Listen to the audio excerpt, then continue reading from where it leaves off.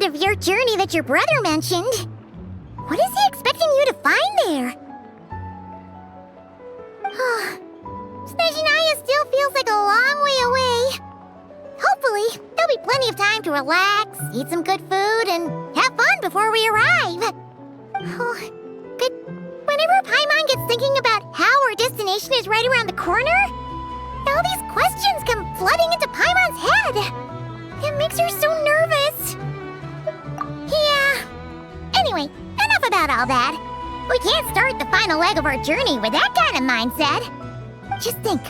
We've fought dragons and sea monsters, defeated creations of the gods, faced prophecies of doom and the threat of the abyss. Heck, we've even been to the moon! With all that experience under our belts, how can we be any more prepared? Sure thing! Now, stick close to Paimon, the best guide you could ever ask for, and let's charge straight for the finish line! Off! What about me? Do I get a call out? Whoa! Columbina? You kinda snuck up on us there.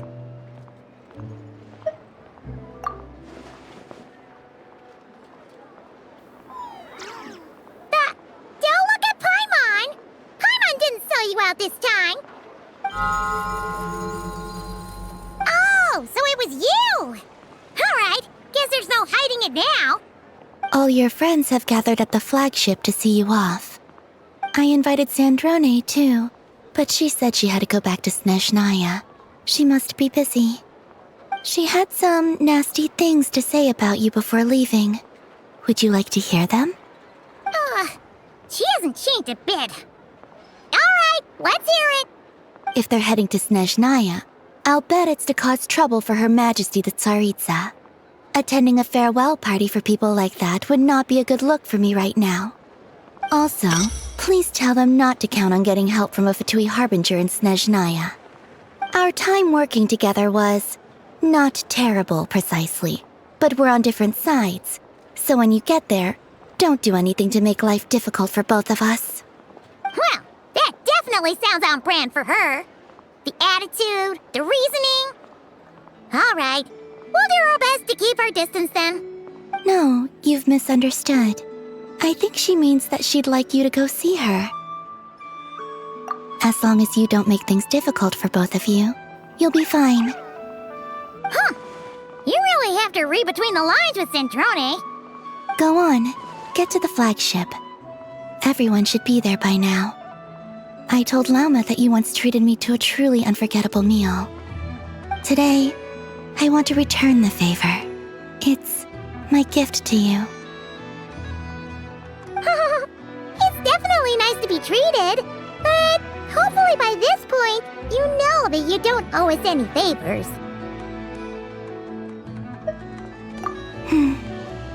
The moon of Nodcry will always give you a warm welcome.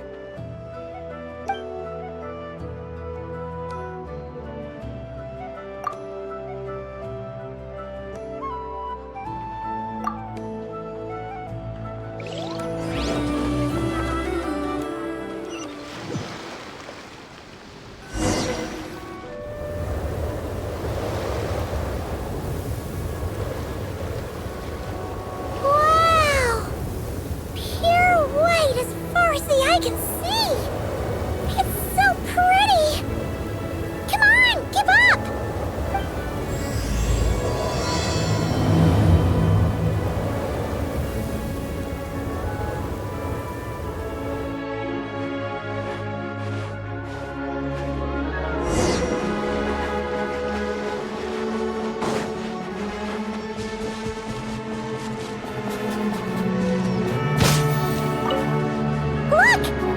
Similar to the ones in Nodcry.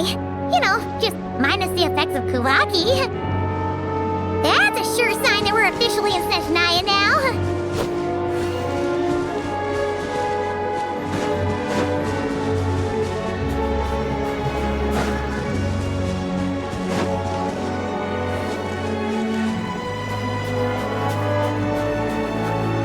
There's gotta be a treasure chest around here somewhere.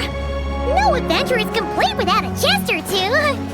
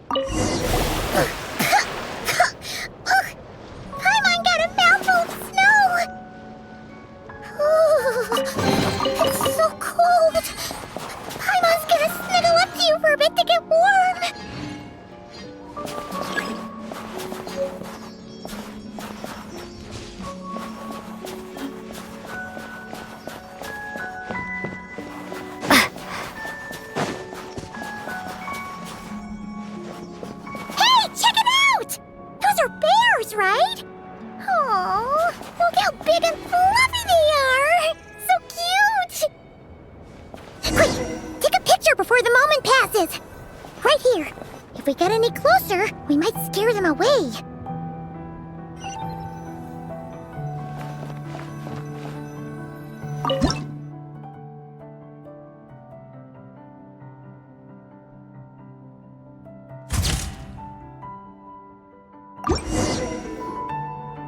see how your camera skills are these days. Whoa, wait a sec. Paimon sees something! Come on, quick! It looks like a train carriage!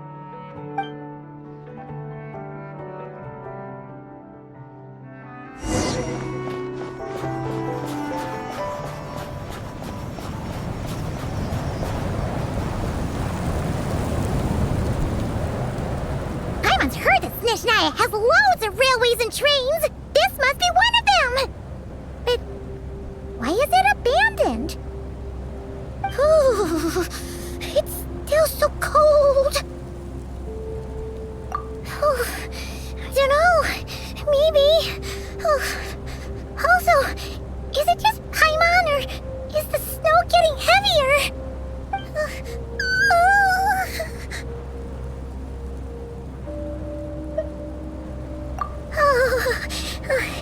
Thanks for offering, but this isn't just the weather.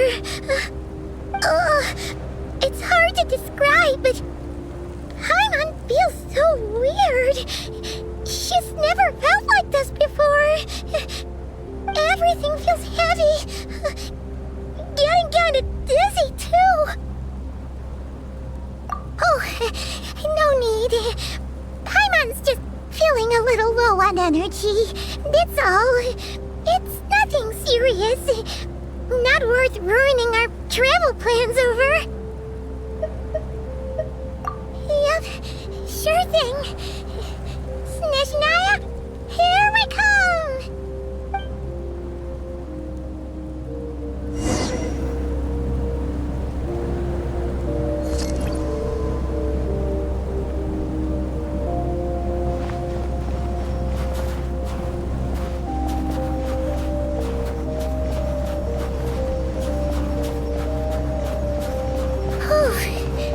Seems like the snowstorm is getting worse by the minute.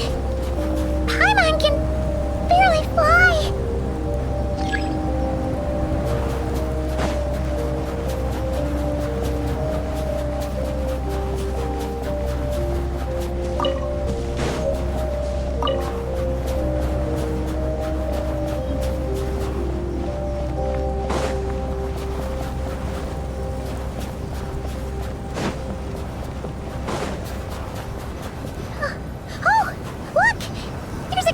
Over there? Phew. Let's get out of this storm.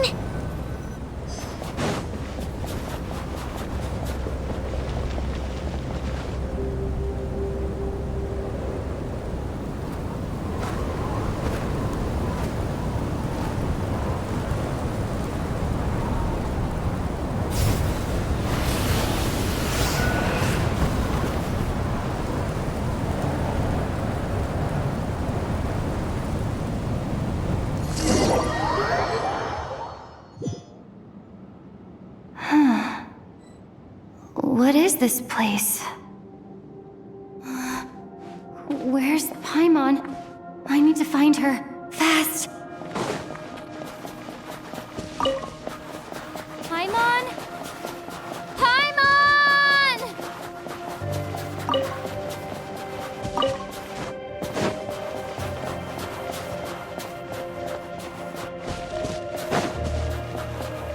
That's strange. Where could she be? I guess I'll try further ahead. Hang in there, Paimon.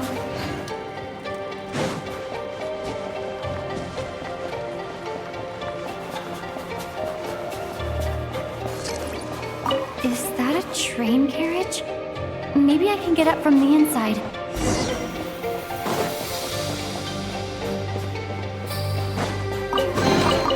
A reward on the road.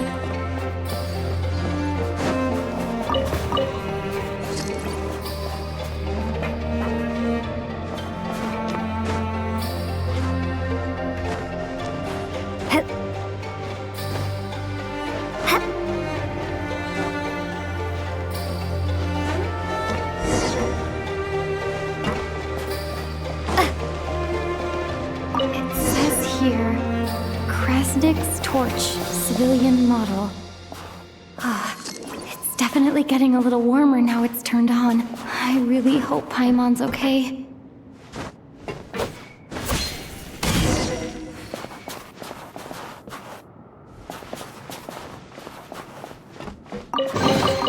I'll keep this close. What was that strange sound? I can't tell if... Paimon? Paimon, is that you?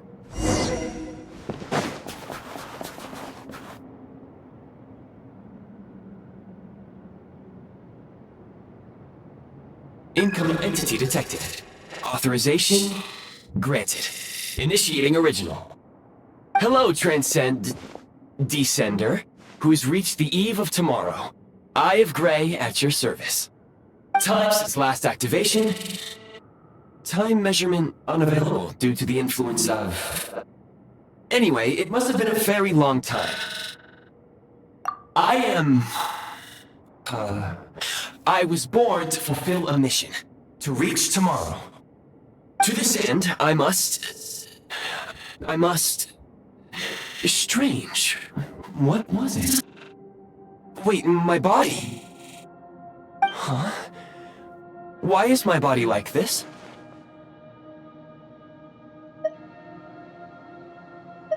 Apologies. After a long period of inactivity, it appears that a lot of data has been lost. Anyway, I was created so that humanity could reach tomorrow. But I am unable to load further details at this moment. Nevertheless, serving humanity remains my primary objective. I have detected a drop in your surface body temperature. You cannot remain active in this state for much longer. In accordance with my preset programming, upon reactivation, I must ask the one who awakened me the following question. Will you accept me, Transcender? I will assist you, protect you, and fulfill my mission until we reach tomorrow.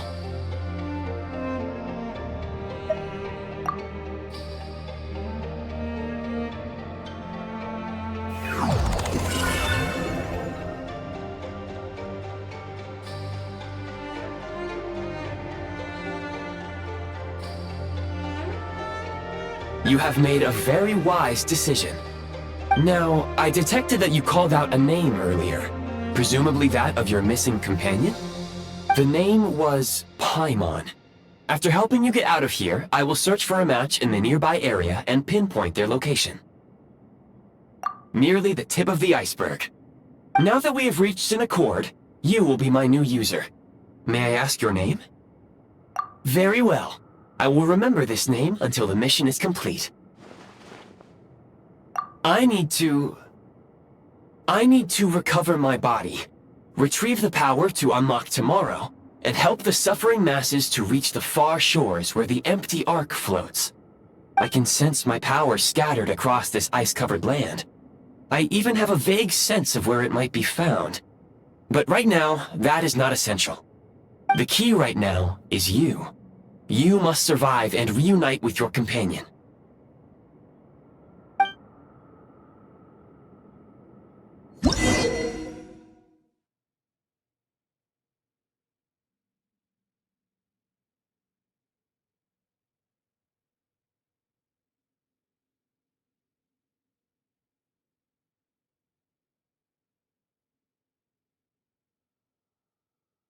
You may now execute the command, Demolish. Use it to remove the prime ice blocking the path and obtain prime ice units. Prime ice unit count has been updated.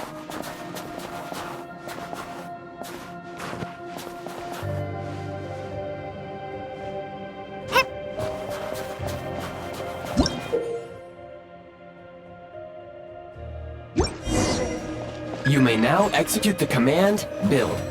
Use it to create a prime ice construct to prop up the door.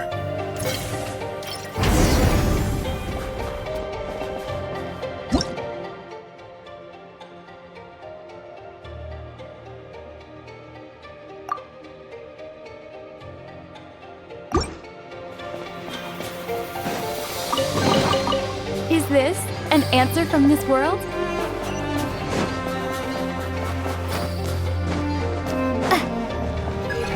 Scanning local environment.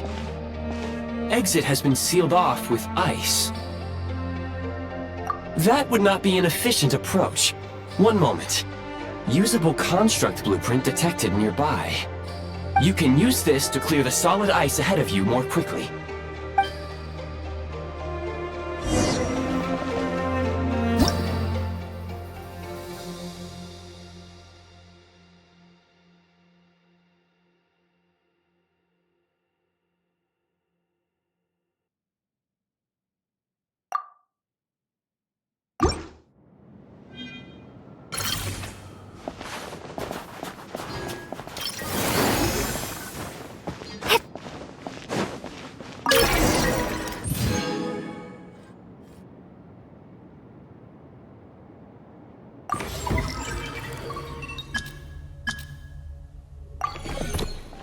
Construct blueprint added to records. You may now execute the command, Build Heat Source. Generate a temporary heat source to rapidly melt the solid ice.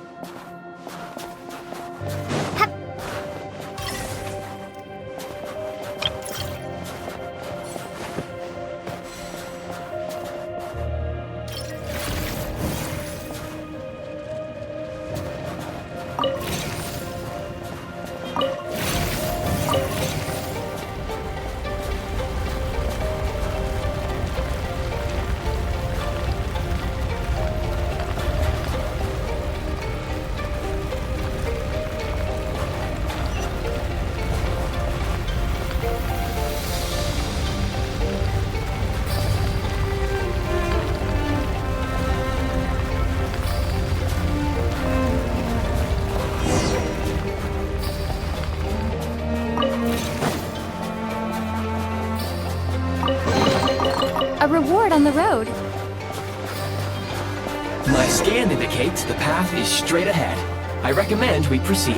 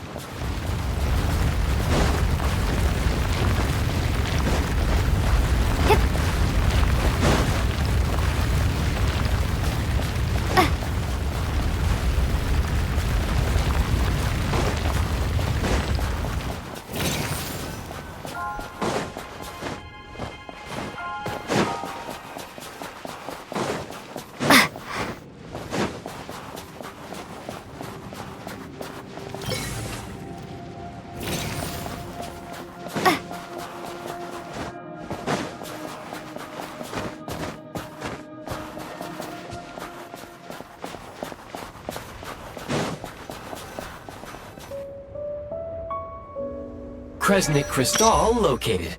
Please collect at your earliest convenience. The recent construct you built provides highly efficient heating by utilizing the unique properties of Kresnik Crystal. Unfortunately, prime ice constructs have a very short lifespan and cannot be stabilized during the development period. Hence, the authorization to use Kresnik Crystal was granted. That said, I have already forgotten what warmth feels like. Yes.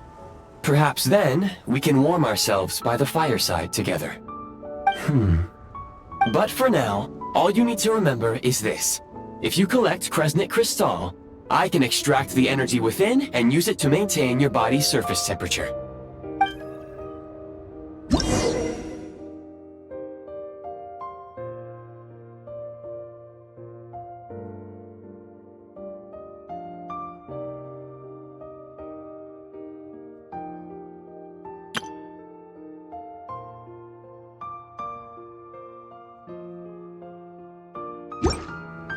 Low power.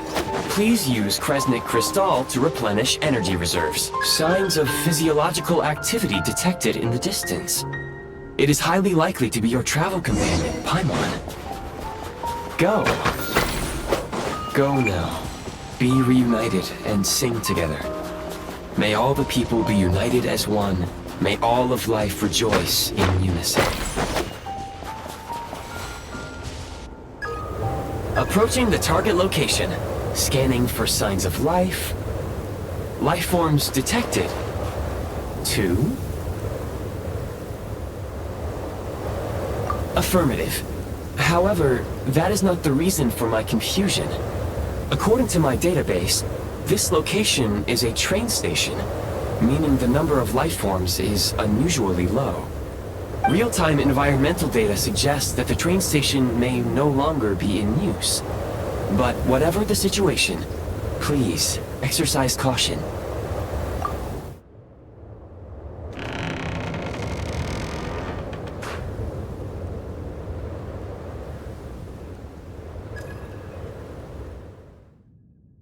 Paimon!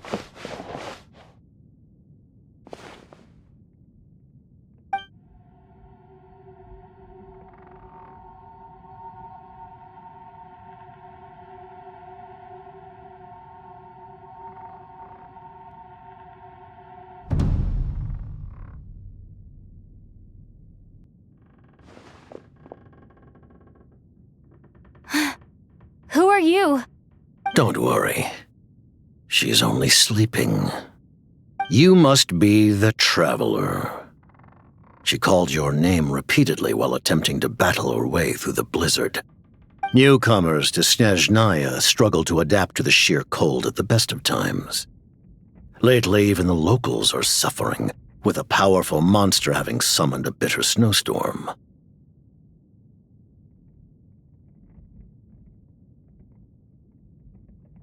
You two must be very important to one another.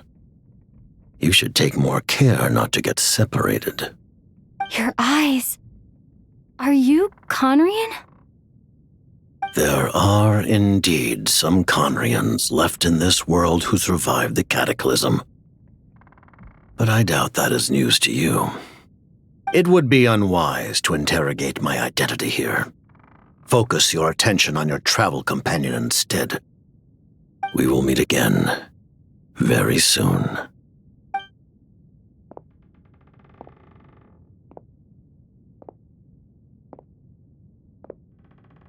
The unidentified subject has now left the area. He appears to be an individual of great significance, but my search has yielded no relevant data. I will try searching the database again.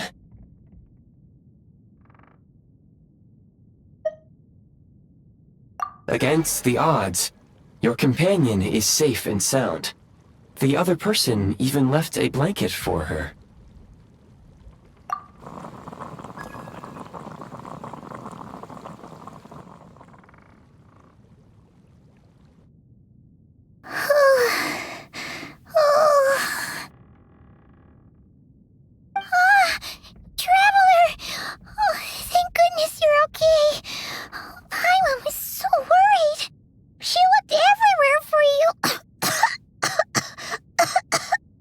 It's okay. Take it easy. Are you feeling all right? Pretty much the same as when we first got to Snezhnaya. Paimon must have got a cold. She was feeling so faint. She just couldn't keep going any longer. So she had to lie down and sleep it off. Wait, where did the jester go?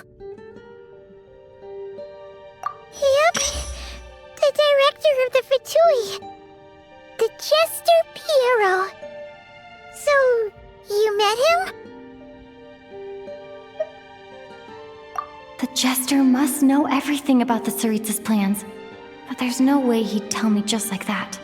We might well have ended up clashing. Well, he was right about one thing.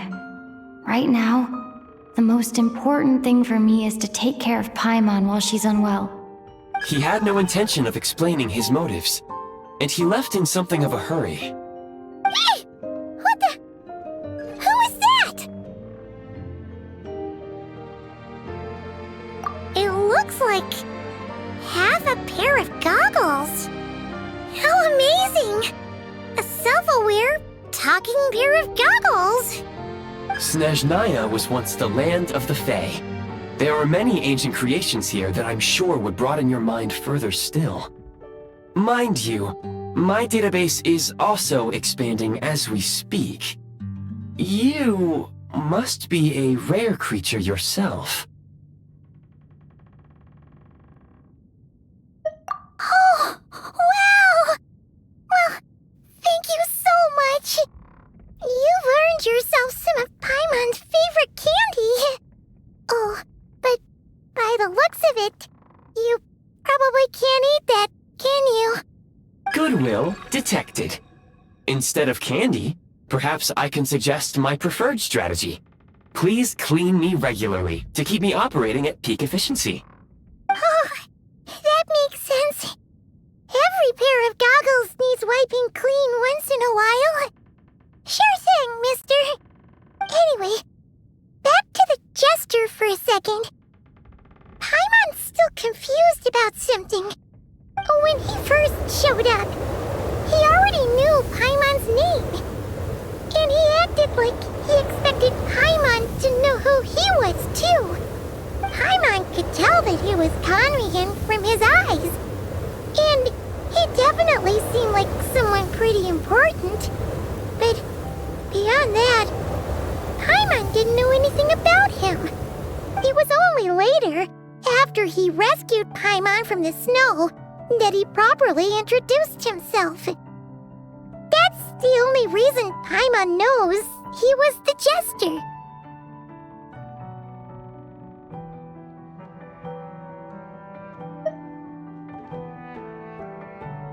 Oh, seems unlikely. He ran into the snow following the sound of Paimon's voice, with a really anxious expression on his face.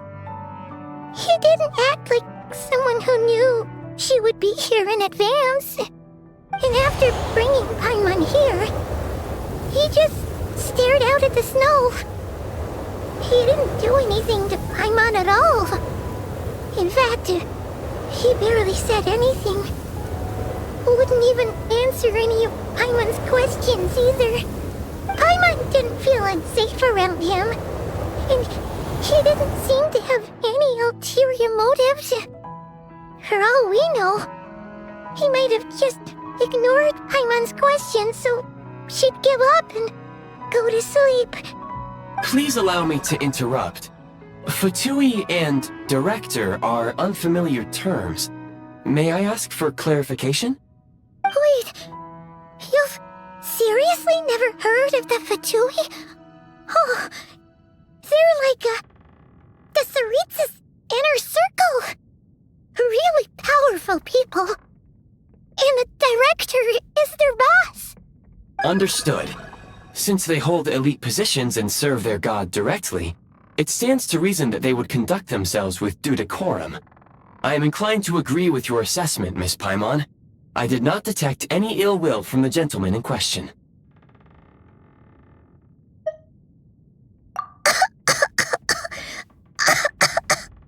Sorry, I shouldn't have encouraged you to talk so much. Paimon, new plan.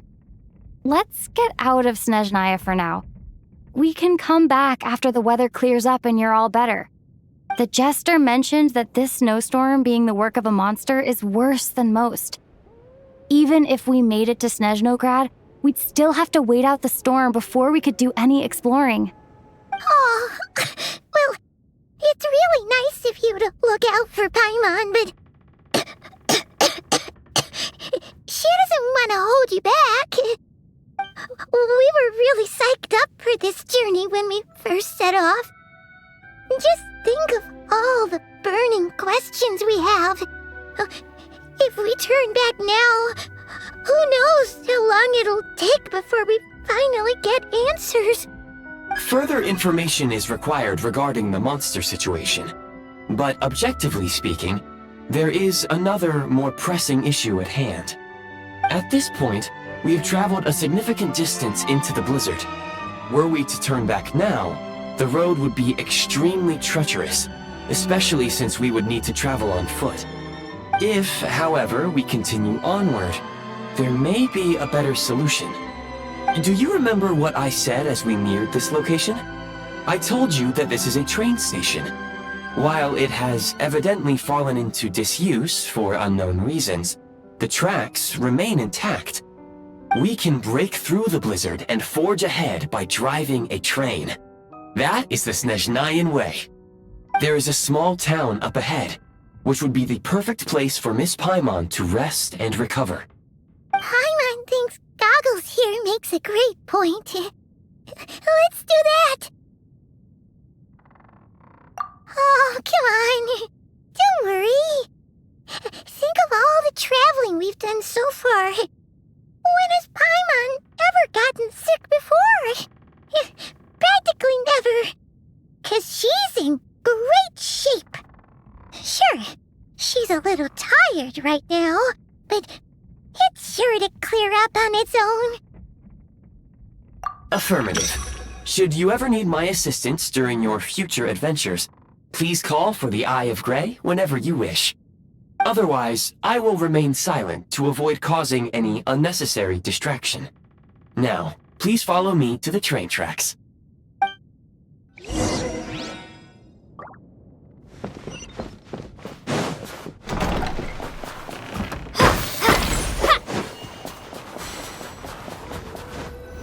Please confirm when you are ready to depart.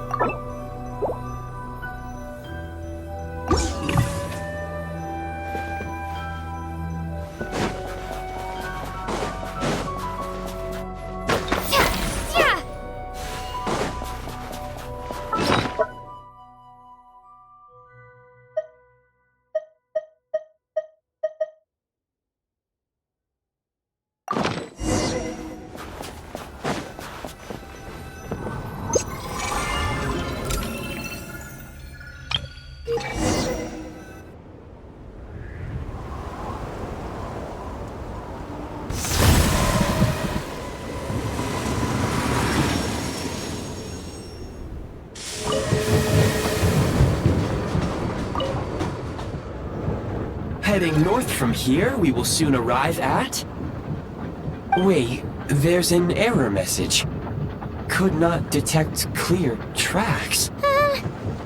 What exactly does clear mean? Brace for impact, friends!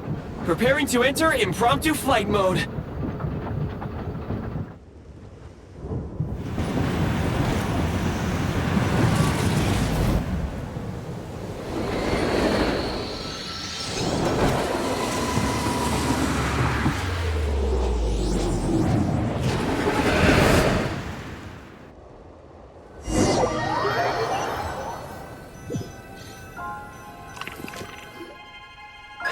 strange.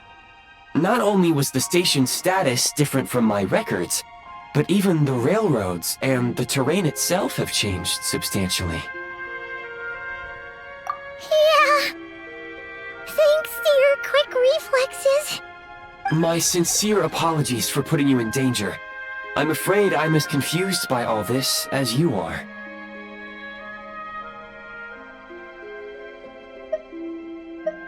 Agreed. This is likely a consequence of outdated railroad data. The discrepancies between the old data and present reality are far greater than I anticipated. Fortunately, our crash landing has at least brought us much closer to the town. According to the data, anyway. Your data had better be right this time. I can assure you, it certainly is. Please look this way, and you will see a Kresnik's torch. It seems our ill-fated train ride was a blessing in disguise. We have taken the shortest possible route. Rest assured that I will take user preferences into account next time I plan a route. Next time, I will get it right.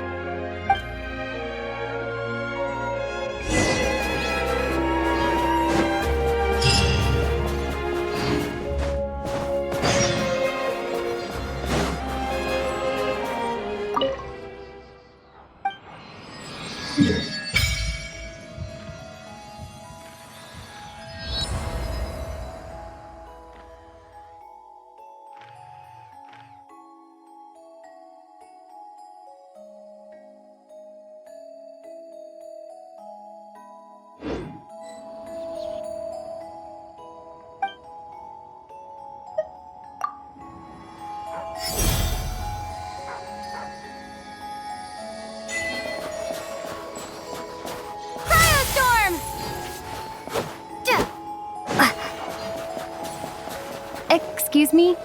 Is there an inn nearby? I'm sorry, but they've all closed.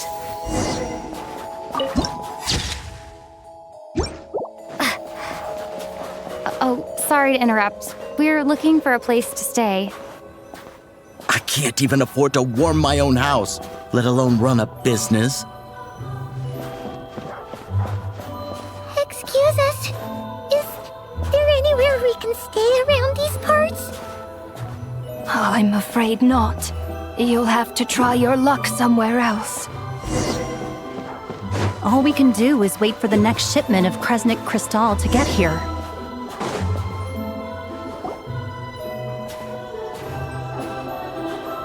Hi there. Do you know if there are any inns still taking guests in this town? Doubt it. They're probably all closed. No one has enough Kresnik Crystal to heat their own homes, let alone a business. What a bummer. I clocked you a while back. You adventurers or something? We don't get many tourists in inland Snezhnaya these days. Why's that? Because of the snowstorm? In part. But the bigger reason's Project Stuja.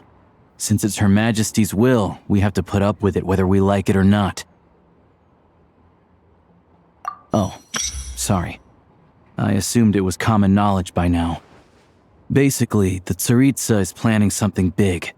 Something that requires an enormous amount of energy. Even if they used all the surplus Kresnik Crystal in Snezhnaya, it still wouldn't be enough to meet demand. So, the VII passed a resolution requiring all factories and households to reduce their energy consumption. The policy has thus been charmingly named Project Stuja, meaning bitter cold. Bitter cold? So, like, it's gonna be a cold winter, folks? You're all gonna have to find a way to get through it?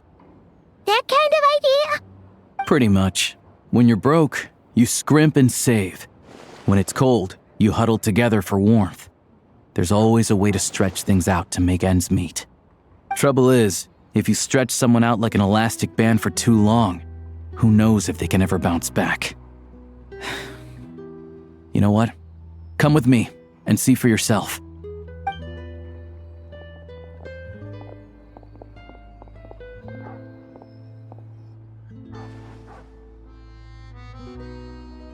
Can you please explain to me why the price of Kresnik Crystal has gone up by 1/3 again? Even as our purchase quota has gone down. You only come here twice a month. This won't even last us a week. The supply and pricing of Kresnik Crystal are based on current production volumes and price data. We VII are only responsible for delivery and security. I'm not in a position to explain to you how the figures are calculated, but I assure you, they are as fair and reasonable as possible. Oh, so our lives mean nothing to you? How can you expect anyone to survive a single night in this weather without heating? Since you insist on making me repeat myself every single visit, I will remind you again.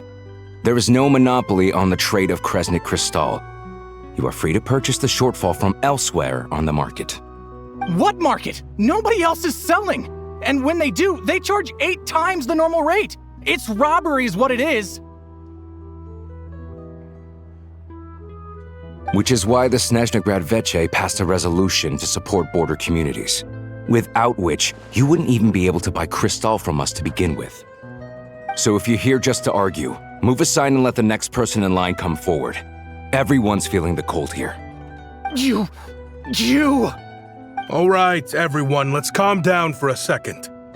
A few words, if I may. We're all subjects of Her Majesty the Tsaritsa, and I'm sure every one of us is dedicated to her great cause. We all know how cold it is. And the more it snows, the harder life gets. Everyone's struggling already. Let's not make things even more difficult for each other. But Liaison Shishkin, there's clearly something wrong with this quota. I have a family in Marepasak who tell me they can buy at least double our crystal allotment. Oh, believe you me, I had the same reaction when I first saw the numbers. Couldn't believe what I was reading. I even wrote a letter to confirm the true figures, but I'm afraid the quota really is as low as you've been advised. Still, you must understand that calculating these energy quotas is a complicated balancing act. They have to factor in population, town size, industrial application. Our top priority must be to keep the largest Kresnik's torch burning continuously. Only then can we sell the remaining crystal for household use, and in doing so, we must make sure that everyone is treated fairly. As our VII comrades said, they are only responsible for delivering the goods. They need to keep accurate records, and they do not have any authority to modify the rates or quotas. That's right. Our duty is to do things by the book. Tell you what, listen. I know how anxious and upset everyone is. As a matter of fact, I was just discussing it with the mayor. What we can do is open the lower combustion chamber of the Kresnik's torch to the public. You can come to me directly to register, and I will allocate time slots accordingly. I can't guarantee there will be ample energy for household use, but we can at least make sure you'll be able to boil water and cook food each day. Let's hang in there and make this work together, all right? Fine. I don't see any alternative. So, this is Project Stuja in action, huh? Oh, no wonder nothing's open for business. People are barely getting by. You were looking for an inn, right? For your, Fae friend? Oh, Paimon's not a fae. Just Paimon. She must have caught a cold or something. We only just got to Snezhnaya, and we're still getting used to the climate. I have a small place in Stratomoros. I don't stay there very often, though, so it's pretty basic. But if you're not picky, you're welcome to rest there for now. It's not much, but I've got blankets and a warm fire. Are you sure? Oh, that's really kind of you. All right, then. This way.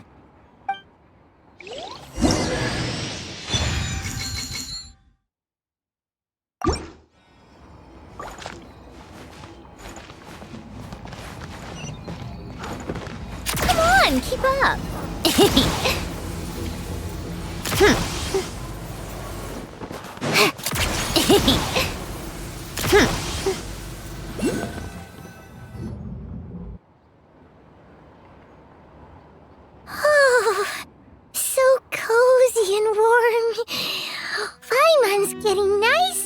toasty. Oh, wait. Paimon only introduced herself so far, didn't she? This is Paimon's best friend, the Traveler. Good to meet you. I'm Alosha. Most travelers find the Snezhnayan climate to be a shock to the system at first. But as long as you keep yourself warm, you should be fine. Still, you should keep an eye on your condition. When people are too quick to dismiss a cold, it can easily end up turning into something more serious. Don't say that! Paimon's too young for chronic health issues. They aren't in town right now, and they won't be back anytime soon. The train station has been closed ever since these power shortages began. I do a lot of hunting, so I spend most of my time exposed to the elements. But even the animals wouldn't survive long in a storm like this, let alone a hunter. Nothing to do but sit tight in town until the weather improves. I get that you're in a hurry, but even if the station were open, that doesn't mean there'd be any trains. We could end up stuck here for a long time, I'm afraid. What? Your own train? Wait, hold on. That train? The one that suddenly fell out of the sky and crash-landed on the ice? Oh, we got lucky and found it in a cave. Oh, then our luck ran out and we had a little accident. Pretty crazy for a random find in the mountains. Well, as long as your train's good to roll, you might get to Snezhnagrad after all. I've been doing some digging recently. Turns out, the real reason for the current energy crisis in Stratomeros is that some of the supply is being seized for a private stockpile. But to expose what's going on, I need to catch them in the act. So, I'm heading off to catch a rabbit. Huh? Wait, a rabbit stole the crystal? It's a figure of speech. Real rabbits couldn't pull this off. They'd prefer carrots to Kresnik Crystal anyway. Shishkin, Mr. Positive Attitude, let's all get along now, shall we? Him? Really? Paimon never would have guessed. Huh? You're coming with?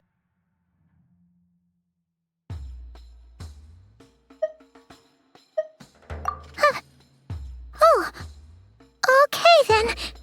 Just give Paimon a second to get ready. Alright. Guess there's no point pushing myself. Paimon will stay here and hold the fort then. Be careful, you two. Oh yeah, there's one more introduction to do. Tagarin, get in here. Oh, a doggy.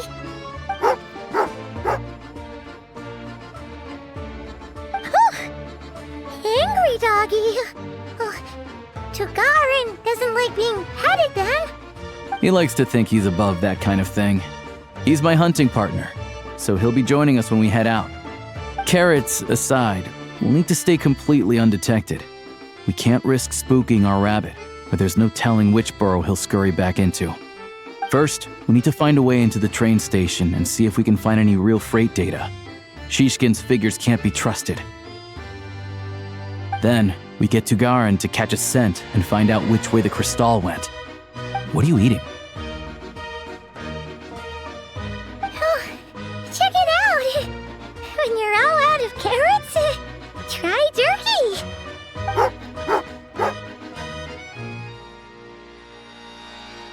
Good doggy! Good doggy! A fellow dog lover, huh? Yep! And rabbit lover! Carrots are great too, you know. Good to know. Eat up, Tagarin. We got a lot of work to do.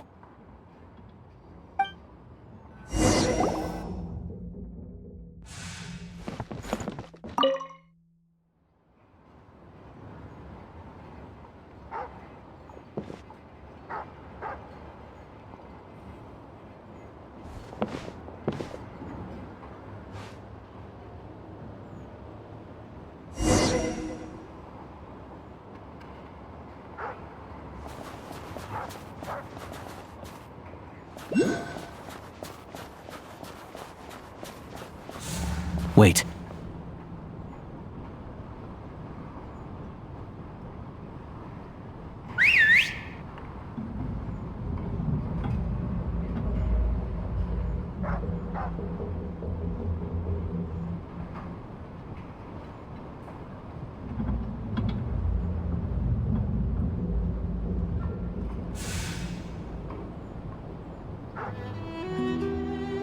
Nice work, Tagarin. Come on, we'll go around.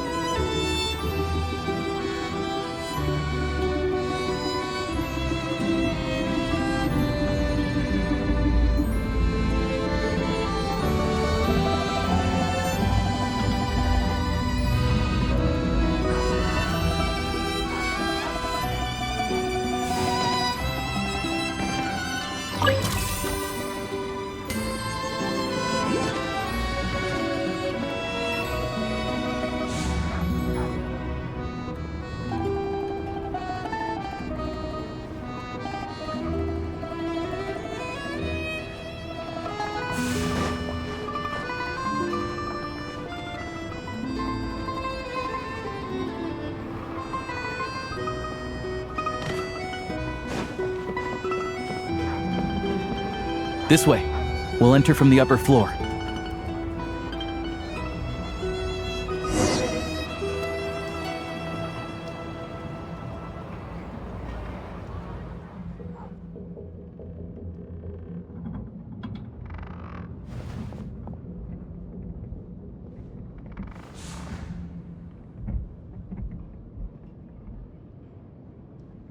There we go. A freight list. Straight from the VII. So Shishkin won't have had the chance to doctor the figures. Looks as new as the day it was printed. I guess no one bothers reading these unless they have ulterior motives. Yeah, this is all we need. Come on, let's get out of here, then go track down the crystal. Tagarin's a keen hunter, and catching rabbits is his specialty.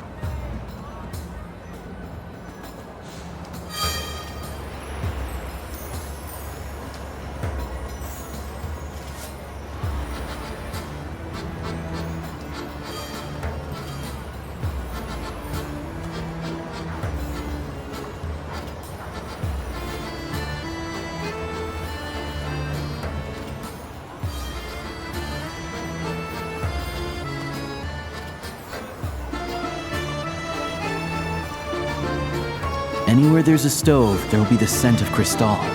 That's normal.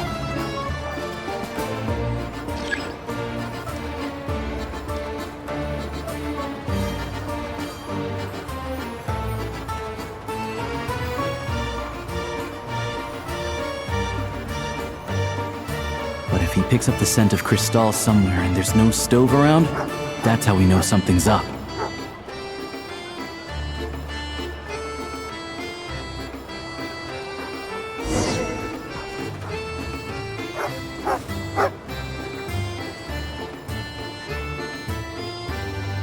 This must be the rabbit's warren. Good job, boy. Sure enough, there's a tunnel. You stay here and keep watch. I'm gonna take a look inside.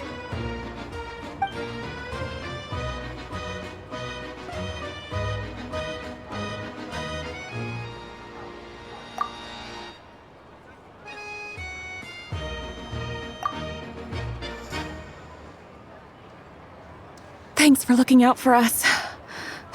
Things are getting tougher by the day.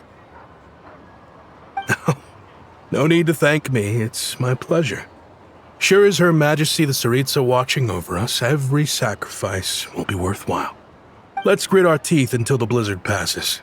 These days of hardship will be over soon. Maybe for everyone else, Liaison Shishkin, but for you, the hard times have only just begun.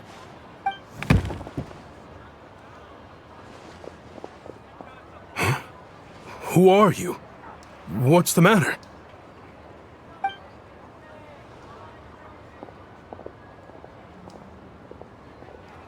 I just had a question for you. Why, when times are as tough as this, would someone hoard more Kresnik Crystal than they could ever use? All the crates here are from the most recent shipment, but they weren't brought here for sale. Instead, they were secretly stashed away. Would you be able to shed any light on the situation, Mr. Shishkin? Me? Why, I have no idea. But look at how much there is!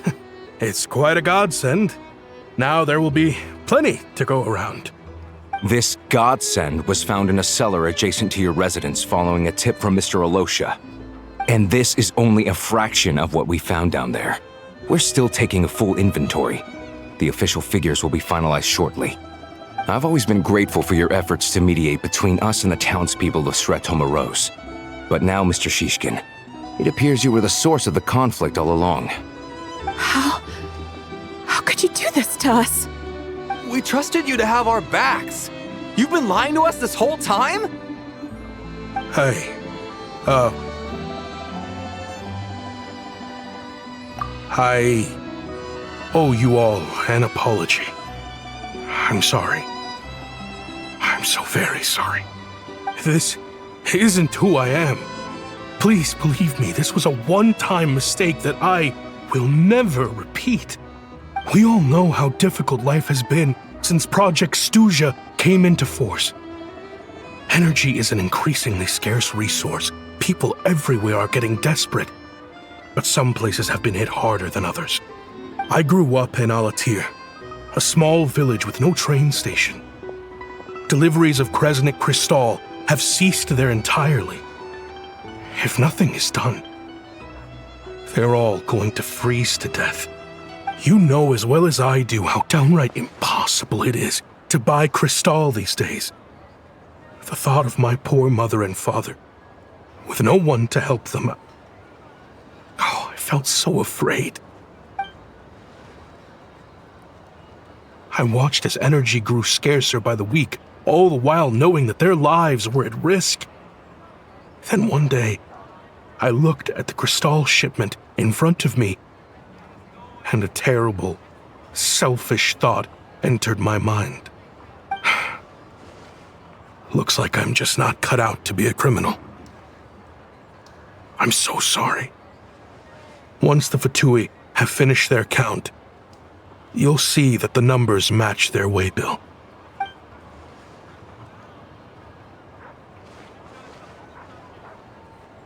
I have the official Snezhnayan quotas here. Anyone who has already purchased energy, please make your way over here to correct your transactions. I'll make a batch purchase of Crystal worth 3 months' salary for you all to use free of charge. As for Alatir, I'll think of something else. You don't have to go that far. Yeah, owning up to your mistake is enough for me. You've done plenty of good for the community in the past. I'm not looking for a handout. Drop the act. You claim this was a one-time mistake, but the real reason there's only 1 shipment's worth of stolen Crystal in your basement is that you have an accomplice. Reporting in, sir. We've conducted a full search of the mayor's house. As expected, we found many crates full of Crystal, half of which were still in their original shipping containers. This wasn't your first time at all. You've been colluding with the mayor of Sretomaros for a long time now. The train station's currently out of service, but it does open for a short window every time there's an energy delivery. And every time a train pulls in, you're there on site to take inventory and oversee the workers unloading the cargo. The mayor handpicks said workers. Per his instructions, they transport the Crystal by tunnel at night to the mayor's house, and he sells it out of town. But since he can't get the goods out of town by train, he had to arrange an alternative method of transportation. This meant slower sales, which gave me plenty of opportunity to catch him in the act. Wait, the mayor's involved in this too? Preposterous. What proof do you have of any of this? Basic math. I've spent a lot of time lately counting carriages as the snowstorm rages. Counting carriages? What? The energy consumed by a train depends on its total weight.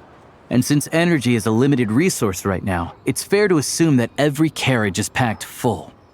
So, if we take the energy required for the Kresnik's torch, add the sales figures you provided, then compare that figure to the train's theoretical cargo capacity, guess what? The numbers never match. It's always off by 1 or 2 carriages worth. This time, you set a new record. 3 carriages missing. You mean to tell me that you sat around outside, counting carriages, in this weather? I'm a hunter. I have 2 options. Hunt or starve.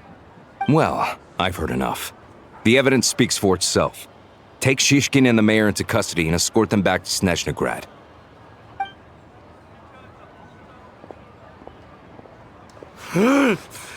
You cocky little brat! Ruining my business! Just you wait.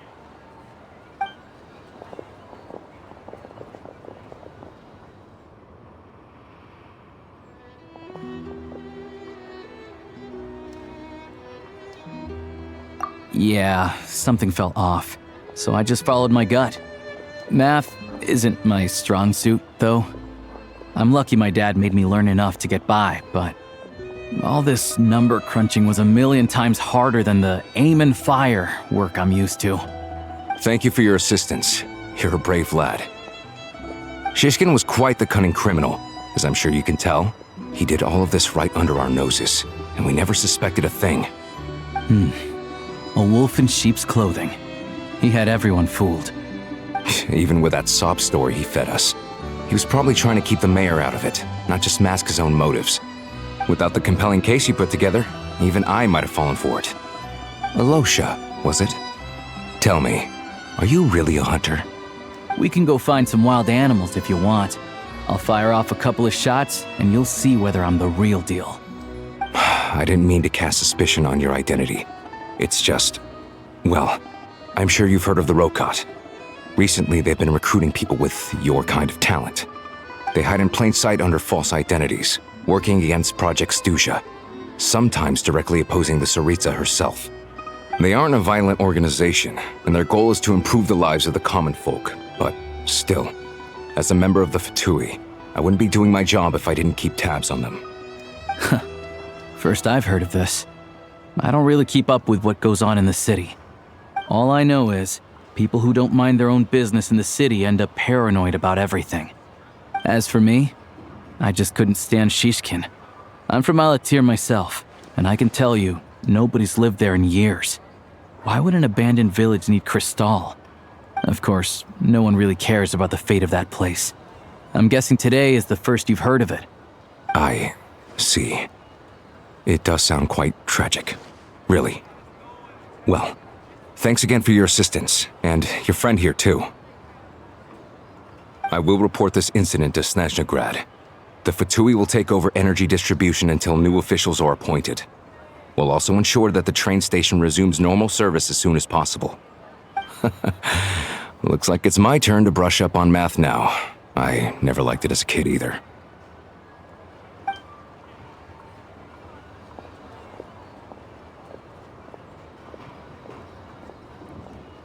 Don't mention it. Isn't the soldier overseeing the delivery supposed to verify the quantity of the goods? Was he just careless? Or was he being paid off too? Who knows? Excuse me. I'll take a share of Kresnik Crystal too. Thanks. I need to take a detour before we head back. There's someone I have to deliver this crystal to. How tiresome.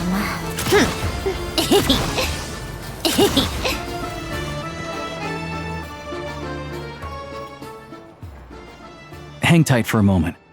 This old lady, she doesn't really know who's who anymore.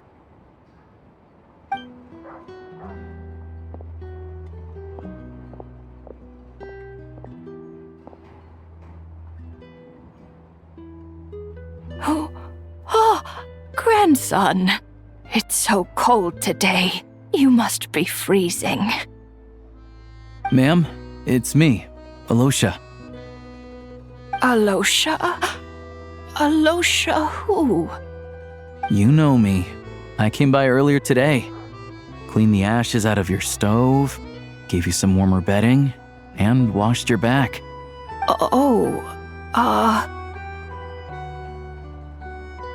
I'm sorry, I don't remember. Now, how often do I get to see my grandson? Come on, take a seat and relax while I fix you something to eat. It's okay. You just rest. I'm fine. Oh, you. It's nice to come and visit your old granny once in a while, isn't it? Sretomoros, a good town. All sorts of things to do and people to meet. And the local officials are good to us. Sit down, come on, take a seat. I still have some fruit left. Let me get it for you.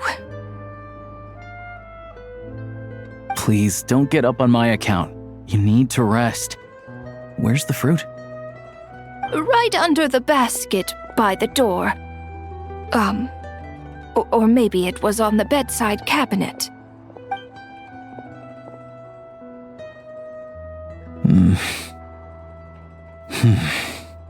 Well, grandson dear, do you like it?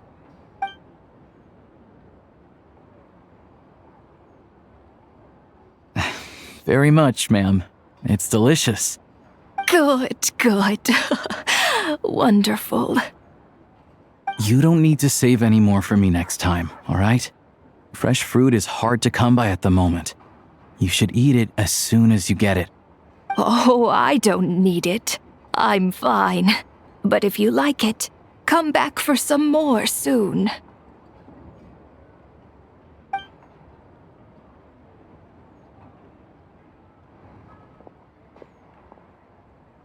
Some kind soul must have given these to her. But she always saves the nicer things for special occasions. I met her at the market back before her health began declining. She was a lovely old lady. We're from the same hometown. Not many people have heard of Alatir. And if they have, it's usually for all the wrong reasons. There's a gang of highwaymen that came from there. Now that it's an abandoned village, it's rare to find anyone who shares fond memories of our hometown. So after we got talking and realized we were from the same place, we decided to keep in touch by letter.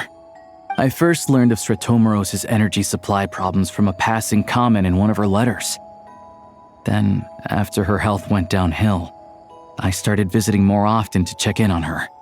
The town's been in decline for a while now, but because of her memory problems, she thinks of it as the bustling, prosperous Sretomoros still in its heyday.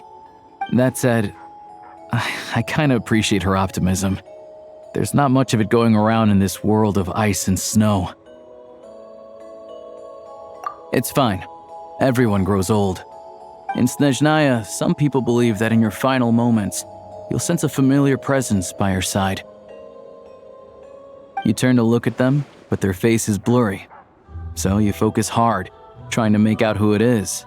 And when you finally see their face, the Grim Reaper reaches out and takes your life. She still calls me grandson, though.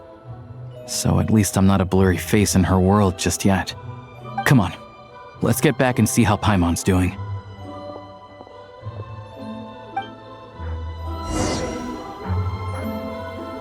Take a break. Pick up the pace.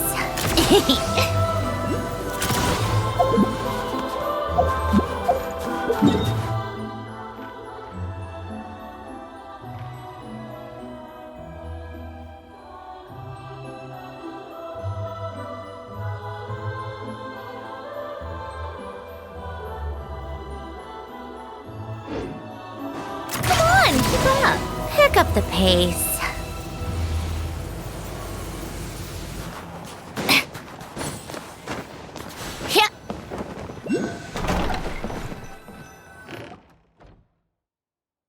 everyone. We're back. Are you feeling any better? Yep.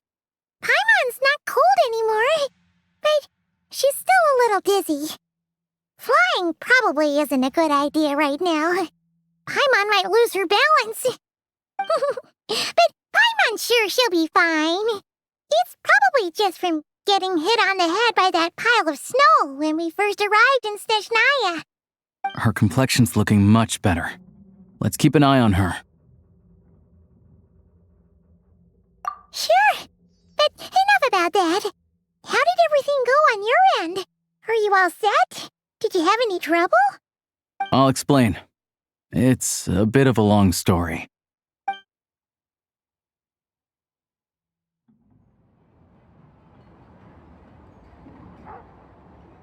Jeez, you guys got pretty busy. Sounds like the liaison officer and the mayor were running quite an operation. Good riddance to both of them.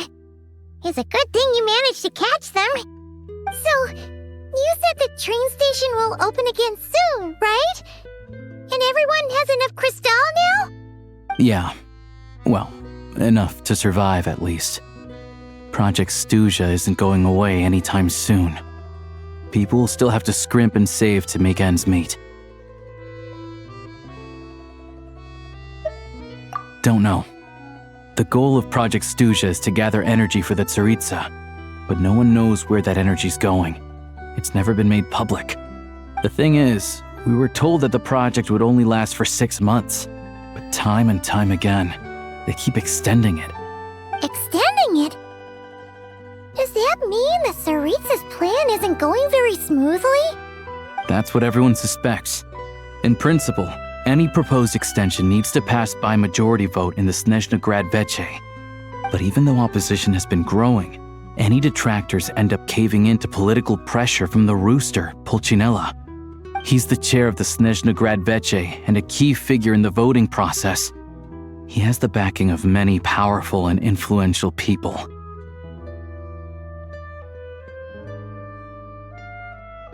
How come the Fatui are picking on ordinary people even here in Snezhnaya? I don't see it like that. Fundamentally, the Fatui will always think and act in the Tsaritsa's interests. But that doesn't mean they don't care about the plight of the common folk. The only reason Sratomiro still receives crystal shipments is because of a relief proposal put forward by the rooster himself. Then there's the Fatui soldiers providing support in every corner of the nation. Even the Northland Bank provided some mora for disaster relief, and they're as conservative and indifferent as they come.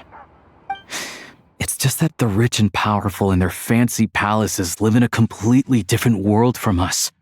There's always going to be some conflict when those worlds collide.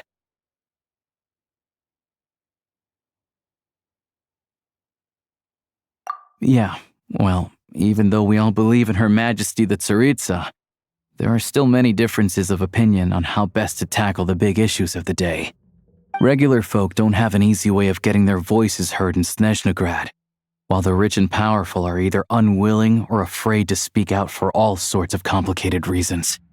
The Rokad provides the disaffected with false identities and an outlet to vent their frustrations. Of course, an organization like that exists in a gray area. The moment the Veche think they've crossed a line, there's sure to be a crackdown. But so far, they've been doing their best to help the common folk. Like us, don't you mean? You didn't hesitate to join in. You're not new to this, I can tell. That's because we're adventurers. It's our job to help people out with commissions and get to the bottom of things. Sounds like we're going to get along. So, what's your business in Snezhnegrad? Aside from taking your friend to see a doctor, of course. I want to meet the Tsaritsa. It's complicated. I've had run-ins with many of the Harbingers along the way, and I really need to know what the Tsaritsa is up to. Her ultimate goal, what the Gnosis mean in all of this. Since I've made it this far in my journey, I have to find the truth, whatever it takes. Wait, so... no way. Are you who I think you are? Sounds like you've heard of us then. We're getting more famous by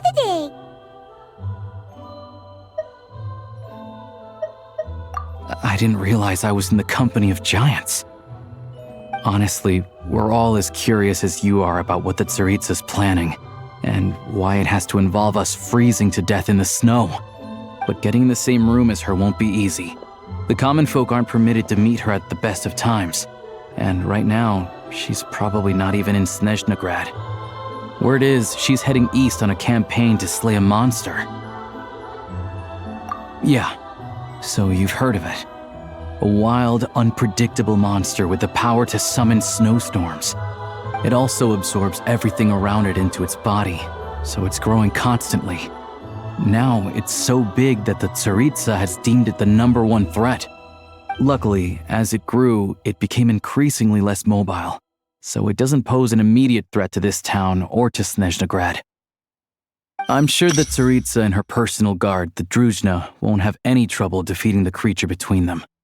It's just a question of how long it'll take. Suffice to say, you won't be seeing her anytime soon. You'll have to wait until she gets back.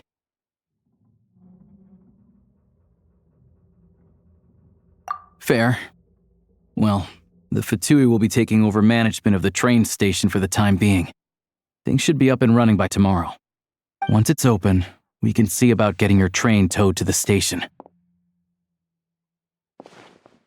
Whoa! That's gotta take a lot of manpower. Are you sure we can talk them into it? The Fatui aren't exactly spotless in this whole mess. Plus, we helped them out. Should be easy enough to negotiate. As far as I know, all the paperwork is dealt with upon manufacture. I've never seen anyone check it, so I wouldn't worry. Having a train makes everything much easier. We'll reach Snezhnegrad in no time. I need to head there myself anyway. Got some game to trade for Mora. I know a good doctor in the city. I'll introduce you when we get there. Oh, thanks so much. Let's get a good night's sleep ahead of our big trip tomorrow.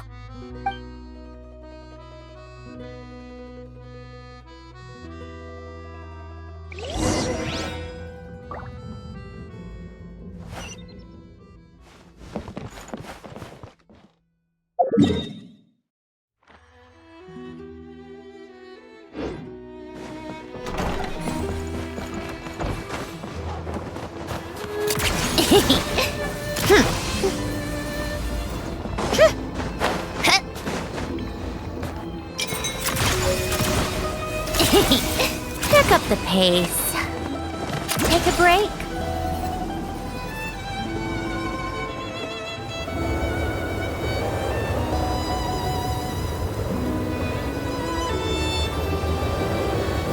Drive carefully, all right? You don't want to end up in this situation again. Also, I don't think I... Or, is it a new model or something? Not a fan of small talk, are you? Anyway, take this. It's an up-to-date map of the Snezhnayan rail network. All the track switching is automated, so as long as the train's moving, you don't need to worry about collisions or anything. We'll leave you to examine the train's conditions yourselves. Fingers crossed nothing's broken. I doubt Sratomoros has any engineers with experience working on this model. Shouldn't be a problem. Thanks for everything. All right then. Have a safe journey. And make sure to check everything's working before you set off.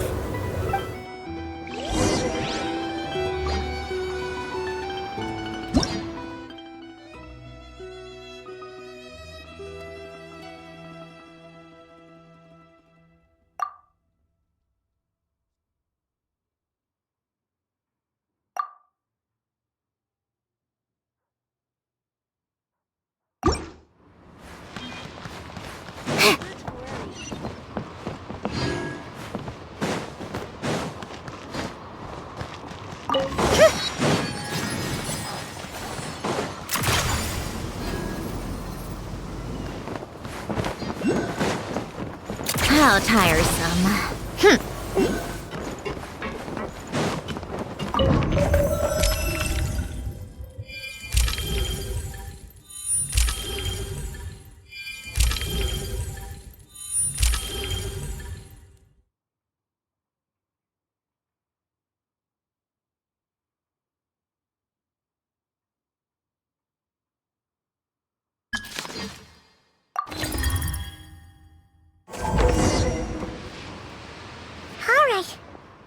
like our destination settings have been applied. Let's give this thing a final once-over and then head out. Goggles, your time to shine! Affirmative. Running vehicle diagnostics. What's this? Engine, green. Wheels, green. Frame, minor damage, but no impact on function. Diagnostics complete. All systems nominal. Neat! Huh. Paimon still can't get over the fact that you just found this tech lying around in a random cave. I've lived in Snezhnaya my whole life, and I've never heard of an interactive, talking train autopilot. Strictly speaking, I wasn't designed purely to drive trains, though I doubt you have any interest in navigating the practically unreadable operator's manual yourself. All configurations are complete. Should you require any further assistance, please call for the Eye of Grey. Away we go! Nope. Paimon's gonna find a warmer seat.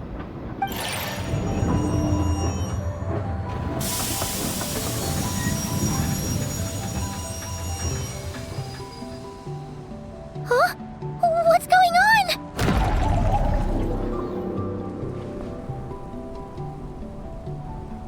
Oh no.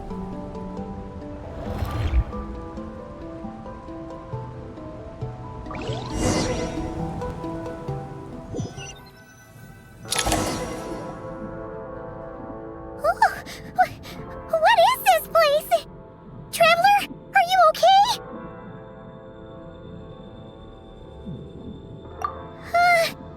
Paimon's still airborne, but it feels like swimming through thick, gloopy water. That's horrible! Just our luck. Of all the things that could have gone wrong. Halosha, you're Snezhnayan, right? Any idea what the heck this place is? It's called the Shadow Realm. A place where no wind blows, no light shines, and no elemental energy flows. Even time itself doesn't exist here. It's a world where everything seems to come to a standstill. I've only seen it a few times before, and this is my first time inside. It's a dangerous place. Most people who get sucked into the Shadow Realm are never seen again. And the few who do make it back, they're never quite the same. Huh?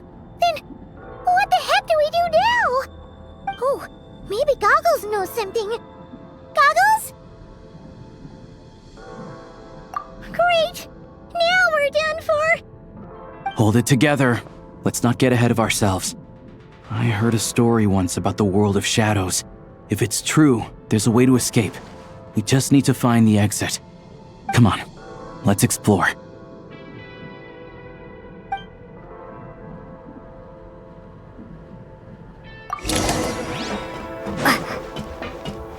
Look at these Fatsui! It's like they've lost their minds! Their shadows have been devoured. They're no longer amongst the living.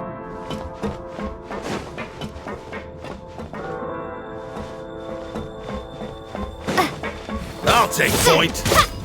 I can't channel elemental energy here, but I have a few gadgets that still work.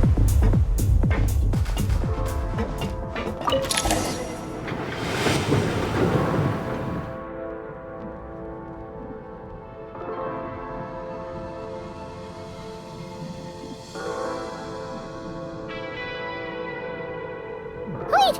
What's that blue thing? Is that... Goggles? Guess we'd better find a way over.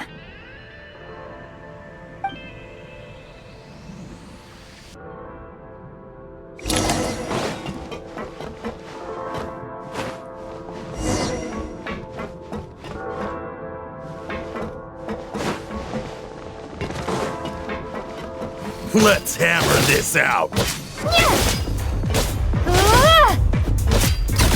This is the last one. What do we do next? Play it by ear.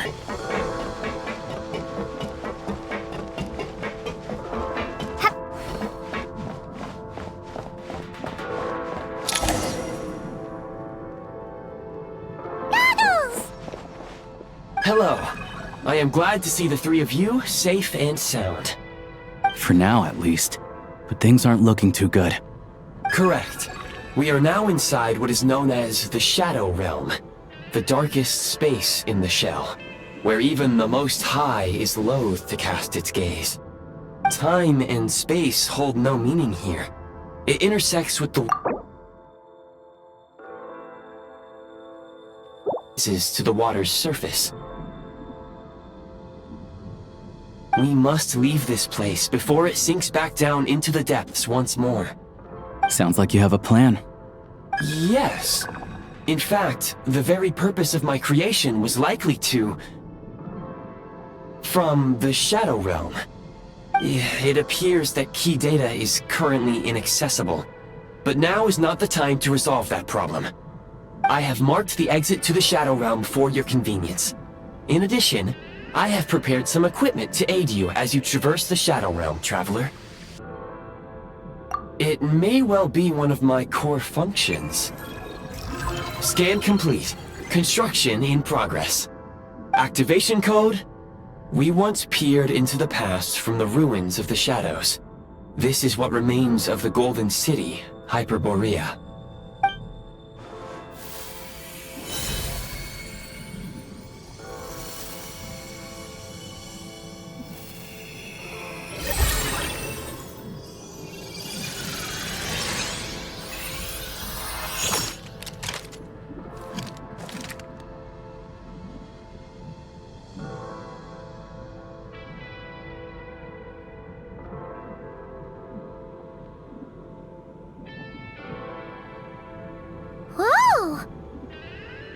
Now go. Arm yourselves with weapons of the spirit. Bring down the walls of the stronghold, and extinguish the flaming arrows of the wicked. Is this a gun? In the Shadow Realm, where humans cannot channel the elements, there once was one who, after much research and many attempts, found this to be the most effective means of attack. Let's go. We don't have much time.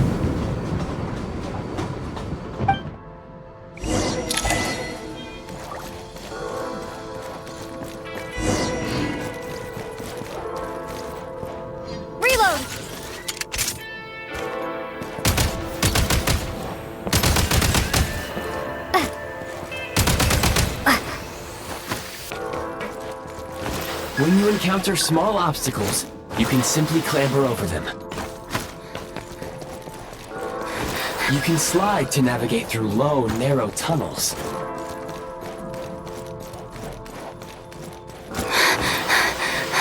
Obstruction ahead. You may be able to use the explosives. Since elemental energy is unavailable in the Shadow Realm, ammunition is an important resource.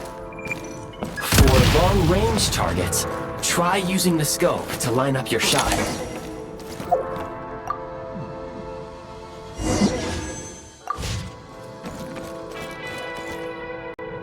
Many hostile units approaching. I suggest a new strategy. Take cover, and pick them off one by one.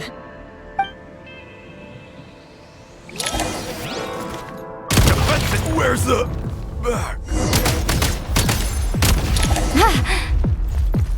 Reload!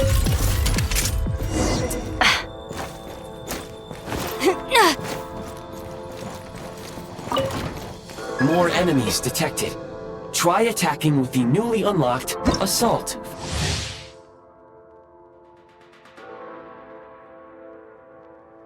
Function. Switch mode! Light him up!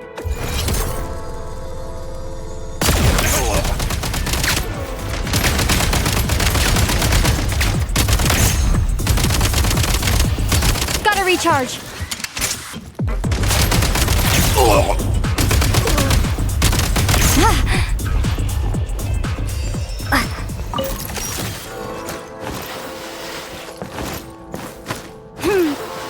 Justice have been breached!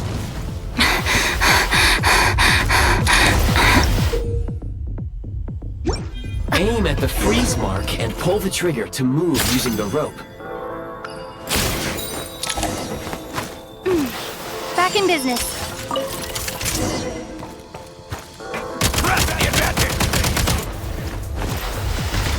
Mind the rhythm.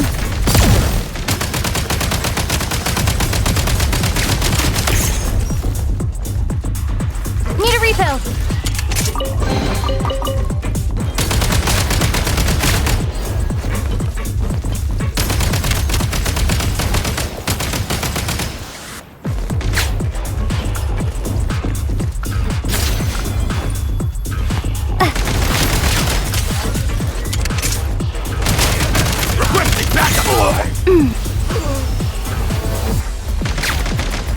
State number 2.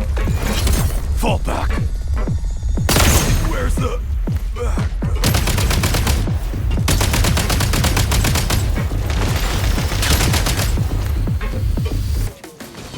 Need a refill.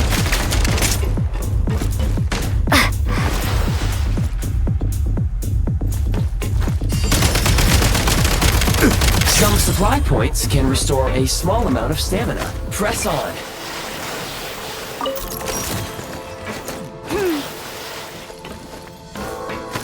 You should be able to use the Prime Ice construct left here to cover long distances.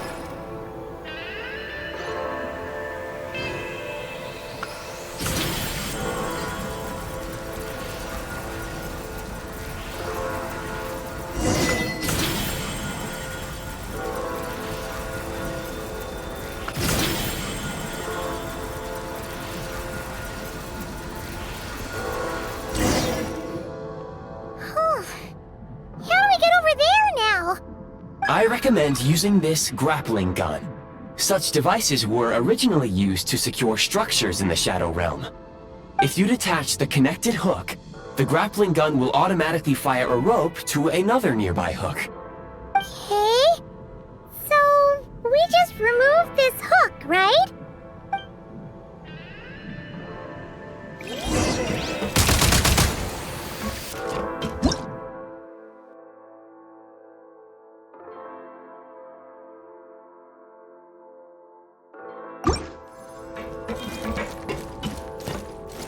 State number 2. Charge!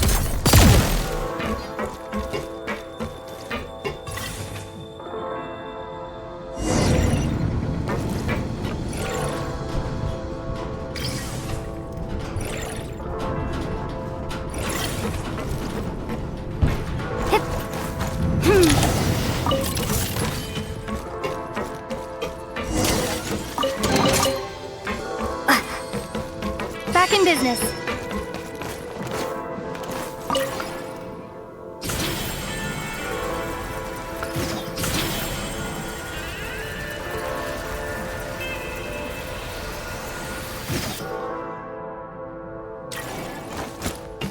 Back in business.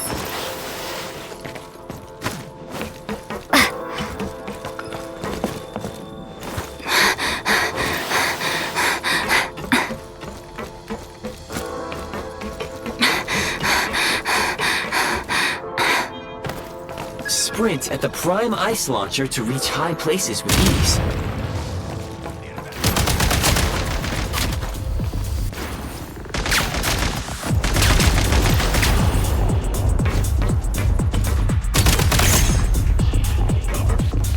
Fall back. Not good. Where's the...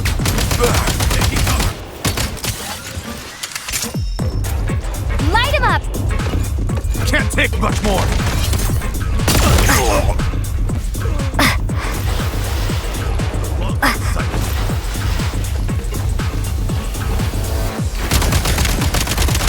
Where's the back?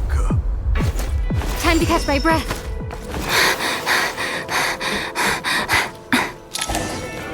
Usable munitions detected. Frag crystal.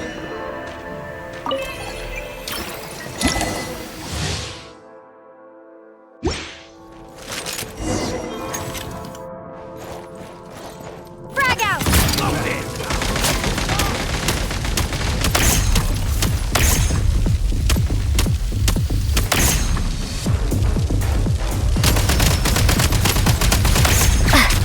Over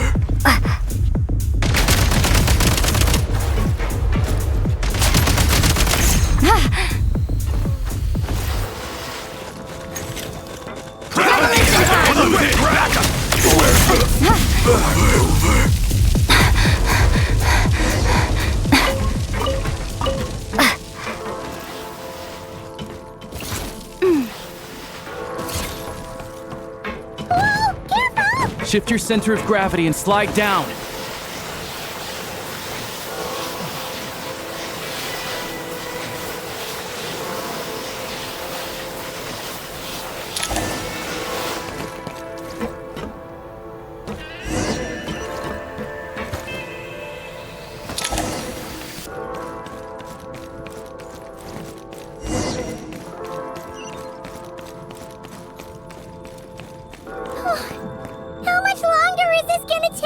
The exit is right ahead. We are very close now. However... It's like they're trying to keep us trapped here. That platform and the carriages are swarming with undead Fatui. Guess we gotta storm through.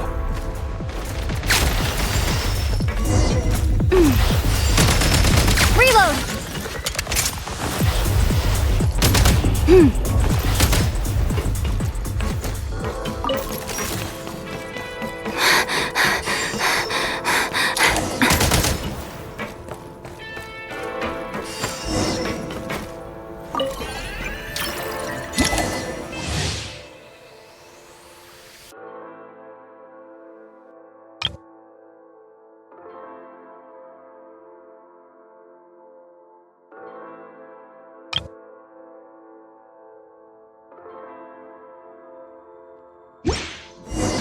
You may find switching to assault mode makes your attacks more effective.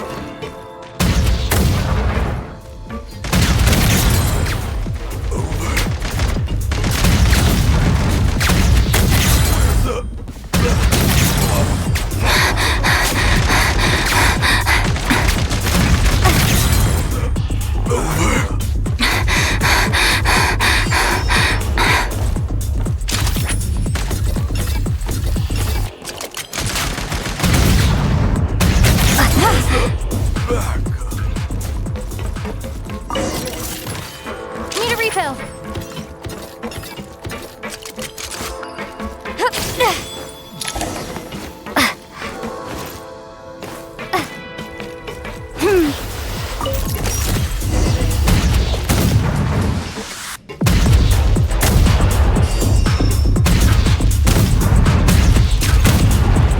Frag out.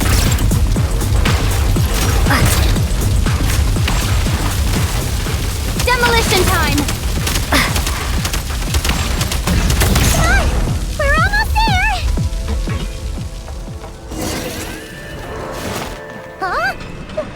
Why is everything shaking so much? Looks like the Shadow Realm is about to sink back down into the depths. The exit is right here. You mean this weird bubble thing?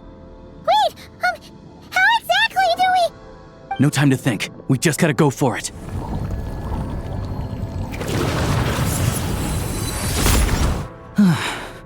Looks like I was right.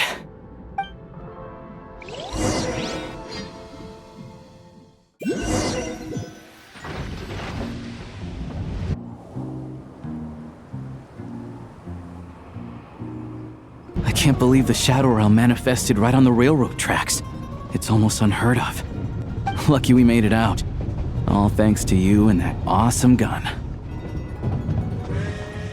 Ah, so you have heard of the Golden City before? Yeah, it came up a whole bunch in Nacrai. You're a pretty neat surprise in that sense, aren't you, Goggles? We had no idea they left cool gadgets like you behind. Make no mistake, it was a team effort. For a first-time firearm user, your performance was quite outstanding, far beyond my expectations. As Alosha said, it is highly unusual for the Shadow Realm to manifest in a place like this, but we should still watch out for similar dangers ahead.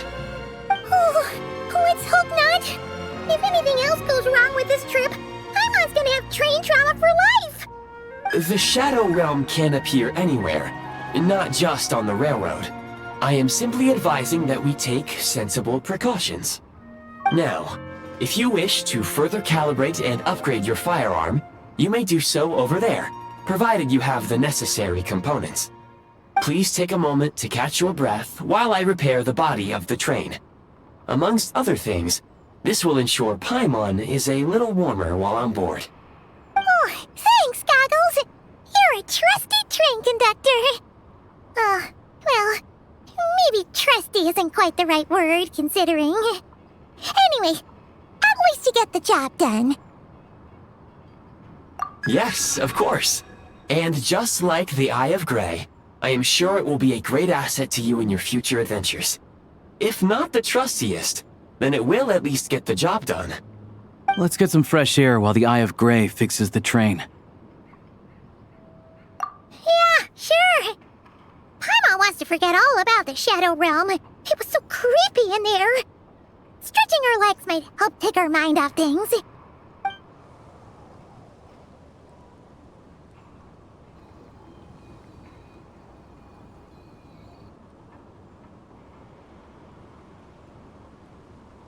It's so quiet here for a train station. Not a person in sight. Just abandoned houses.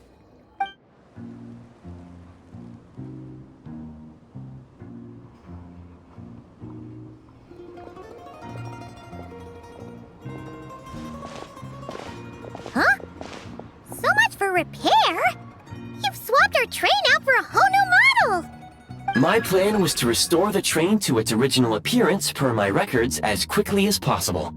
Now that the repairs are complete, the train offers optimized performance and a significantly improved trendiness level. Huh. Didn't know trendiness was a parameter. According to my calculations, parameterization is the most effective way for the Eye of Grey to understand trendiness. Hyperborea, huh? I'm sure I've heard of that in a story somewhere. What an incredible little gadget you are.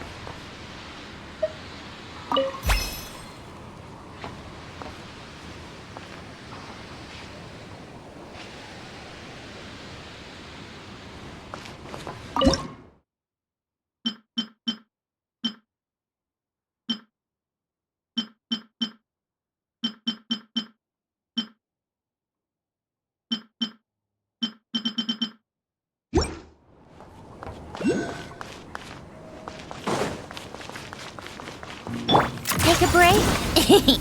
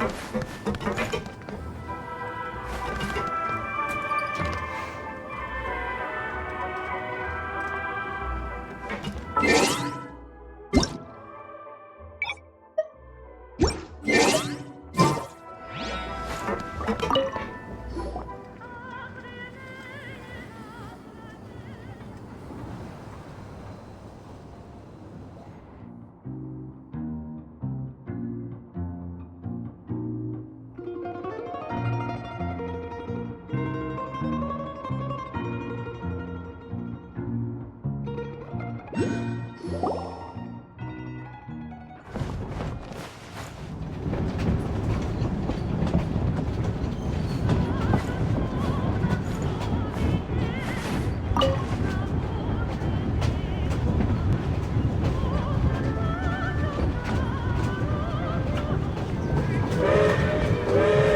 really had to build the railroad over a canyon, huh? You might want to avoid looking down if you're afraid of heights. No, it's not that. Paimon's just praying that we don't have yet another accident.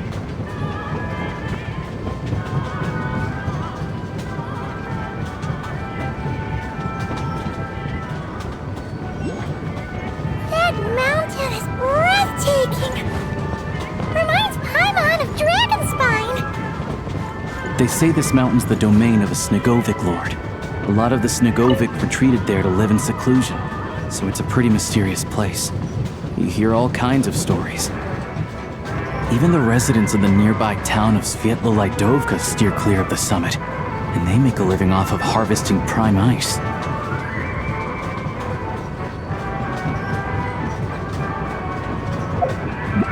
Look, Snezhnograd's just up ahead.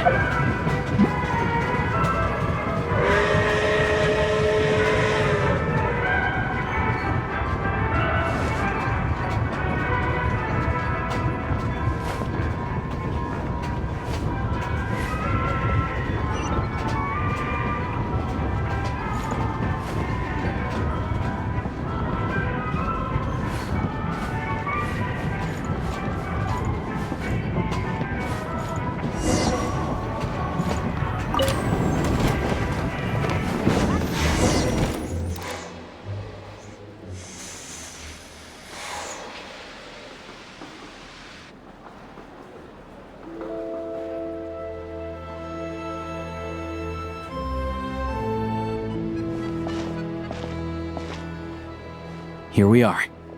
Welcome to Snezhnograd train station, the biggest transport hub in the nation. Wow! It's so majestic! Just flying from one side to the other would probably leave Paimon out of breath!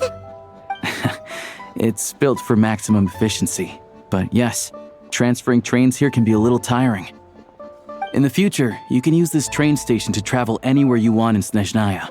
For now, though, come with me. Let's get Paimon checked out. This way. There's a lift car that goes straight to Sapoliarni.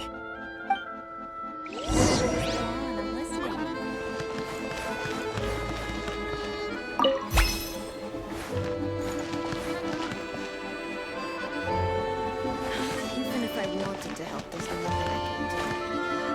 Tell me then, what am I supposed to do?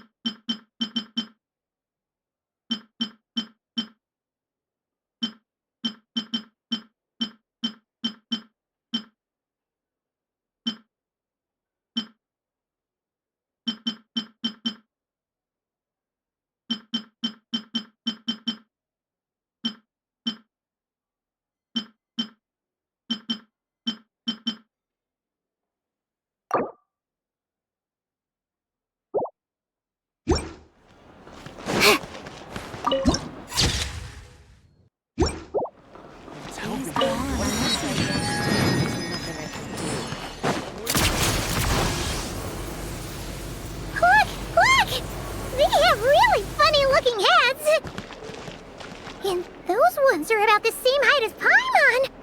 But it looks like they can't fly.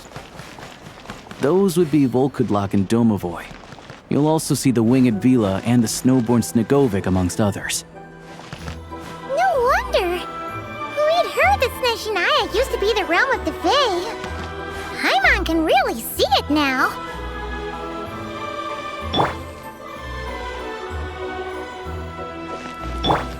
Come on, keep up.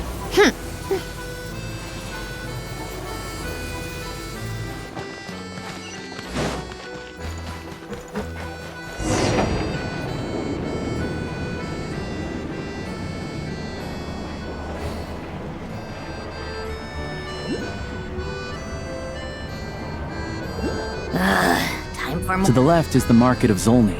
They sell everything there. You can often find some nifty little trinkets. To the right, you'll see the Korolyevsky Theater in the distance. Look at that! Incredible!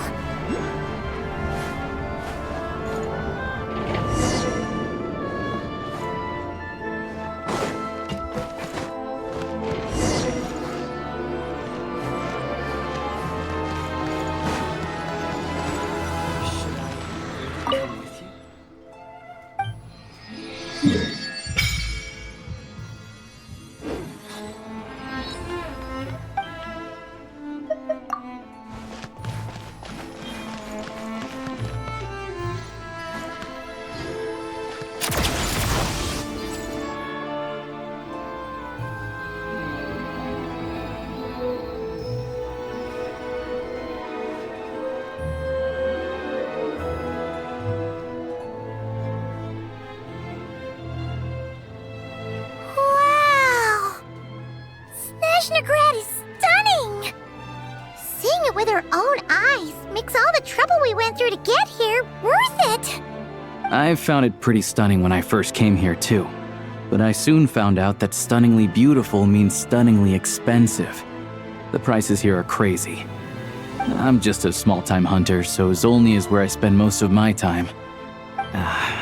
This way will take us to Podvorye restaurant. They offer food and lodging there, so you can get settled in while I fetch the doctor. Is that gonna be stunningly expensive too? Yeah, I mean, there are places to stay in Zolny, but I highly doubt they'd meet your standards. Most of the stoves are out of crystal, the windows are drafty, and at night, four-legged roommates come out to play, sharpening their claws on the roof beams and floorboards. Yep, no way. Not a chance Paimon's staying anywhere like that.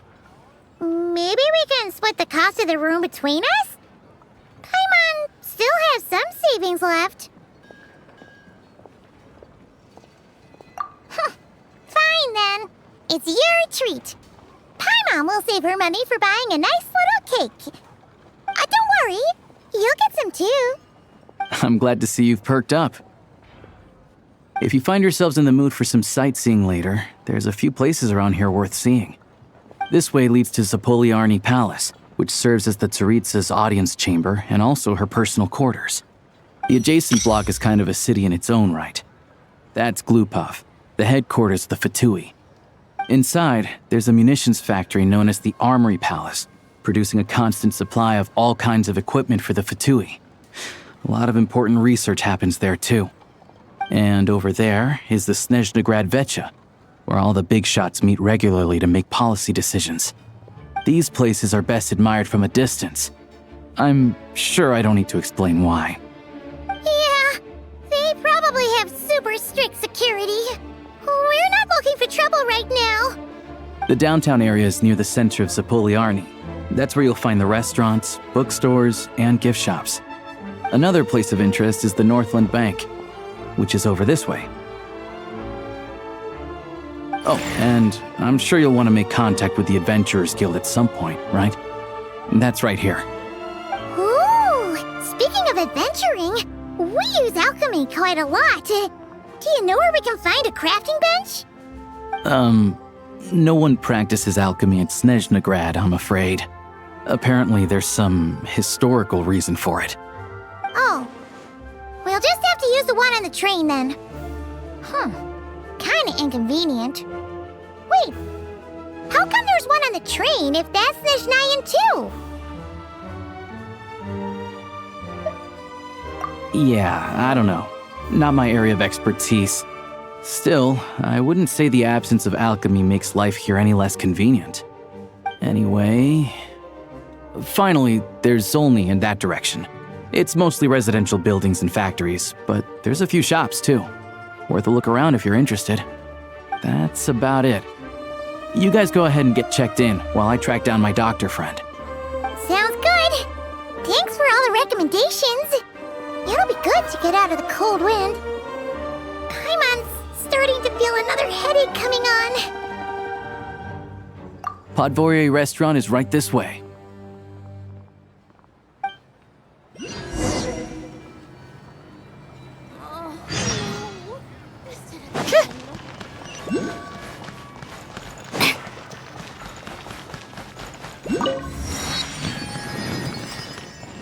You all missed the good times.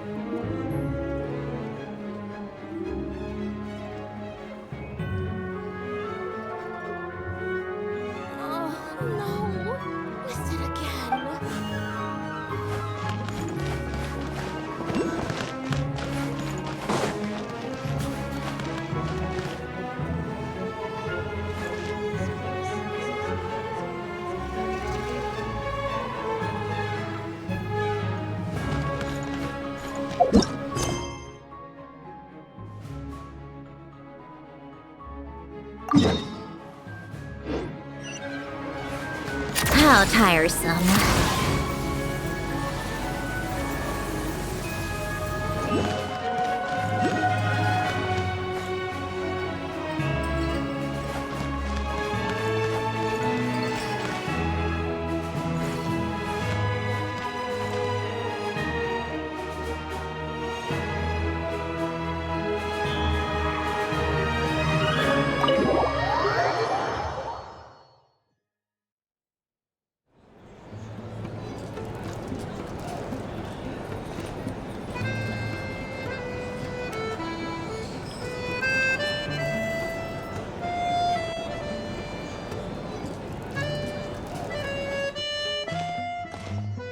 Looks like you get what you pay for, huh?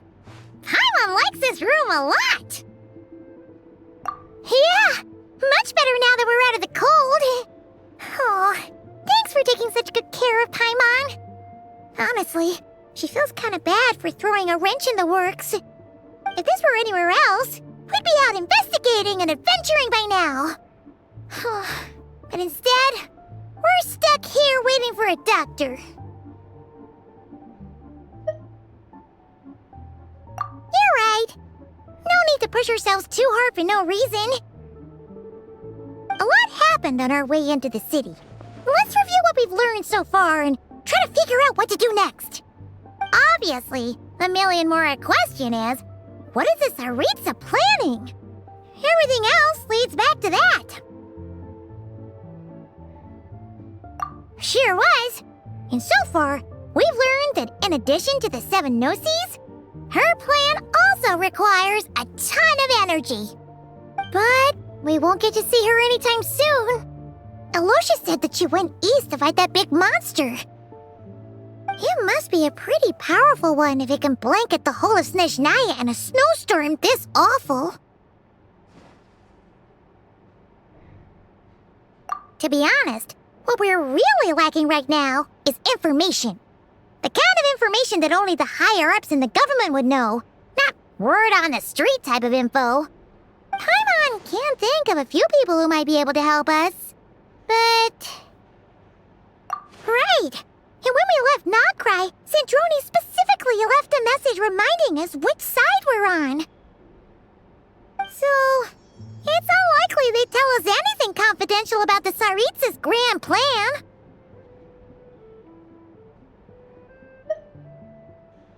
Yeah, fair point. Besides, that Glupov place is right nearby. We've got nothing to lose, so it'd be a waste not to go. There's gotta be someone there willing to talk to us, right? Maybe Arlecchino or Sandrone? Or possibly Tartaglia. But it's unlikely we could sweet-talk Arlecchino, let alone Sandrone. She basically told us to stay in her lane already. Yeah, the last time was all the way back in Fontaine, right? Too bad we missed him in Nagcry. Apparently, he came to help out. Hello. Is there a traveler and Paimon in there? That's Alosha! Come in!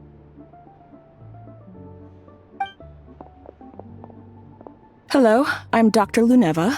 Alosha mentioned that one of you is feeling a little under the weather. I see. So you're my patient today, yes?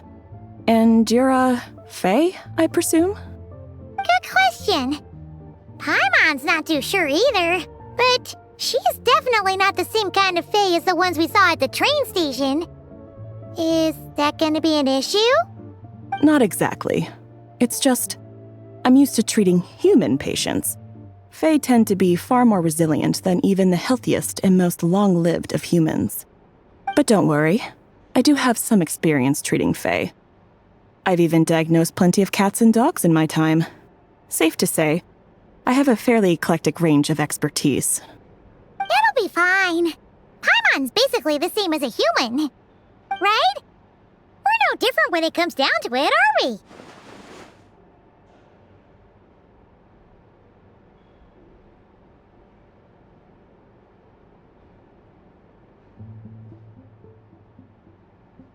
More like you don't eat enough.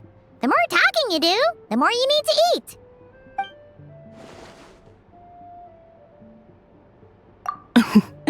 Now, please take a seat.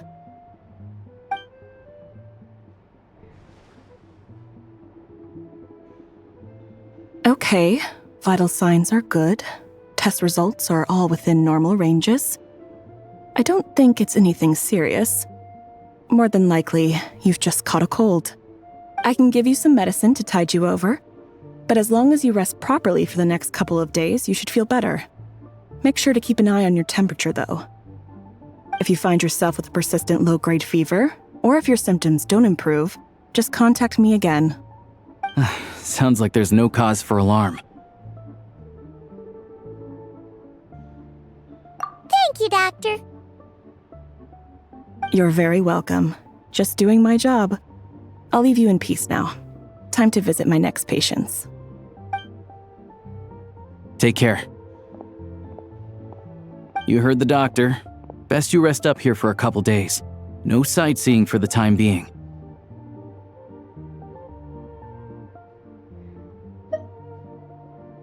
All right, then. Guess we've got no choice. Let's just treat it as a short vacation. I have to get back to it. If you need anything else from the doctor or me, go to the Hunter Trade Station in Zolny. The boss there knows how to reach me. Hey, no big deal. You saved my life in the Shadow Realm. This is the least I could do. See you around.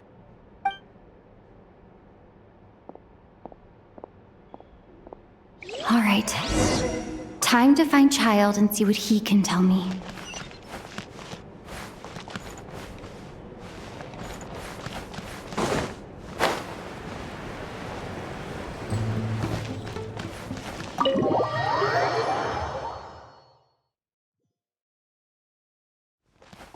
Come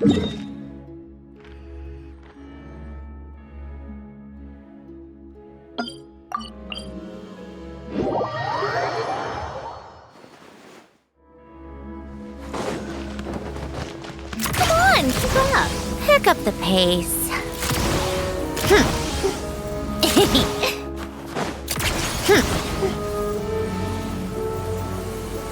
Pick up the pace.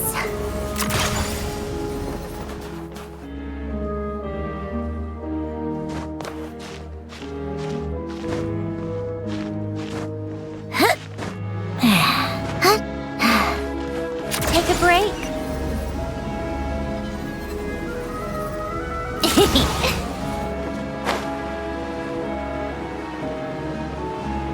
How tiresome. Pick up the pace. Come on, keep up.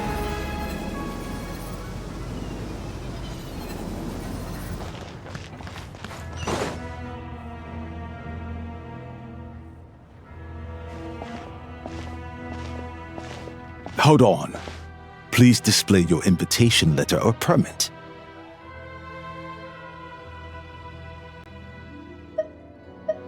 Glupov does not accept meeting requests without a prior appointment. You'll have to apply per the advertised booking process and wait until your invitation letter is issued. Might I ask who you're hoping to visit? Another one who thinks the rules don't apply to them. I don't understand why people think they can just talk their way in here. You don't just show up and land a meeting with the Harbinger. But I have to go through the motions for protocol's sake. Honestly, it's such a waste of time asking when I already know what the answer's gonna be. Wait a moment. I'll pass on your message. If Child is unavailable, you'll have to go through the proper procedure.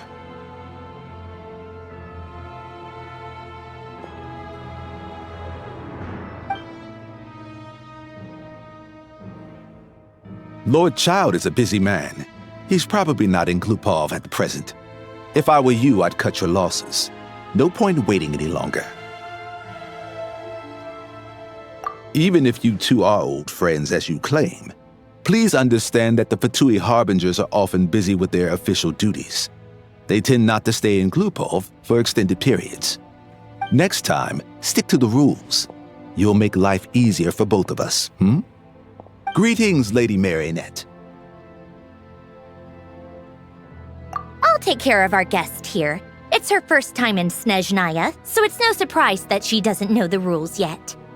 I trust no choice words have been exchanged. No misunderstandings I should be aware of. No, Lady Marionette. No incidents to report. Whew, that was a close call. Good thing I played it cool.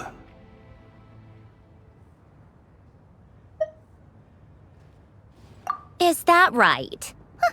Good to know. Wait, where's Paimon? Under the weather? That's hard to imagine. She's always buzzing with energy. I take it she's still adapting to the climate. Happens to a lot of people. It's even colder here than in Nodcry. Has she seen a doctor? I can get you one if you need.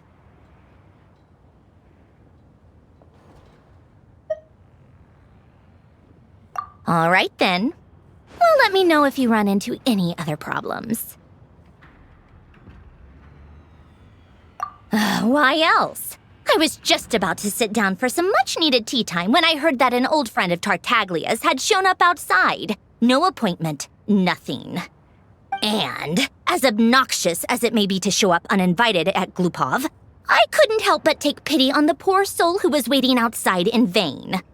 So I had no choice but to abandon my freshly brewed piping hot tea and come to see this mystery guest for myself.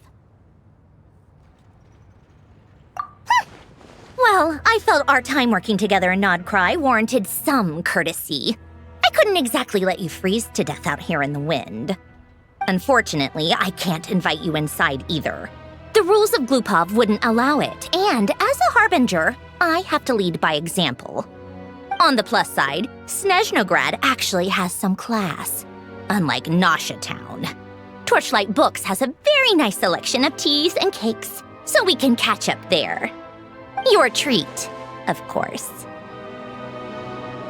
Because I already wasted one perfectly good cup of tea today. That's why.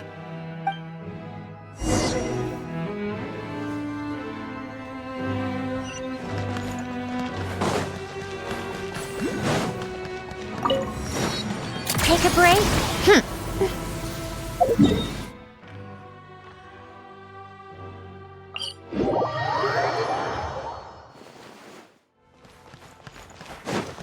How tiresome.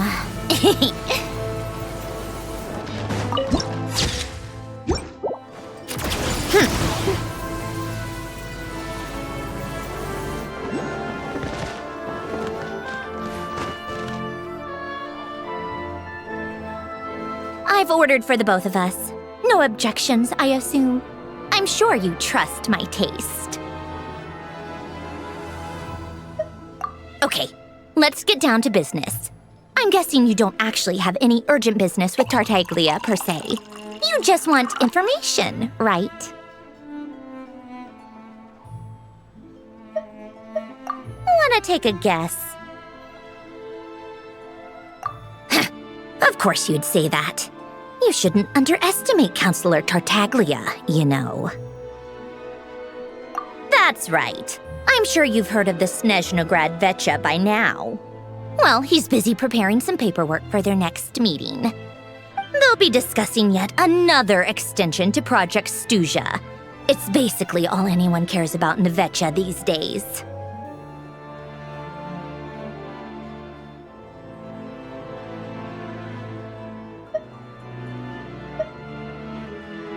Yeah, he's more of the shoot first, ask questions later sort, isn't he?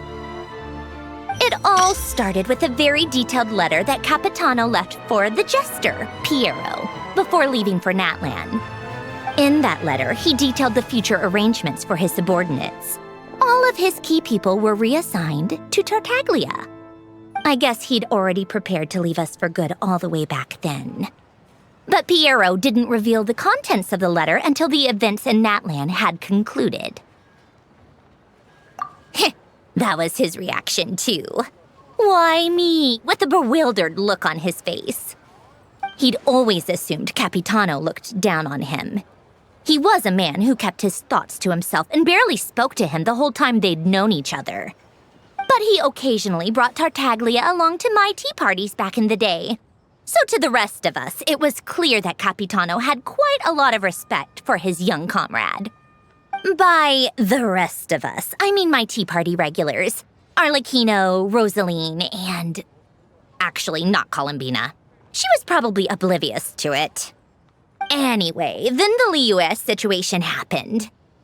Normally, it took a lot to get under Capitano's skin, but that time he was furious. It's not really my place to talk about it, though. You can ask Tartaglia about it sometime. Basically, Tartaglia probably had the wrong idea about Capitano all along, right up until Piero revealed the letter he'd left behind. Capitano believed that despite Tartaglia's immaturity, he showed great potential. Plus, he possessed a kind of purity rarely seen among members of the Fatui. Yeah, it's one of the few things that I'd agree those two have in common. But there's one other reason why Capitano chose Tartaglia to assume command of his troops. He knew that after he was gone, several of the others would swoop in on his army like vultures. With the ones who stood to benefit the most being the rooster Pulcinella and Regrator Pantalone. Once they divided Capitano's troops between them, they'd be more powerful than ever. No one would be able to stop them. So, you can see why Capitano chose to hand that letter to Piero, right? Exactly. Piero also needed to back a harbinger as soon as possible. And, all things considered, Tartaglia was the best choice. Even though Tartaglia has had the support of Northland Bank for a long time, he and Pantalone are ultimately not cut from the same cloth. I'd say Capitano made a good judgment call. Anyone else caught in this situation would probably feel like they'd been hung out to dry. His best course of action will be to distance himself from any shady business, while while still maintaining friendly relations with Pantalone, but seeking Pulcinella's support at the same time. What's the point in having a tea party if you don't spill a little tea? Besides, none of this is confidential anyway. Ask any journalist out there. They'll give you all the lurid details. You'll see it firsthand if you ever sit in on a session of the Snezhnograd Vecha. All the factional strife, whether open or unspoken, it plays out for all to see in that one little room. Having a voice in the Vecha is the only way to steer policies in your favor. So, every person in that room represents a particular interest group. Pantalone, for instance, represents the financial sector, and Tartaglia represents the Fatui soldiers. Personally, I have no interest in political jousting, but since I have a number of engineers and researchers under my command, I have to make their voices heard. Then there's Pulcinella, the linchpin of the Vecha. He represents politics itself. Everything involves him, so nothing can bypass him. Any issue that comes up, he knows how to mediate. That's what the Tsaritsa values most about him.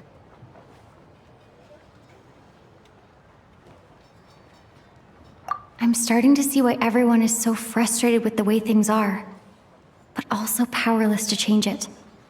A complex web of interests connects all parties involved, and the Tsaritsa sitting at the top adds another layer of complexity. It must be nearly impossible to come up with a perfect solution. All right, I'm done carrying this conversation. Time for you to answer a question of mine. You must have known that you can get the info you needed from me. So why was Tartaglia the first person you asked to see and not me? Huh? Jealous? As if. Wait. Oh, I think I know what it is. Columbina passed on my message to you before you left Not Cry, right? I only meant you should be mindful of which side you're on. Is that actually why you didn't ask for me? Because you took that to heart?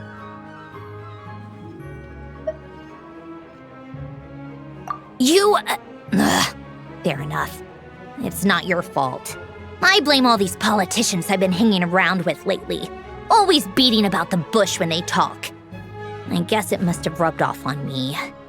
Anyway, just ask for my help next time, okay? Little things like this are no problem. Lady Marionette.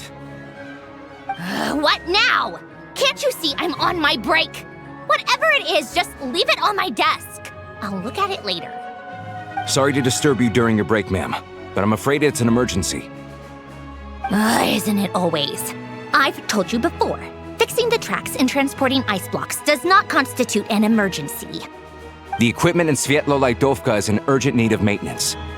With how the weather's been recently, we suspect that the cause is a buildup of snow, exceeding the maximum weight limit. The supports on one of the machines broke and fell, awakening a dormant beast and leaving many of the ice miners trapped in a nearby ice cave. Luckily, Odette's team was nearby and launched a rescue operation, but we're still facing a severe manpower shortage for both the rescue and engineering teams. I guess that's it then. Our tea party will have to end here. I'm the only engineer you'll need.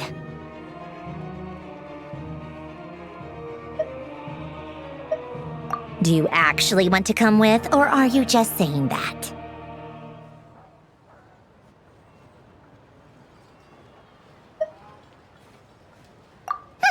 Nice of you to return the favor. I'll have a couple of people look after Paimon. They can let her know that you had to step out for a while. Given how urgent this is, I'm sure she'll understand. And honestly, I'd rather have your help than anyone else's. Between your skills and experience, you'd be reliable help. Then let's go. People to Podvorye restaurant. Find her room and watch it like a hawk until we get back. If anything happens to Paimon, you'll be answering to me. Yes, Lady Marionette.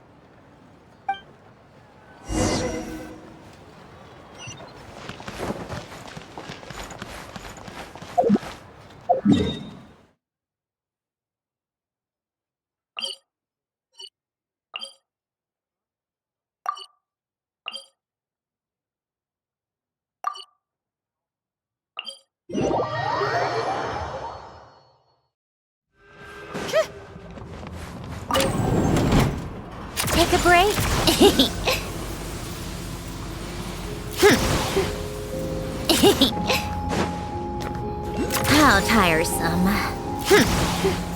Pick up the pace.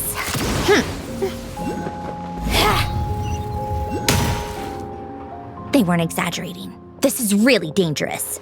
It's a good thing only one of them broke. From what I've been told, most of the trapped miners are over in that direction. Yeah, you do that while I check the rest of the equipment. I'll evacuate the people around here as I go. Meet me back here as soon as you're done.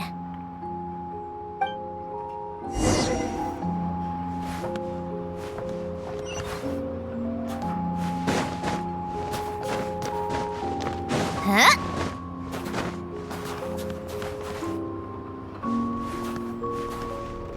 Take a break? Oh, this is how Come on, keep up. Pick up the pace.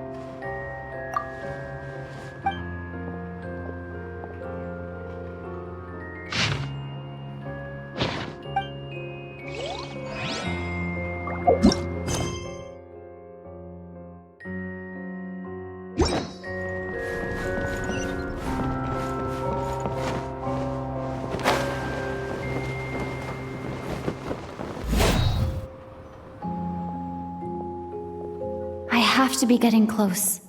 Don't go any further.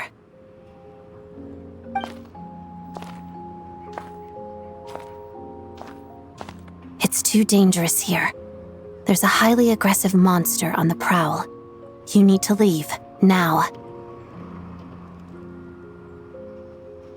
Ah, I see. You're the backup from Snezhnegrad.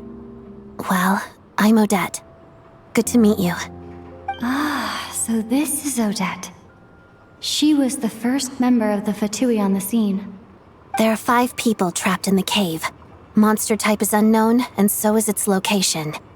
Let's go. Every second counts.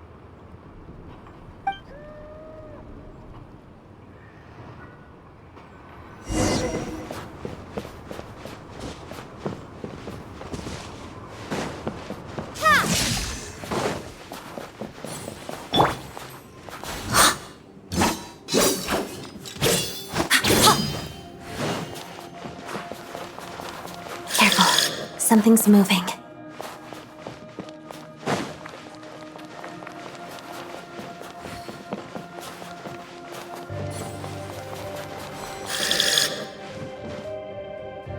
This must be the monster's shadow.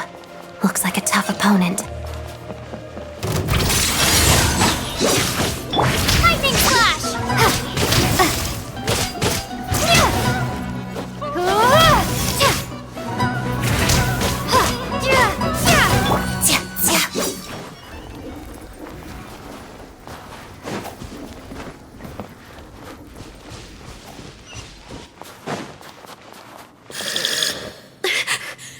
Stay back!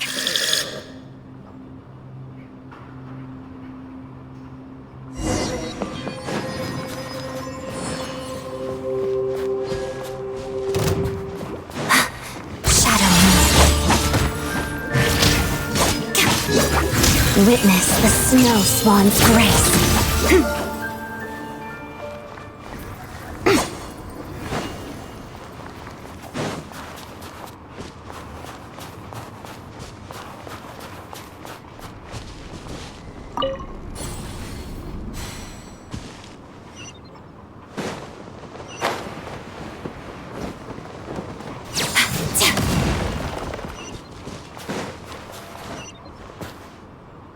I see them. They're right behind the monster. The monster seems very agitated. It could attack at any moment. Let's make the first move. Together. Take this! Thunderclap!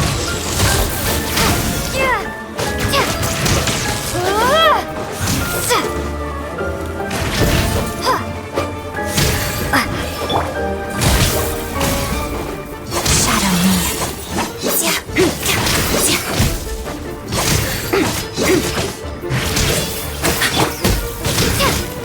Lightning slash!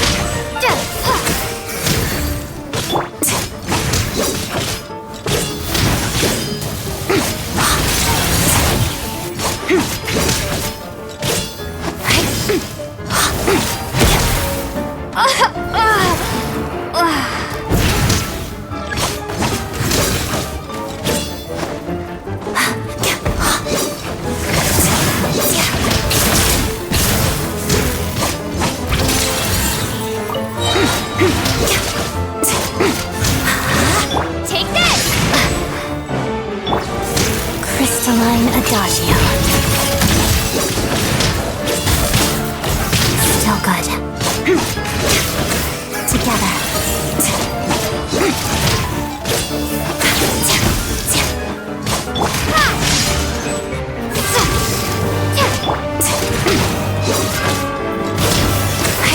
So this is what pain feels like.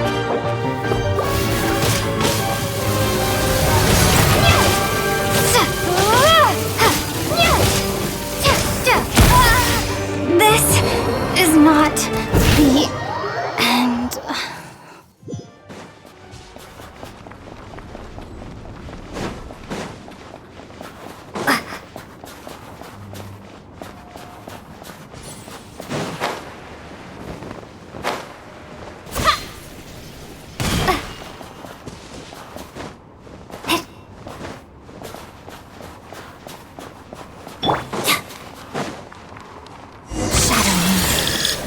Witness the snow swan's grave. Lightning slash!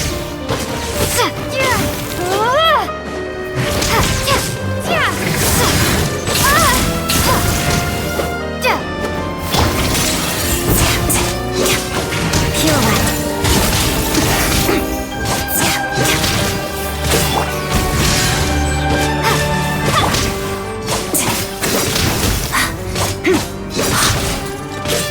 Together.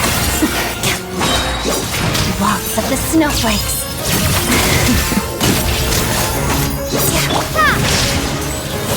Bellowing thunder!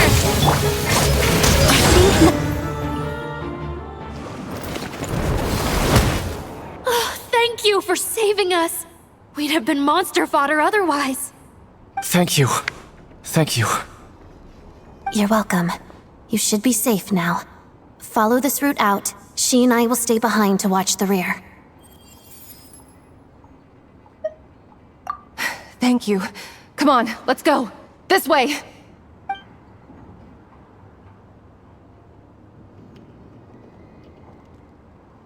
I've searched the area. Pretty sure the monster made a tactical retreat. Yeah, but with us here, it won't be coming back anytime soon. It may be small, but don't be fooled. It's a ferocious beast. People are just food in its eyes. It's lucky we got here when we did. The trapped miners have been successfully evacuated. Time for us to leave. Wait, this place... There's something unusual about it.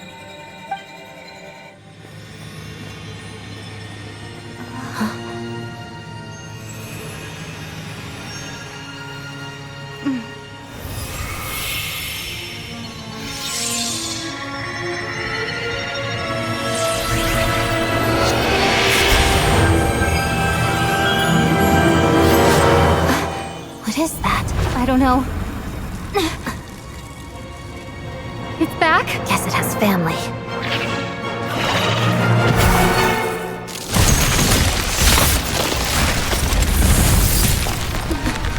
This way. Run!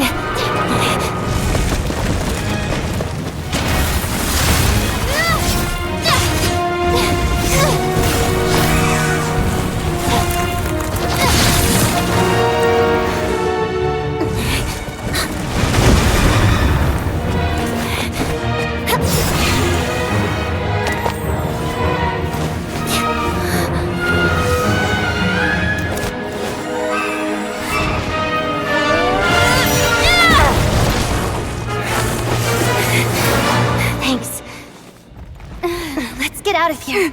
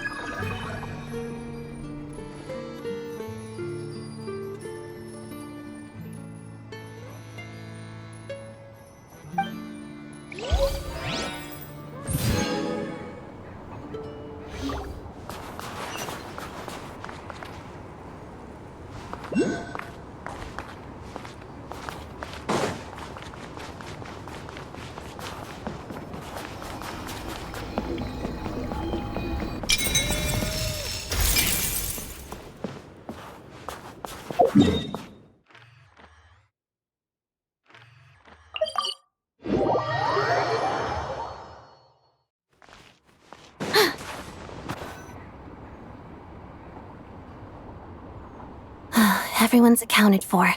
We managed to rescue them all.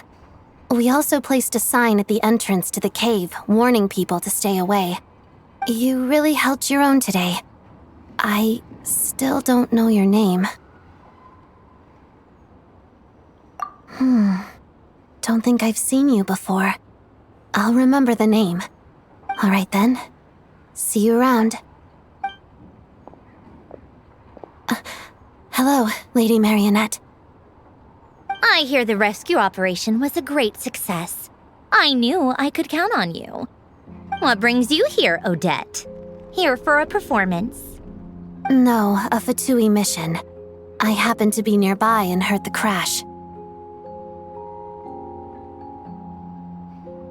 She hasn't introduced herself then. Odette is the prima ballerina of Snezhnograd. She's quite the celebrity. If you ever hear people mention the two crowning jewels of the Korolievsky troupe, they're talking about Odette and the prima donna, Vodianitsa. On top of that, Odette's also a rising VII star. It's looking likely she'll inherit the title of the Fair Lady. She learned all her combat skills from Rosaline herself. Used to be one of her most valued subordinates, too. You flatter me, Lady Marionette. If she's Rosaline's protege, that makes me... never mind. There's no need to bring it up. No point making things awkward. How's progress on your end, Lady Marionette? Equally successful. I finished reinforcing all the equipment. Took me a little longer without Polonia's help. But the outcome is the same, of course. Even if the heavy snowfall summoned by that monster lasts for another 3 months straight, this equipment won't give way. All right, now that we're done here, it's time to get out of this blizzard. Sure, but Snezhnograd will send someone to investigate and draw up a relief plan.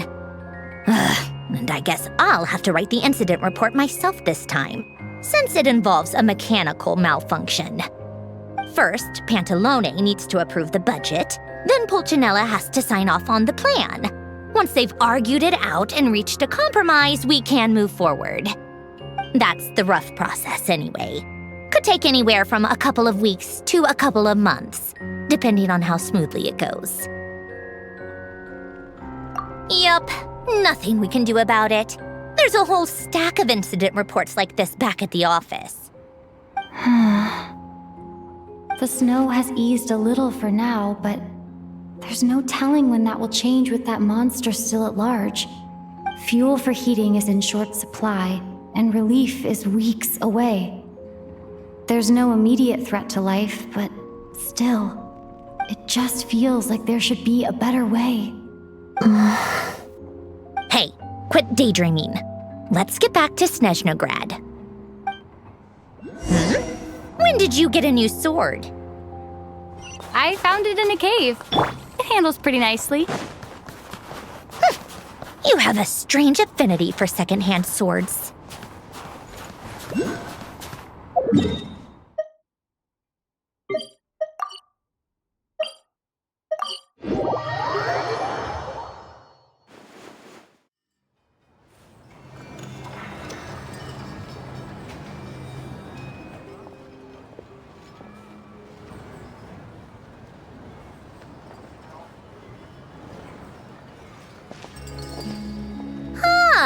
Well, if it isn't Counselor Tartaglia, Mr. Big Shot himself.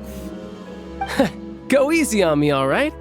I'm still recovering from the interrogation the real Big Shots put me through. Hey, comrade, it's been too long. I heard you came looking for me earlier. Nicest surprise I've had in a while. Good to see you too, Odette. I'm guessing you guys just got back from Sviatlo Lajdovka. How'd it go? Crisis averted? It went fine. How about you? Any new developments? Not really. Same as ever. Growing opposition to Project Stuja, and the usual rebuttals are starting to ring hollow. The results of the mock vote were pretty dire. Pulcinella was fuming. I've never seen the old man so angry. That's not good news. It takes a lot to rattle him. Yeah, obviously if push comes to shove, there are ways to crack down on dissent. But... Sorry, I have to ask something. This is going to sound blunt, but may I? Huh? Of course, fire away. It sounds to me like everyone's tearing their hair out trying to figure out how to deal with opposition to Project Stuja. But what exactly is this project's purpose? And how can it be so important that even people like you two refuse to stand up for the ordinary people of Snezhnaya? Interesting. I gotta hand it to you, comrade. You sure don't mince your words. Excuse her? What does she mean? Refuse to stand up for ordinary people? Oh my gosh. How does she dare speak to the Harbingers like that? Are you interrogating us now? It's okay, Sandrone. Let me explain. I think I understand where she's coming from. If I could, I'd take your side right now. In fact, my position's very similar to yours. I've only held back on casting a dissenting vote in the Vecha because the Tsaritsa would never let me get away with it. Still, I have a responsibility to the Fatui armed forces, so I do what I can to make their voices heard. Most of them are just regular folks from small towns far from the capital. I'm sure you've seen how much those kinds of places are struggling right now. Oh, and for what it's worth, I'm from Arepasak myself. Things aren't going so swell there either. The Tsaritsa wants to create a better, safer future for the people of Snezhnaya, but she's thinking long-term. I don't doubt that from where you're standing, Project Stuja seems to be creating all sorts of issues for everyone. But considering the Tsaritsa's vision for the future, these are sacrifices worth making. Sounds cold, I know, but I promise it's not as black and white as it seems. Maybe Sandrone and I can't oppose Project Stuja outright, but we're constantly raising our concerns in Vecha meetings. And even though we can't put an end to it, there are plenty of other ways to make a difference. We're trying everything we can think of, and so is Pulcinella. I respect Her Majesty, the Tsaritsa, and trust her decisions. But at the end of the day, I'm still just a normal guy who cares deeply about my homeland. And my family, who all live here. There's no way I would ever abandon them. As contentious as things can get within the Vecha, there's no selfishness or malice behind it. Everyone wants to get through this period as smoothly as possible. The issue is that there's no way of pleasing everyone under the present circumstances. Most of the time, we're trying to decide on the lesser of two evils, which obviously isn't a great look. But that is not the same thing as being blindly loyal to the Tsaritsa. No one's got their head in the sand here. We're all well aware of the way things are. We're just doing our best to make it work.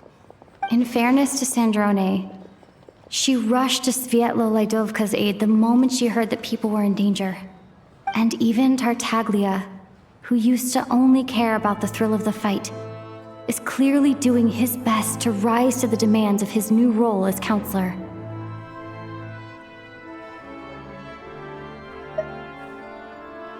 Hey, come on. There's only so much we can say, so don't press us too hard. Look, I know how untenable the Tsaritsa's position looks if you don't understand her motives. Maybe you've heard already, but she's currently leading her army on a campaign to the east to defeat the monster that's been causing these brutal blizzards. Striking that monster down will be a significant step in dealing with the present energy crisis.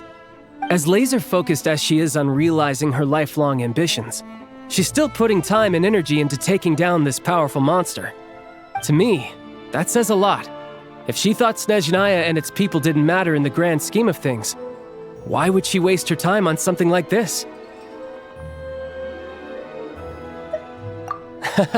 Thanks. I meant every word I said, though. I wasn't just trying to placate you. I've already done more than enough diplomacy for one day. I still think this adventurer raises a very important point. Our two harbingers have made their positions very clear. But there are many others in the Vecha who must feel trapped and forced to vote against their conscience. I think it's a very valuable quality to be willing to speak one's mind, despite the risk of offending powerful figures.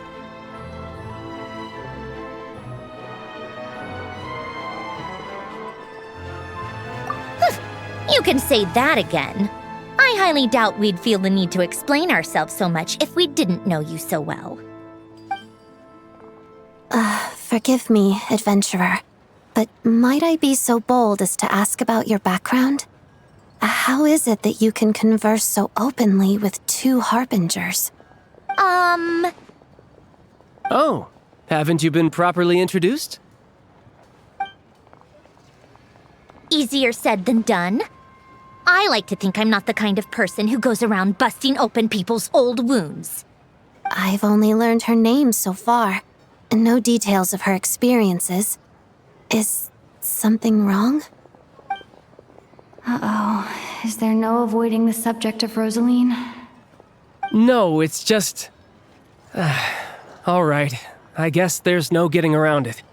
This is the world-renowned traveler who helped resolve the storm terror threat in Mondstadt, cleaned up after the mess I made in Liyue, and then went to Inazuma, where there was a duel before the throne, in which the traveler defeated Rosaline.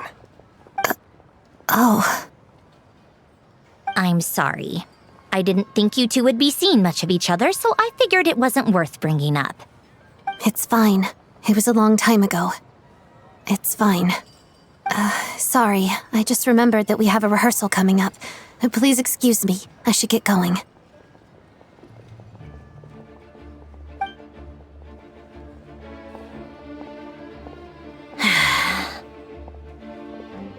I've mentioned this to you before, remember? She was Rosaline's most valued subordinate. But they didn't actually get along. Not that Rosaline was really the type of person to make friends, but death has a way of resolving a lot of conflicts. Don't let it weigh on you. Like she said, it was a long time ago. It's in the past now. Odette has a very different personality from Rosaline. Give her some time. I'm sure she'll work through it. Oh, by the way, where's Paimon? It's not like her to hide away. She hasn't been feeling well, so she's resting at Podvorier restaurant. I got a couple of my people to look after her while we were gone. Oh, right. Sorry to hear that. Poor thing. Reminds me of when Tonya was little. She really felt the cold back then. Used to get ill all the time. I felt so bad for her seeing her lying in bed, coughing. She was so mature for her age, though. Whenever someone came to visit her, she'd greet them with a smile and would never complain. I'm sure Paimon's a good kid too. You're a little short on manpower, right? Let me have a couple of my people take over for yours. I'll send my most capable and reliable. They'll make sure Paimon can recover in peace. Well, that would be great. Your people are more qualified. Hey, don't mention it. I'm sure you have things to do. Hopefully this takes a load off your mind. So no more accusing me of not being on your side, all right?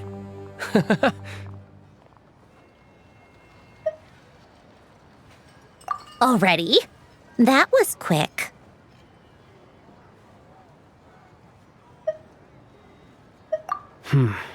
I'm afraid I can't help you there. Our director's recent movements are confidential. Even we're not in the loop. If you hadn't told me, I never would have known he'd gone south. I assumed he'd been in Glupov this whole time. Well, I guess I'd better go sort out Paimon's security situation. I have some other work to catch up on at Glupov anyway. Me too. I have an incident report to write up. Let's leave it there for now.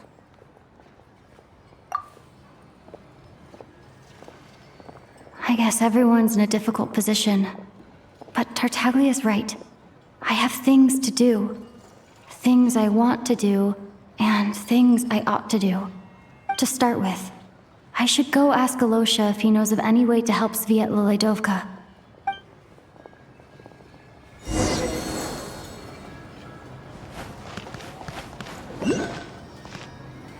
How tiresome. Pick up the pace.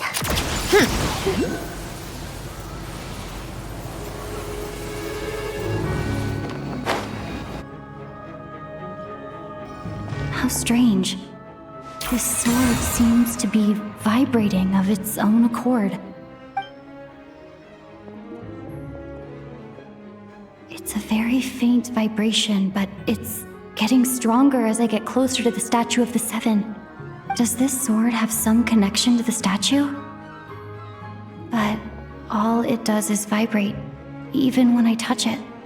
That place I got this sword from was definitely out of the ordinary. Maybe I should try channeling the power of cryo?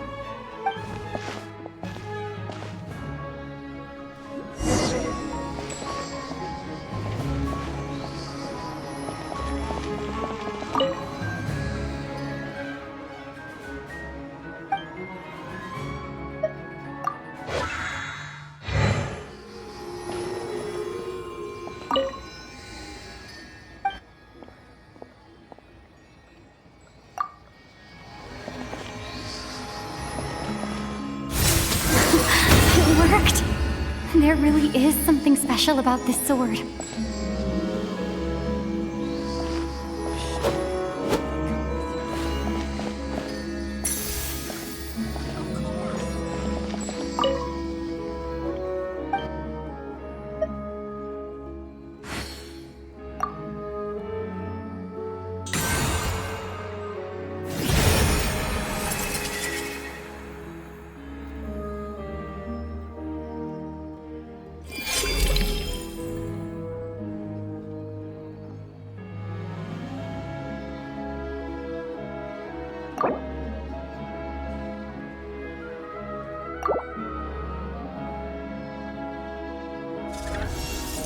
I don't really understand what just happened, but I'm pretty sure this sword just got a little more powerful. I'll have to try the same thing again when I come across another statue of the Seven. In the meantime, I better go find Alosha.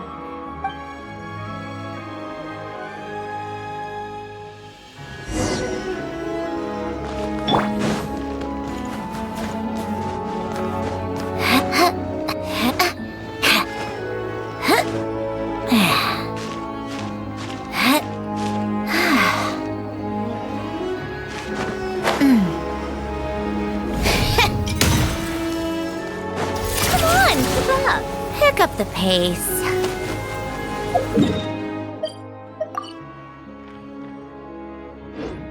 Take a break.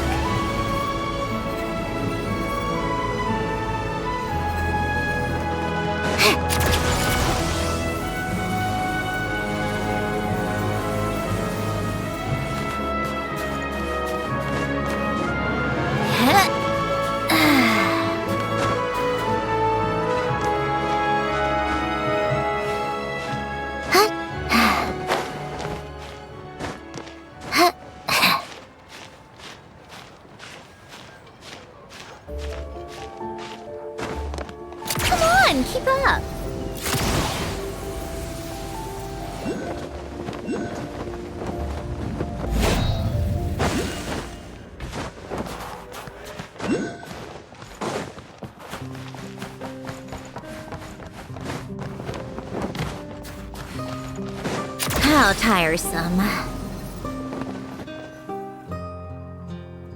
Hello there. How can I help? Ah, sure thing. Give me a second. I'll go fetch him for you.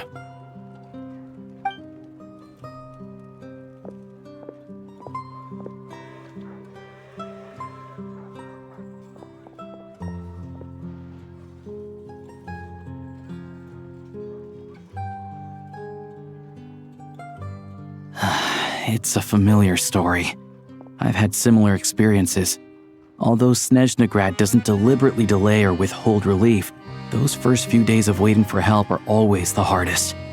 It's a fundamental contradiction. If emergency relief can't be delivered in time, what's the point in even calling it emergency relief?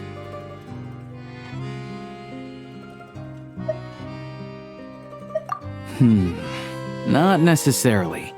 I think there's a good chance that Kresnik Crystal from Stratomoros will start flowing into the market. When we resolve Stratomoros' energy issue, it's like we open the floodgates. A huge backlog of Crystal is now available to the townspeople. There's no way they can use it up at once. A lot of them will probably stockpile it and slowly work their way through. Probably a good idea, since energy prices are only going to keep rising. But there will always be people who urgently need Mora. Exactly. At the current prices, selling Crystal is an easy way for an ordinary person to make a fortune. Hey boss, how much do I have left in my account? 1 second, let me check. So, you're planning on buying the Crystal out of your own pocket? Yeah. I don't know if I have enough, so I'll chip in a little extra and buy as much as I can afford.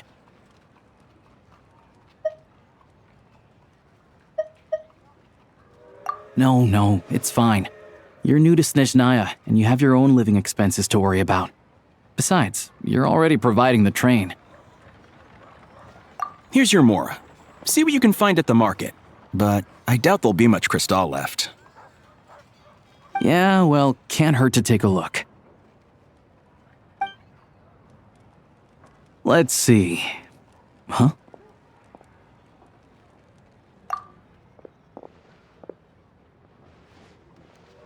Oh, Alosha, and... Hello? I didn't realize you two knew each other.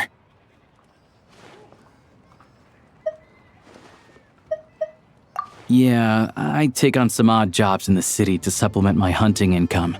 Sometimes I work as a cleaner or prop hand at the theater where Odette is one of the big stars, so I've met her a few times. When the weather's as bad as this, it's better for a hunter to adapt than to keep looking for game. Yes, and we sometimes need extra help.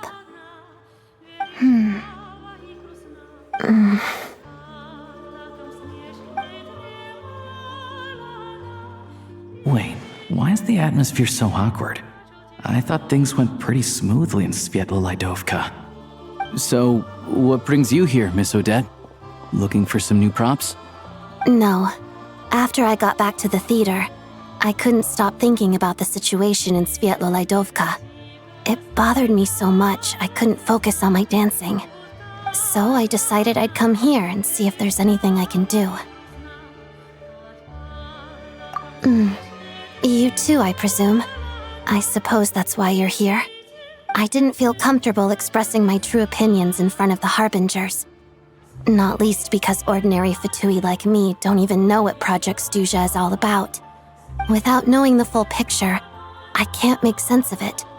And at some point, if things aren't making sense to me, I can't just keep going along with it. So many people feel the same way.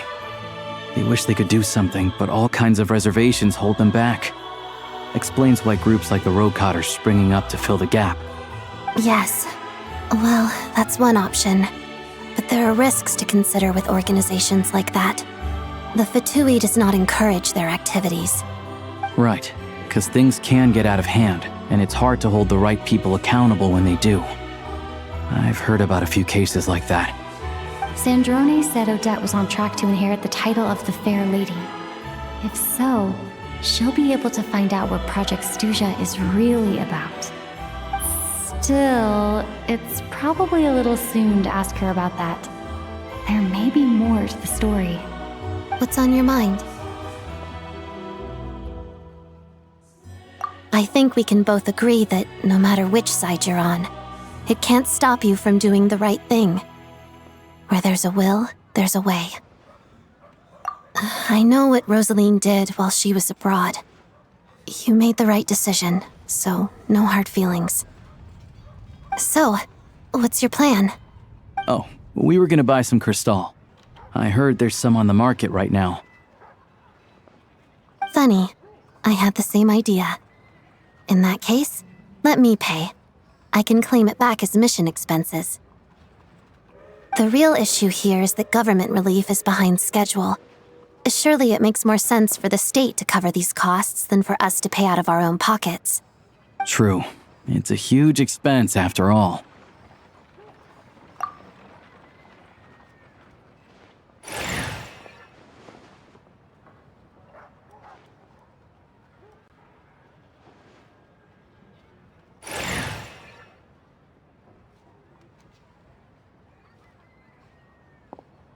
Let me see.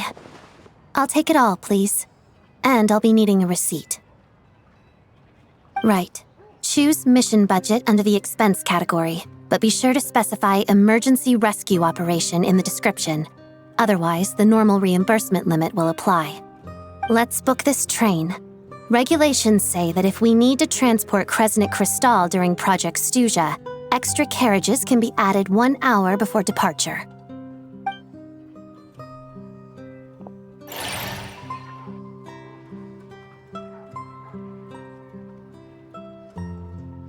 That should do it. The train will be escorted to its destination by Fatui guards. This is my first time seeing you handle Fatui affairs, Miss Odette. It seems you're as skilled an officer as you are a dancer. You flatter me. It's only because I've been doing both my whole life.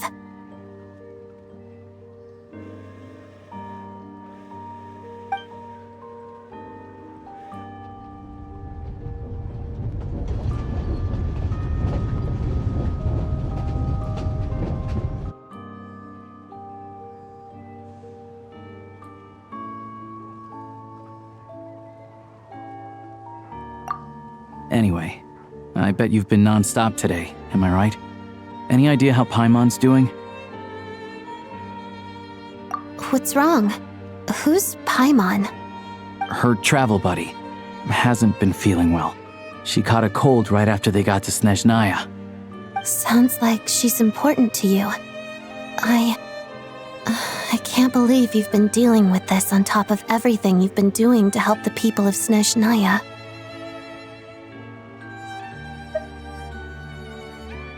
I've got nothing going on right now, so I'll join you. I want to see how she's doing.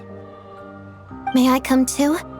I have some candy that someone gave me back in Svietlo-Laidovka. Plus, I know a little bit about relieving cold symptoms.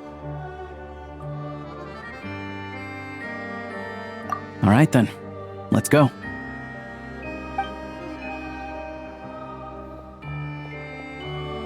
I still don't know what the deal is between these two, but at least the tension seems to have vanished. A good sign, hopefully.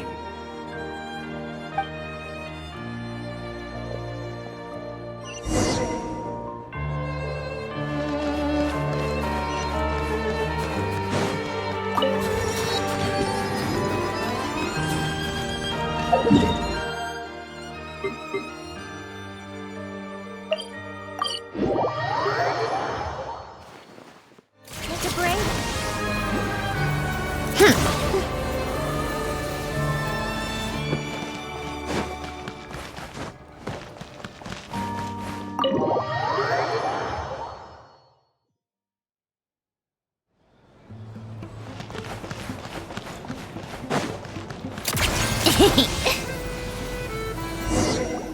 Hello. Sorry, but there's a sick person recovering in this room. Can I help you? What happened?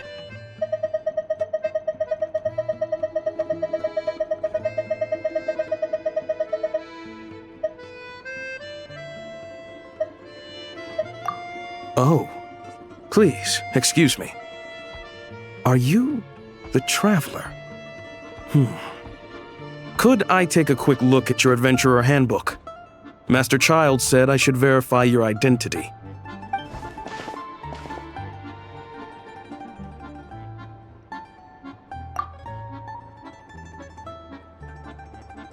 Ah, it's really you.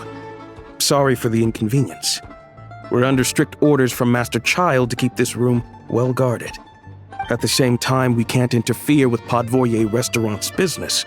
That would only seem all the more suspicious and draw unwanted attention to this room. Besides myself, a few of my colleagues are stationed in and around the restaurant, in plain clothes, of course. Rest assured, you're in safe hands. I didn't expect such a high standard of protection. Well, Master Child handpicked us for this special assignment. We're not about to let anything go wrong. Anyway, I won't keep you any longer. Please, head inside.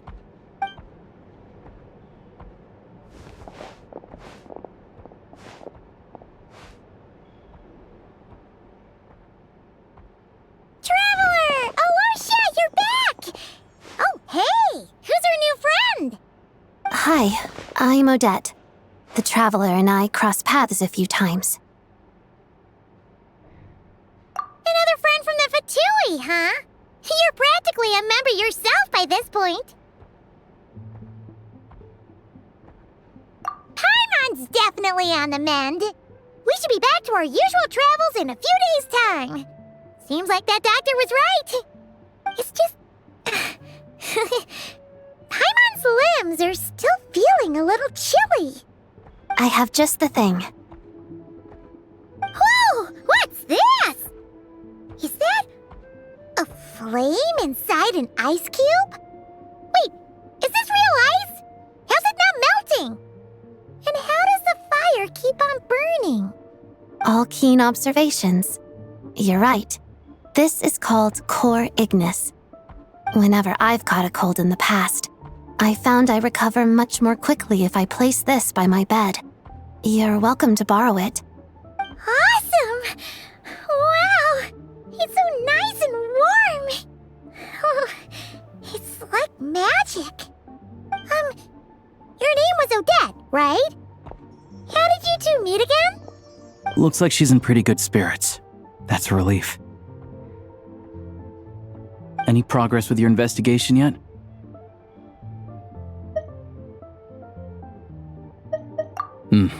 No surprises there, I'm sure.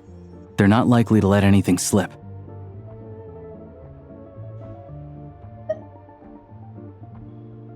The Rokot, huh?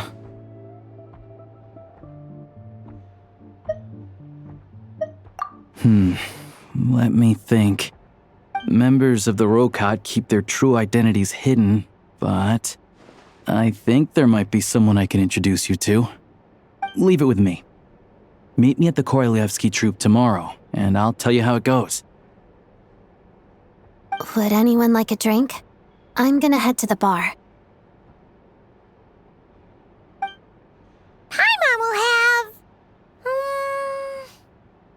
maybe some hot milk? Yeah. Paimon's in the mood for something warm. Enough with the secret chat, you two. Let's catch up properly in a minute. Paimon wants to know everything that's happened today. It'll be kinda like Tabletop Troop. No reason why listening to a story can't be an adventure.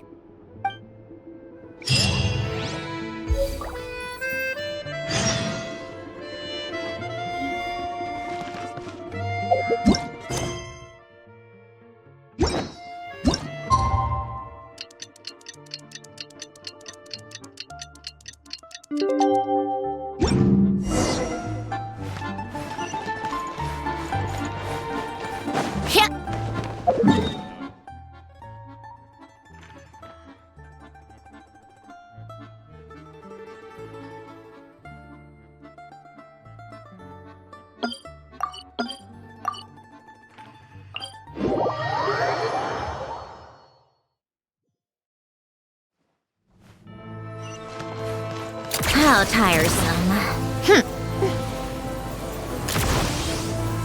Pick up the pace.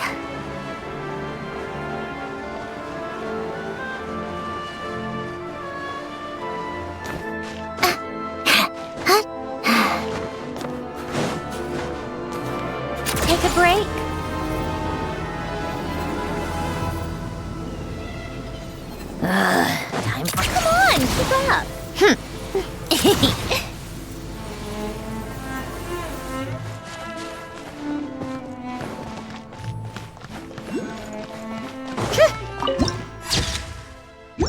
Take a break.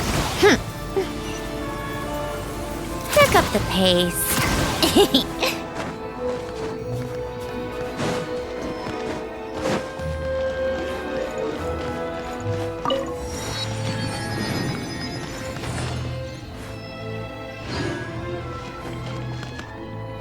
How tiresome.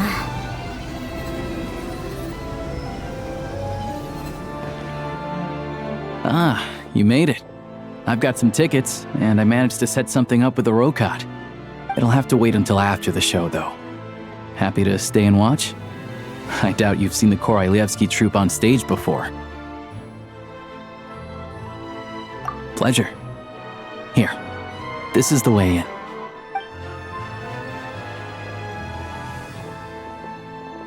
Please present yourself for a routine inspection in accordance with theater regulations. Thank you.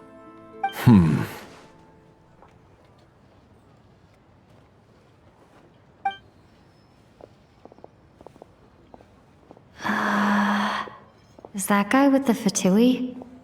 Looks like he's waiting for something. Okay, all done. Thank you for your cooperation. Please proceed through to the theater.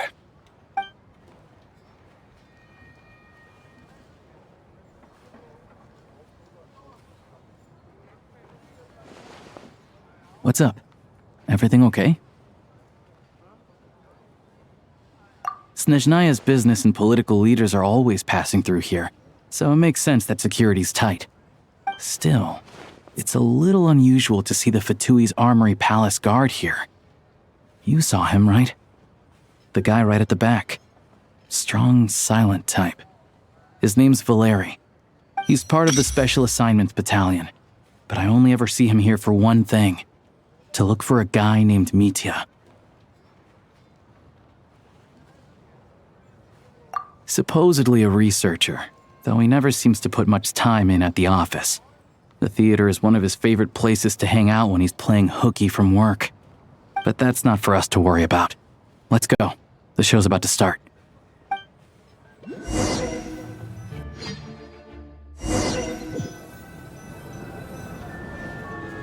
What do you think? Pretty impressive, huh?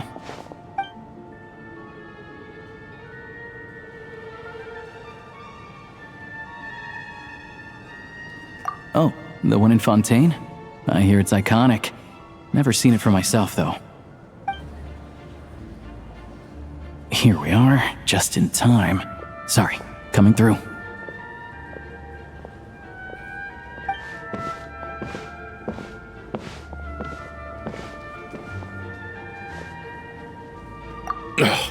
If you're gonna show up late, keep your mouth shut.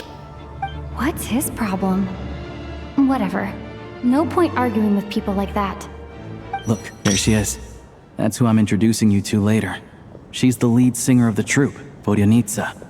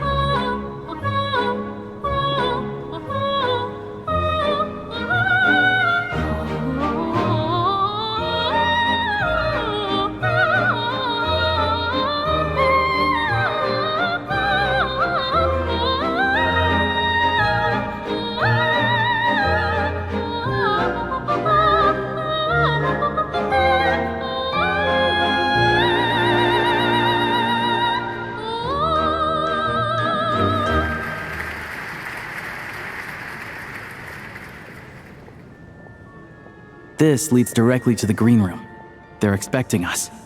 Vodyanitsa will be waiting for us there.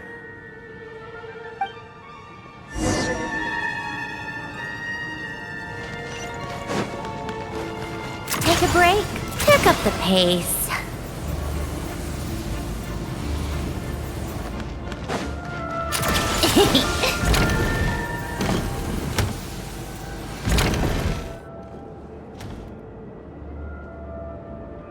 Hey there. Excuse me. Can you believe it? I'm so mad right now. Come in. Oh, it's you two. Huh? You know each other? Oh, wait. Is this who you were telling me about? The one you met yesterday and couldn't stop thinking about? I never said that. Yes, you did. Why are you denying it? It was right before I went on that rant about the moody factory owner. Oh, I remember it so clearly. Might I ask what brings you two here? Oh, I just brought her here to see the show. And when it finished, she was full of praise for Vodyanitsa's performance. So I thought I'd try my luck, see if we could get the chance to chat for a bit. Maybe get an autograph? You work here. You of all people ought to know that's against the rules. It's not what the green room is there for. Oh, what's the big deal? Come on, don't be shy. I can give you an autograph. You can take a picture too if you want. Do as you please. I finished all my shows for the day. I'll leave you to chat.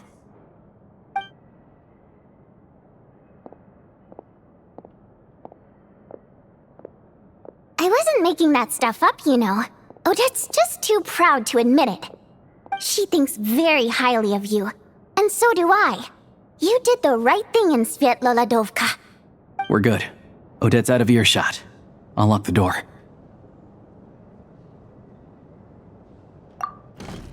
Confidentiality, of course. The Rokot is very strict on that. Whoa, Alosha! Not out loud! Not with an outsider here! Relax, I've taken care of it. Look at this. The president's reply sent this morning. Wait, so she's been approved to join? You told me last night that you wanted to get intel from the Rokot. Unfortunately, Rokot intel is only available to members. But ever since you set foot in Snezhnaya, we've been working together. I've seen the way you work, your character, and your motives. Everything about you is perfectly in alignment with what we're trying to achieve in the Rokot. So I figured I might as well cut to the chase. I wrote a letter to the president explaining your situation, including just the right amount of detail. His approval came very quickly. Of course, it's still your decision whether you want to join or not. We'll respect your choice.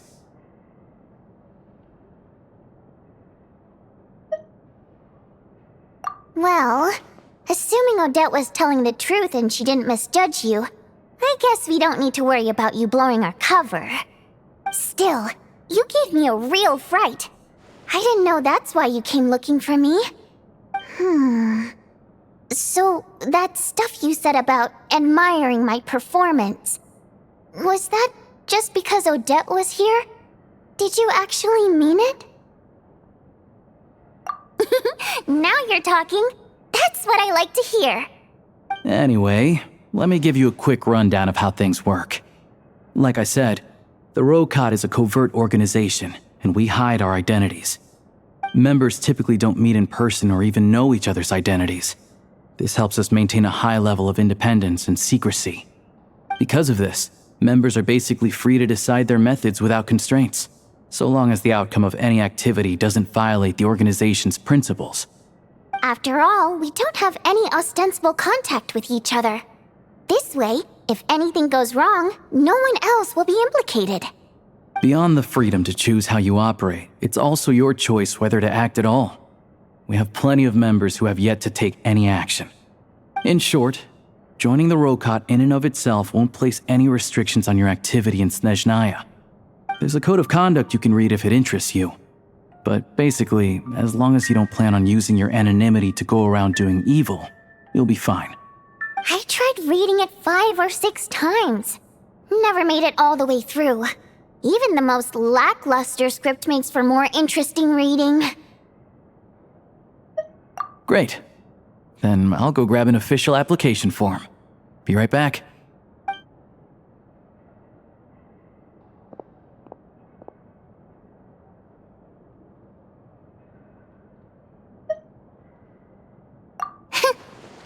Well, Alosha has this pet dog, you see.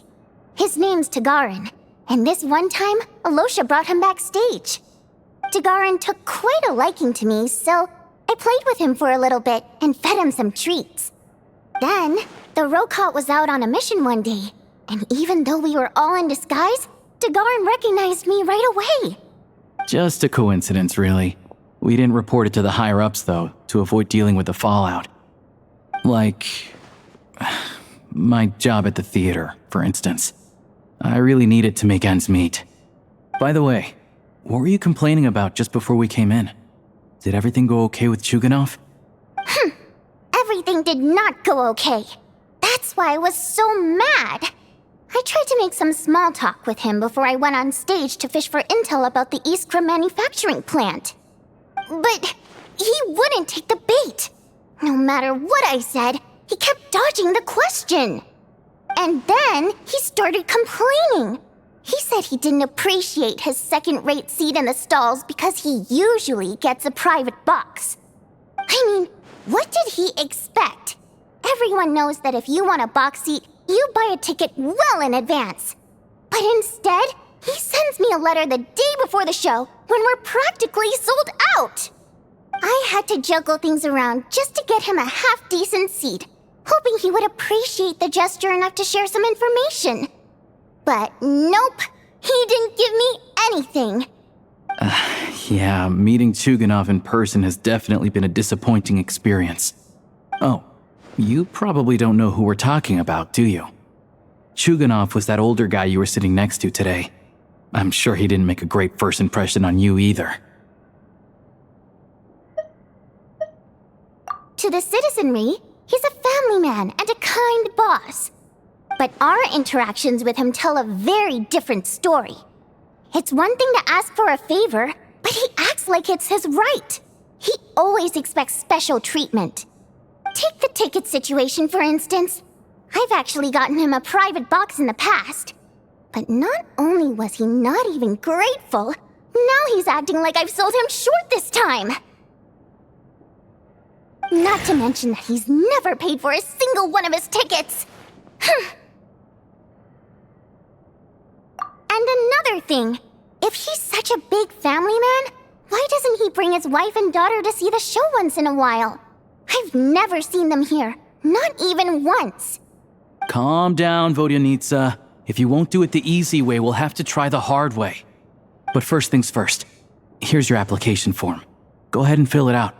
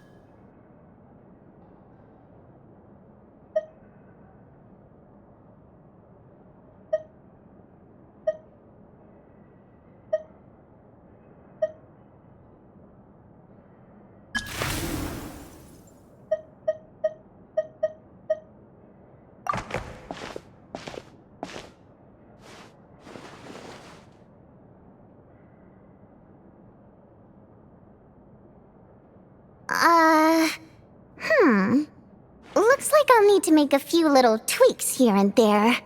But other than that, you're good to go. We'll hold on to this for you. All right. Now that we're officially Rokot comrades, I can tell you. Chuganov is the target of our current operation. Recently, we've done some recon work at the Iskra manufacturing plant, which pretty much confirmed that their energy consumption is way beyond the legal limit. All we need now is some direct evidence to present to the VII, so we can demand that they shut the plant down.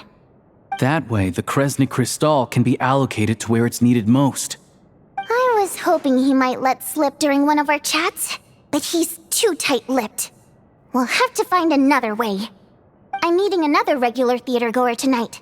Mitya. But Valeri's here too, and he's probably looking for Mitya, so he may end up being a no-show. Don't you worry. He must know how to dodge Valeri, or he wouldn't be showing up on time for every performance. Mitya is a renowned energy expert. Although we can't get any direct evidence of the excessive energy consumption at the plant, we can accidentally let the information slip to him. The authorities should take someone like him seriously. So if he starts raising questions about energy use at the Iskra manufacturing plant, there will be a proper investigation. Also, we're not allowed on site, but he has clearance. So all we need is his cooperation.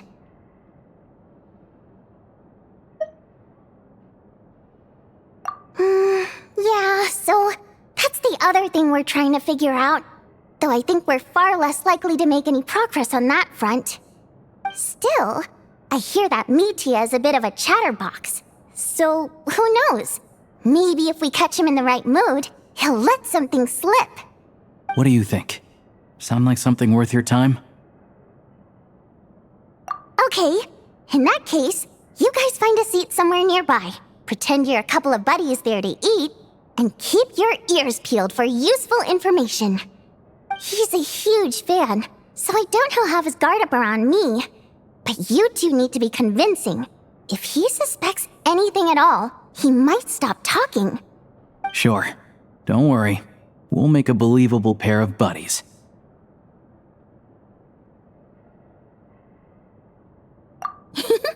Perfect! You've sold me already. Now, help me tidy this room up a bit before we head out. Okay. What needs tidying? Everything!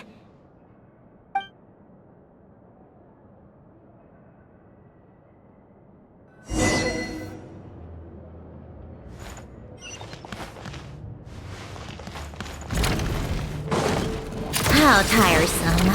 Pick up the pace.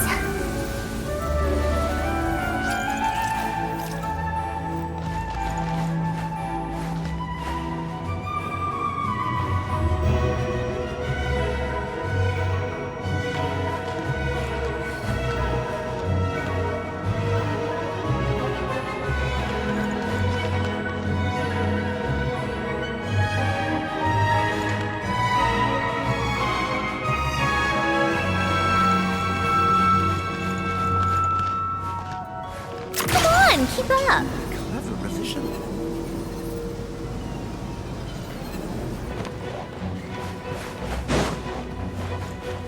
How tiresome.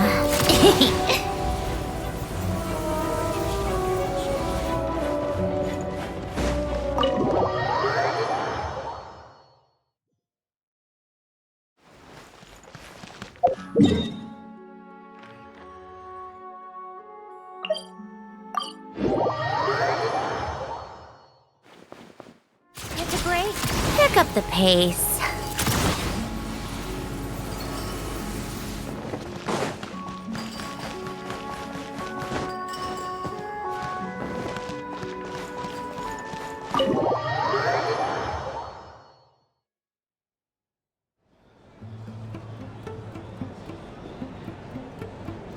We come here often, so we shouldn't stand out. Let's sit here. Now, it's up to Vodyanitsa. Let's see how the conversation goes.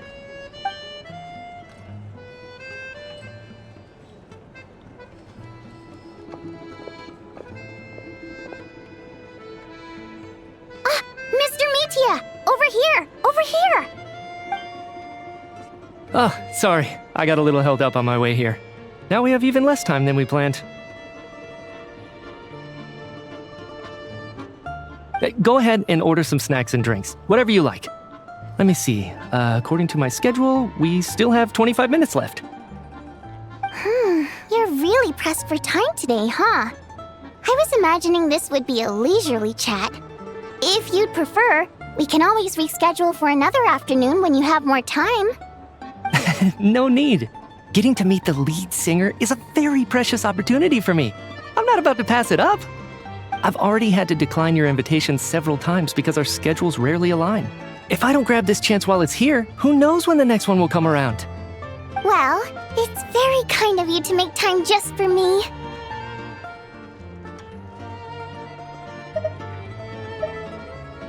I'm not too sure, to be honest. But Snezhnaya is full of weird and wonderful things like that, so people tend not to bat an eye. I'm sure the same will go for the Eye of Grey and Paimon.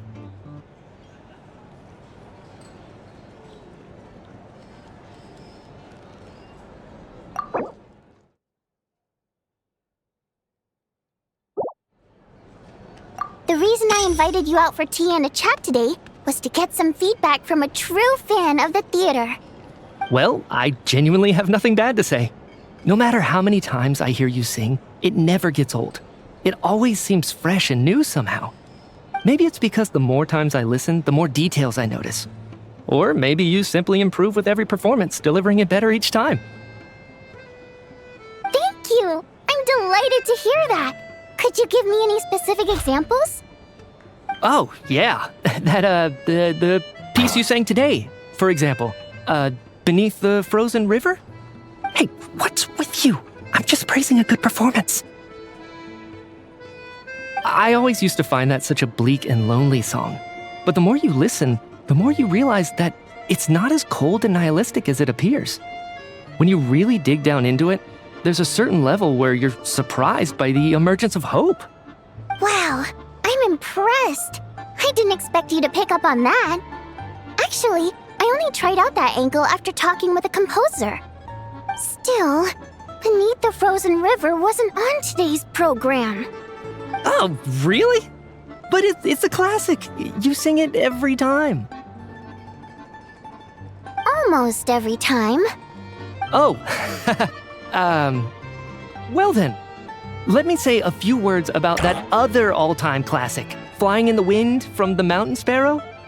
I didn't sing that one today either. My voice wasn't quite up to it, so I switched it out at the last minute. Oh, but, Sorry, Mr. Mitya, but you were at the theater today, yes? Of course I was. Remember? I said hello to all the troupe members before the show started. You, Odette, and the others. So what did Odette sing today? Elegy of the Snow-Winged Goose, of course. Correct. I see. You find my singing boring, don't you? That's why you don't remember a single song. Looks like I'll need to cut a few from the program next time. No, that's not it. I swear. All right. I'll be straight with you. I'm sorry. My mind was wandering as you took the stage today. I enjoy watching your shows because the exquisite performances stimulate the mind. It always sparks some inspiration for my research. So, whenever I get stuck at work, I come to the theater for a change of pace. Odette's dance during the Elegy of the Snow-Winged Goose today was simply incredible. It got me wondering what she's been going through recently. That look of sheer defiance in the face of utter tragedy? It was so inspiring. I started scribbling in my notebook right away. Not that I made a ton of progress in the grand scheme of things, but I still think it was productive. By the time I snapped out of it, the entire show had finished. So what you're saying is, you didn't listen to my singing at all? Unfortunately not. I'm sorry, I don't know which is more disrespectful. The fact that I don't always come for the show itself, or the fact that I missed your performance. Seems like things are getting a little awkward. Mitya just stepped into a conversational minefield. If there's one thing Vodyanitsa doesn't like, it's people who show disrespect for her performance. This meeting was so hard to set up. Don't tell me it's already falling apart. It's fine. I suppose this is affirming in its own way. At least, it shows that our performance really touches people's hearts, right? Don't let it bother you. It certainly doesn't bother me. She's showing a lot of restraint.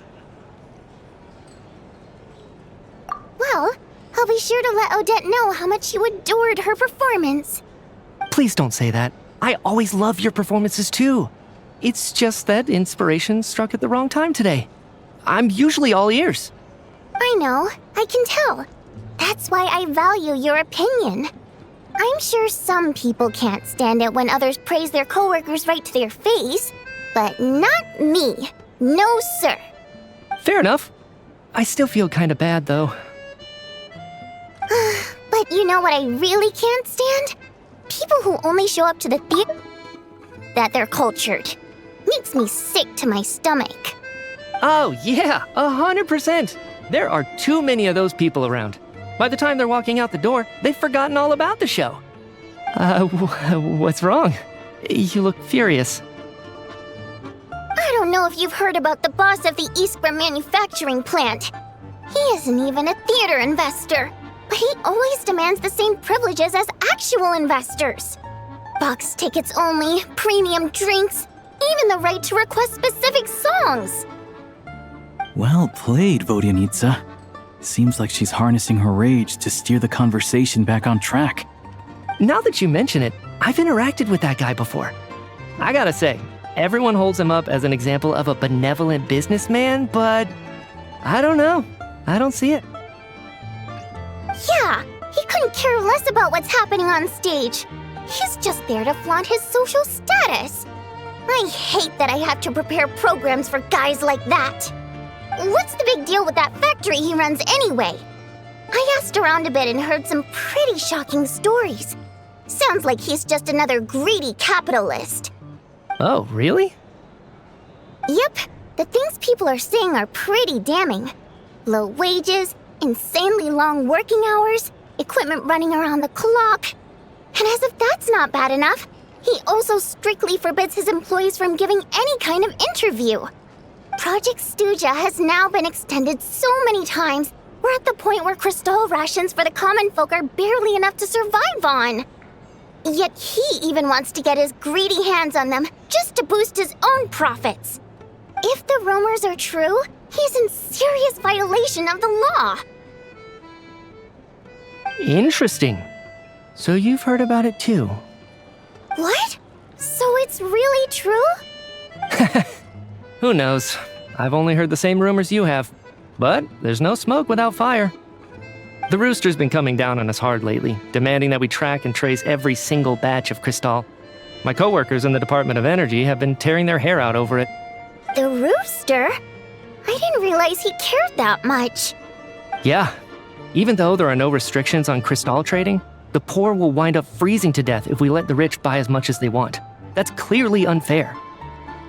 Looks like we'll need to arrange an investigation into the Iskra manufacturing plant as soon as possible. I never knew you kept up with current affairs beyond the theater, Miss Vodyanitsa. You really have a heart for the common person. Most Fae in your position have long been indifferent to the plight of humans. Well, those of us who choose to live in human cities are naturally going to pay attention to any significant upheaval. Isn't the Rooster a Fae himself? I'm just surprised to learn that even someone with as much experience as him is getting so stressed out over Project Stuja. What is the end goal of this project anyway? This is it. We're finally going there. I'm sure Mitya can sense on some level that she's fishing for information. But since their conversation is so relaxed, he might just let something slip. It's stressing me out too. If I'd only made better progress with my research, things wouldn't have dragged on this long. Oh, so your work is related to Project Stuja? That's right. The Armory Palace needs a brand new energy source. Not the power of the Light Realm and not elemental energy. Right now, the only thing that meets the requirements is the power contained within stellar linchpins. But harnessing that power is costly. Each step of the process requires enormous amounts of Kresnik crystal, from extraction to quantification to attempts at conversion. Progress has been painfully slow, and the team is getting burned out as time goes by. Sometimes, I see people staring into space as if in a trance. Could it be that this new energy source has side effects? No, it doesn't affect us, because the energy is used for... Okay, I got it. Stop choking me. Sorry, I can't talk about that. I think we're all just exhausted. We've been working ourselves to the bone for so long with so little progress to show for it. It's no wonder people are struggling to stay motivated. Seems like I owe you an apology. I shouldn't have gotten so mad at you for not paying attention during the show. Don't worry about it. I count myself lucky, to be honest. I don't envy the people who work closely with the Tsaritsa herself. I'd much rather be in my current position. At least I don't have to shoulder any major responsibilities. So they're trying to develop a completely new kind of energy.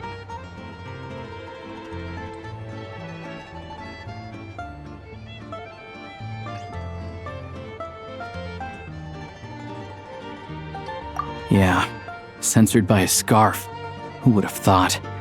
Oh, dear. It looks like my time is up. I'm afraid I have to leave. I'm so sorry. We ended up barely talking about the theater. That's okay.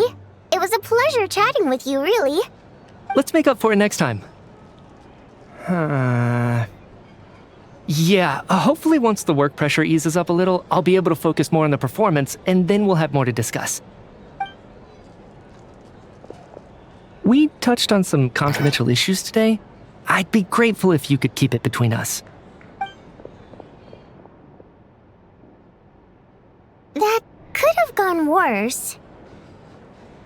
Nice job. Why was Mitya in such a hurry to leave, though?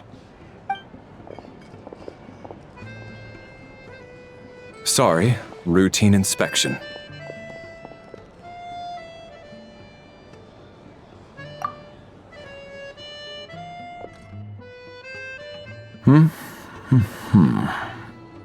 Okay, let's go. So he wasn't rushing to get back to work. He must have calculated that Valeri would find him here in exactly 25 minutes. That's frighteningly accurate. One of the main duties of the Special Assignments Battalion is to ensure that important figures stick to their schedules. All right, time for us to get going too. Excuse me, check please. We'll settle our check too, then. Oh, hello there. Mr. Mitya paid the check before leaving. He also asked me to pass on a message. He said it was an honor to share his tea break with Miss Vodyanitsa and her two friends. Wait. So he knew we were here all along? This raises a lot of questions. Did he deliberately mention the new energy source so that we'd overhear it? Maybe his work isn't confidential after all. Maybe the key here is the purpose of this new energy. I guess that's the next thing to look into.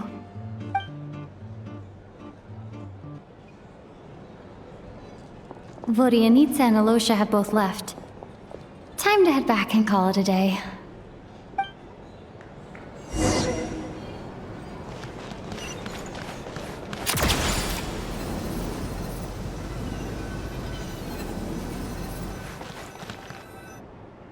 You're back! You're pretty early today.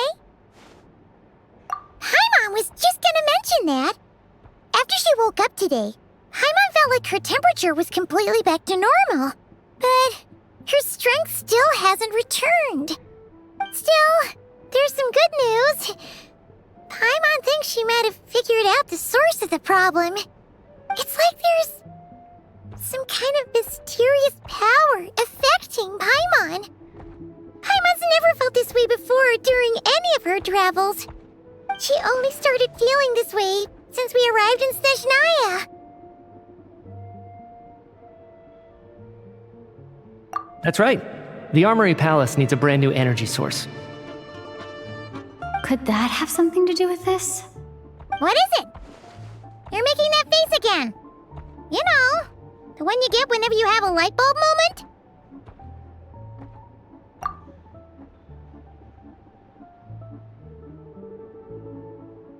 So, they're trying to develop a new energy source here? And you think that might be why Paimon's feeling unwell?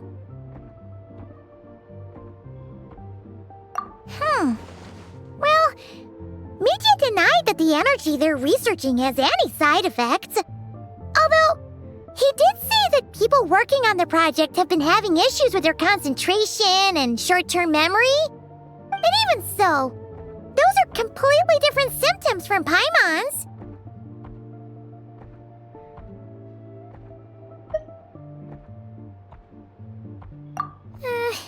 It's pretty faint, so it's kinda hard to tell. But if anything, it seems like it's coming from roughly the same direction as the Armory Palace.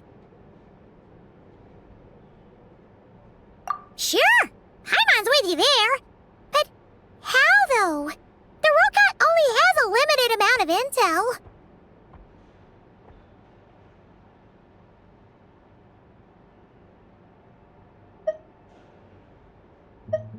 Oh, great point! They argue about Project Stuja every day. If we could sit in on one of their sessions, we might pick up some new leads. Good idea! Oh yeah, while you were out, Paimon tried all the yummiest looking desserts in the Potpourri restaurant. This one seemed right up your alley. So, Paimon saved some for you. Come try it once you finish writing your letter.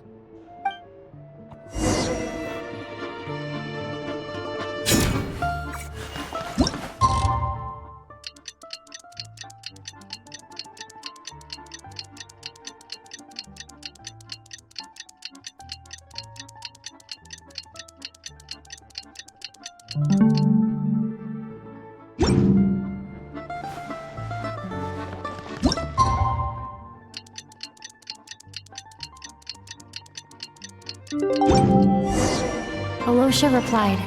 He says that we won't be able to speak at the Vecha, but he can arrange for us to attend as visitors. Time to get ready. Then head to the Snezhnograd Vecha.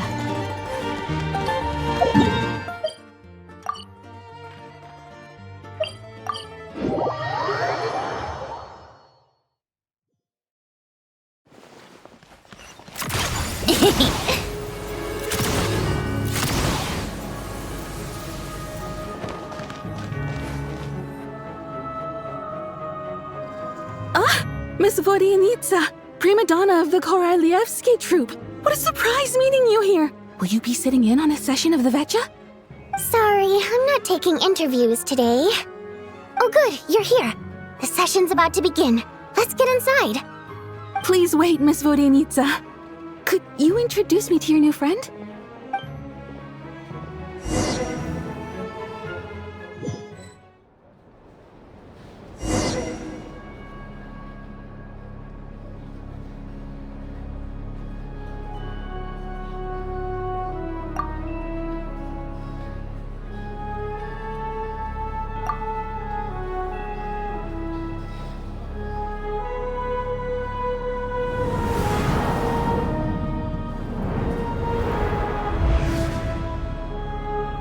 In summary, the energy management commitments made for the outgoing period have been delivered upon.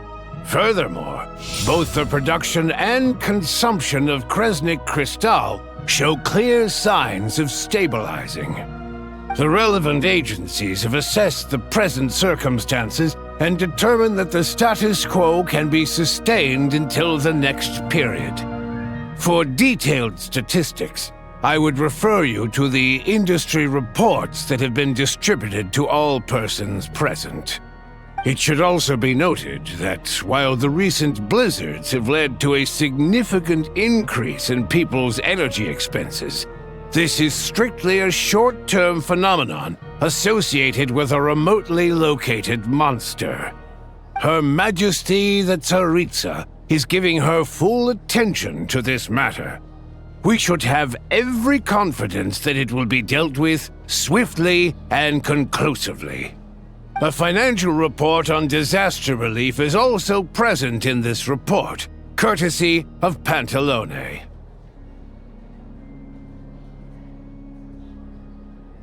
They cover the same old ground every single time. The rooster never seems to mind, but everyone else is getting tired of it. There's a general lack of trust. People aren't seeing any tangible benefits that affect them directly. Of course, none of that will be reflected in any of the reports on the table. Yeah, if it weren't for these hard copy documents, I could have at least made something up.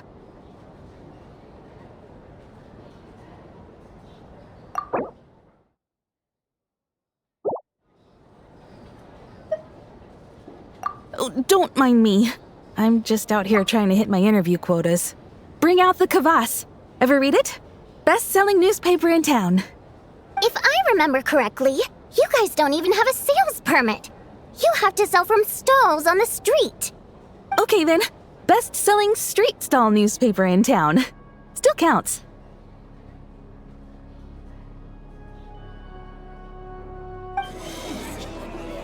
Order!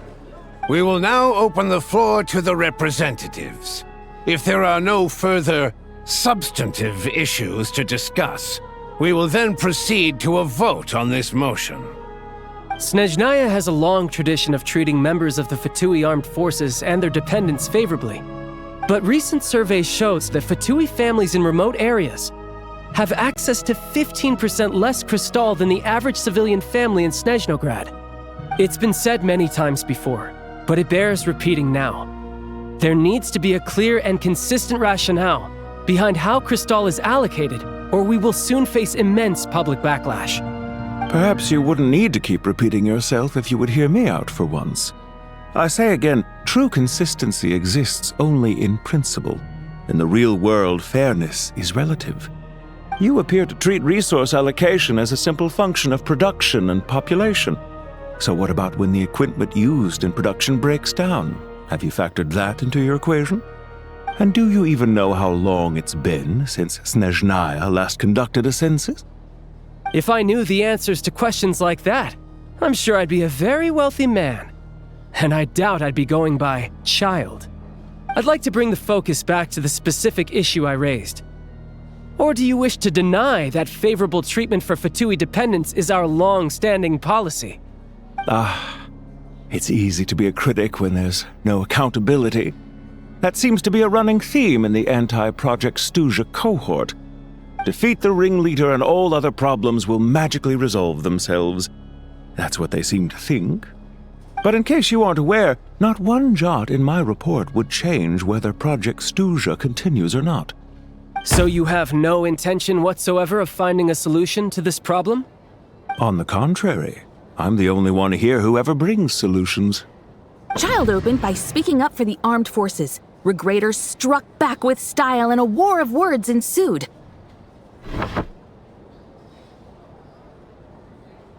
Our reporter was live on the scene to get the audience's reaction as it all unfolded. Who do you support?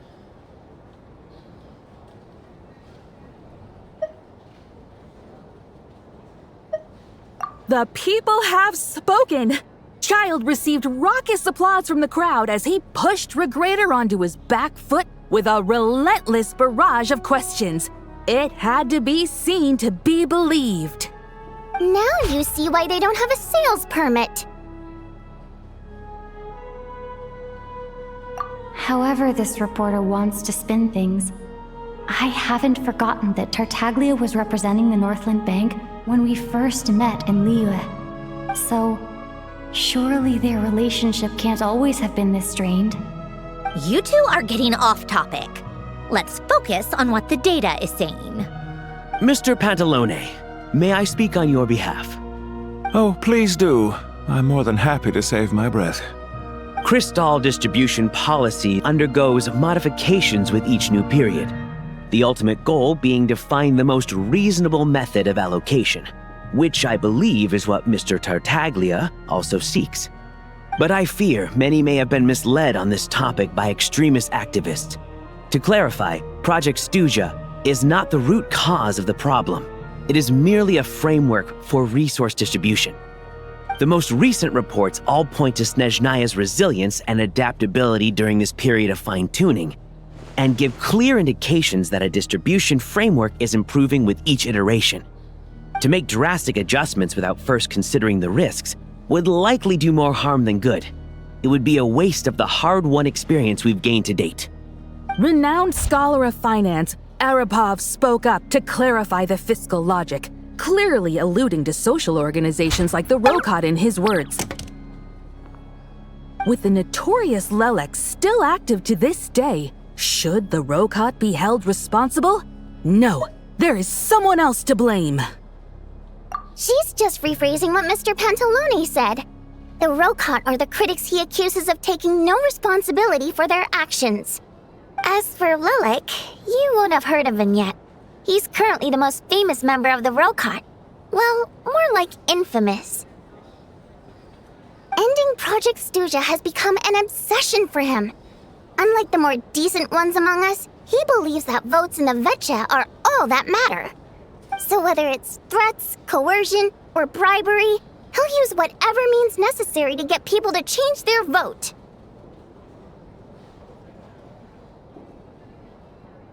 And since we're already on the subject, what do you think of Lelek's methods? Are you for or against?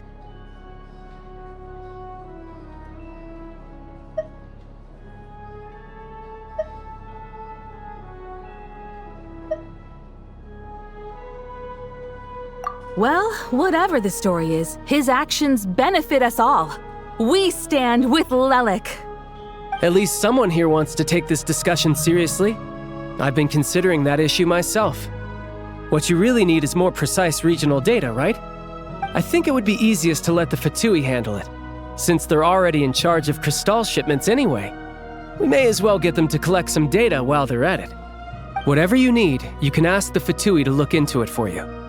In terms of supervision, I think the Druzhna would be a good fit. I had hoped to discuss this with Miss Vesna, but sadly, she's not present. I will be happy to take a note of your suggestions and present them to Commander Vesna for a decision upon her return. The Commander has always taken a keen interest in Project Stuja.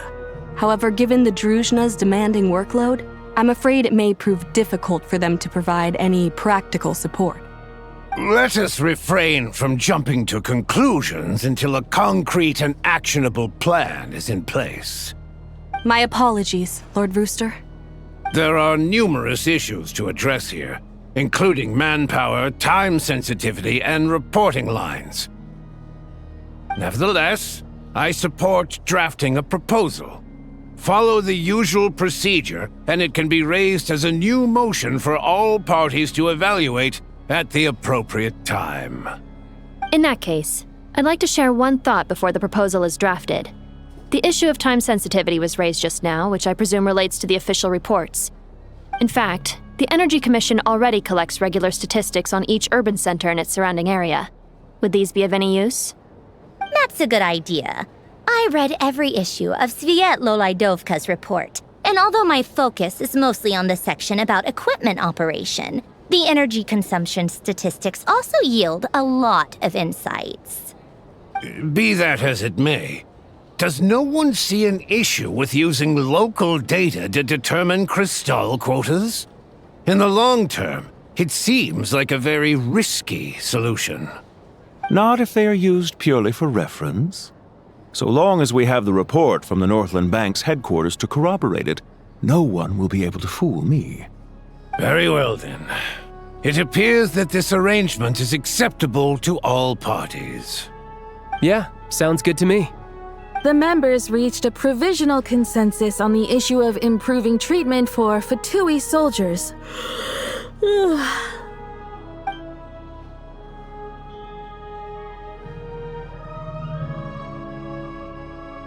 Today, the prima donna of the Korailievsky troupe attended a session of the Snezhnograd Vetcha in the company of a most charming young lady. The question on all our minds is, what is the true nature of their relationship?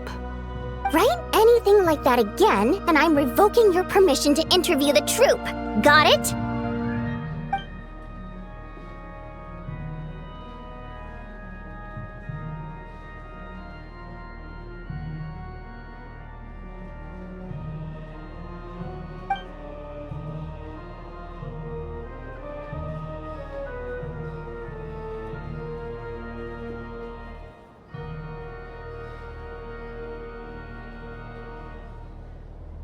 Now then, If there are no further contributions from those present, we shall proceed to the final vote.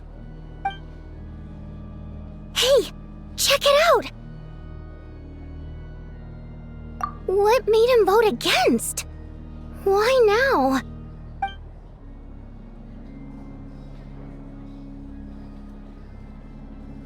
The votes have been tallied. Those in favor of continuing Project Stuja total 61%, securing a clear majority. That was too close. The margin has shrunk yet again. Chuganov was a huge loss. I'll bet Lelek is behind this. I wonder how Pulcinella will respond this time. Chuganov. I see. Lelek strikes again. Yes. Go, Lelek. Once Project Stuja is defeated, our unwavering support at Bring Out the Kvass will finally pay off when we make our comeback. I can taste our victory already! In accordance with the result of this vote, Project Stuja will remain in effect until the next VII period. Finally, may I remind us all, we debate only for the greater glory and solidarity of our nation. May the aurora shine ever on, and the tundra always stand firm. The session is concluded.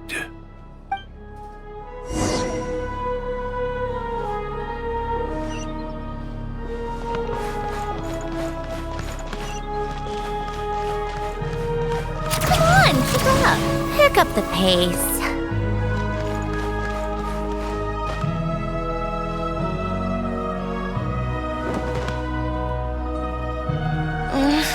Only I had been born in a romantic time like that.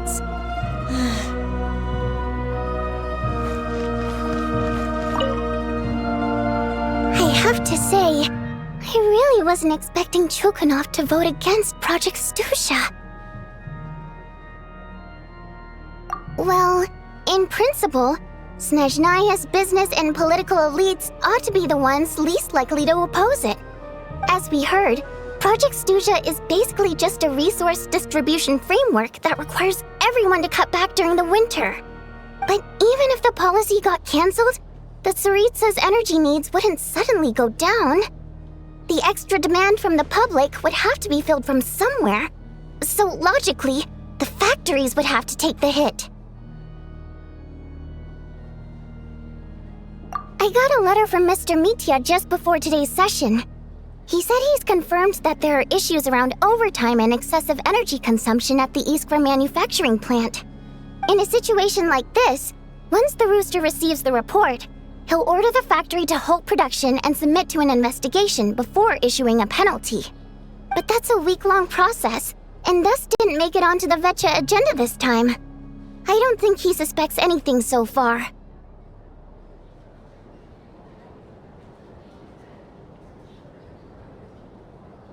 Exactly. And as you know, he's a very selfish person.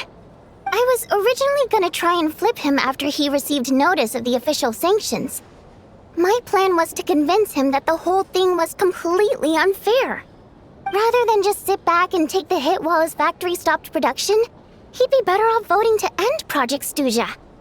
At least that way, no one else would be able to make any money either, because all the factories would suddenly have more limited energy to work with. But now, he's already voted against it, which means someone must have used more forceful means to change his vote, just like with everyone else who flipped. Yeah, no one knows why Lelek is so obsessed with ending Project Stuja, but by the looks of it, he's inching closer and closer to success. Lelek must have strong motivations, given how he'll stop at nothing to achieve his goal. Maybe he knows the full truth of Project Stuja. Maybe my next step should be to focus on him. All right. What are your plans for the rest of the day? Shall we head out? Hey, comrade. I noticed you were here during the debate. I didn't take you for a political enthusiast. Greetings, Harbingers. I just happened to have some free time today, and my new friend here thought it might be fun to check out the VII. Ah, Odette must have introduced you. Looks like you two are getting along pretty well. I'll leave you to catch up. I should head back to the troop. Sure. Break a leg and all that.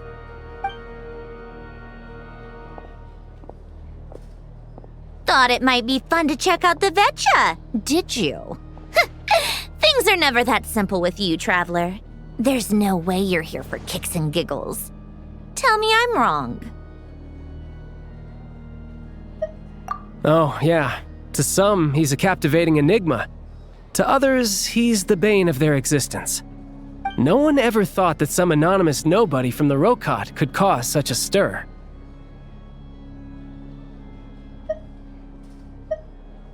Huh? You want to look into Lelik? Then I'm sure his days of anonymity are numbered. What do you think, Sandrone? Fine by me, I guess. If the Traveler actually manages to expose Lelik, it'll be doing Pulcinella a favor. In return, it seems fair to let her in on what we've learned so far. My thoughts exactly. Sharing is caring, after all. Head back to Glupov and grab the files on Lelik.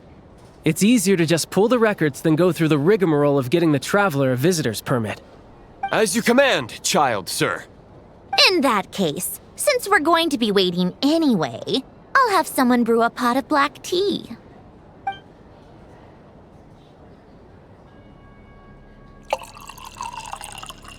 One common thread among the many incidents Lelik has been involved in is that the victims are all too scared to share any real information about him. Clearly, he must have threatened them in some way. His modus operandi is to silently infiltrate the scene and leave a threatening letter behind. But neither the letters nor the crime scenes ever yield any clues to his identity. So all these files have to offer are short statements by the people affected. They don't give us a lot to go on. If nothing else, it shows we're dealing with a trained professional who's versed in counter-surveillance. Yes, and to that point, he often strikes in highly secure locations. The victims are high-ranking and influential people who take their personal security very seriously. Somehow, Lelik slips right into their rooms without making a sound. There's never any eyewitnesses, nor the slightest trace of a break-in. If he can get in and out undetected, it means he can strike without warning. Not that that's ever happened so far, but the thought is enough to scare these people sleepless. It's hard to believe that a human being could pull this off flawlessly every time, so they switched the focus of the investigation to Faye. Unfortunately, no one's found anything yet. Careful, don't underestimate me. Although truth be told, I'd probably find it hard not to blow my cover. Direct confrontation is more my style. We haven't ruled out the possibility of Lelik being human. It's just, there can only be a handful of people in all of Teyvat who'd fit the profile. Faye, on the other hand, plenty would have the ability, but few would have the motive.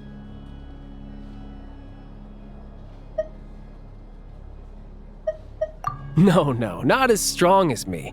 You'll never find the culprit with criteria like that. Let's go with a little weaker than me.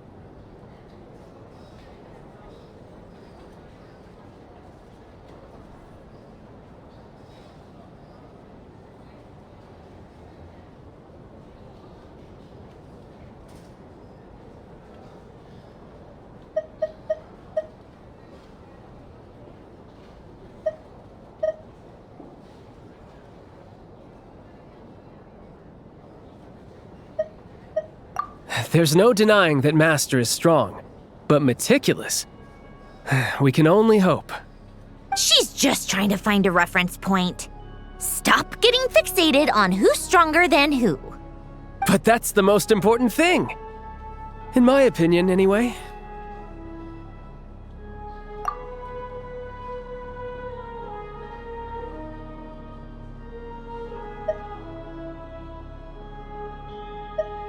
Odette? Yeah, that seems about right. Her skills are solid, and she's always calm under pressure. Except she's Fatui, so the likelihood of her working against us is pretty low. But yeah, much more accurate than your previous example at least. No, wait a moment. Maybe we should interrogate that assumption. What do you mean? Which assumption? Her Fatui identity doesn't necessarily exonerate her. And when you think about it, the Rokot would be precisely what she needs to conceal her identity. Plus, she wouldn't need to be such a pro at covering her tracks.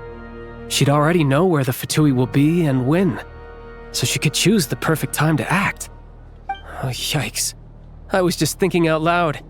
Why is this starting to sound like such a convincing theory? Still, what reason could Odette possibly have for trying to call off Project Stuja? Arlecchino would be the best person to ask. She knows Odette best. Unfortunately, she isn't back yet. Rosaline used to open up to her in private about her struggles with Odette. As I'm sure you can imagine, Arlecchino is quite a lot better with children than Rosaline was. She gave her some tips on how to handle the situation, and Rosaline managed to reach a settlement with Odette before leaving. So I suppose there were at least no lifelong regrets left behind. Beyond that, I don't know the details about that side of things. But I do know that Odette definitely has a motive to hold a grudge against Project Stuja. The reason being, her father passed away during the early stages of the project. That was back before it had been named Project Stuja, when things were still being worked out. But in essence, it's remained the same ever since. The more you know. Rosaline was always so self-centered. I never understood why she started paying so much attention to Odette. Is that such a surprise? If you cast your mind back, you may remember that Rosaline and I weren't exactly close. We had tea together a few times, but that was about it. Odette's past is no secret. Her father was a fatus and her mother was a very famous ballerina. On the surface, it looks like she followed right in her parents' footsteps. But the truth is quite a different story. After her father passed away on a mission, her mother was overcome with grief. She broke her leg during a performance and could never dance again. Odette was only interested in ballet at the time, but this tragedy left the family with both breadwinners gone. They could barely make ends meet. Per Capitano's policy, family members of Fatui who died in the line of duty had to be appropriately accommodated and provided with adequate assistance. So, regardless of how Rosaline may have felt about it, it fell to her to resolve the issue of Odette's family's livelihood. In the end, the solution they agreed upon was to have Odette join the Fatui.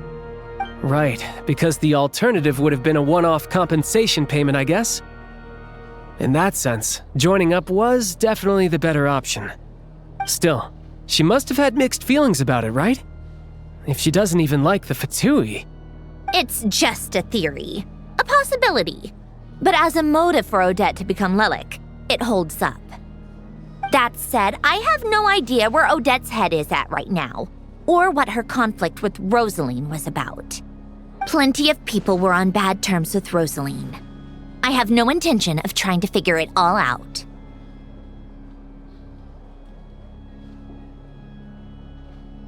Yes, but there's not much point in discussing that now. Yeah, back to Lelik. Since our investigations so far have turned up next to nothing, we've got nothing to lose by trying a new angle.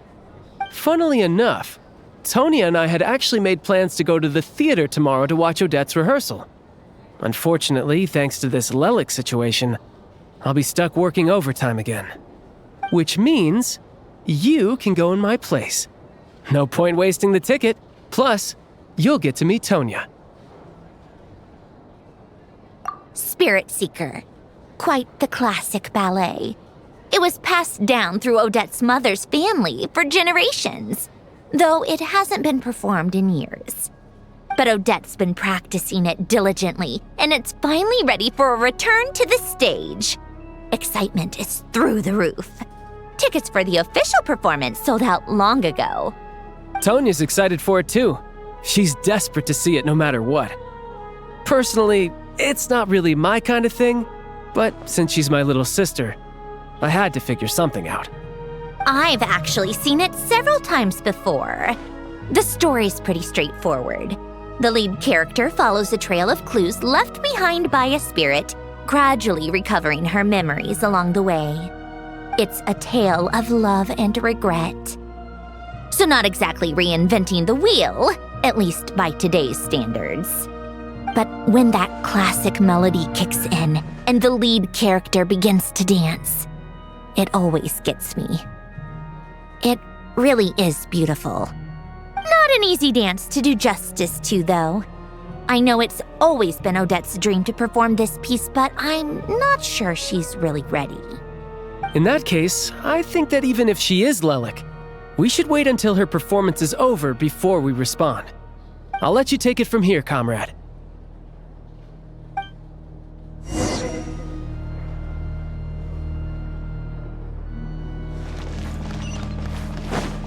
Take a break.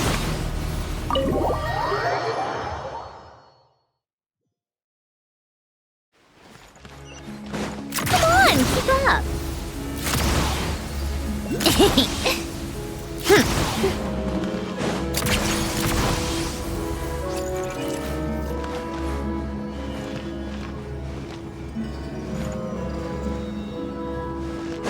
Take a break. Pick up the pace.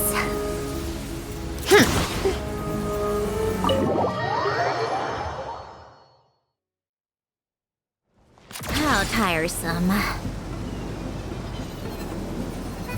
Pick up the pace. Sounds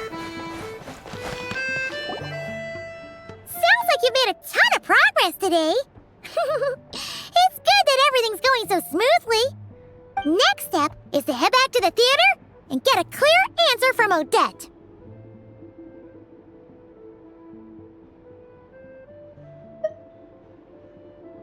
Either way, Paimon doesn't get the sense that she's a bad person. Sure, she might have done some pretty extreme things, but Paimon bet she has her reasons. Maybe this is going too far, but with everything she's managed to do so far, wouldn't it make more sense in theory to be even more, heavy-handed? Why leave a letter when she could, we know there are plenty of other ways to keep people in line, right? The point is, she could have gone further, but she didn't. So, if it is her, she's got some principles at least. Yeah! Well, all you can do is follow the facts wherever they lead. No change, really. But that thing Paimon told you about yesterday? Paimon feels like she can sense it more clearly now. Hearing you talk about your day makes Paimon itch for an adventure. If only she could be there with you so we could experience it all together. Yeah, I wish you could be there too. I'm not used to adventuring alone. But don't worry, we'll get to the bottom of this. Guess it's just one of those things. Never mind. Paimon will behave herself and keep resting.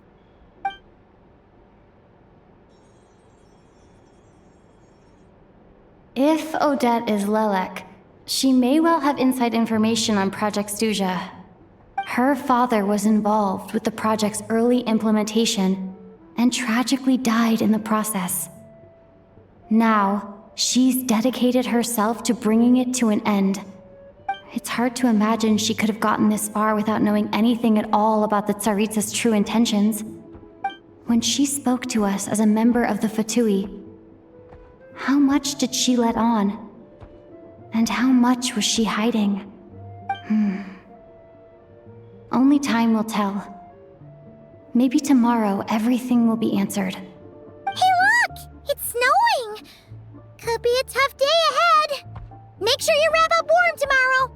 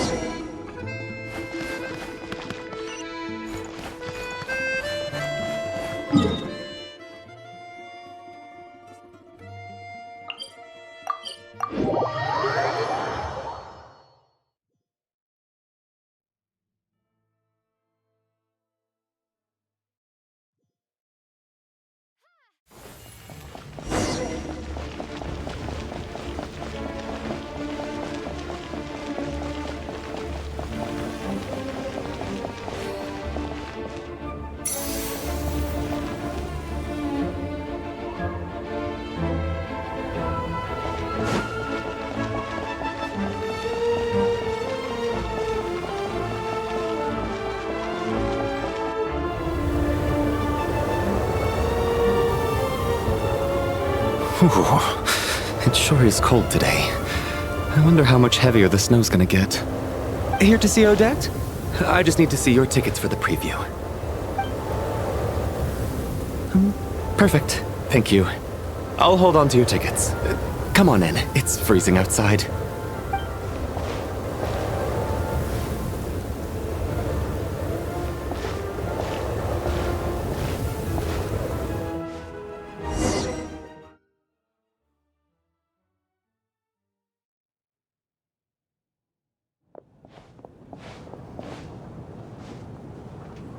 I think I'll leave the Lelek question until after the show's over. Then I'll go find Odette.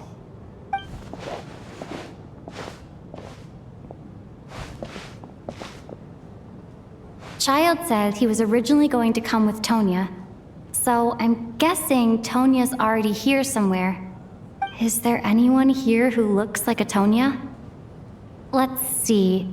It's a small audience. Makes sense for a preview. But wait, I do see some familiar faces. Mr. Chuganov's back again by the looks of it. Oh, and is that Mitya? And that Fatui officer, Valeri. Guess he must be playing cat and mouse with Mitya again. Oh no, it looks like the show's starting, and I still haven't found Tonya. Never mind. I'll just have to take a seat for now and see if I can catch her afterwards.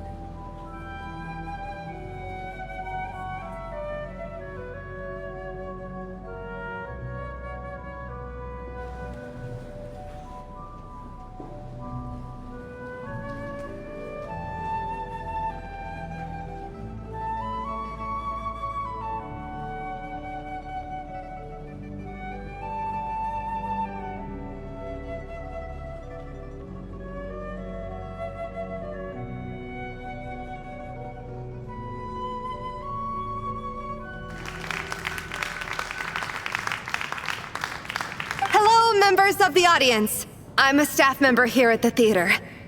Today's performance was a very special one for us, as it marks the first attempt in a long time to revive the classic Snezhnayan ballet, Spirit Seeker. To commemorate this occasion, we would love to take a group photo of the cast, crew, and audience members present today. Could I kindly ask the audience to please come up onto the stage?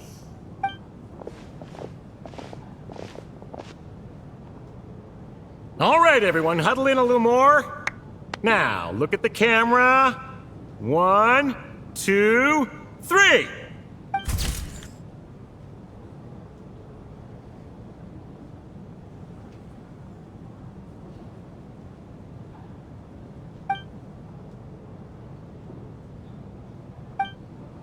Are you quite satisfied, Mr. Energy Scientist? I rather hope you don't have any other escape plans to add to my workload today. What are you talking about, Sarge? This was simply my way of inviting you to watch Miss Odette's new show with me. And wasn't the performance spectacular? In the future, I heartily encourage you to take a leaf out of my book. Find some soul-nourishing pastimes to enrich your time outside of work. It was indeed a fine performance, but I must correct you on one point. This is not time outside of work. These are working hours. Working hours and non-working hours are just a social construct. Human technology can never advance if we're too rigid in our thinking, Sarge. May we leave now? Already? I mean, I was kinda hoping to soak up the atmosphere for a little longer, but... No? Okay, guess I'm pushing my luck. Didn't seem like too much to ask, but fair enough. Off we go then, Sarge. Back to the land of working hours. Lead the way. That has to be her. She's the only person in the audience around Tonia's age. Excuse me? Are you Tonia? Huh? Your brother's busy today, so I took his ticket. Don't worry about him. He's fine.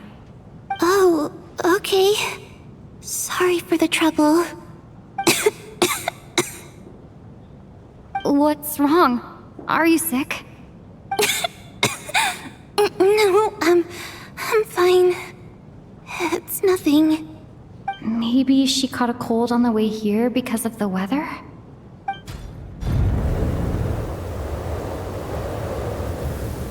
I haven't seen snow like this in a long, long time. It's most unusual. I know. It's completely white out there. You can barely see a thing. I've never seen such heavy snow in my life. Let's wait it out for now. You'd be lucky not to freeze to death in this weather, let alone find your way. Well, look at that. Maybe we shouldn't be in such a rush to get back after all. What do you think? Let's wait and see. Why do you need to take it so seriously? Fate has given us this wonderful chance to take a break. We owe it to ourselves to make the most of it. Come to think of it, there's a small inn not far from here that always keeps plenty of extra blankets on hand for guests. I know the route well. Shall I head over and borrow a few blankets? That way, anyone in a hurry can wrap up warm for the journey back. Just remember to return them next time you're over this way. Sir, there's really no need to go to all that trouble. Hey, it's no trouble at all. Wait here, I'll be right back. What a kind gentleman. Very good. My wife and daughter are waiting for me at home, so I shall be heading back as soon as I get my blanket. So... are you expecting us to go back to the Armory Palace wrapped in blankets too? Don't worry about that. I made arrangements in advance. Should I not return to the Armory Palace within 3.5 hours after Operation Showtime begins, an armed squad will be sent to collect us. They will escort us back. You are one of our key military personnel, so any weather-related risks must be eliminated. Operation Showtime? So, wait. Every single time you drag me back to work when I sneak out, it's a whole official operation? I gotta say, you've really turned this into quite a moral dilemma for me. It's snowing pretty hard out there. I think you should stay here for now. You seem a little under the weather. Sure. My brother might come pick me up in a bit anyway. Time to get to work. I should head backstage and find Odette. I need to look her in the eye and ask her about Lelek. Excuse me, are you looking for someone?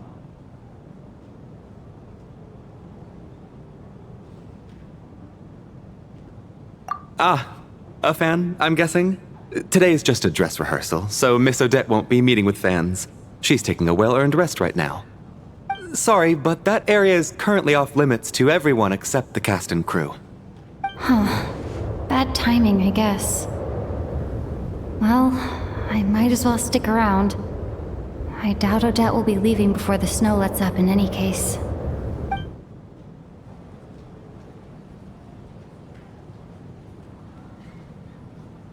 What happened to the gentleman who went to fetch the blankets? How has he still not returned? I was thinking the same thing. It's still snowing very hard. Do you think something might have happened to him? Whatever the reason for his delay, I must say I hate nothing more than people who make empty promises and fail to deliver.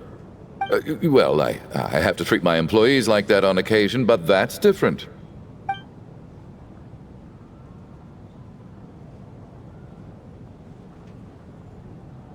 You seem anxious, Mr. Valeri. It's been nearly 4 hours since I left the armory. The army should have arrived to extract us by now. They know how much I despise tardiness and disrupted plans. There's simply no reason that they shouldn't have shown up by now, barring exceptional circumstances. Surely a snowstorm like this one counts as such. Few things in this world can stop the Snezhnayan army, Mr. Mitya. And a snowstorm is certainly not one of them. Why don't you go out and take a look? They might be right outside, waiting for your orders before they dare come in. An absurd hypothesis. I have no intention of leaving your side for even a moment until I have escorted you back to the Armory Palace. This doesn't look like an ordinary snowstorm to me. That guy who left earlier. It looked like he just vanished into thin air. Either that, or my eyes were playing tricks on me. A man-eating snowstorm? Come on. Night hasn't even fallen yet. Spare us the ghost stories.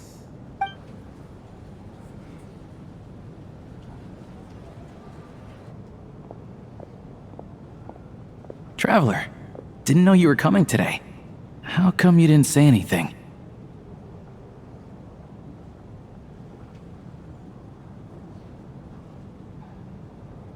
What is it?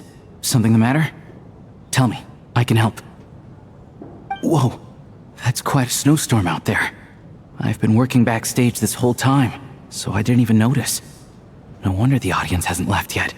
Huh. Is weather like this rare even in Snezhnaya?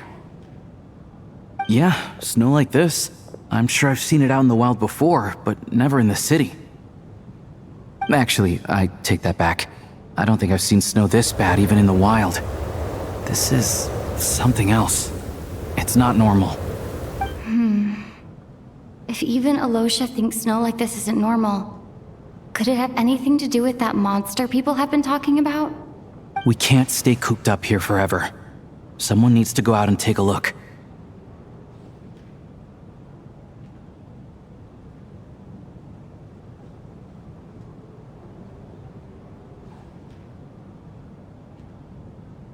No need. I have plenty of experience with snowstorms. Besides, I work here while you're an audience member. I should be the one to do it.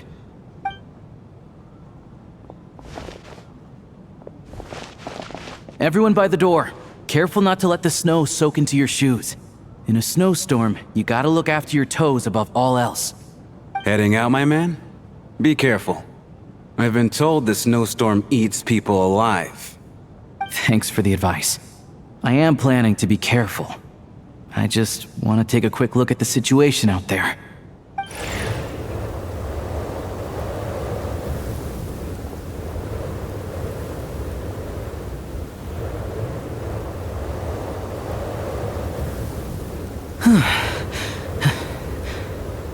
He's back! He's back! How was it? What's going on out there? Did you see any soldiers patrolling the area? Something about this storm isn't right.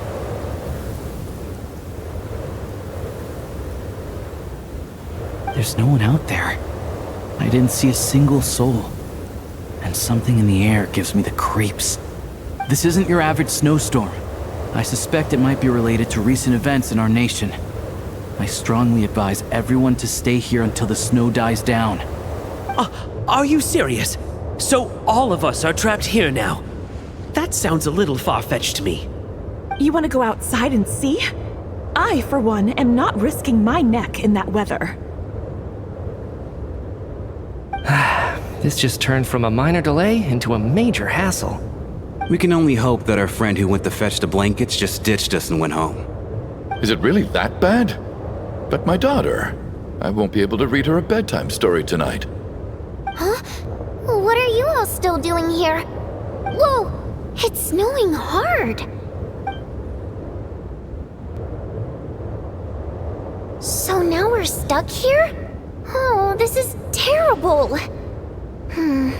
Luckily, it was just a dress rehearsal today, so there aren't too many people here. On the bright side, the theater's always well stocked with supplies. If the snow still doesn't let up as we get into the evening, you can spend the night here, everyone. At least, I assume that's alright? Odette? Fine by me. This seems like a sensible backup plan under the circumstances. My thanks to the theater for being so accommodating. What are you staring outside and praying for, my man? You anxious to get home too? Oh, Your Majesty the Tsaritsa, I beg you, please do not let tonight's snowstorm stop. This is a golden opportunity to spend the night under the same roof as the 2 top stars in all of Snezhnaya. It's a once-in-a-lifetime experience. I think I've changed my mind. Sir, if you so much as look at us funny, you'll be seeing stars in a whole other way. Behave yourself, or you'll be begging for that blizzard. It's getting colder. We need to keep the indoor temperature up. Close the door and lock it tight. Let's head somewhere warmer.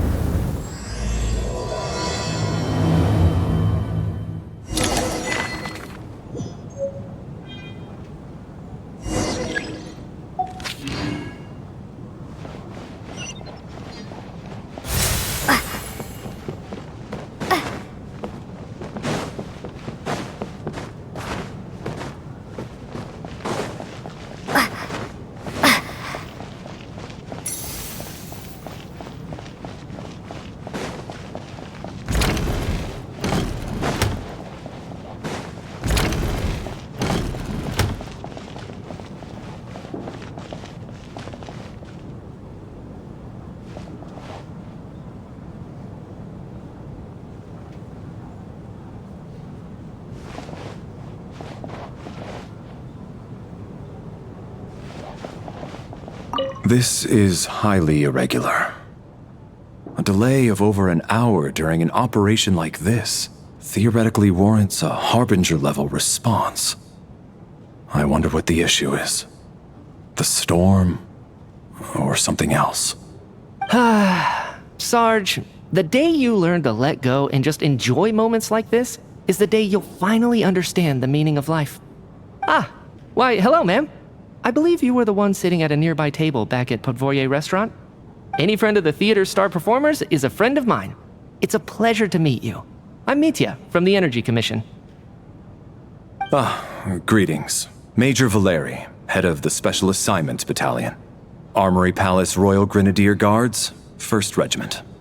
I am here to ensure Mr. Mitya's personal safety. Please let me know if I can be of any assistance.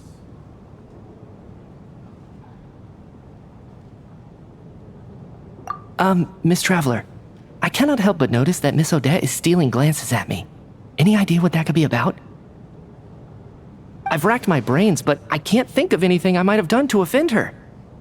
Perhaps she noticed me spacing out during her performance?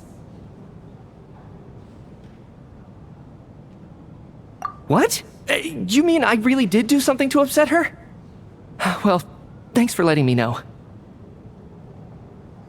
So, Mr. Mitya, is your work related to Project Stuja?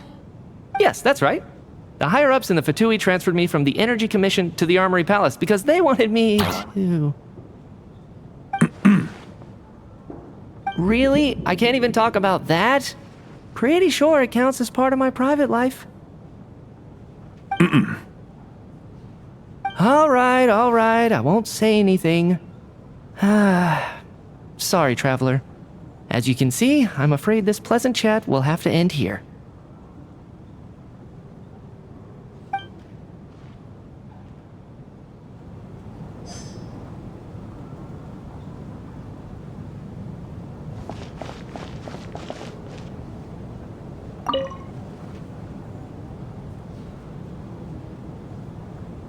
I don't think it's ever been this lively backstage before. I didn't know you were coming today.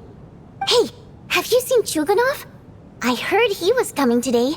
Have you spoken to him at all? I'm with you. This could be just the chance we need. Yeah, I gotta figure out a way to coax some more intel out of him. I want to know why he suddenly changed his stance on Project Stuja. What exactly happened before the most recent VII vote? For the Rokad, or just out of personal interest? Shh! There are other people around. Don't say the R word.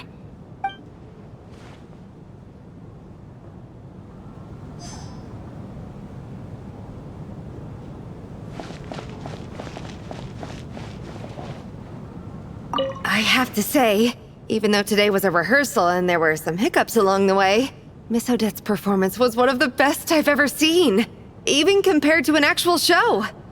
Oh, I couldn't agree more, especially considering the weight of the subject matter. It takes a truly seasoned professional to do justice to a theme like love and regret. Do you think we were coming on too strong? Odette's ignoring us again. What about you? What did you think of today's performance?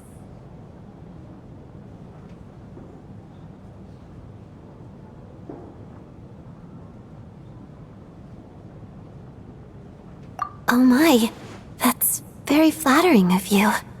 Thank you. I'll make sure to save a ticket for you when the show's performance ready. This doesn't seem like the time or place to bring up the subject of Lilac. I need a chance to speak with her in private. So unfair. Talk about double standards. And now it looks like I've been spotted.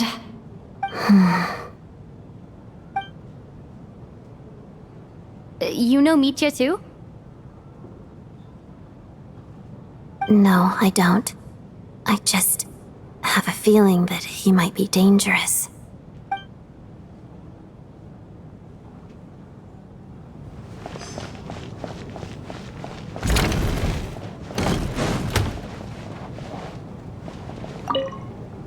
And then there's the aristocrats.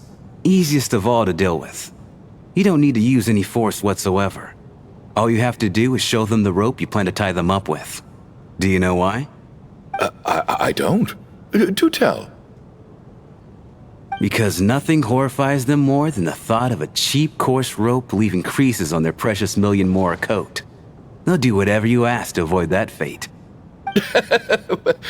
Unexpected, but funny nonetheless. Tell me another one. Well, look at that. I got myself a new listener. Hey there. Let me introduce myself. The name's Shram, and I'm a mercenary. The kind that gets paid to do odd jobs for rich folks. And I am Chuganov, an entrepreneur. If my name is unfamiliar to you, you will no doubt have heard of my factory, the renowned Iskra manufacturing plant. Are you really that famous, Mr. Chuganov? How come I've never heard your name before? Excuse me? Is that a joke? Or are you being serious? Oh, I'll have to ask my rope later. It's probably tied up more entrepreneurs than I've ever heard of.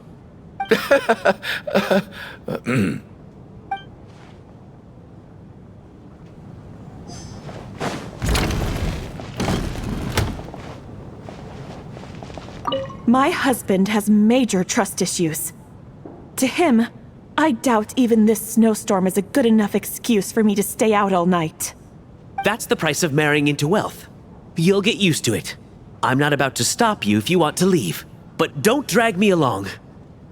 Hello? Can I help you?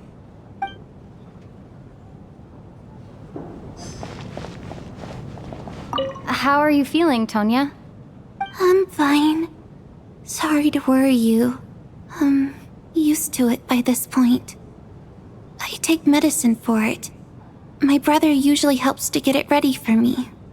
Child must take great care of his sister. He's never mentioned Tonya's illness, though. You know, I actually find this whole thing kind of exciting. Stuck in a strange place thanks to a snowstorm, having to spend the night with a bunch of interesting characters. It's pretty cool, don't you think?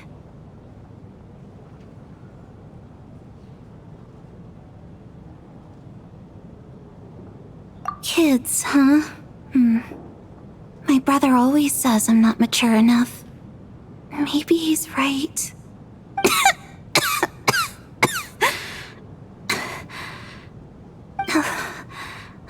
fine, really. Just got a little overexcited. Look after yourself. Otherwise, your brother will come after me.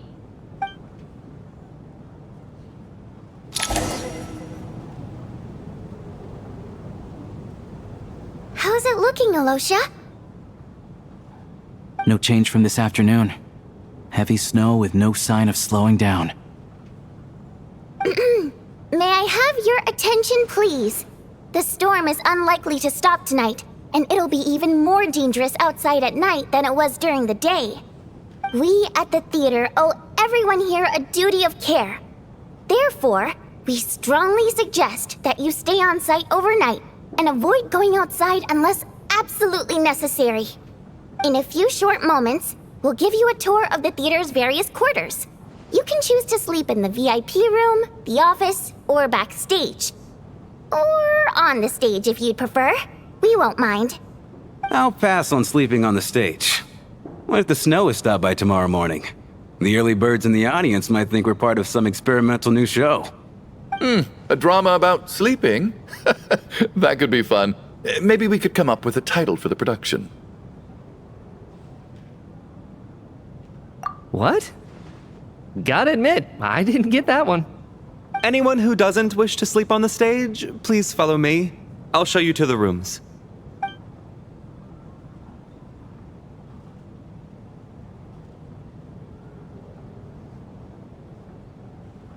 I guess I'll call it a night. Though I feel like I won't sleep very well without Paimon here. I'm sure she'll be worried that I haven't made it back yet. But as long as she looks out the window, she'll probably realize what's holding me up. I wonder if she's feeling any better yet? At least she hasn't been getting any worse. Still, I should try and get back first thing tomorrow morning.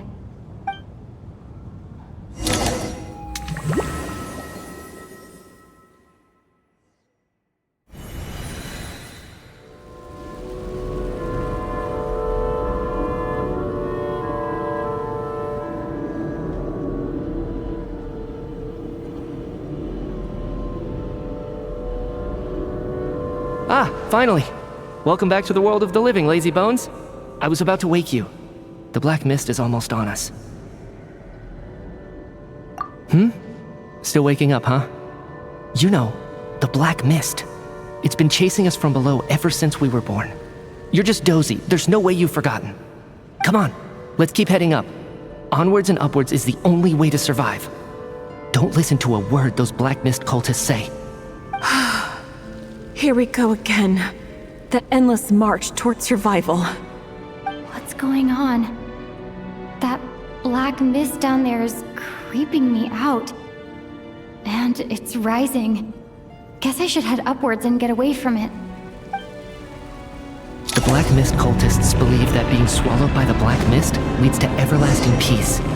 But if you ask me, they're just lying to themselves. We're the only heretics left. The only ones who refuse to give in. We have to keep going. But how do you actually know that they're wrong? Dangerous question there, Torgov. The moment your faith wavers, you start a chain reaction that ends in the collapse of your will. Put the question out of your mind. Stay strong and believe that the black mist means certain death. Okay, but it's not my mind that's the problem. My body's about to give up on me. It's already starting to falter.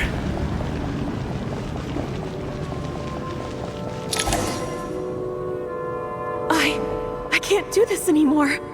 I've had enough of being forever on the run. What's the point of it all? All this will pass eventually, I promise. Keep fighting. It will be worth it. You accuse the Black Mist cultists of being liars. But you're lying too.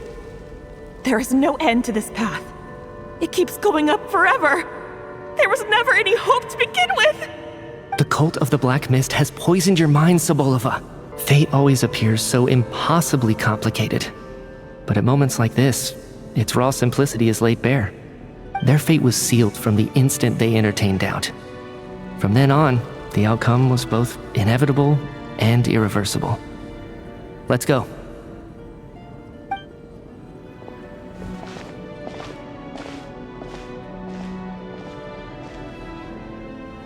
Torgov and Sobolova are gone. I never thought the day would come when even they would be swallowed by the black mist. It's just you and me now.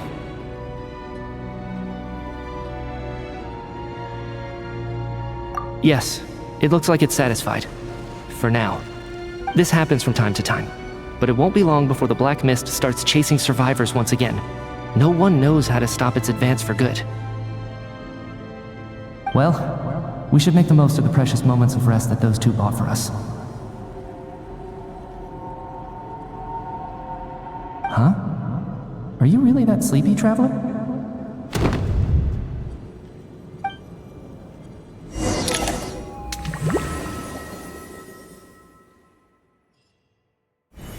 Ah!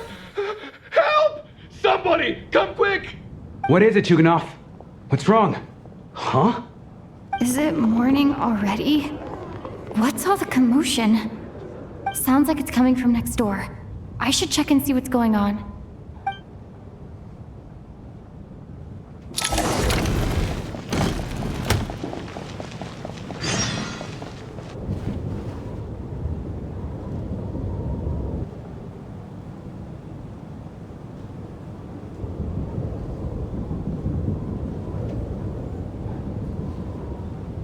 Don't look, Miss Tonya. Stay here. Okay. What happened to them?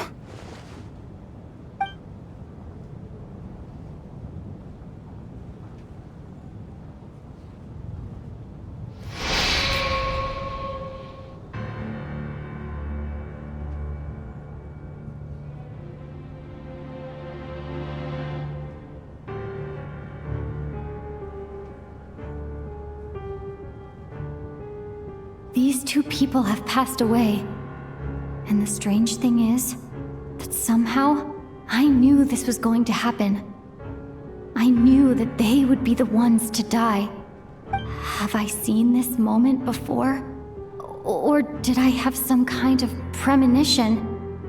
I can't remember what it was. Let me take a look.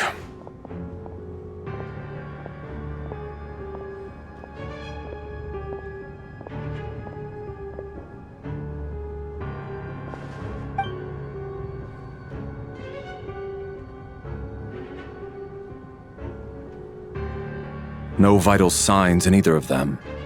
They're dead. The cause of death, however, remains unclear. No wounds on the bodies, no signs of a struggle, and no skin discoloration caused by the buildup of toxins. But just last night, they were chatting and joking away. This is so sudden. Could they have had pre-existing medical conditions? Even then, the odds of them both dying of sudden complications on the same night are extremely low. It's hard to believe that they died of natural causes, nor does this appear to be a suicide.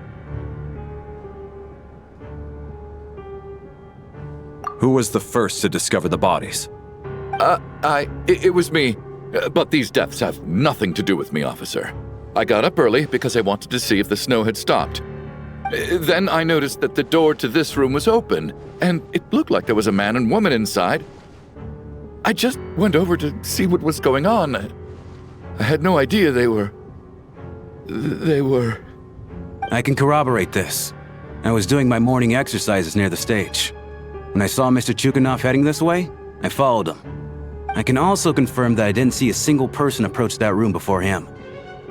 The snowstorm was raging all night, and it's still going now. There's no way someone could have come in from outside, correct? You mean an intruder? No, not possible. I slept by the door last night as a precaution. There's no way I wouldn't have noticed if anyone had tried to open it. Everyone, split into pairs and search the theater for anyone in hiding or any signs of suspicious activity. I'll follow up with a full search of my own shortly. Go, there is no time to waste.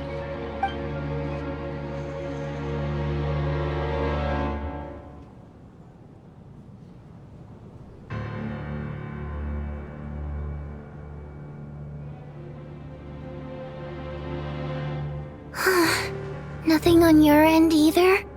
Backstage is clear. No signs of suspicious activity. We checked the basement. Also clear.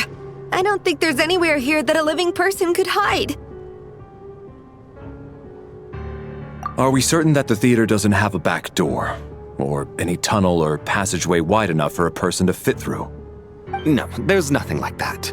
If people were sneaking in through some secret tunnel to avoid buying a ticket, we'd have sealed it off ages ago.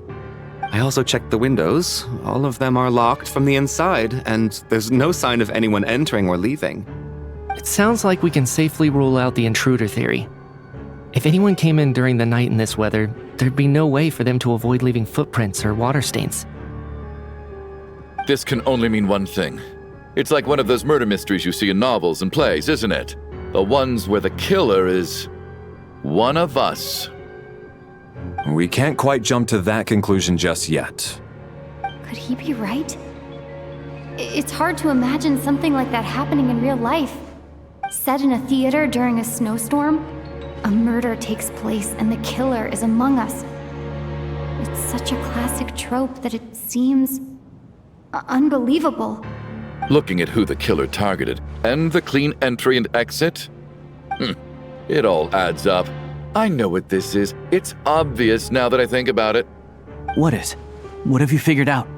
Both victims were wealthy, well-known local merchants. And the door was deliberately left open so I would discover the bodies and witness the crime scene first thing in the morning. Such ruthless methods. This was your doing, wasn't it, Lelik? Lelik? You mean Lelik is among us? And he's the killer? Lelik. I know this code name. Member of the Rokot, anti-Project Stuja. Always works alone. I've read the case files at the Armory Palace. Walk me through your reasoning, Mr. Chuganov. What do you know about Lelik?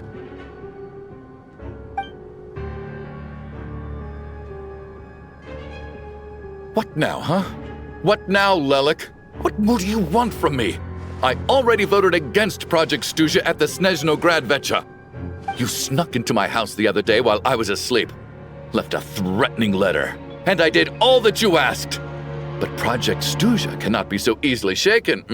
Not with the rooster in charge.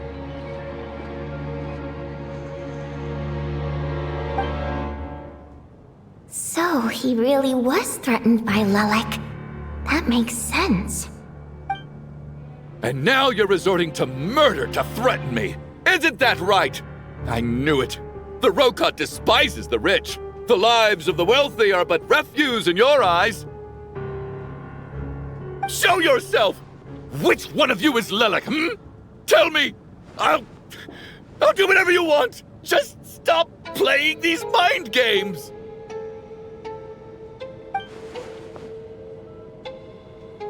Was this really Lelek's doing? Would Odette really do something like this? If Odette really is Lelik, this seems out of character. But then again, how well do I really know her? I'm probably the only one here with a compelling theory about Lelek's true identity. But if I reveal it now, I'll be putting Odette in the line of fire. What should I do? I don't think it's likely that Lelik killed anyone. At least from the stories I've heard, he's never killed anyone before. And his name has never come up in connection with any murder cases. Besides, even if Lelik did want to threaten you, why resort to such an extreme and roundabout method? It's not his style at all. Vodianitsa doesn't know that Lelik might be Odette, but her assessment is pretty much identical to mine. Miss Vodianitsa, why do you suddenly feel the need to speak in Lelik's defense? Defense? Oh, no, it's just... I'm worried that we're jumping to conclusions here, so I wanted to share my point of view. Also, I don't think the Rokot is as bad as you're making it out to be. Well, if you think I'm so wrong, what's your theory then, Why don't you tell us who the killer is? The case is still evolving, Mr. Chuganov. Please do not prevent others from expressing their opinions so early on in the discussion. Even so, there's no denying that the recent threat received by Mr. Chuganov may well be an important clue. So there's still a good chance that Lelik is right here among us. I can't do this anymore. I don't care if it's still snowing outside. I have to get out of here.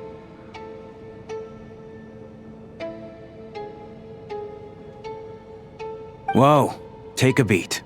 We all know it's far too dangerous out there. Even the soldiers can get to us. Go out that door, and you might not live to tell the tale. And whoever this Lelik is, they're surely not going to murder anyone in broad daylight. Be sensible, my man. You're safer inside. As much as I regret having to say this, I'd like everyone to cooperate and refrain from exiting the premises until further notice. Because as things stand, every one of us is now a suspect. Unless anyone has further information to share, let's adjourn for now. Feel free to keep searching for clues, but make sure you don't go off alone.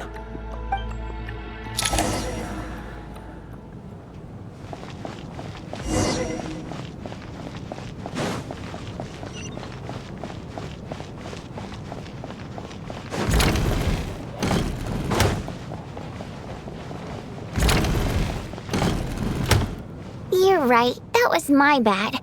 It was a knee-jerk reaction. I didn't think it through.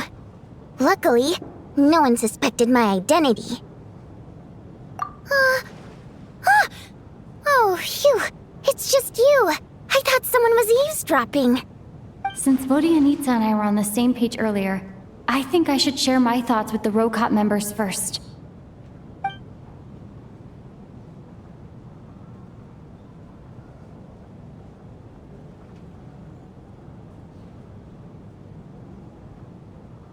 Whoa. Are you serious? I don't know if this counts as gossip, but it's definitely on track to be the juiciest this whole year. Odette? Really? Odette? Oh god, how dumb does this make me look? Lelik has been right under my nose this whole time, and I didn't notice a thing. Actually, it's exactly what you'd expect. Sometimes, hiding in plain sight is the best strategy. And now that you mention it, the more I think about it, the more sense it seems to make. It all adds up. What are we up to now? 1, 2, 3, 4... Odette's identities. She's my coworker, specifically a ballerina, and also a Fatous, a member of the Rokot. Now, Lelik. It must be so exhausting. I just want to give her a hug. I guess since I've always known her as a member of the Fatui, it never even crossed my mind that she could be involved with the Rokot, let alone be Lelik. I don't understand. If she's with the Fatui, what reason could she have for being so opposed to Project Stusha? Probably best if you ask her that in person. Well, since you waited until now to bring this up instead of announcing it to everyone earlier, does that mean we're all on the same page here? Yeah. Lelik may not follow orders from the Rokot leadership, but as far as I'm concerned, she's never crossed the line. If anything, her actions benefit the poor. We need to confront her face to face. Do you think she'd really admit to being Lelik? I don't know. We'll have to see how it goes. For now, we'll work on the assumption that she didn't kill anyone, and see how much she's willing to tell us.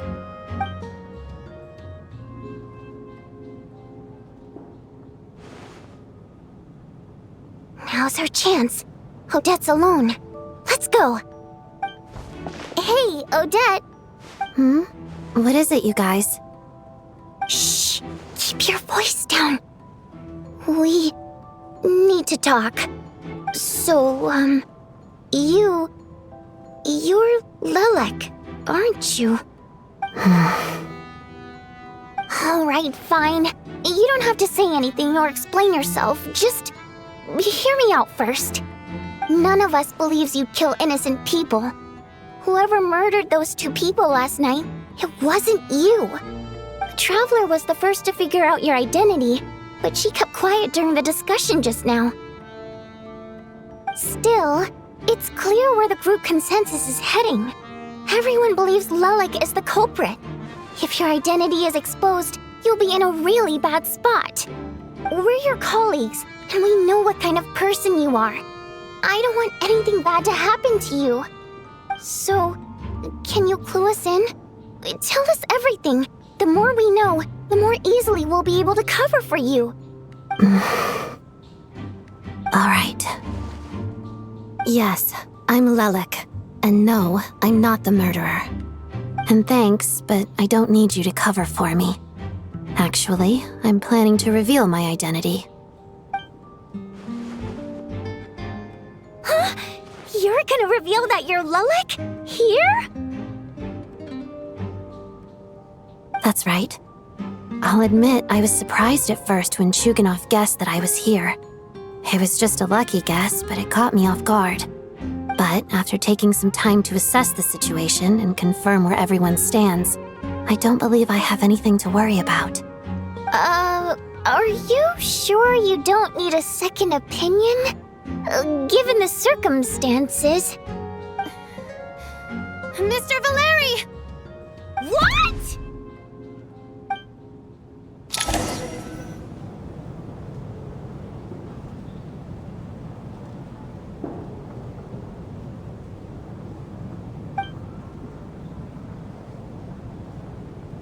So...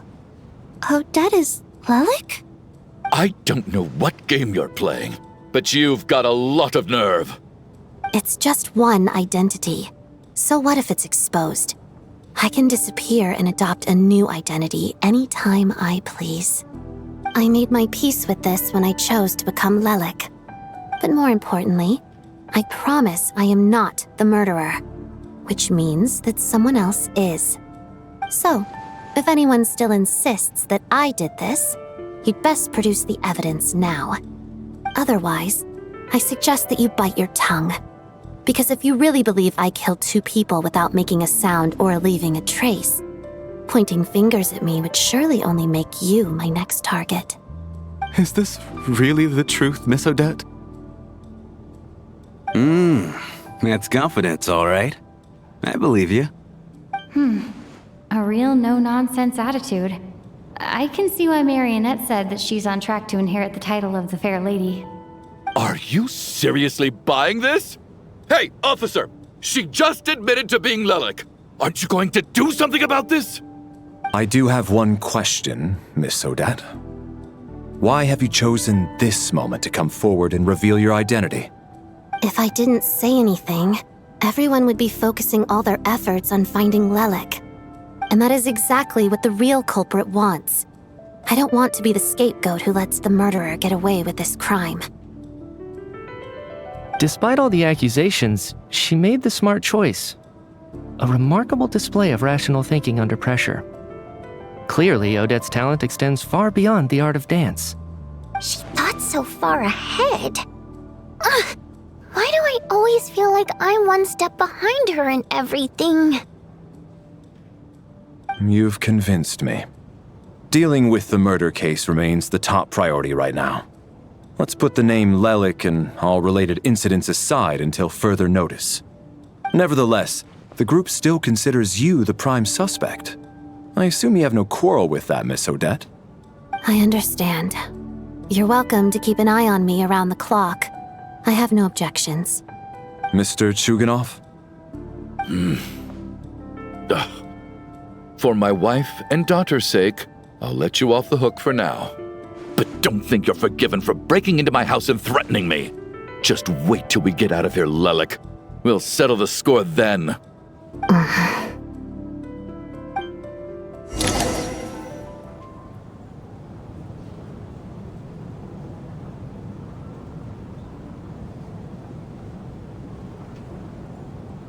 Good work, Lelik Guard Team. And Lelik, too. Here, have some hot water. Turns out Valeri knew about my exploits, so now I've been told I have to guard Lelik with him. Shouldn't you be facing my way if you're guarding me? At the moment, it looks more like you're my bodyguards. If the true culprit is indeed still at large, as you have claimed, we must keep our guard up against them also. Don't worry, Tonya. We'll get through this. Once the snow stops, The officials will step in. The investigation will get easier, and then we'll be safe. But once the snow stops, won't everyone just leave? Huh? You're gonna miss us, huh? Well, some of us work at the theaters, so we'll still be here. I'll even give you a special backstage pass. Really, Miss Vodyanitsa? That's awesome! You've made a fan for life. Aw, you're so cute, Tonya. All right, let's swear to it. I promise to give you the pass, and you promise to never change your mind about being my fan. Promise. Don't indulge her, Tonya. You don't have to swear an oath over things like that. You really do get carried away sometimes, don't you, Miss Vodyanitsa? Hey, mind your own business.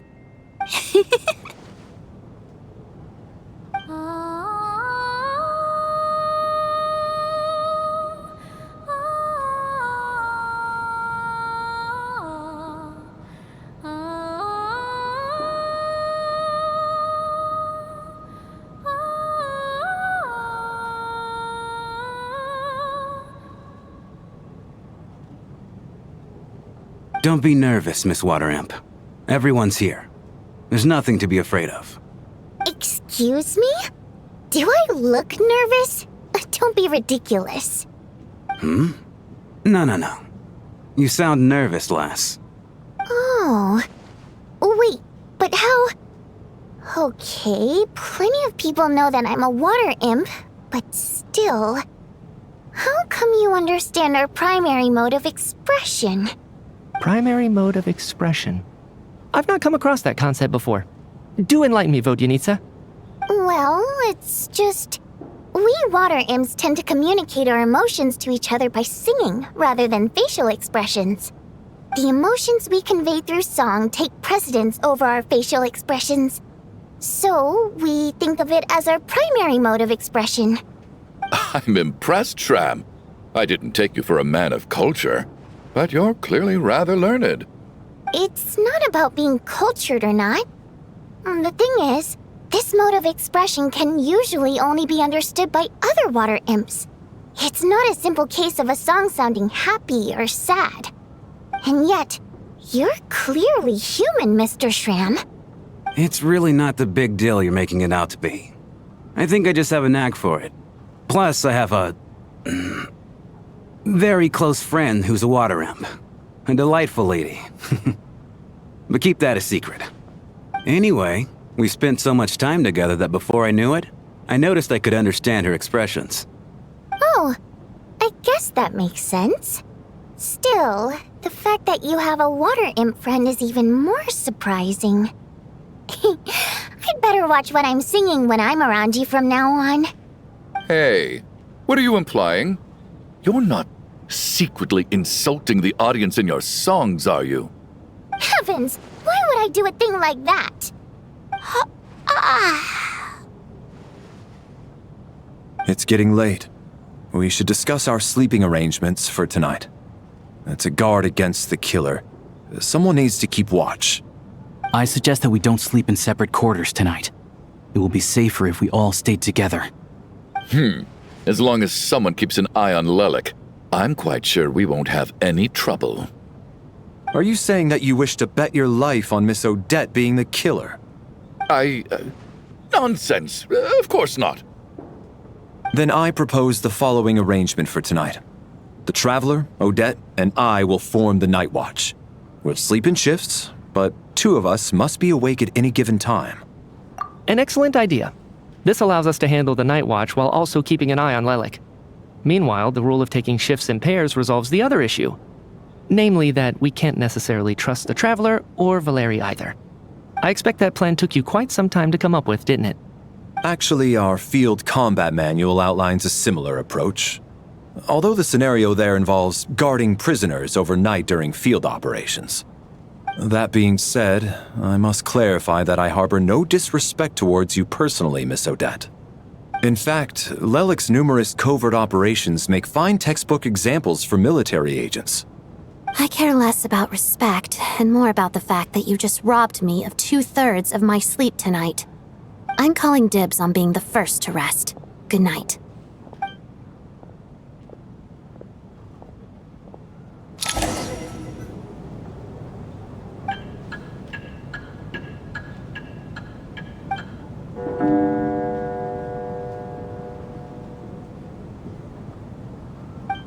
It's almost time. We should wake Odette. How are you faring?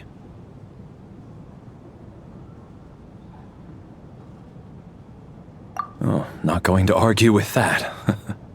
I'll take a quick nap. If you start to feel sleepy, wake me up anytime. It's finally time for Odette and I to share the night watch. I should wake her up.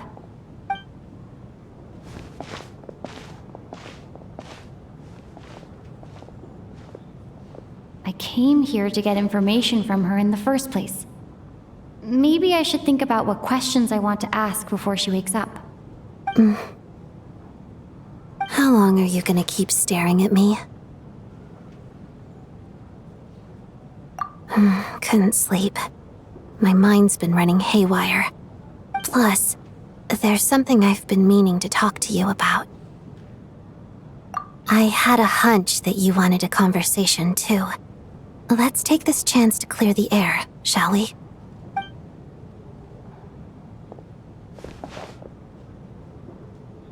I just had a simple question for you, really. It's, Rosaline. In her final moments, did she have any last words or anything?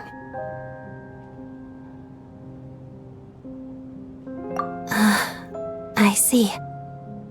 Well, that was all. I have no other questions. No. She was utterly ruthless in pursuing her goals. That kind of person should be hard to miss. And yet, even though I never approved of her methods, and she was an abrasive person, the fact remains that I am indebted to her. Oh, she told you. I guess that makes sense. I think she and Rosaline were on pretty good terms.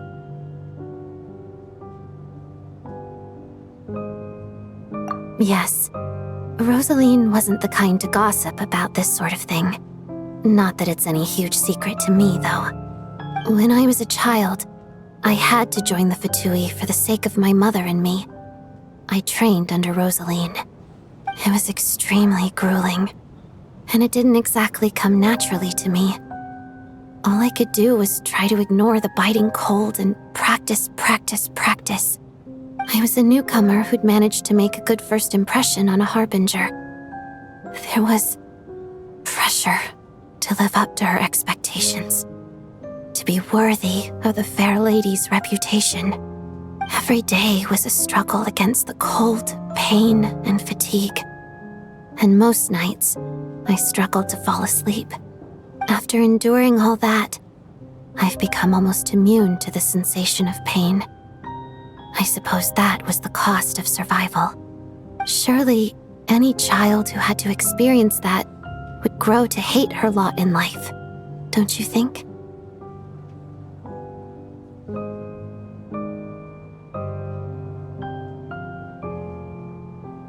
So, I put an equal amount of effort into my ballet. Because in my young mind, that was the only way to defy my fate. It was my way of telling her, the Fatui's demands and your expectations of me are not what I wish for. One day, I will leave. I think she probably blamed my poor performance in training on my passion for ballet. She knew my heart wasn't in it. One time, when I was secretly practicing a dance at night, she suddenly showed up. I knew she was there to catch me red-handed. I told her, "You don't deserve to watch the dance I learned from my mother." She looked stunned. I guess she was surprised that I lashed out first, before she had the chance. But strangely enough, on that occasion, she wasn't fierce with me like she was during training. Instead, she fell silent for a moment, and then left. After that, she never interfered with my dancing or asked me how it was going. She never came to watch me dance again either. Not even once.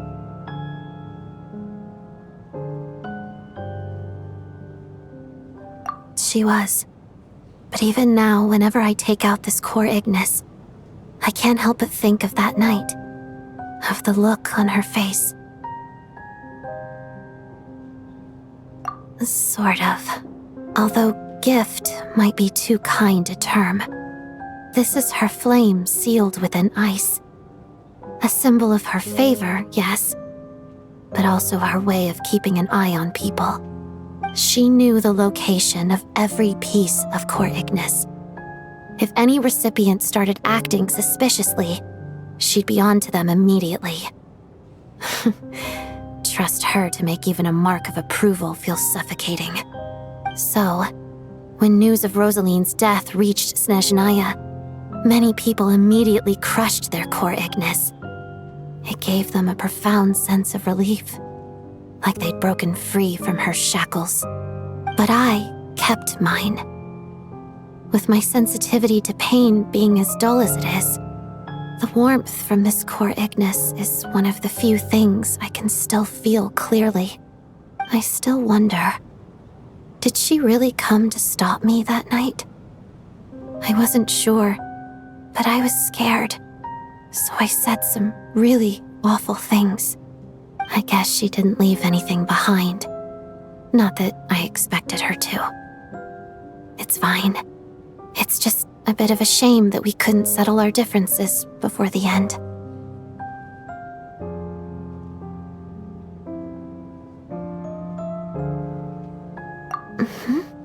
She did.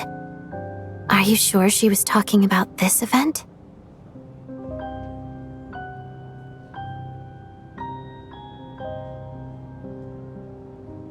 Huh. No, she didn't. I didn't even find out that she'd gone to Mondstadt until a while after she'd left. Wait, in that case...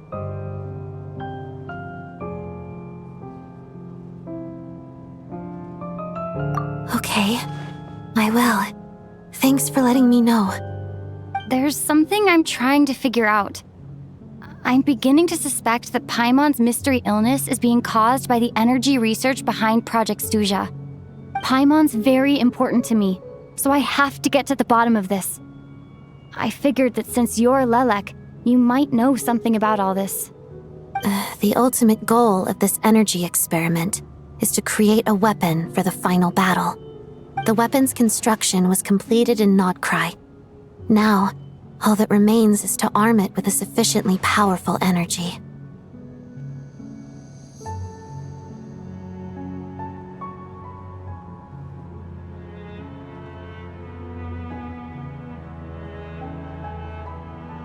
Yes.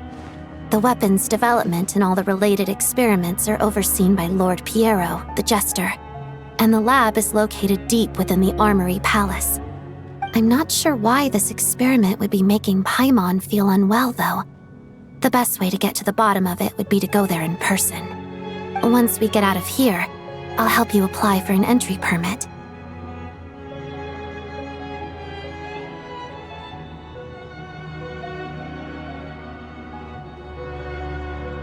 And I'm hardly the organization's proudest member, as you know. You answered my question about Rosaline. I want to do you a favor in return. It's that simple.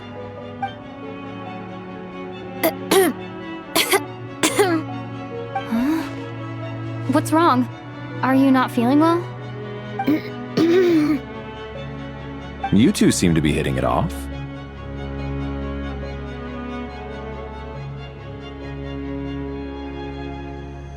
I thought you were sleeping. Of course I was. In the military, one learns to fall asleep quickly, even in the most inhospitable environments. It's vital to staying alert and energized. Why? Is something wrong? Even if he was awake, he can't have overheard us, right? Well, thank you both for keeping watch. Traveler, I'll take over for now. It's your turn to get some sleep. Sure.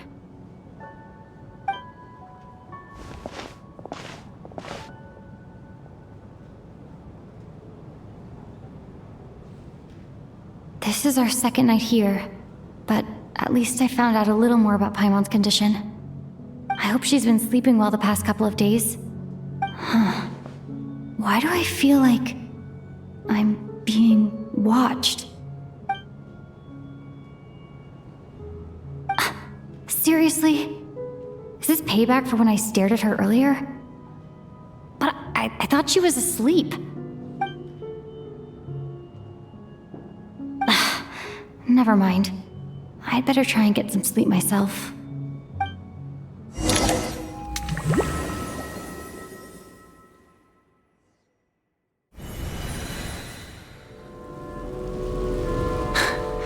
Hey, what are you spacing out for? Are you reaching your limit too? How long have we been walking for? Do you remember? Time's lost all meaning. Ever since we noticed that thing above our heads. What was it called again? A star key? Or key star? Anyway, the person who named it was swallowed by the black mist. Whatever it's called, ever since we noticed it, we've been walking up and up, hoping that as long as we reach it, we can find a way out of this place. But it seems like no matter how far we walk, we never get any closer. Well, we've come this far. You never know. Maybe we're almost there? Come on, enough moping. Let's go. The black mist is catching up.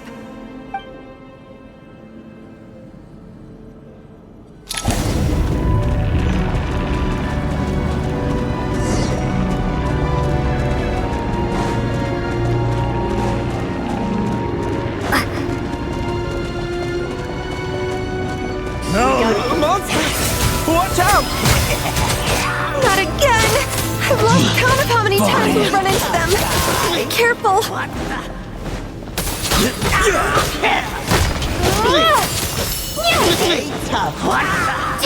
In case!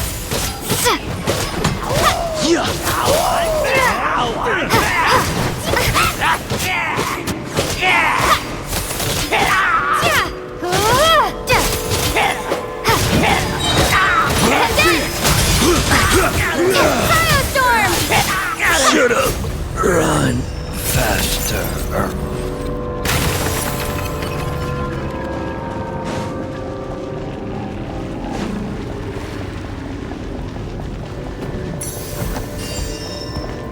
You wanna fight? Get ready! Let's go!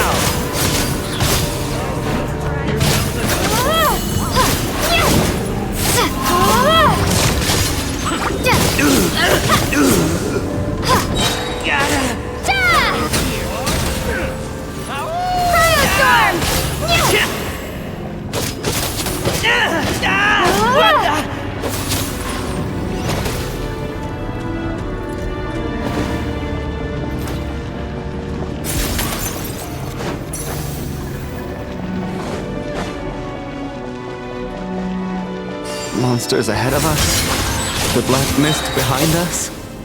It feels like there's no escape. Enough! Shut up! Run faster.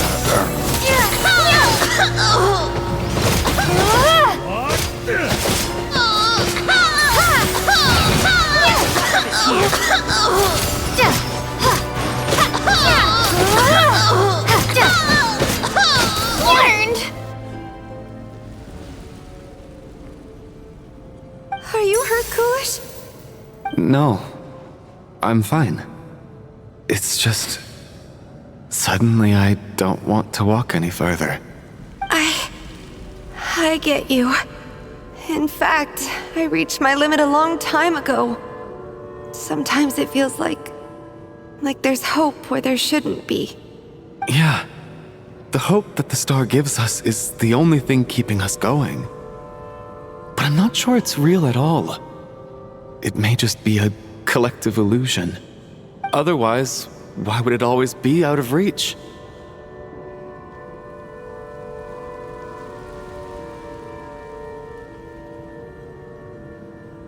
We know you mean well. But you're only saying that to try and encourage us to keep going, aren't you? Thank you, friend. But enough is enough. Please don't give me any more false hope. Hope is poison in this place. You're going to continue, aren't you? I admire that. I've given up, but I wish you the best. May there come a day that you catch up to the star and leave this godforsaken place.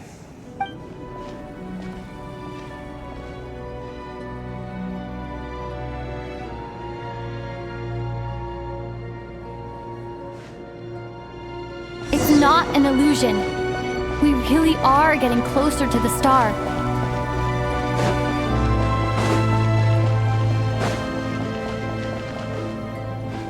Congratulations. You're the first person to make it here.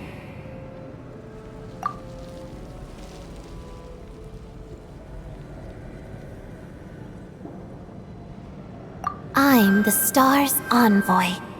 The black mist has stopped rising. Its hunger is satisfied for now, having devoured your two companions. This is a good opportunity. I'll let you get some rest before we continue. What do you mean, leave? The star represents the starting point. It's the waypoint for the beginning. Congratulations on reaching the starting point. Once you are ready, we will head out and walk upwards. I will be right by your side the whole way.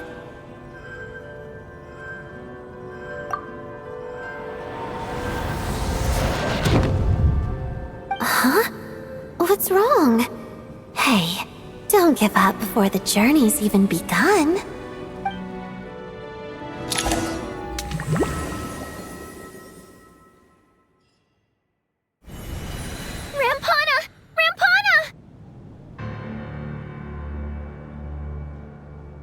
Is that Vodyanitsa's voice? What happened? Coolish, wake up! Please wake up!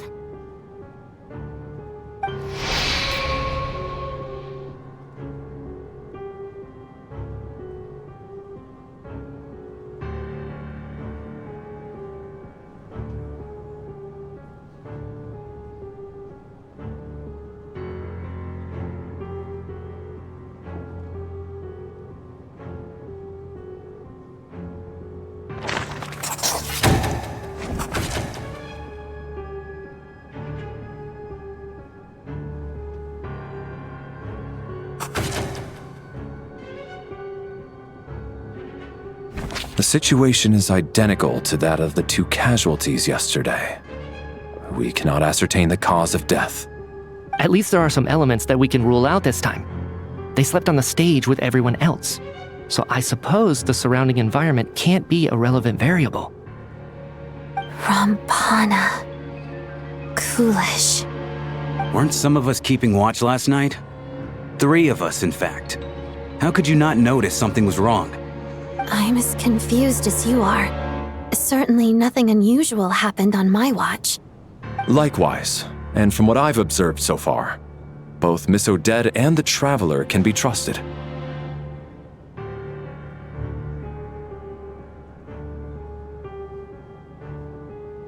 To be honest, I didn't get a wink of sleep last night. I couldn't help but think I was the target, so I just laid there with my eyes closed. I heard the Traveler and Lelek chatting, but otherwise I don't recall hearing any commotion during the night. Me too. I didn't want to wake everyone up, so I was concentrating hard, trying not to cough. I hardly slept at all.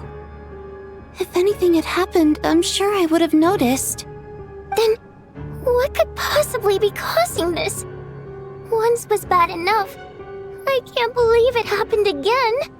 I worked closely with Rampana and Coolish for so long. I never imagined that one day they'd... And on this stage of all places... Vodyanitsa. 4 victims in just 2 days, and we still don't have a single lead.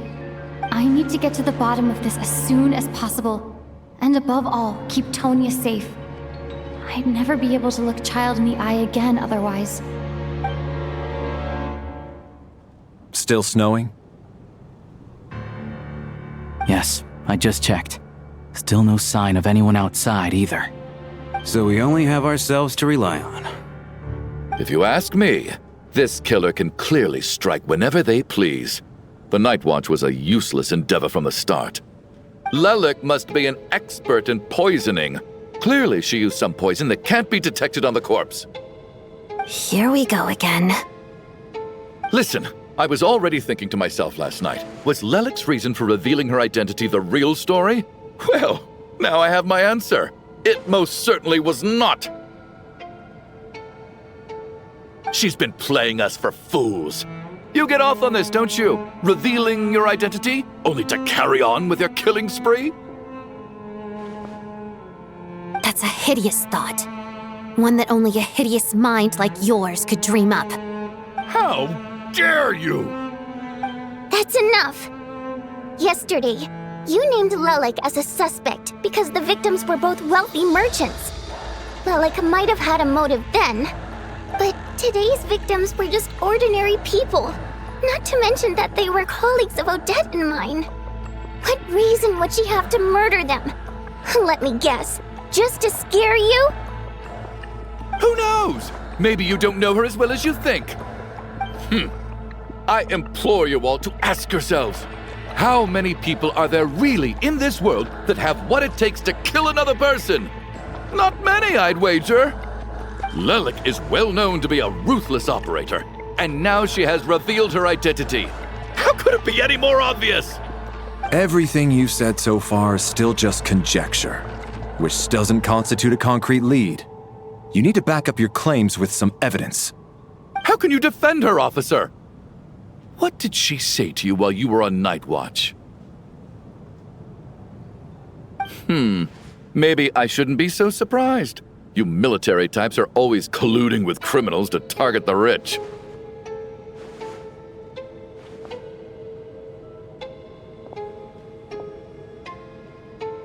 All so you can get your grubby paws on our hard-earned fortunes, then tell us to fall in line. The Fatui, the Druzhna, and the Rokot. Thugs, the lot of you!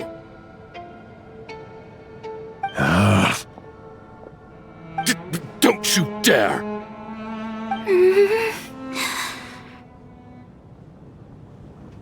Sir, but you were the one who told us not to stop other people from expressing their opinions yesterday. 4 people have already died. Only yesterday I was chatting with Mr. Coolish. Then we woke up in the morning and he's... Turning against one another is the last thing we should be doing right now. Little girl. Even if Mr. Chuganov is a puffed-up, pig-headed windbag who doesn't have a clue what he's talking about, he's still one of the victims here, isn't he?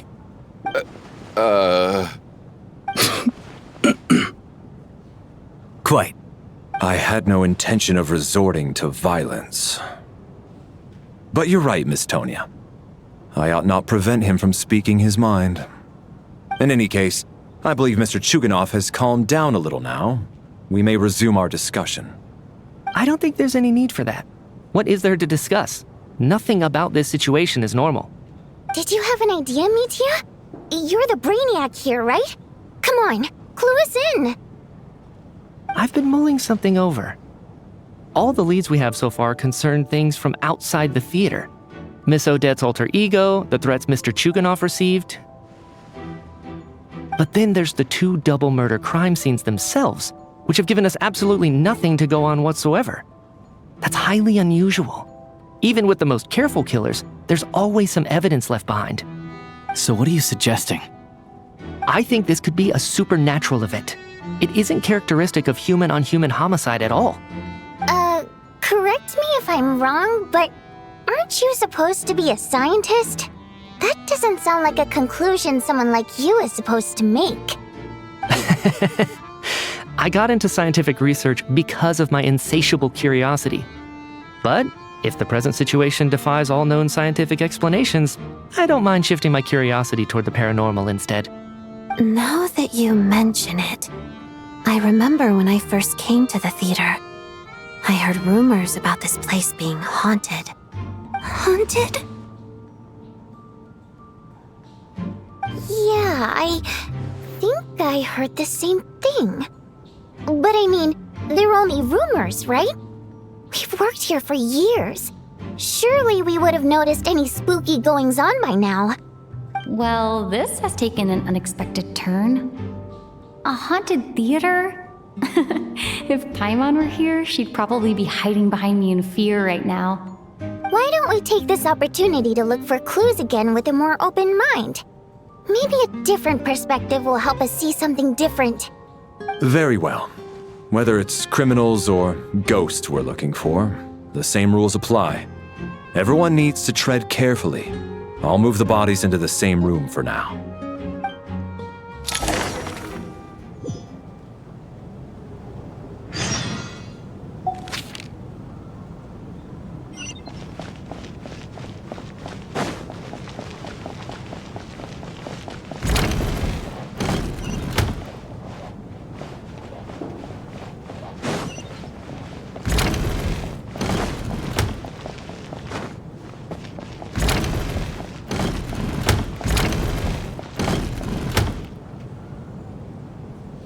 Ah, Traveler. Since you're here, come take a look at this. Alosha found it. We're both curious to hear your perspective. It appears to be an investigation report. And the focus of the investigation was the rumors of haunting we heard about earlier.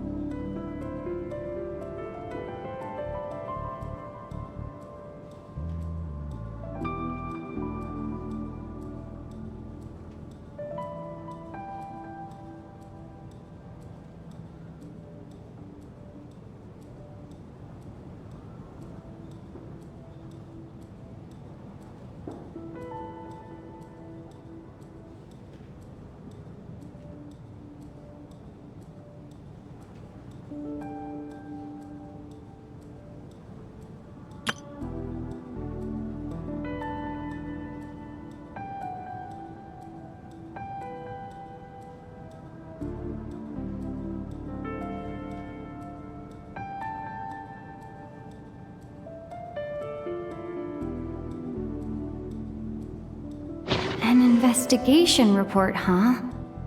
Looks quite old. Huh. This person's name looks to be of Sumeru origin to me. Was the investigator from Sumeru? The theater manager must have hired an investigator once specifically to look into this issue. But it doesn't look like anyone ever looked at the report. Presumably, the manager wanted to know if the supposed haunting was dangerous while also being fearful of word getting out in case it affected the theater's business. Anyway, the bottom line is, the haunting is actually real after all. It's caused by an obstruction in the ley lines. Is there any chance this is the key to finally making some progress with the murder cases? Ley line problems are pretty unexceptional to me by this point. And while it certainly offers an explanation for the ghosts, it's hard to imagine what connection it could have to these two murder cases. Some of the language that appears at the very end of the report caught my eye. Angel civilization, ley line renovation? My area of research doesn't touch on any of that, so it's completely outside of my wheelhouse. Huh? A piece of paper just fell out from the report. It landed right by your feet.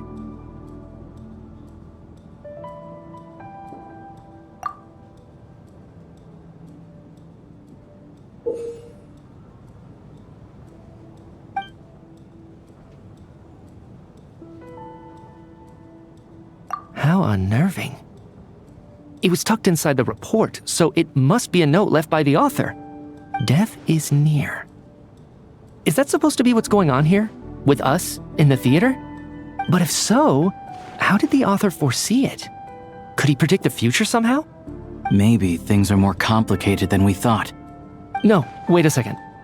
If we take the report and the note at face value, they completely contradict one another.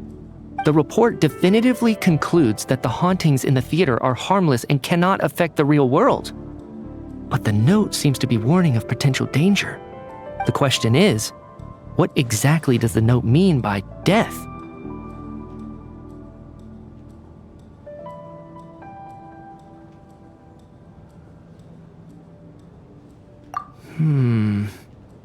The various ways we could interpret this keyword lead in completely different directions. Let's pause our analysis here for now. I think we need more information.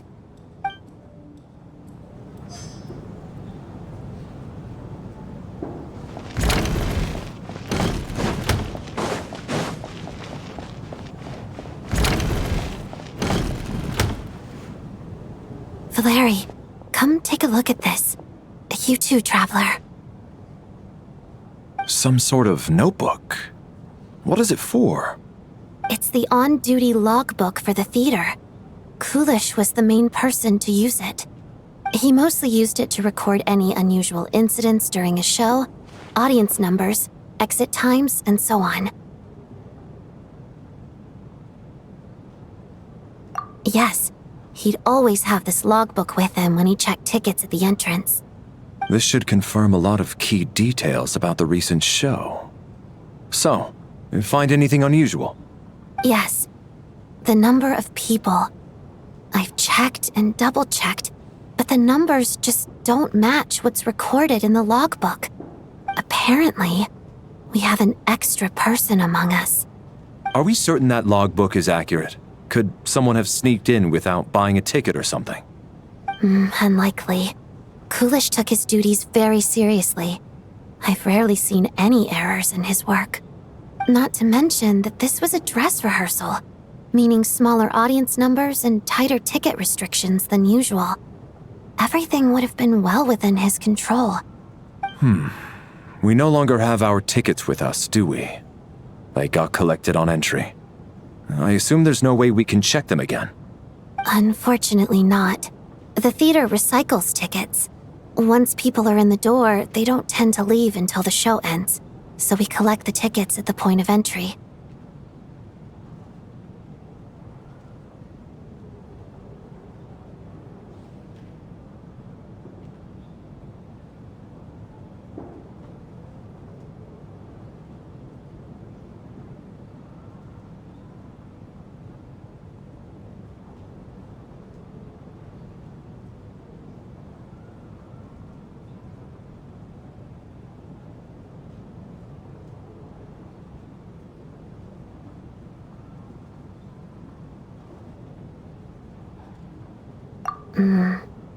Still, I'm inclined to believe that this discrepancy in the head count is significant somehow. Did an extra person just materialize out of thin air?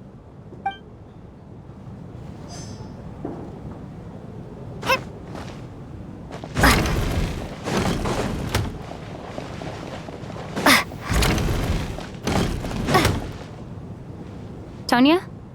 Did you find anything? Not yet. Still looking. So... Are we supposed to be looking for something paranormal? I think I'd prefer teaming up with you than looking around on my own. This looks like somebody's notebook. Shall we read it together?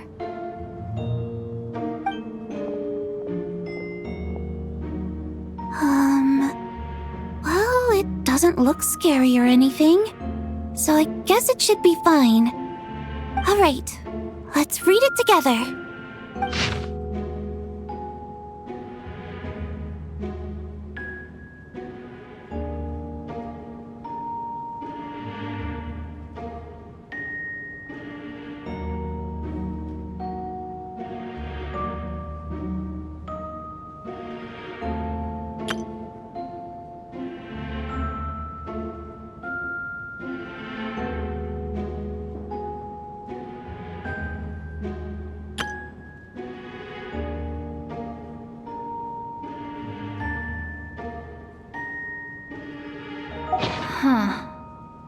This has to be Vodyanitsa's writing, surely. Maybe it's a little rude for us to peek at this. I feel like I just read someone's secret diary by accident.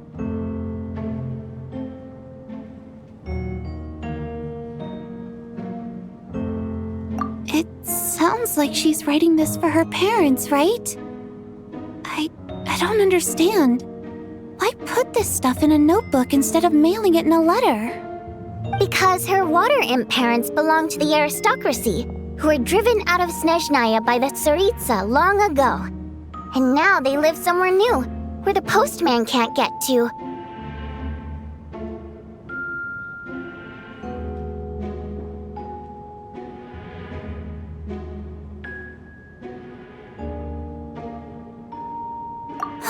We're sorry! It's fine. My fault for not storing it properly. I can't leave things lying around and expect them to get ignored when everyone's scouring the place for clues. Alright, give me my notebook back. I'll take over the investigation in this room.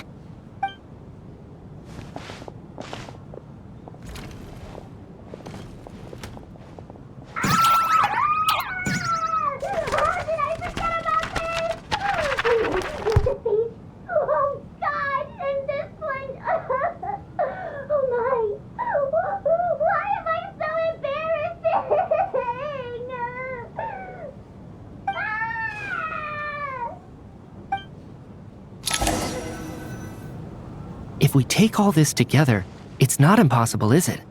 If anything, it's the natural conclusion. Oh, I beg to differ. This sounds to me like a product of a researcher's vivid imagination.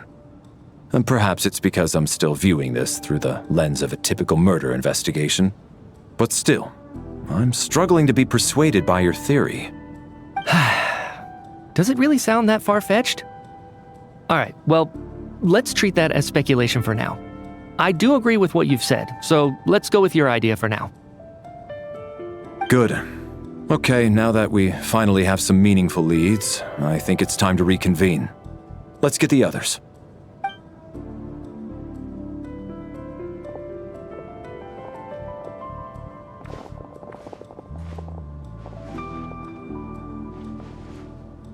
So, that's about everything we've discovered so far. I'll share my theory first. Based on what we've learned from the logbook, I believe the extra person among us is most likely the killer. If the killer had simply bought a ticket, it would have greatly increased the risk of their identity being exposed. I expect he or she either hid in the theater ahead of time, or found a way to slip past the ticket inspection. They then blended in with the group and waited for an opportunity to strike. What about the note found in the investigation report? Any thoughts on how that fits in? The killer may have simply planted it there as some sort of sick joke. I've seen my fair share of psychopathic killers. They love playing cryptic mind games. So, it has nothing to do with the haunting of the theater after all. This theory makes sense to me. If we have an audience member unaccounted for, chances are they didn't come here to watch the show. Could it really be that simple? So, in other words, all we have to do is find out who got in here without a ticket, and all our problems will be solved? Then let me make one thing clear. All the theater staff should be well aware that I came here for the rehearsal legitimately, yes? There's no way I'm the one who didn't have a ticket. It's true. I hear you used every trick in the book to get a hold of that ticket, too. Everything short of throwing a temper tantrum and rolling around on the floor at the entrance. I most certainly did not degrade myself in such a way. Probably a stupid question, but I might as well ask. Did anyone here get in without having their ticket checked? Guess it was naive of me to expect them to just admit to it. Especially after the unprompted Lelik reveal. Once was already a miracle. Twice would be unfathomable.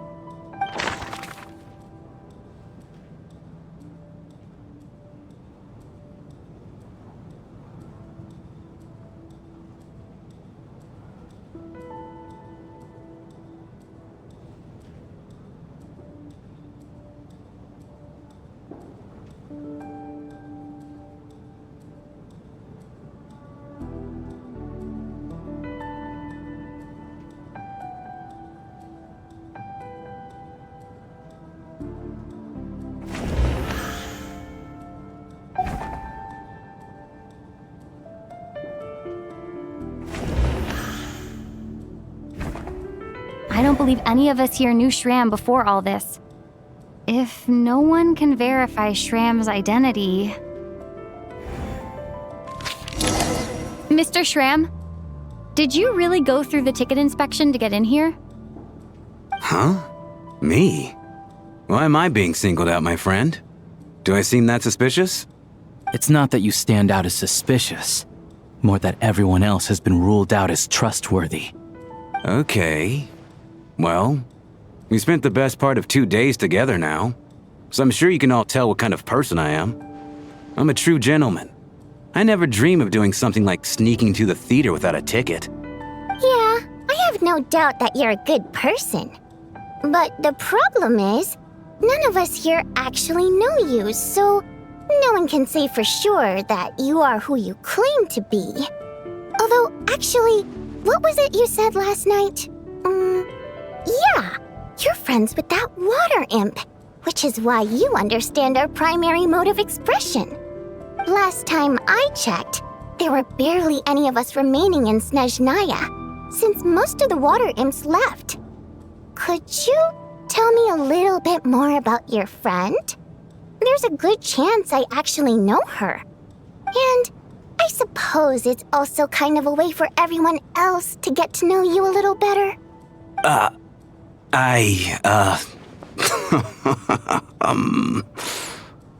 Good grief. Are you blushing? Pull yourself together, man. Stop giggling like a teenage boy. It's revolting. Hey, revolting is a little strong. All right, fine. I'll admit it. That water imp friend of mine, the truth is, we're dating. I was just the bodyguard hired by our family. But the stars must have aligned, because sparks began to fly between me and their daughter. Never in my wildest dreams did I think I'd get so lucky. We don't need details. Just get to the point. Okay. I'm just a little hesitant to reveal her name, that's all. You know how it is. These are delicate times. Even with me to protect her. If word gets out that she's dating a human, both the Fae and human factions will give her a hard time. Really? Wait, no. That can't be. Huh? Shram, what the devil are you talking about? Why is everyone looking at me like that? Surely you can understand where I'm coming from. Delicate times? Factions? Yes. You know, the Civil War. Last time I checked, the Fae and the humans were still at each other's throats. If I'm not mistaken, the last significant civil war in Snezhnayan history was over 400 years ago, when Her Majesty the Tsaritsa had just taken the throne and was consolidating her reign. What do you mean, 400 years ago? What's going on here? Is Shram from the past? All right, Mr. Mitya, you win this round. As far-fetched as it is, it appears that your theory may be correct. I'm just as amazed as you are.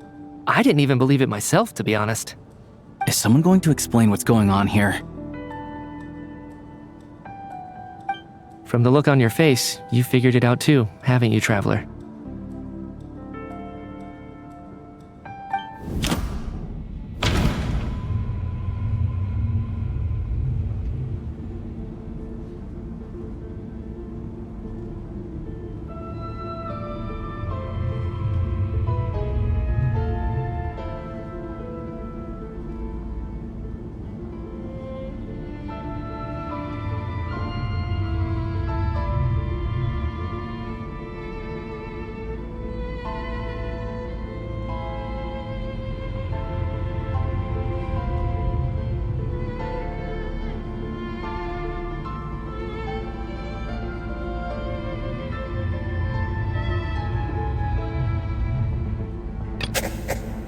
Seems to be the case.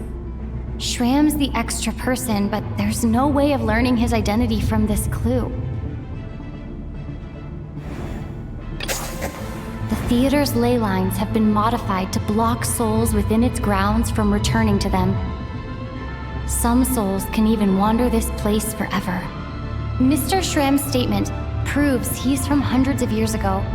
And according to the investigation report on the theater hauntings, Mr. Schramm is very likely a lost soul wandering the theater.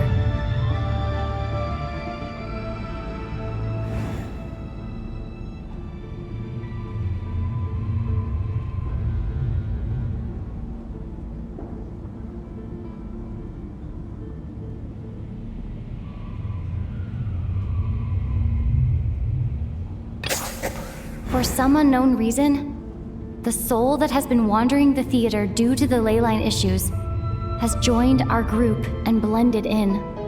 Yeah, that must be the immediate reason why the ticket count doesn't match the number of people present.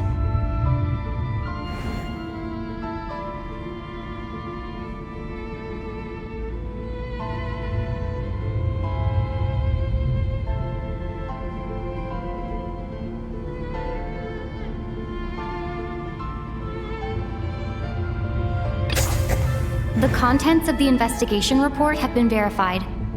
There are indeed ley line issues and wandering souls in the theater. Death likely symbolizes the deceased. Mr. Schramm, for instance.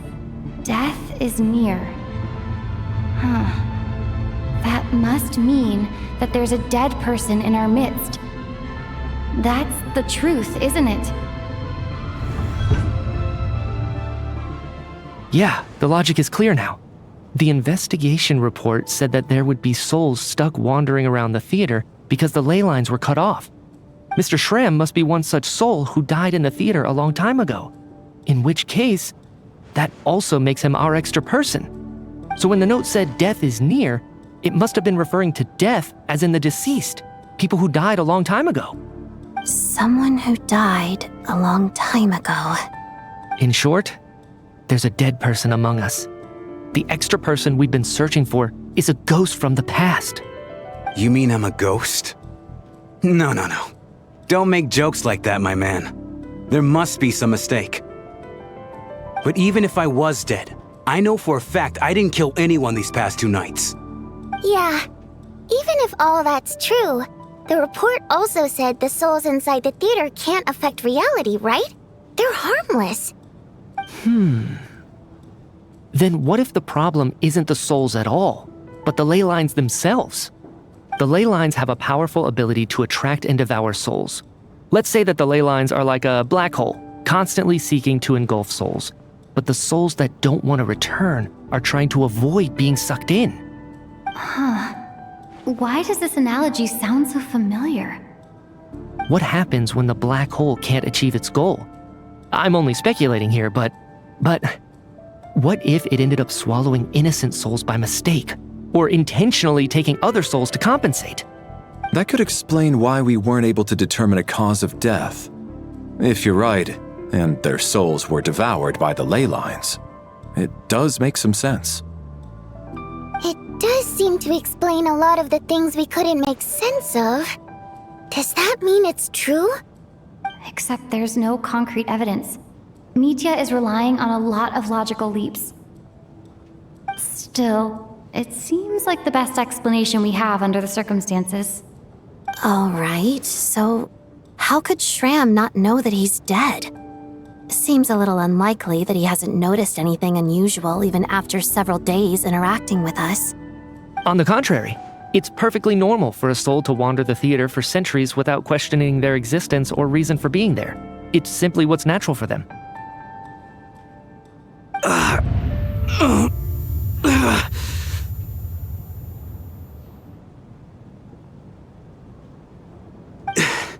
You know what, Mr. Brainiac?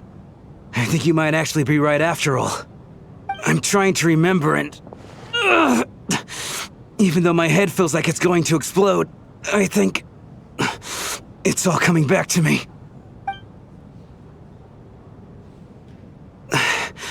I was the one who didn't want to remember my own death, so I forced myself to forget. Well, I'm sure those are painful memories. My lady and I snuck out to go on a date one day. We bought tickets for the theater.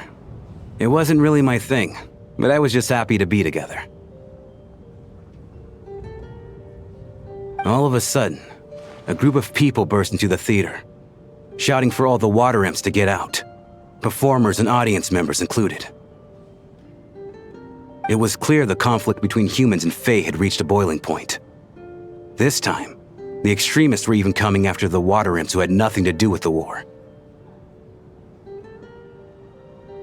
I thought I could pull one over on them, so I took off my jacket, draped it over my lady, and tried to sneak out amid the chaos. But I got caught. They started shouting, calling me a traitor to humanity. But I was going to do whatever it took to buy her a chance to escape, no matter how many people stood in my way. I had to, both as their bodyguard and out of love. It's all right, friend. You can stop there if you want. You don't need to dig all that up again. It's just... Even now, I'm still struggling to accept the truth. How could I be dead? I'm sorry, everyone. If I'd known I was a dead man walking, I wouldn't have dragged you down with me. If I'm the cause of all this death, then punish me however you see fit. But, Mr. Shroom... No. I refuse to be a burden. I know what I have to do. You said I've been wandering the theater for centuries, right? I guess it's high time I got a breath of fresh air. Out there, I mean. I'll leave this place and take all this death with me. Go out on my own terms. Mr. Shram, I'm sure we can figure out a different course of action. My good sir, we both know I'm not supposed to be here. I should have accepted my death long ago. One way or another, this has to end. Unless you're saying this goes against another one of your military principles somehow. No, I'm speaking on a personal level this time. Let it go, man. Oh, wait. One last thing. Miss Water Imp. My lover. Her name was Litia. Litia Ozarova. Do you know what happened to her? Ozarova. Oh, Auntie Ozarova. That's what we all called her. I remember her as a very kind elder. She had a bunch of kids, too. I'm so glad she survived. And she had lots of kids? Good. That's... good. I could hardly expect her to stay single just because of what happened to me, right? As long as she went on to be happy, that's all that matters. Besides, I'm dead. My soul has been wandering around here for so long because I was worried about her. But now, I can go without regret. There's no need to see me off, my friends. I've enjoyed our time together over these past few days. Perhaps we'll meet again in the next life.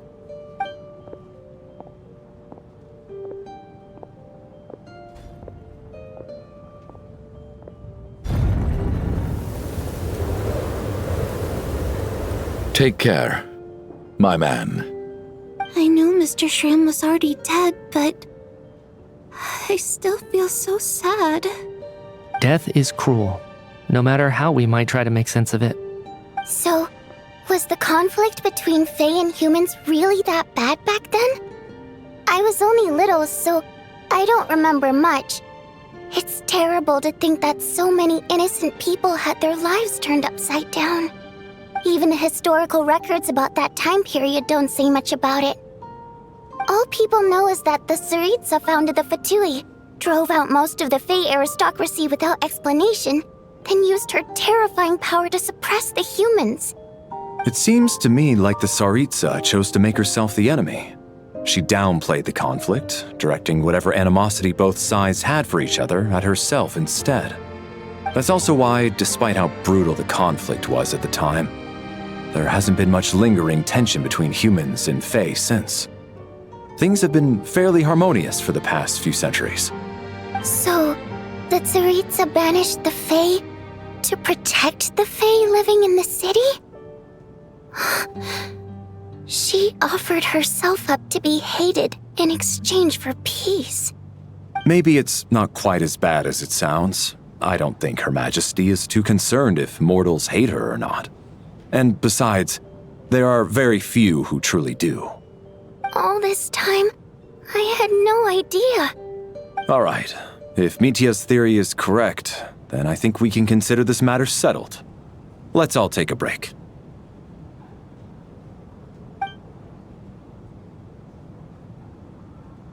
Ugh, if only this blasted storm wasn't still raging on.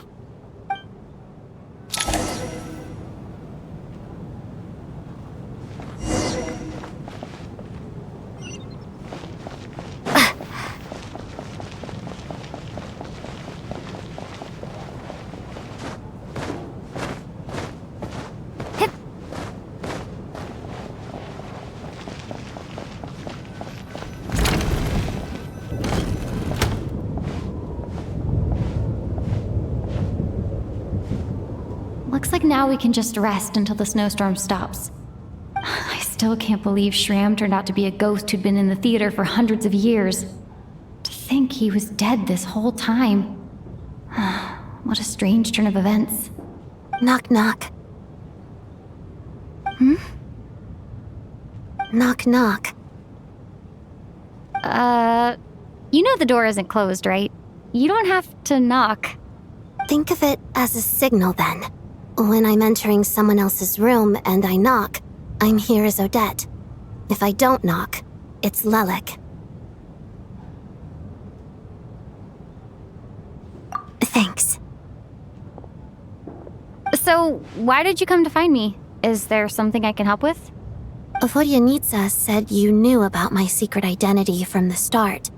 But when everyone was discussing who Lelik could be, you were worried that revealing what you knew would be unfair to me, so you kept it to yourself, right?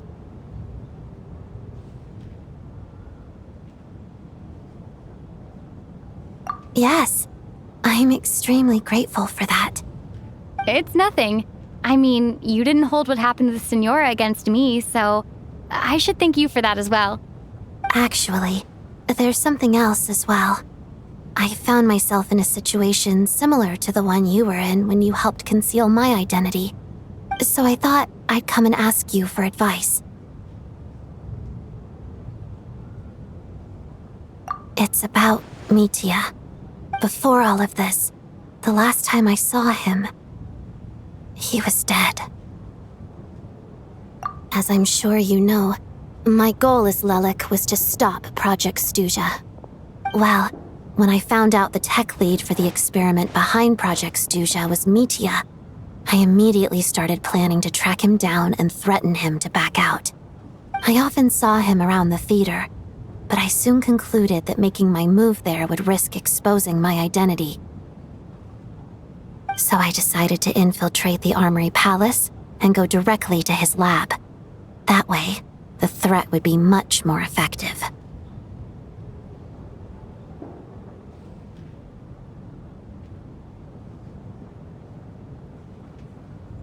Well, I suppose there was a bit of luck involved. But I am a Fatus, so I already had some familiarity with the building's layout. But when I finally made it to his lab, Mitya seemed to be dead. I checked his breathing and his pulse. He had no vital signs whatsoever. I'm certain of that. I thought maybe another anti-Project Stuja activist had beaten me to it, and chosen a much more brutal method, so I made myself scarce. That's why you were so on guard around Mitya that first night here. Yes. When I saw him sitting in the audience during the performance, I could barely contain the shock. To me, it was a miracle. Somehow, he'd come back from the dead. But then, the murder started happening and things got so complicated that it wasn't really at the front of my mind. That is, until Mitya himself said there must be a dead person among us. then I couldn't ignore it any longer. And yet, you thought that bringing it up right away would single Mitya out, just like when everyone was suspecting Lelek. Exactly. I thought there could be something I was missing. Besides, we soon figured out that Mr. Schramm was a ghost, and we knew there was only one extra person, so we thought he had to be the one. But now it seems like there's another candidate. I understand why you kept it to yourself. There was so much information being thrown around during that discussion. Bringing up Mitya would have just introduced more confusion. So, what do you think we should do? Let me confirm one thing first. When was it that you found Mitya dead? Around a week ago, sometime in the afternoon. A week ago? That's earlier than I thought. I saw him just a few days ago at a restaurant. That definitely would have been after you found him dead. He seemed completely normal to me, chatting with Vodyanitsa, trying to avoid Valeri. So he was definitely alive on that day. Huh. Well, all I can say is I know what I saw. Here's a thought. The reason we even suspected a dead person could be among us was because of the problem with the theater's ley lines. But Mitya's death happened inside the Armory Palace. The ley line issue affecting the theater shouldn't reach that far. You're right. I guess he doesn't fit the profile of the person we were searching for. I think the chances of it being him are very low. Surely he can't have died for real in the Armory Palace. Unless what? Unless he really did come back from the dead. You're right. Do you think we need to disclose this to the others? Huh, what's this? A private meet and greet? Where do I line up? That's not what's going on here. Well, I was just making the rounds. Thought I'd try to lighten the mood a bit. Vodyanitsa's handing out food if you're hungry.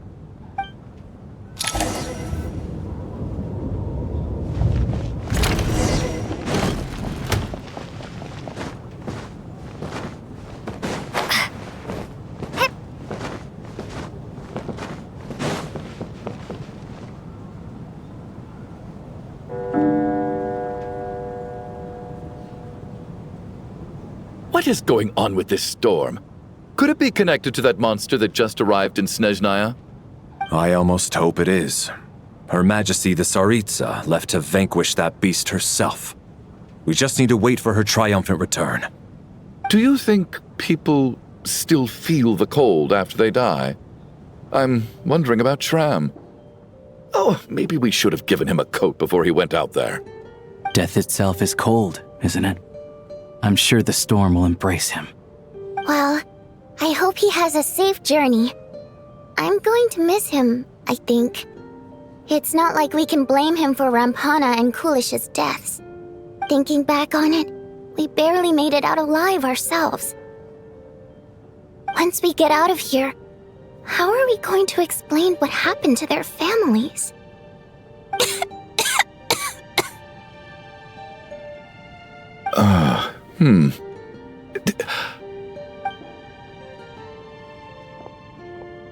Are you okay? Here, take this. I've never used it.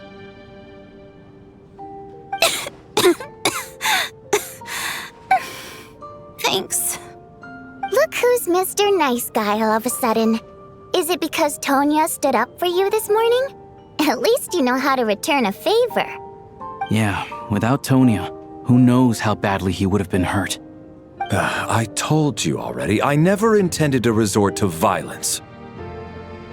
Duh, bunch of rascals. Little girl?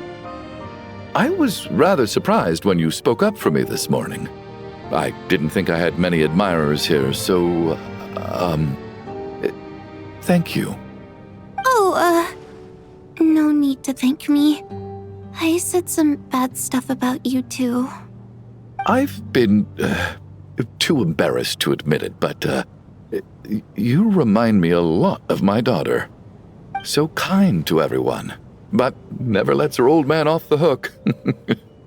Unless my wife and I are having a fight, then she's always on my side. Especially when she was little. Every time I took her out...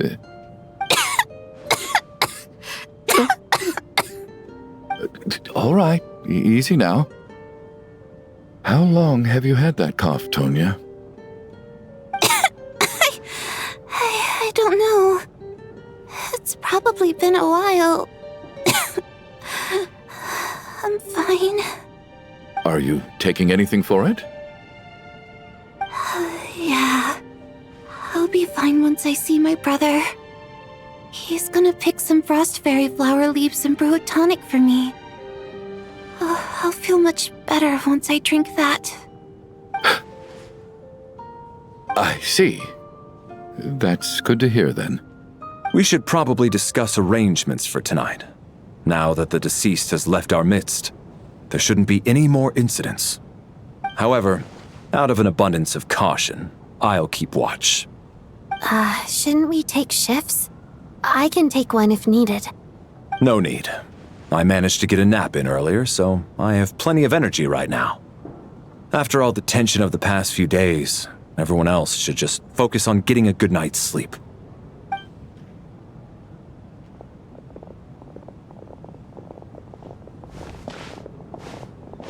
What a long day. This whole situation turned out to be way more complicated than I expected. But Valeri's right. I should just try to calm down and get some rest. The last thing I want is to give myself nightmares.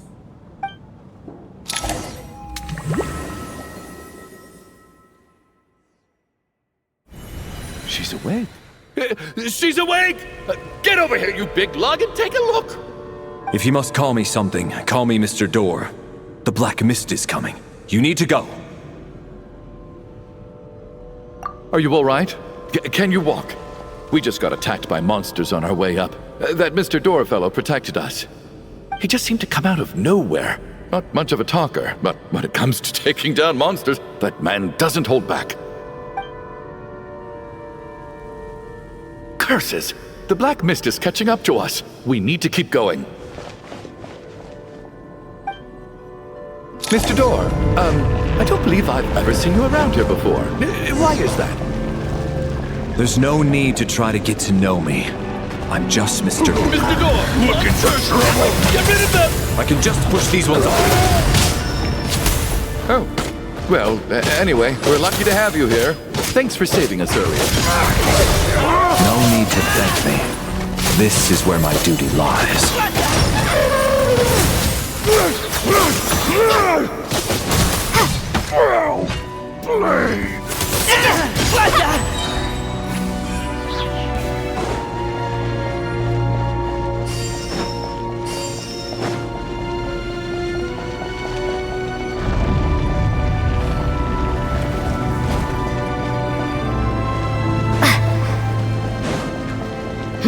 So we're doing this the hard way.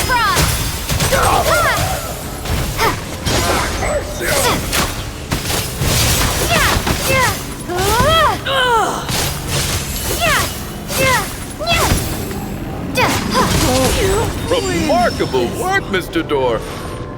If I had your muscles, I'd do the same.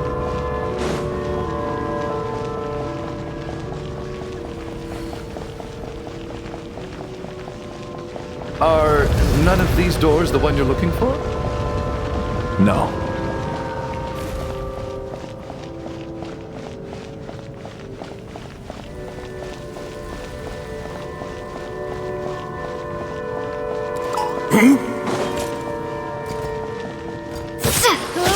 How about this? Cryostorm! Condense! Come no closer. How could this be?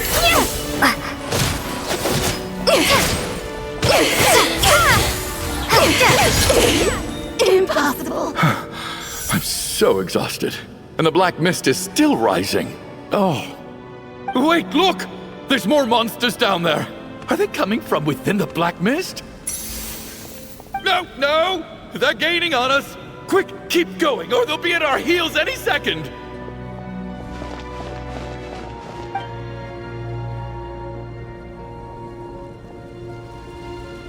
Mr. Door, what are you doing? We need to get out of here. They're coming! Found it. This is my door. What? You mean you're going to stay here?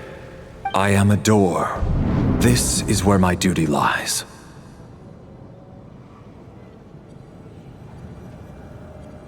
No! You saved us. We can't leave you behind. You must keep going. A door can only keep things out for so long. You must make haste. But... Oh, you're right. Let's go. We can't let Mr. Door's sacrifice be in vain.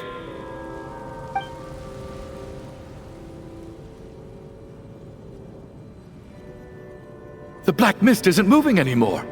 Looks like both the monsters and Mr. Door are gone. I didn't just imagine all that, did I? Surely I wasn't so scared out of my mind that I hallucinated a door as a human being. Oh, okay, good. There's no way we both hallucinated the same thing. Getting sleepy? Well, looks like we're safe for now. Go ahead. Let's get some rest.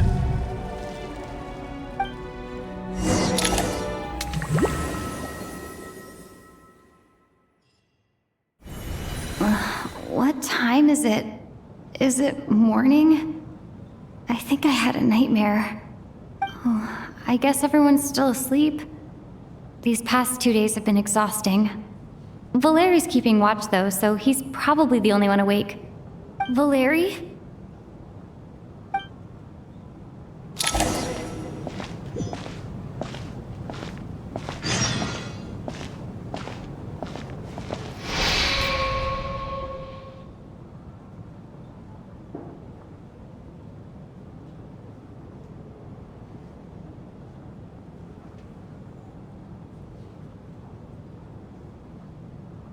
Wake up! Everyone needs to wake up!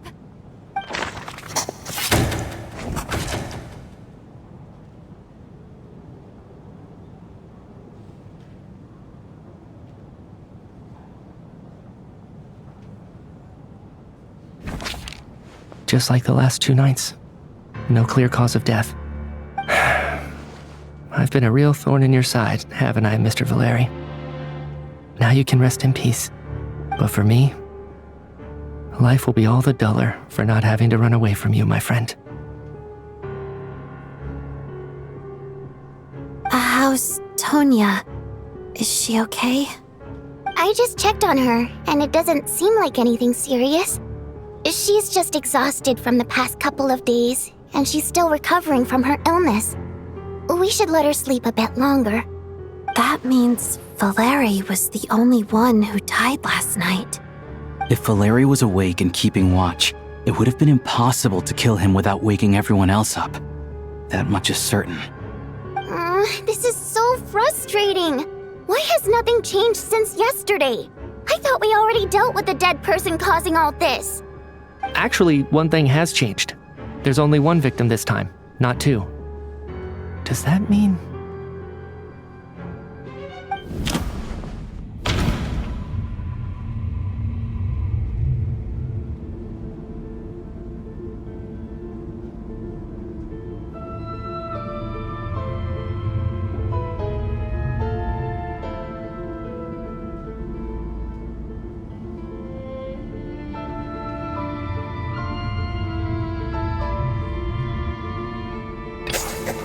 After the deceased Shram left, there was one less victim last night. That more or less tracks. It's a reasonable conclusion, considering the only variable that changed.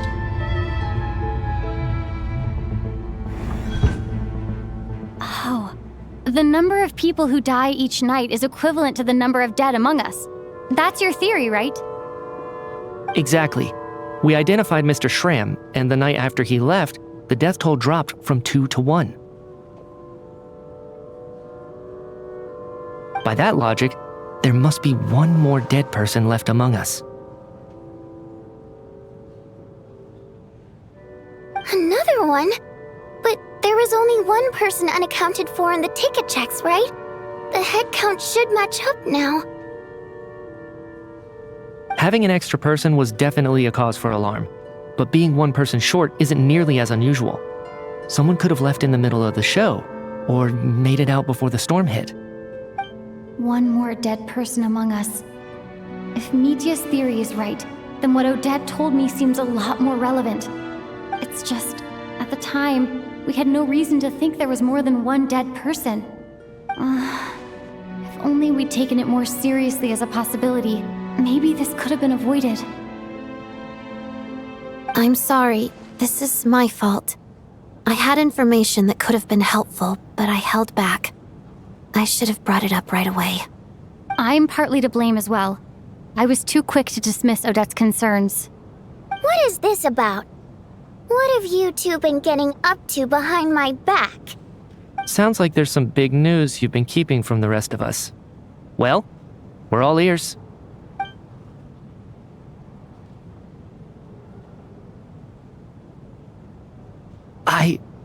I'm the dead person? Wow, that's certainly news to me. Odette and I talked about it yesterday, but we thought it just wasn't possible, so we left it at that. Yeah, I don't blame you. If I'd been there, I probably would have reached the same conclusion. It just sounds too unbelievable. Let me just try and verify this. I just scoured my memories trying to think back to the afternoon Miss Odette mentioned. But I honestly have no recollection of dying. That's where I'm different than Mr. Schramm. Having seen Mr. Mitya a few days ago myself, I also find it hard to believe he could be the other dead person among us. Well, if it isn't Mitya, then who? Do we vote on it? If you don't mind me asking, Traveler, I believe you mentioned that you know Tonya's brother. Had you ever met her before all this? No, never. Wait, are you saying... Now just 1 minute. I know where this is going. You can't just randomly point a finger at anyone you want. You're in the hot seat, and all of a sudden you want to divert our suspicions onto somebody else? Trying to pick a fight, Mr. Chuganov? Whenever you open your mouth, all you do is attack people, and I've had enough of it. If you don't want to engage in a civil discussion, you can shut up. You little brat! Did Mitya ask about Tonya because he suspects her? I suppose I only identified her by age and nothing else. Could that mean... I'm just saying, you're going around casting suspicion on people for no reason. How could Tonya be dead? I can vouch for her, if nothing else. I've seen her before. She's the sister of that Harbinger, isn't she? The one called Child. Oh, really? You're telling the truth? Since being here, I don't think I ever mentioned she was Child's sister specifically. Does Chuganov actually know her?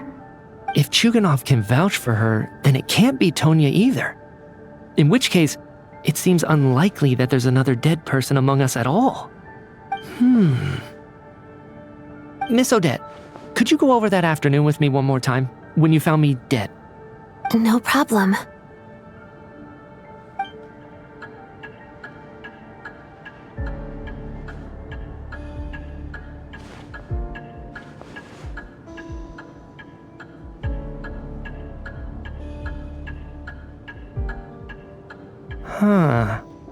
No matter how hard I try, I just can't remember anything about dying. But I do remember something else. Miss Vojanitsa, during our last meal together, I told you how some of the researchers were suffering from temporary memory loss. Do you remember that? Oh, yeah. You said it was hindering the progress of your experiments. You thought they were just under too much stress or something. Right. And even though I don't remember dying that day, I'm pretty sure I experienced something like amnesia. Some of my memories from that afternoon are missing. Are you suggesting you're missing the memory of your... Of course, how am I only just realizing this? Humans aren't necessarily aware of their own death. You mean being silently assassinated, or dying in your sleep? Situations like that? The researcher's amnesia. Suddenly it all makes sense. I must thank you, Odette. I think your perspective just helped me reach a breakthrough on a series of issues that have been troubling me for quite some time. All right. It's decided then. I'll be the one to leave today. Oh, leave? Hey, wait a minute. Aren't you rushing into this? What if you're wrong? You'll pay with your life. Come on, kid. Aren't you gonna fight for your life? This seems like a rash decision. I have other reasons beyond what's been discussed. In fact, thinking back, I remember during Miss Odette's performance, while I was sitting in the audience stalls, a brilliant new idea for my research popped into my mind. But then, my train of thought suddenly cut off. I can't remember it now at all, and I didn't take any notes. I guess that must be another instance of temporary amnesia. No. Hold on. I see where you're going with this. You're suggesting that each instance of temporary amnesia is a death, right? There's a glaringly obvious flaw in that idea, no? How can one person die so many times? I believe Miss Odette's account. During the period where my memory is blank, I must have been either dead or in a similar state. All it would take is for the same thing to happen in the theater, and I would come under the effect of the ley lines in this vicinity.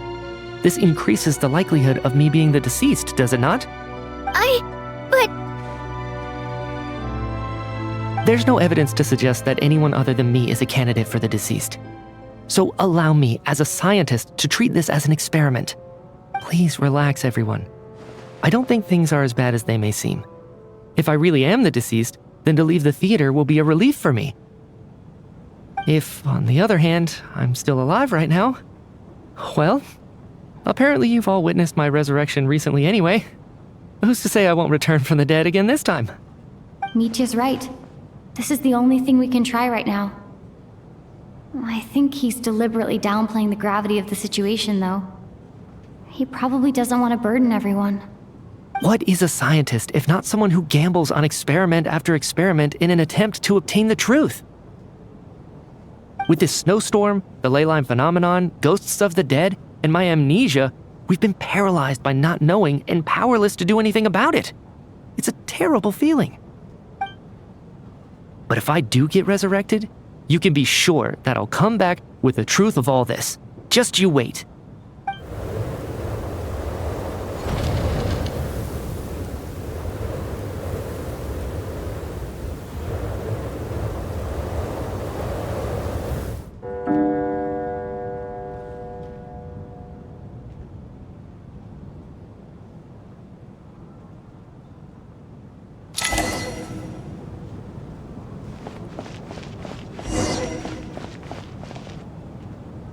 Poor Mr. Mitya.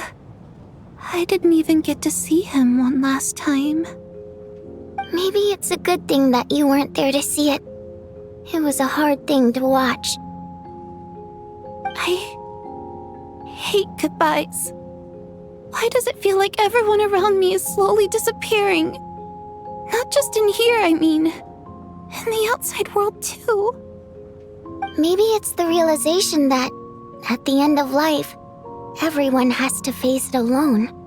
Come to think of it, the main reason we're still alive right now is pure luck. Each morning here, for every one of us, there's the chance that we might not wake up.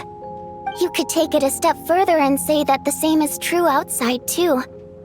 Who can never be 100% sure when they drift off to sleep that they'll open their eyes again in the morning? If I make it out of here, I'm going to cherish every moment that I'm awake and live without any regrets. Without regrets? I feel like a strange sense of anxiety has been quietly growing inside me over the last 2 days.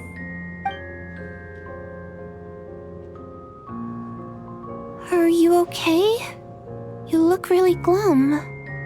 If something's bugging you, let's talk about it. There's only a few of us left here now. After everything we've been through, what's the point in keeping things bottled up?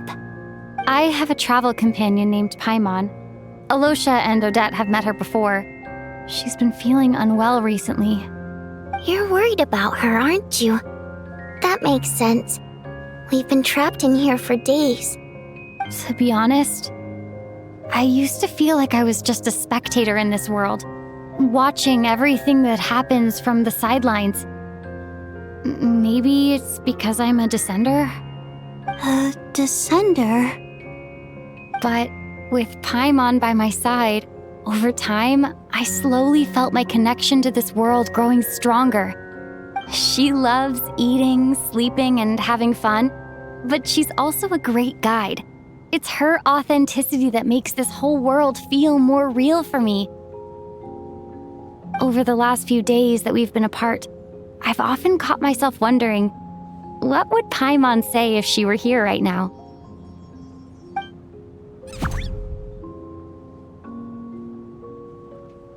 But by the time I snap out of it, the conversation has already moved on and I'm still in my own little world.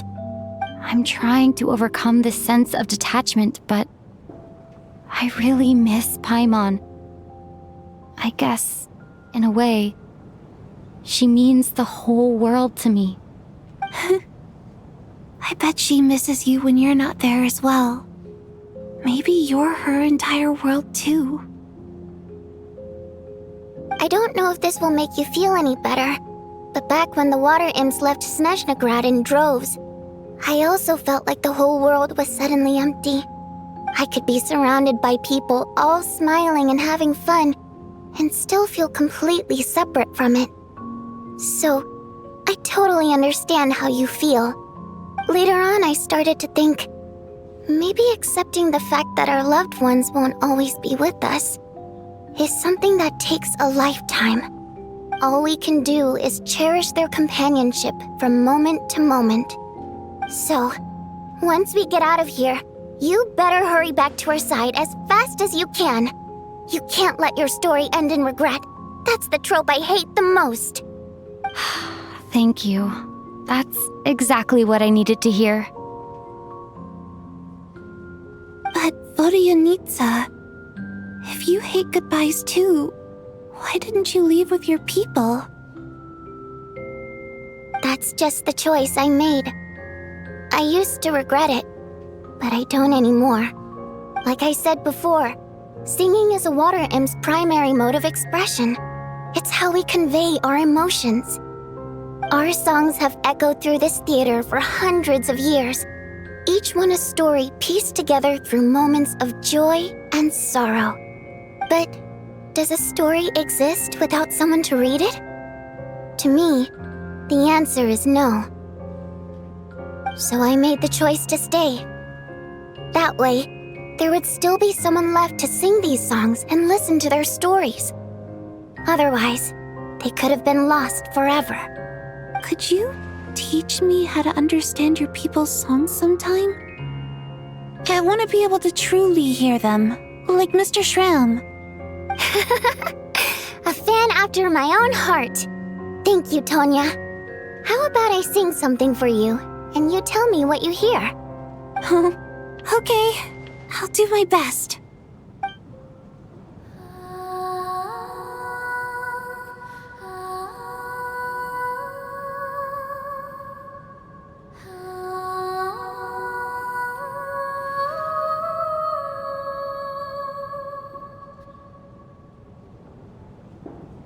I've never heard that one before.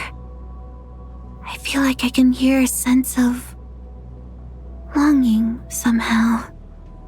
I wonder why that is. Color me impressed, Tonya. You're a keen listener.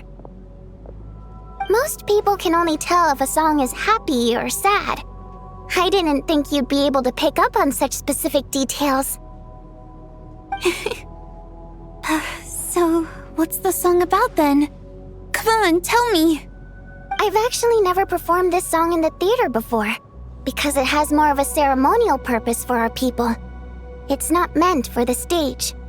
It means something like, May those we have lost watch over us and follow this song back home in the night, so that we might be reunited once more.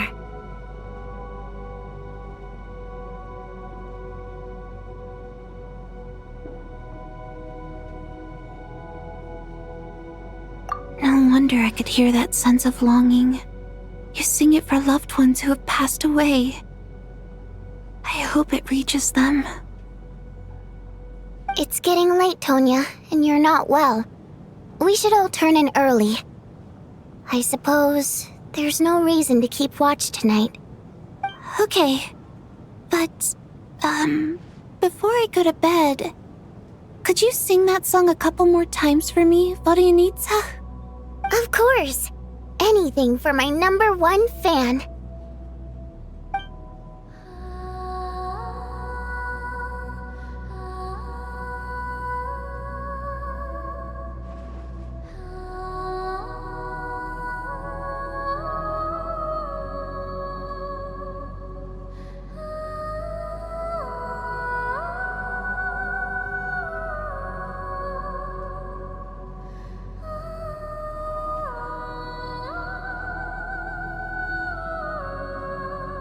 Once I get out of here, I definitely don't plan on ever coming back.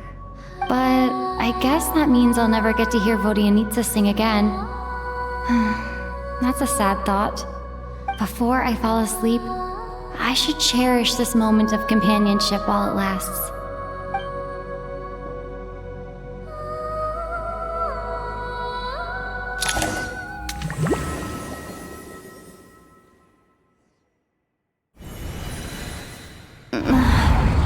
Where am I? It's so dark in here, and I feel kind of dizzy. Am I alone? Huh? What was that noise?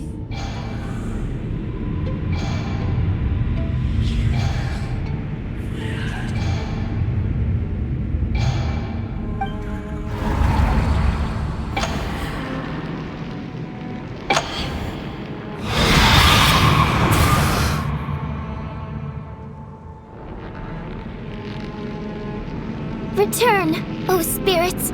Fulfill your oath of protection.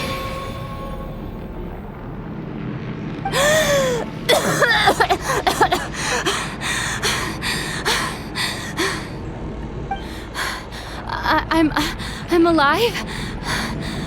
What just happened? No time for questions. Quick, over here. Turn on the switch. We need to bring back the light.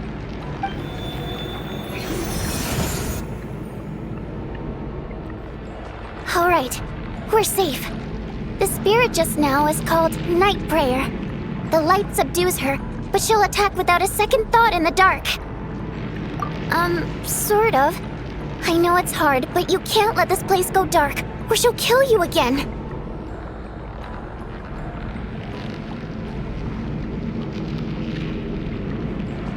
Yep. Luckily, I was here to resurrect you. Otherwise, that'd have been a real bummer. A bit more than a bummer, I'd say. Wait, so you have the ability to resurrect people? Sure I do. I'm your guardian spirit after all. I specialize in soul recall. Oh, it's nice to meet you, by the way.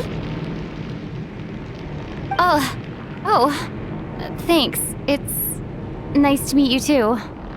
All right, there's no time to waste. The black mist is already catching up. We need to avoid it and Night Prayer at all costs. Come on, let's go.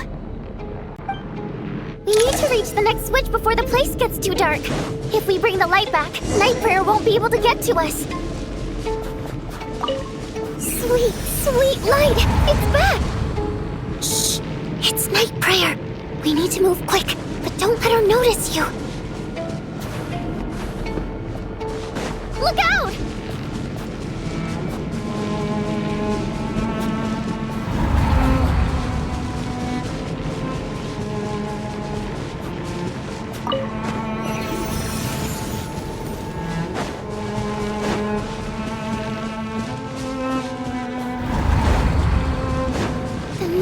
which is over there.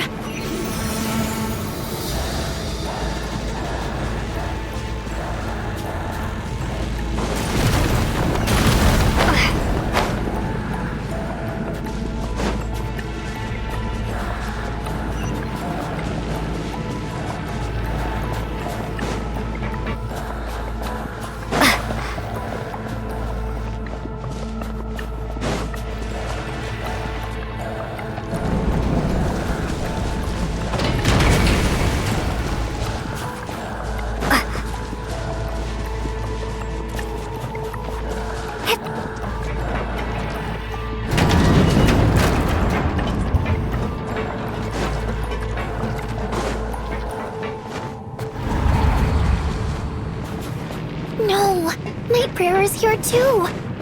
This can't be the only path. Let's head up there and take a look.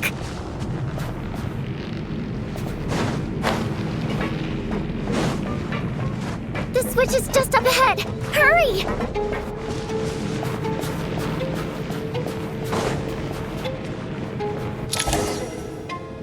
It's too dark. We're not gonna make it. Come on, faster!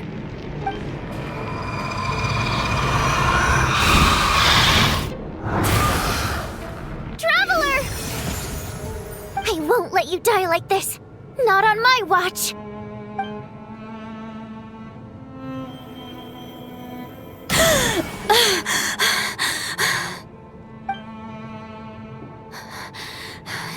Even though it's not permanent, dying is definitely not a pleasant experience. Great. You're back. Yeah, thanks to you. Time for you to get out of here. Quick, before the light runs out. What about you? You're not coming with me? I can't. I've already been used up. A guardian spirit's skills are finite. I can only resurrect someone so many times. I might not look any different, but my essence has been exhausted. Now, I will slowly start to fade away. I can go no further. The black mist is where I belong. It's okay. Why didn't you tell me sooner? Because it wouldn't have changed anything. That knowledge would have just burdened you. And a guardian spirit's role is to protect. But... Go. Now, before it's too late. I already hear Night Prayer approaching.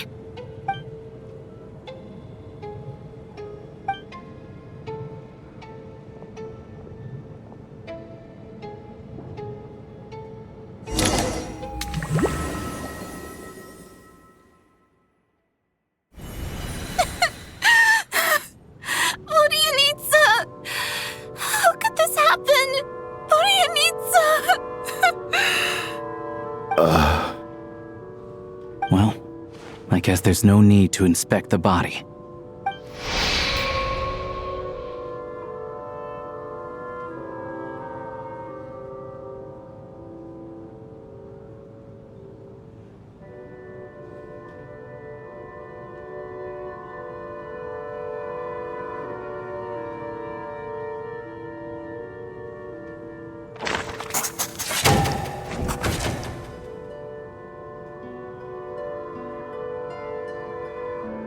This wasn't supposed to happen. You lied to us, didn't you, Chuganov? You've been lying from the start. Take a long, hard look at yourself before you go around accusing other people. I suspected you on day one, Lelik, and now look where we are.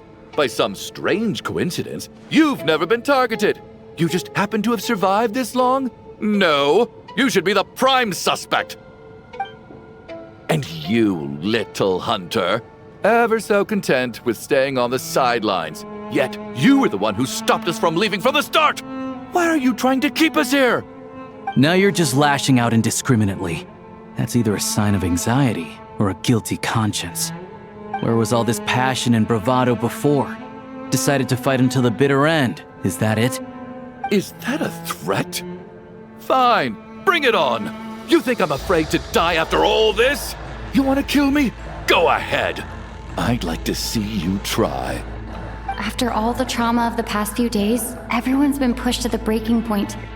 Valeri and Mitya aren't here anymore. Someone else needs to step up and take charge. But first, I need to think this through. Considering everyone left, who's the most likely candidate for the deceased?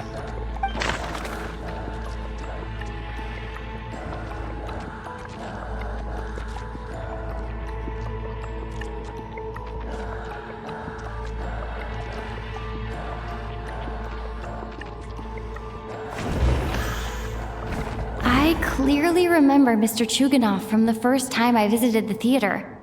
He made quite an impression. That was just a few days ago, so he's unlikely to be the deceased.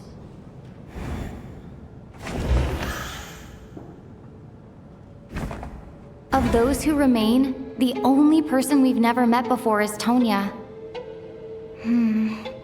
There is room to doubt her true identity. People are easily misled by first impressions. Now that I think about it, child sister was in fact a label I imposed on her due to my own assumptions. But Mr. Chuganov vouched for Tonya's identity yesterday, with basically no other possibilities left. Could it be...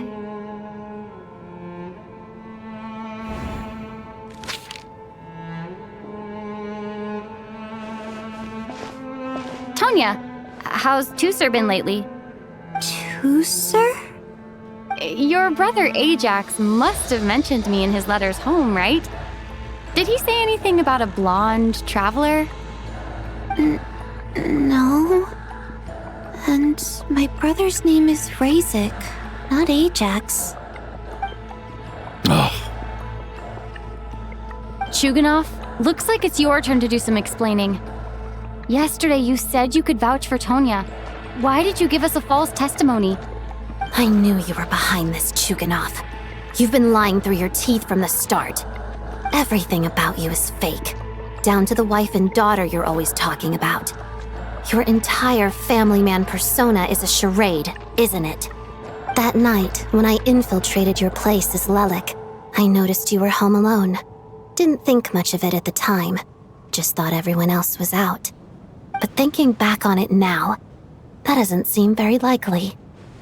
My guess is, you live alone, don't you?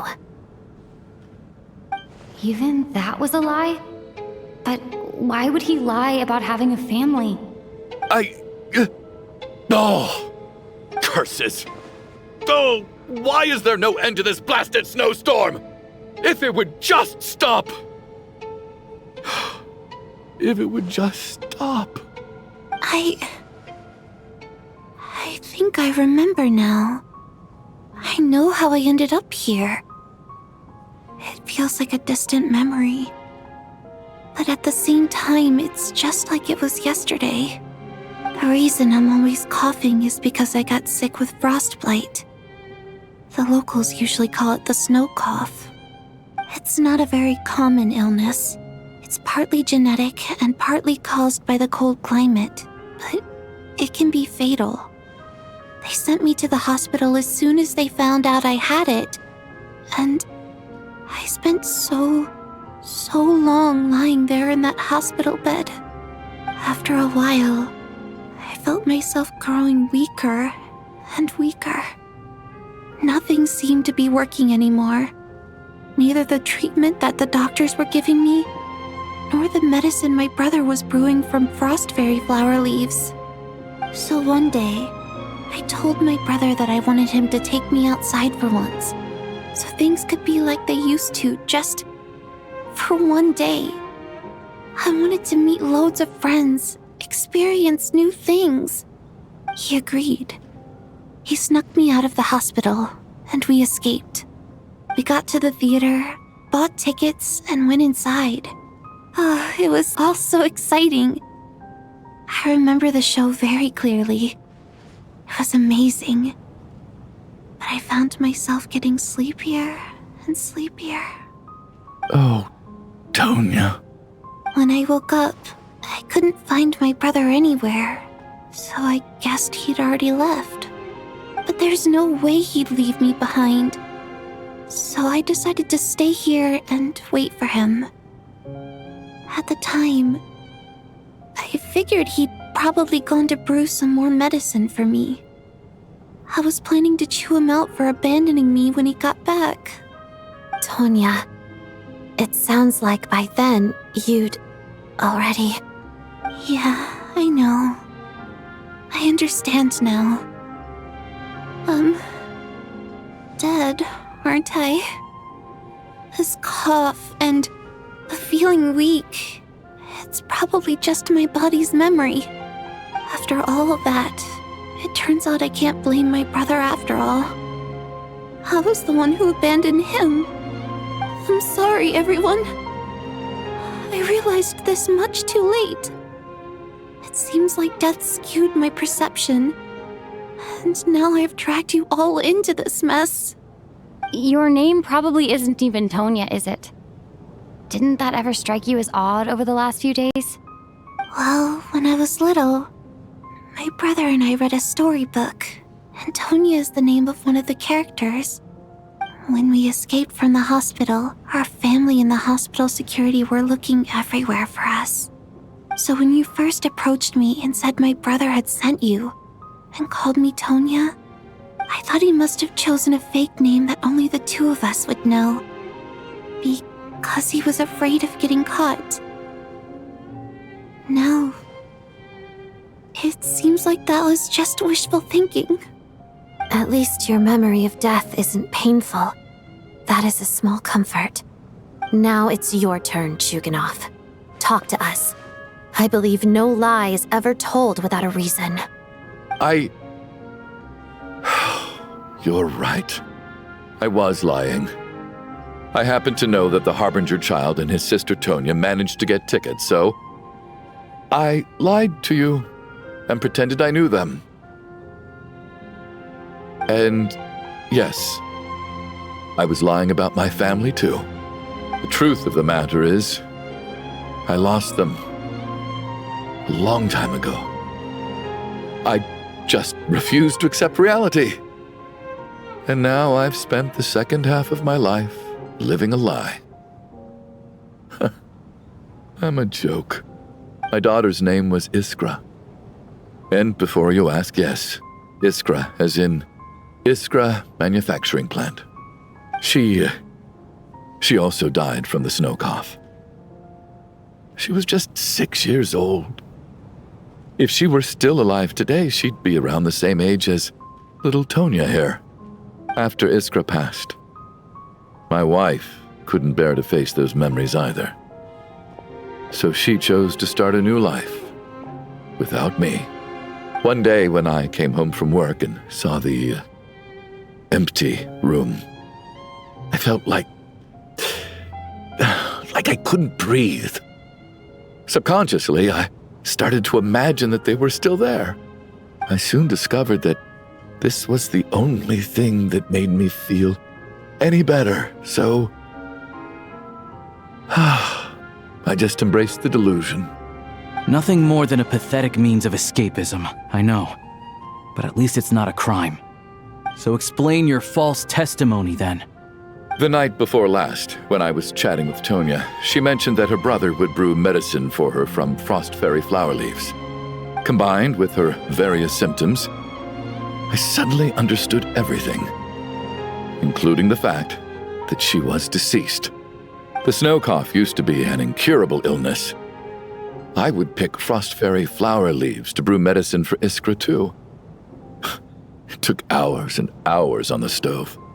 But the year after my daughter passed away, the jester of the Fatui announced that a cure for frost blight, also known as the snow cough, had finally been developed. It turned out that all previous treatments were completely ineffective. No better than random concoctions. That was the final straw for me. I just couldn't take it anymore. Just one more year. One more year, and everything would have been okay. So, more than anyone, I know full well that in this day and age, No one in their right mind would still be using frost flower leaves to brew medicine for the snow cough. Poor Miss Tonya, therefore, had to have been from an era when snow cough was still a terminal illness. So, you projected your daughter onto her? Even though you knew she was one of the dead?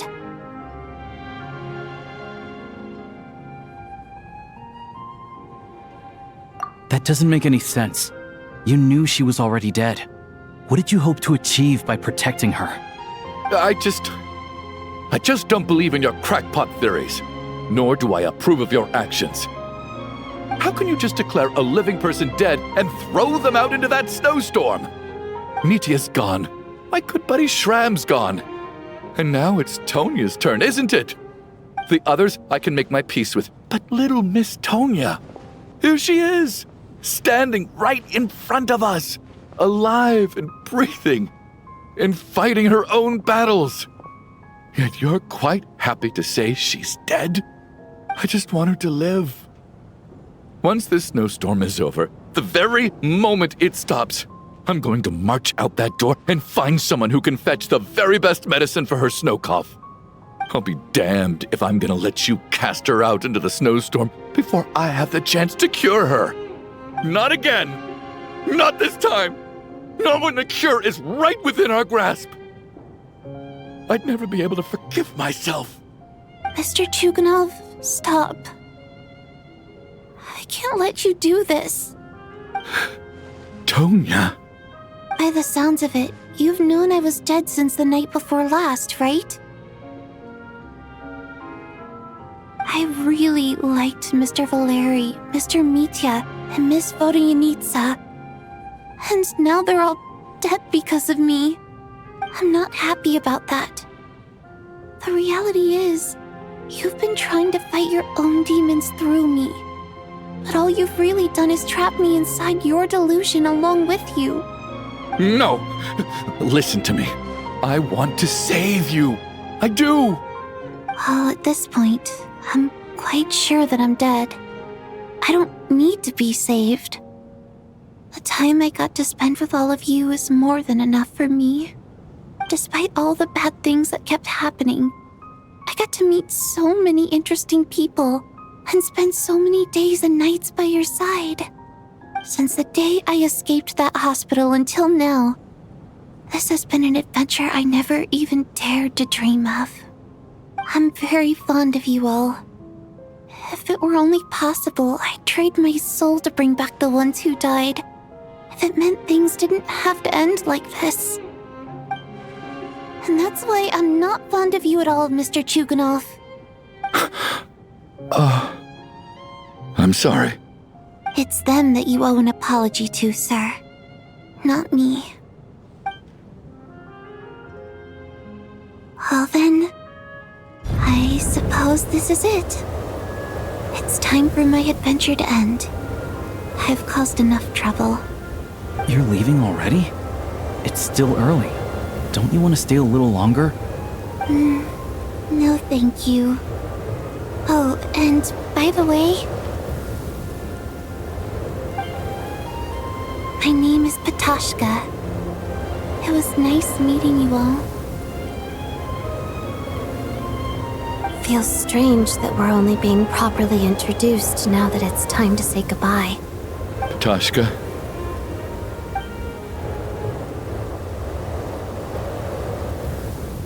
What are you doing, Chuganov? Are you crazy? Let me leave. I can't keep lying to myself anymore. In your dreams.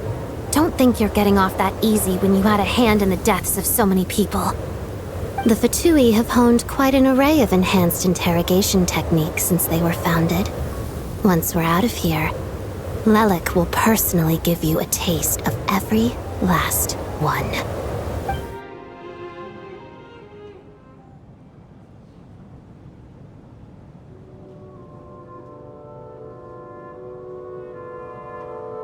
I think we should leave. I doubt this snowstorm is ever going to stop. For all we know, this storm might have destroyed all of Snezhnaya by now. Maybe even the whole world. Wait, we finally solved the mystery of the haunted theater today. Maybe let's at least try to enjoy tonight? Fair enough. I don't particularly feel like dying in Chuganov's company anyway. And yet you won't let me die first. Hey, Chuganov, on a serious note, if we do make it out of here, you should close down that factory of yours. A lot of people are freezing thanks to you. Is this really the time to be discussing my factory? All right, fine. I'll shut it down. Doesn't matter to me anymore.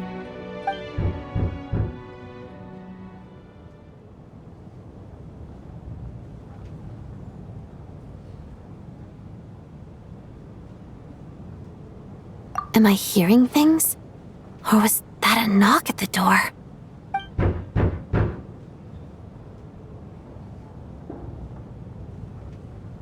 There it is again. But I don't understand. The snowstorm hasn't stopped, has it?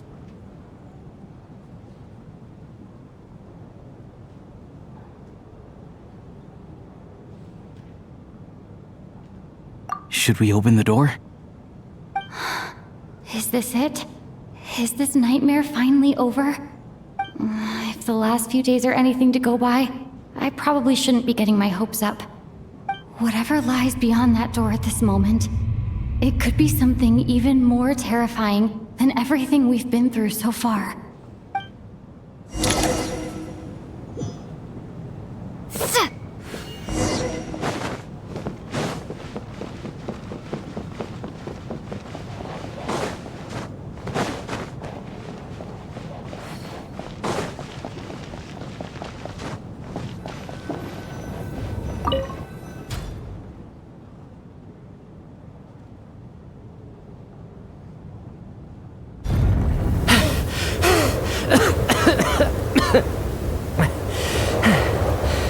Hey everyone, I'm back.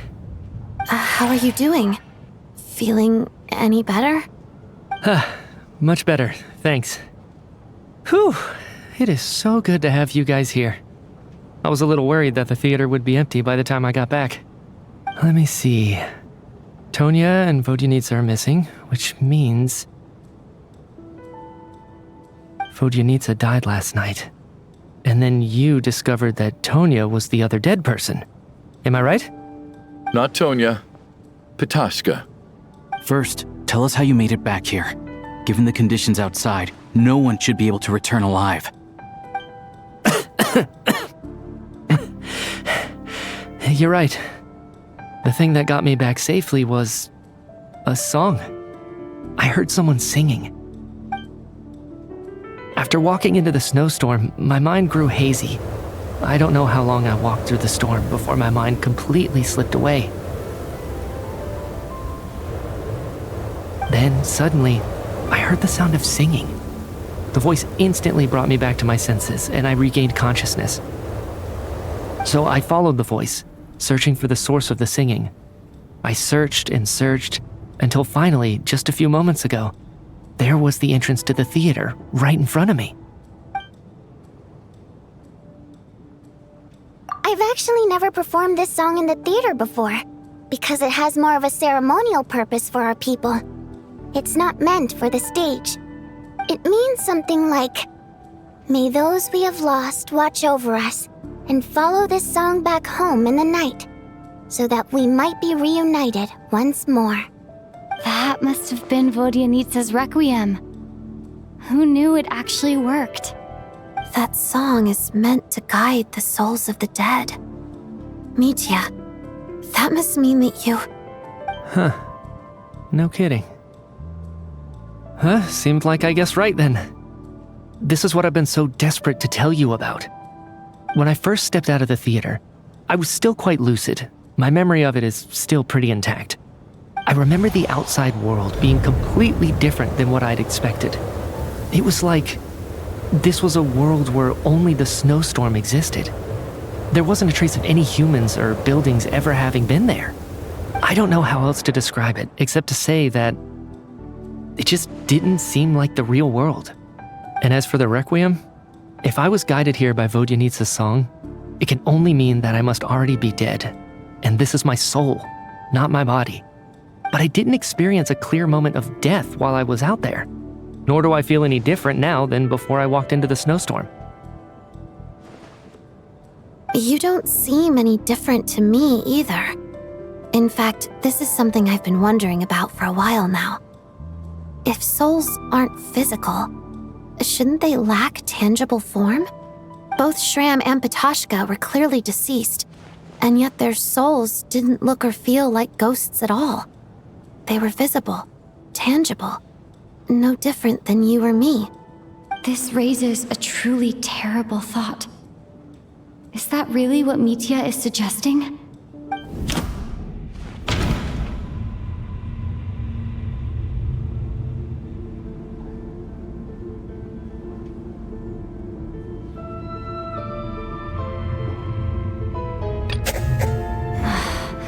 Dreams can't explain everything, and this isn't the Sub-Zeru's festival.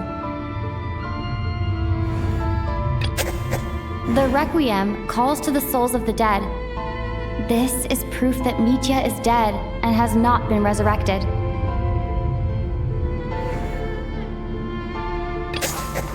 Mitya's soul was summoned back by the Requiem, confirming that he is indeed already dead. And yet, he looks no different from us. Of course, if even the long deceased like Mr. Shram can blend in with us undetected, then maybe we've all been dead from the very start. And all of us are now souls wandering the theater.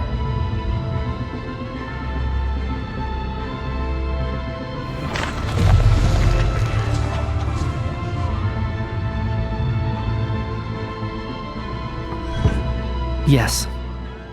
I think that this is probably the afterlife. What did you say?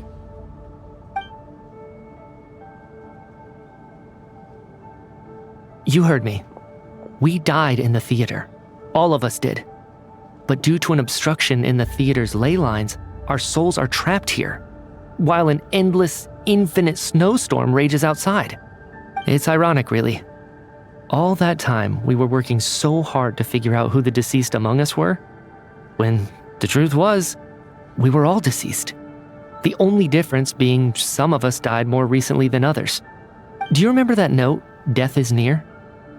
Seems like we misunderstood what it meant after all.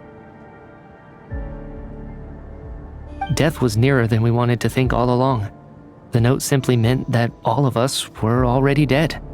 So all our attempts to survive, our search for the deceased, it was all for nothing? Hard to say. At the very least, we helped 2 lost souls find clarity and go to where they belong. The presence of those 2 is probably what caused our souls to be drawn in by the ley lines. In which case, the deaths we've awoken to over the past few days were just souls returning to the ley lines for good. If what you're saying is true, doesn't that make us the lost souls now?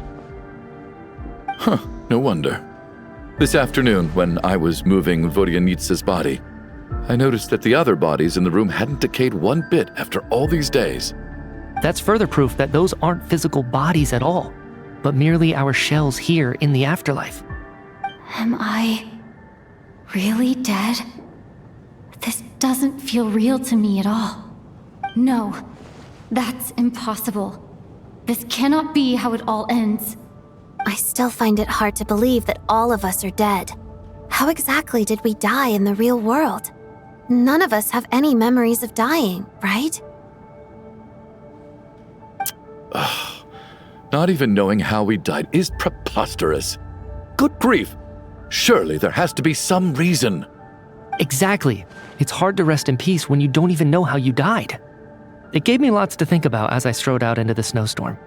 I racked my brains trying to remember the cause of my death, the exact moment I died, the root of all of this, right up until my consciousness faded.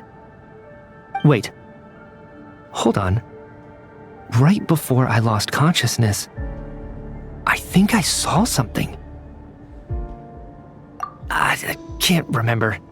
And I think I lost my notebook and pen.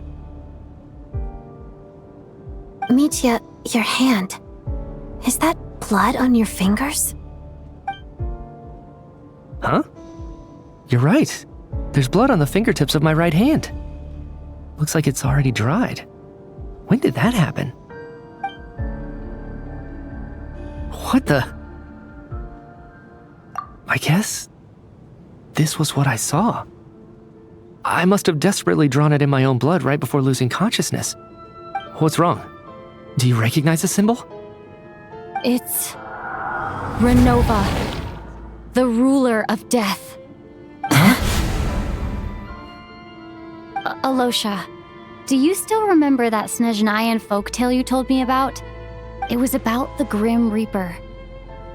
When someone's about to die, he appears as an incarnation of someone familiar to guide their soul into the afterlife. And as soon as you recognize his face, your life is over. I heard a similar tale when I was little. You think the Grim Reaper in this story refers to the ruler of death you mentioned? That's right. In which case, death is near could also mean that the Grim Reaper is here, disguised in a familiar form. Death, the deceased, and the Grim Reaper? So it's a triple entendre. When I first saw this note, I thought it contradicted the investigation report. But now it seems like that was the whole intention. So the Grim Reaper deliberately misled us. Then, we started suspecting each other and searched for the deceased while they hid in plain sight. By that logic, the one person most likely to be the Grim Reaper incarnate is...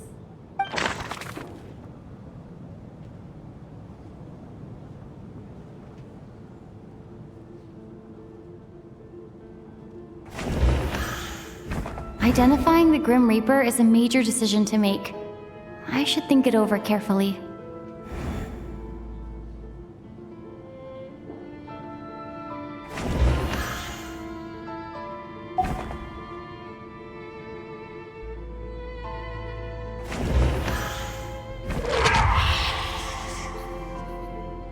No doubt about it. It's Alosha. Looking back at how everyone has acted over the past few days, Alosha is most likely the Grim Reaper lurking among us.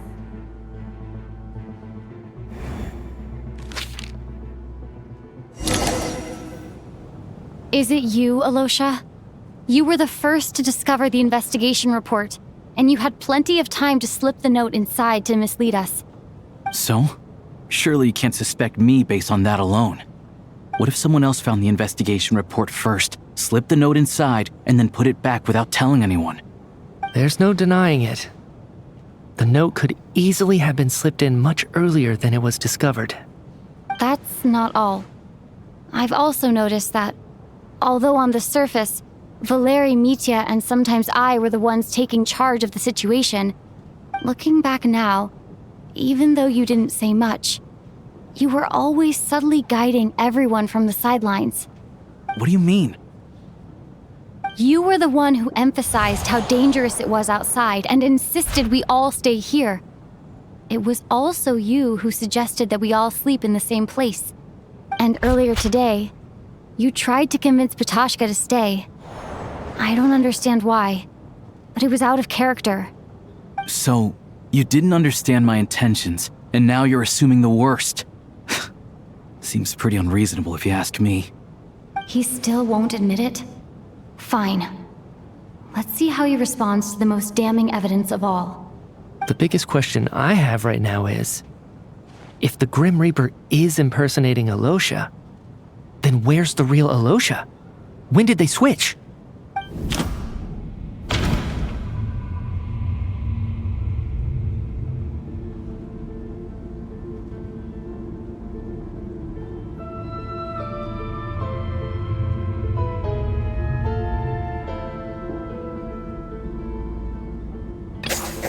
That's right. This was the moment. Right at the start, before any victims had even emerged, Alosha was switched with the ruler of death while everyone's guard was still down.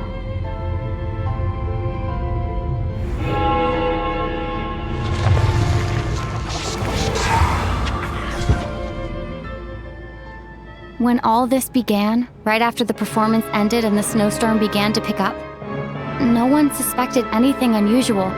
We just assumed we were snowed in.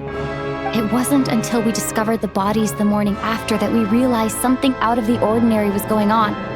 But it's clear now that the oddities actually started earlier than that, when Dimov walked into the snowstorm and never came back. Right.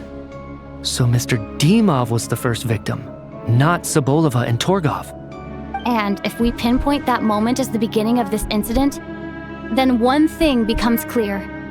Alosha, you are the only person who walked into the snowstorm and came back without the help of Vojanitsa's Requiem. More precisely, Alosha never came back at all. The one who came back was the Grim Reaper. Not bad. Well, since you've backed me into a corner, I suppose there's no point in keeping up the act anymore. Alosha? You're the Grim Reaper? I am no such tired cliché. Mortals should address me as the ruler of death.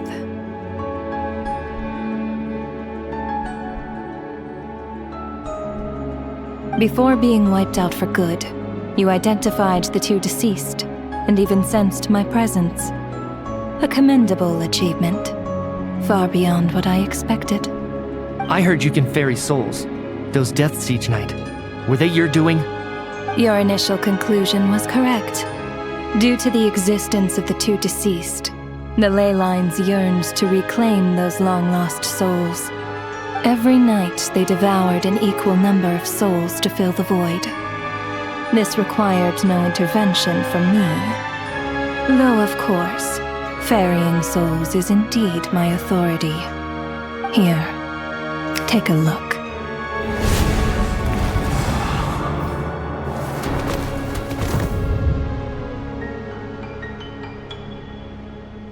What are you doing? That takes care of today's too.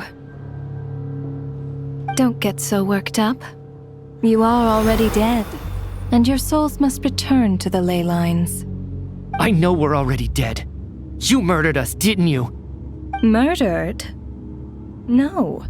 Murder is when mortals usurp my authority.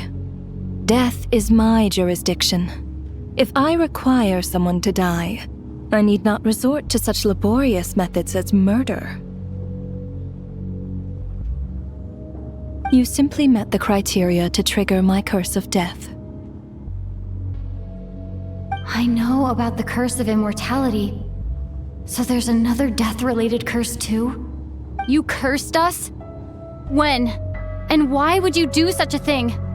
So often, humans pray to me, begging to know when their death will come, and what form it will take. But few people ask why. If you must have an answer, know that death comes simply because one's time has come. So you're not gonna tell us the truth? Hold your tongue. By all rights, you shouldn't even be allowed to speak with me. Those angels from the past are to blame for the reckless renovation of the ley lines here. It's made my work on this occasion infuriatingly complicated. Work? So trapping us here, making us watch our friends die, that's just another day at work for you? You clearly have a lot of questions. Fine. As a reward for your remarkable accomplishments over the past few days, I shall answer a few of your inquiries, provided they aren't too unreasonable. After the physical body dies, the soul must return to the ley lines for that person's death to be considered complete. My work encompasses the entire process of death, including, naturally, the guiding of souls into the ley lines, with which you are now so familiar. You must also be rather familiar with Natlan's Night Kingdom, I presume? It was I who supported the creation of the Night Kingdom. It provided a convenient means of guiding the souls of Natlan. Here, too, the ley lines connected to the theater underwent some modifications. The angels hoped to make them capable of accommodating the souls of some special creations. But this actually hindered their ability to accept ordinary souls to some degree.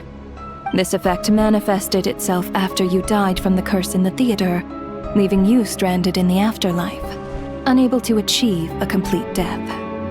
But if souls who die from the curse of death fail to return to the ley lines within a short window of time, they will miss their chance for good.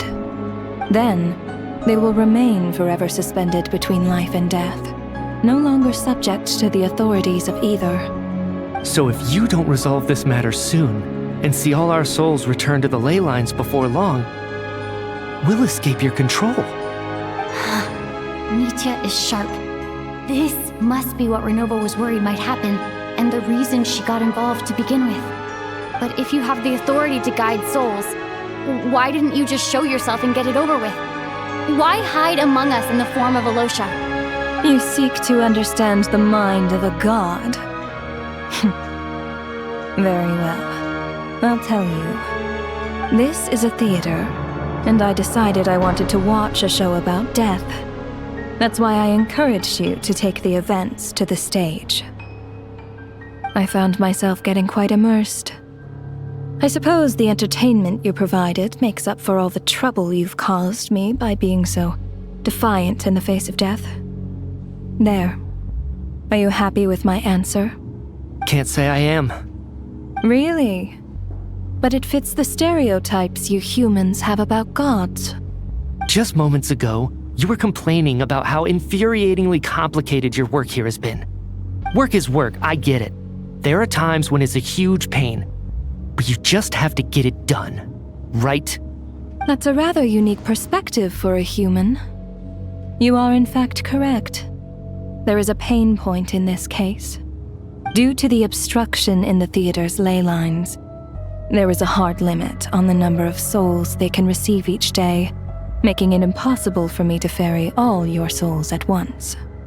Revealing my identity too soon would inevitably have led to futile resistance, and there was a risk that any souls who chose to run would disappear. Then there was the issue of the 2 lost souls you called the deceased. The way you resolved that quandary was all part of my design. That's what I don't understand. If all of us were souls of the dead, what made their presence among us special? For centuries, they have refused to return to the ley lines, exploiting the issues created by the angel civilization to resist being drawn in. Centuries of obsession accumulated during this process. You may think of this obsession as the resentment of the dead, and in this quantity, it was a bomb that could have detonated at any moment. It reached the point where I could not afford to leave it unchecked. But the only way to fix it was to help them acknowledge their own deaths, make peace with their regrets, and willingly walk into the snowstorm. Only then, with my guidance, could they finally return to the ley lines. Otherwise, you would not like to know what the consequences would have been. I vaguely remember seeing Patashka, but in the most terrifying form. Was that in a dream? Is that what would have become of her if she hadn't returned to the ley lines? I see your dreams brought you many revelations. So you see, death in fact grants wisdom to mortals. Souls connect to all things in the world and see the chain of cause and effect between them. It's nothing unusual. Anyway, giving psychological counseling to lost souls is not my strong suit. That is more of an angel's role. It was something I could not resolve directly using my authority, so I decided it was easier to leave the bomb defusal to you. Meanwhile, of course, their presence caused the souls of other members of your party to return to the ley lines each night. From where I stand, that was killing 2 birds with 1 stone. As both issues slowly resolved one another without me having to lift a finger, all I had to do was stay close by and keep the situation under control. Then use my authority to wrap things up at the end. And, of course, while I was at it, I thoroughly enjoyed watching this drama, dealing with death from a mortal perspective, play out on the stage. Sounds like you had it all figured out, Grim Reaper. I just did the math. You said there's a hard limit to the number of souls the ley lines here can receive each day. It's 2, isn't it? That much is obvious, even to a fool. It's time to review this whole affair. If the ley lines can only take in 2 people per day, I need to go over the deaths from these past few days again.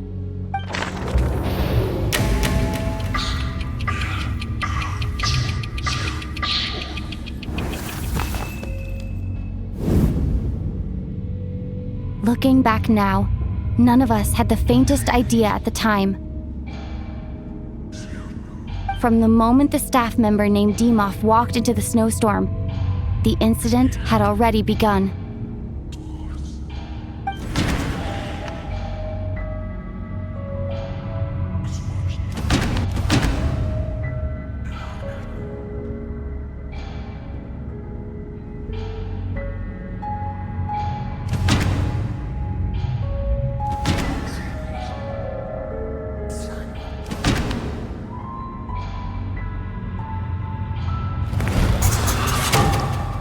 Alosha was the second to walk into the snowstorm after Demoff to investigate.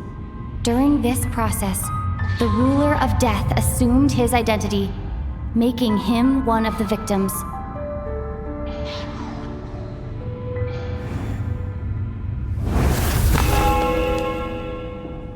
During our first night in the theater, everyone was caught up in the novelty of it all. No one could have expected there would be victims the very next morning. Despite all the confusion, and with the help of hindsight, we finally began to realize that something was amiss with the snowstorm.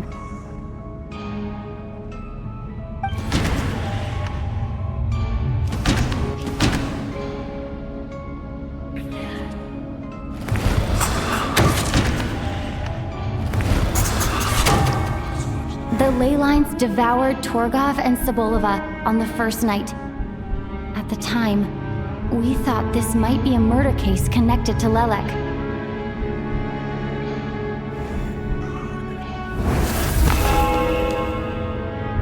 Odette and I spoke a lot that night.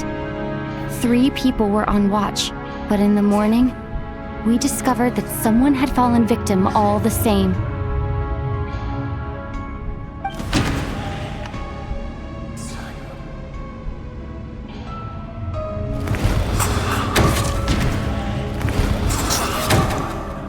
The deaths of Kulish and Ranpana caused everyone to stop suspecting Lelek.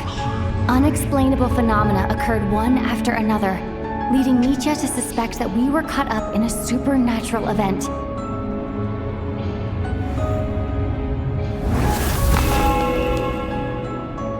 Later, we discovered that there seemed to be an extra person among us, and subsequently discovered the existence of the deceased.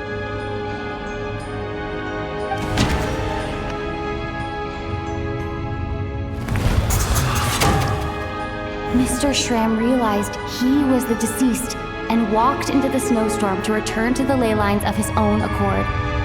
It turns out there really was a dead person among us.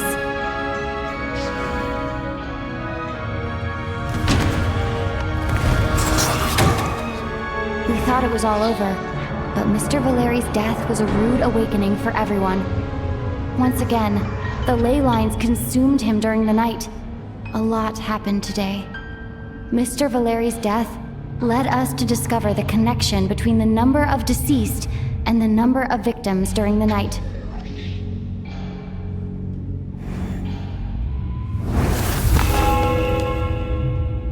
The fact that there was more than one deceased seemed to bring us back to square one.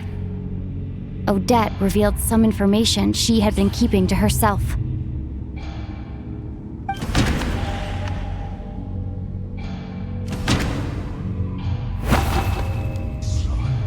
Although Mitya did indeed walk into the snowstorm that day, he returned from the ley lines with the help of Vodyanitsa's requiem.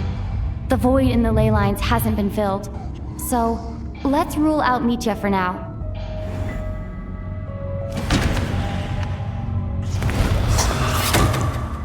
As it happened, Patashka filled the void left by Mitya's return from the ley lines by walking into the snowstorm this morning.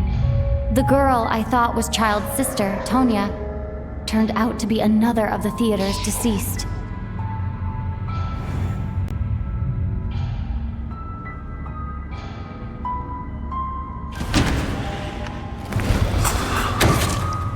Vodyanitsa was swallowed by the ley lines in her sleep, but the requiem she sang before falling asleep was quite a game changer. Come to think of it, Ptashka was about to walk into the snowstorm at that time, and Renova, unaware that Mitya would return, was concerned that her soul would overflow from the ley lines. That's why she used Alosha's voice to try and persuade her to stay behind. Looking back, I suppose that was an early slip-up on her part.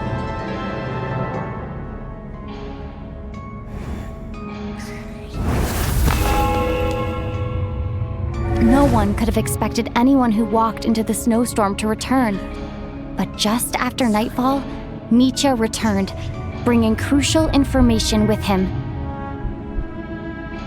Various truths began to surface, including that all of us were already dead, and that the ruler of death was here among us.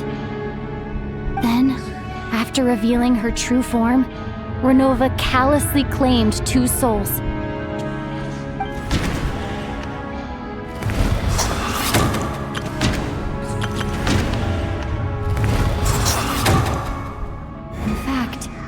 Everyone was already dead by the time we took the photo. And in the days since, we've experienced many more partings in the afterlife. Now, only Mitya and I remain, and the true culprit behind everything still stands before us. In Mitya's eyes, I see the same anger and frustration that I feel.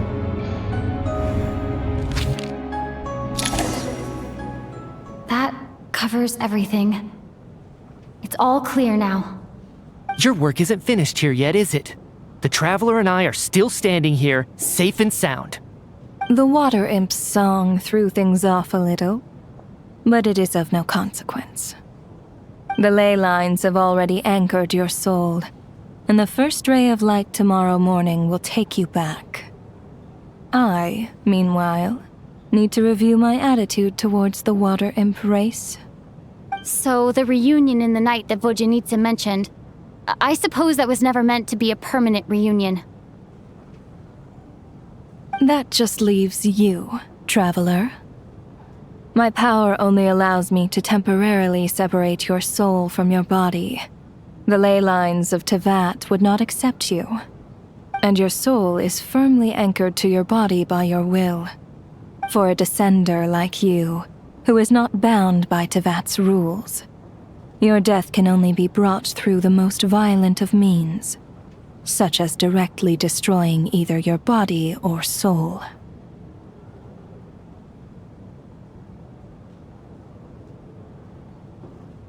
I have no interest in involving myself with Descenders, for now. Although, this may change if Asmodee remains missing, or you insist on interfering with our affairs. One last question then. All our struggles and sacrifices here, they were meaningless from the very beginning, weren't they? Death abides no reason. Besides, what you call sacrifice is merely a concept created by humanity. To me, it is nothing more than a self-indulgent charade in the face of death. Mere mortals fantasizing that their actions could reclaim something from my grasp. A truly laughable idea.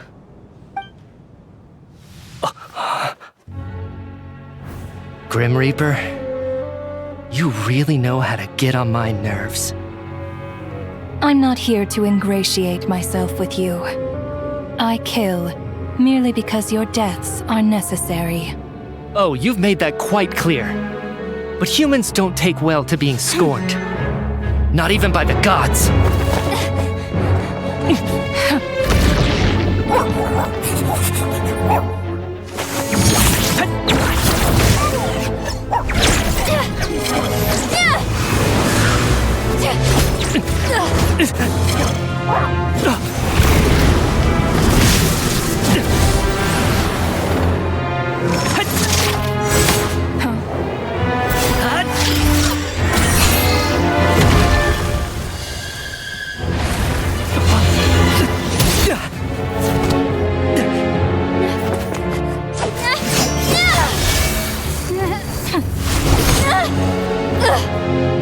This is futile.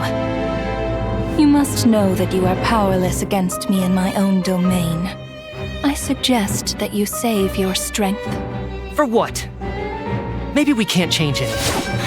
But if nothing else, we can at least teach you to have some respect for the dead. Audacious.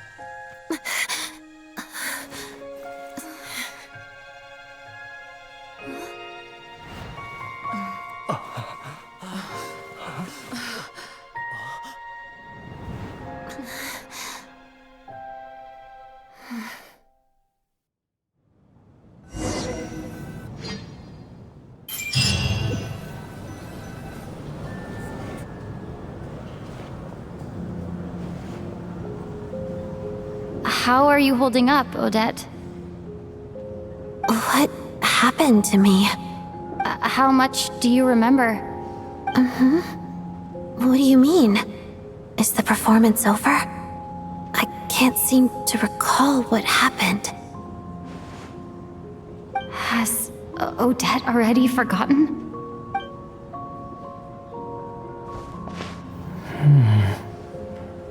Mitya? Oh, I'm sorry. I guess I spaced out there for a second. Remind me who you are? Don't you remember anything?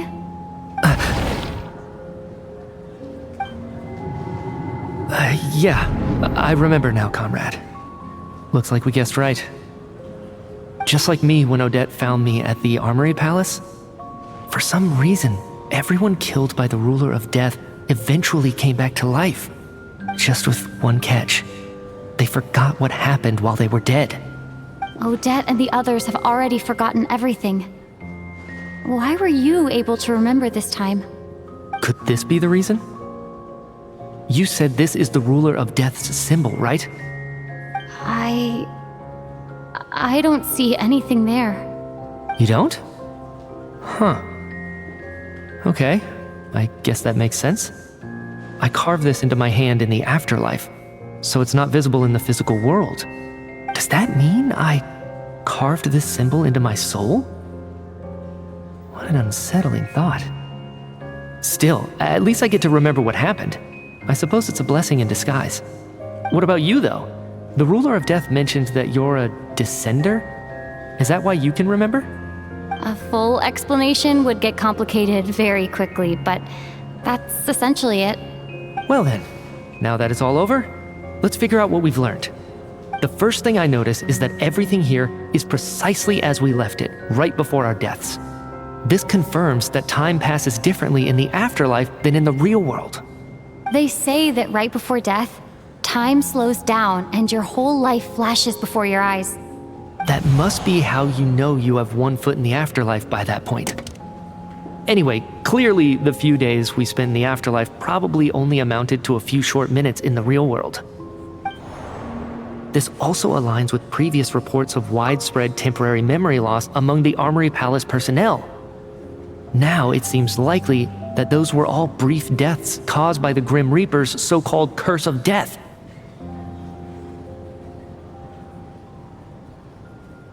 To those unaware of the truth, dying and coming back to life must feel similar to a short bout of catatonia.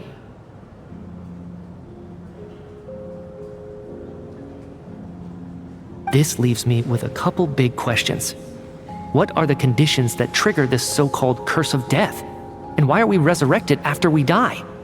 If nothing else, I think it shows that killing us wasn't her ultimate goal. We still don't know her true reasons for subjecting us to death. Right. This time only got complicated because of the situation with the theater's ley lines. That's why she had to approach it differently.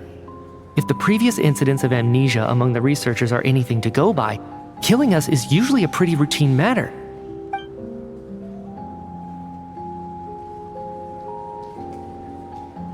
Come to think of it, wasn't I about to note something down before I died? I can't remember what it was, but I think it was something related to my research project? Sorry, Traveler. I'll catch up with you again later. Right now, I have to make a trip back to the Armory Palace. Ma'am, if I may, no one of your description has ever shown up in my investigations into Mr. Mitia's friends. Yet, you two seem very familiar with each other. Could you perhaps tell me where he was in such a rush to get to? And, by the way, have we ever crossed paths? Forgive the presumptuousness, but I feel a vague and indescribable sense of familiarity about you. I can explain everything. Could you help me gather everyone in the theater in one place?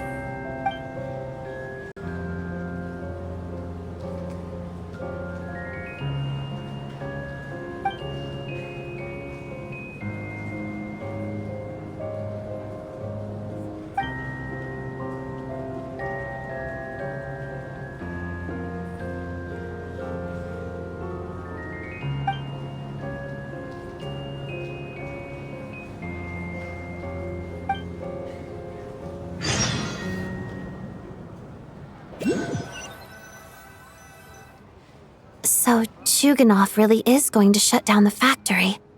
I guess this theater incident actually did us some good after all. So, you said I promised to take you to the Armory Palace while we were in the afterlife, yes? I believe you. I think I even have a vague memory of it.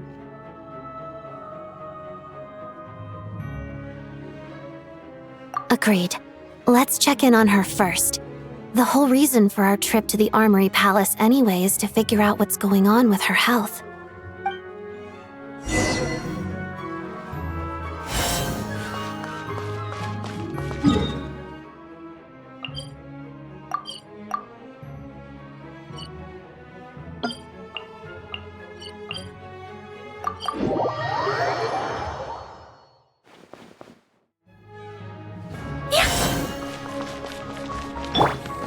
Take a break?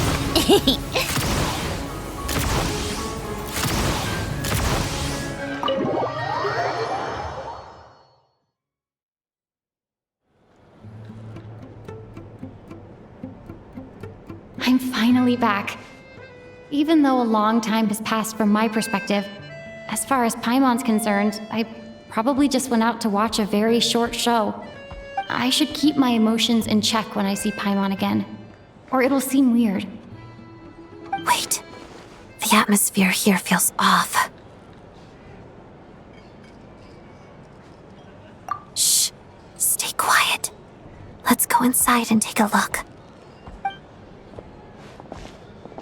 Have we still not been able to notify Child yet? We need new orders. What if that person comes back again?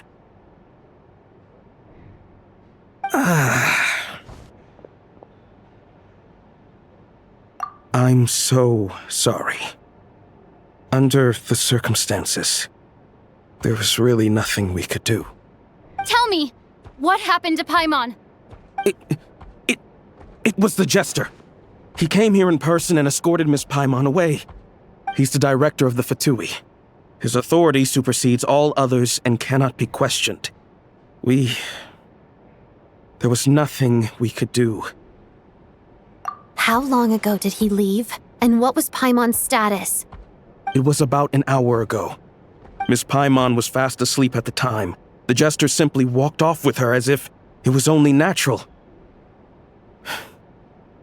I assure you, he absolutely did not use any force. Do you know where they went? The Armory Palace, most likely. Lord Piero, the jester, has been overseeing the experiments there lately, keeping a close eye on their progress. Everyone in the Fatui has heard about it by now. I'm surprised he came in person.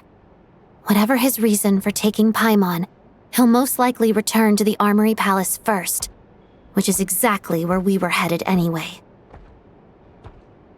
Then lead the way, Odette. Okay, let's go.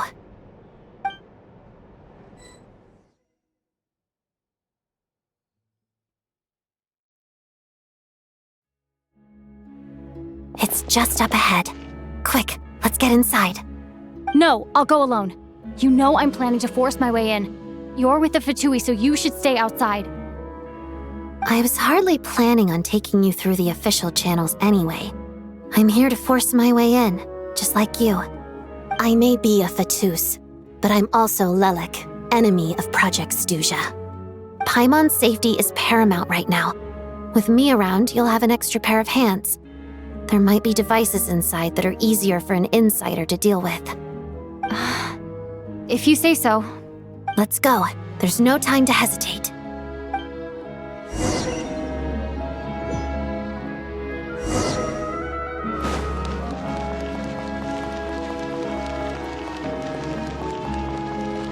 Come on, keep up.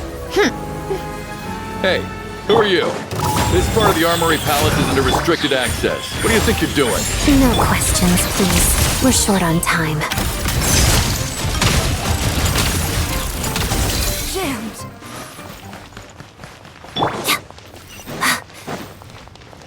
I'll make short work of you. Come on, keep up. How tiresome.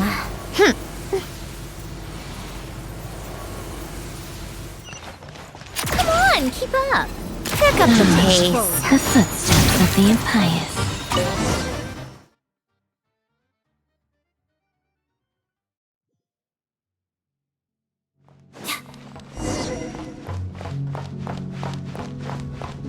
Now it's your turn. You have a pass? Where are you coming from? So, you're intruders, huh? Then don't blame me for what happens next!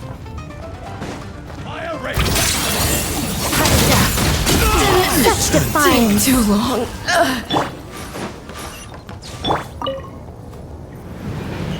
The Armory Palace is hidden this deep in? This place is much bigger than I imagined. But they're conducting top-secret research after all. The deeper it's hidden, the better, is standard Fatui logic. The style doesn't really look like the Fatui's handiwork, though. They must have requisitioned some structures from a past civilization. Intruders! Stay alert!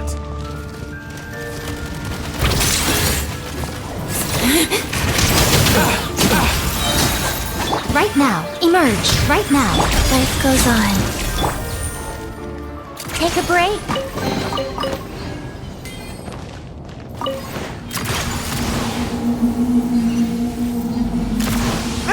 Intruders? Don't...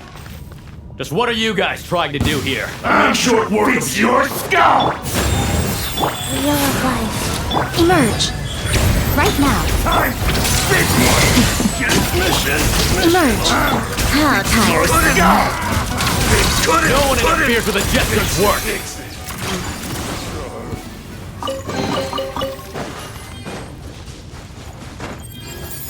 How tiresome. Pick up the pace. Take a break.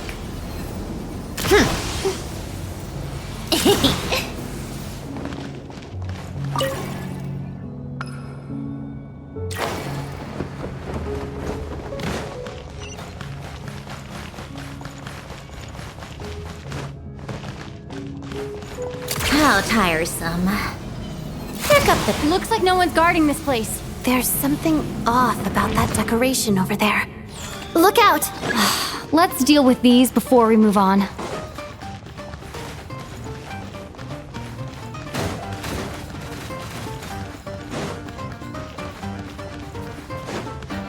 Come on, keep up!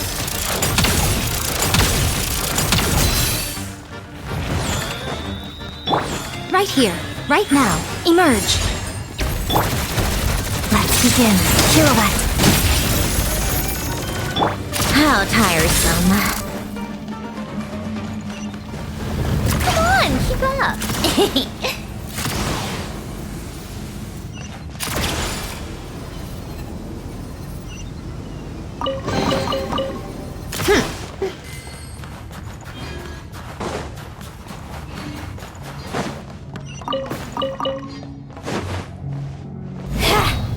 Take a break. The researchers here probably don't know that we're uninvited guests. Let's try not to hurt them. What's the big star from the theater doing here? That's Miss Odette. Was the whole reason for Project Stuja to support the research here at the Armory Palace? Just what are the Fatui and the Tsaritsa planning?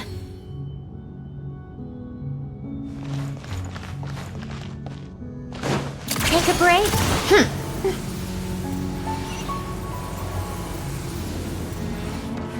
Come on, keep up.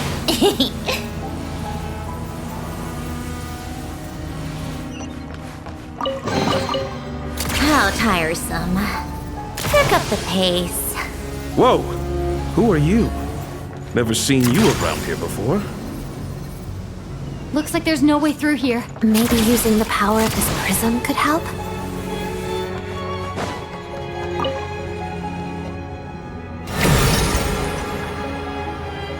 I think I see some images. It's the prism's power at play, causing images of the past to reappear. Paimon and the Jester? Is this another scene from the past? Yes. It looks quite old, though. I don't think it happened in the recent past. What's going on here? What happened? The source seems to be the Armory Palace. They must have started some large-scale experiment. Wait, what if this has something to do with Paimon? We need to hurry!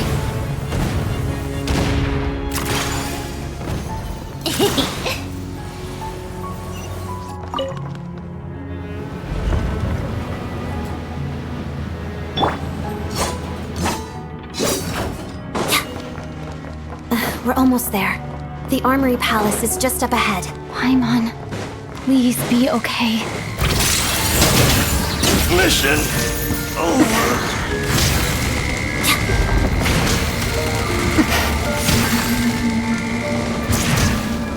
Right here. Right now. Come on, keep up. What's going on? Wait, I remember this feeling. It's the curse of death. No, not now. Why is the curse of death striking again already? Odette?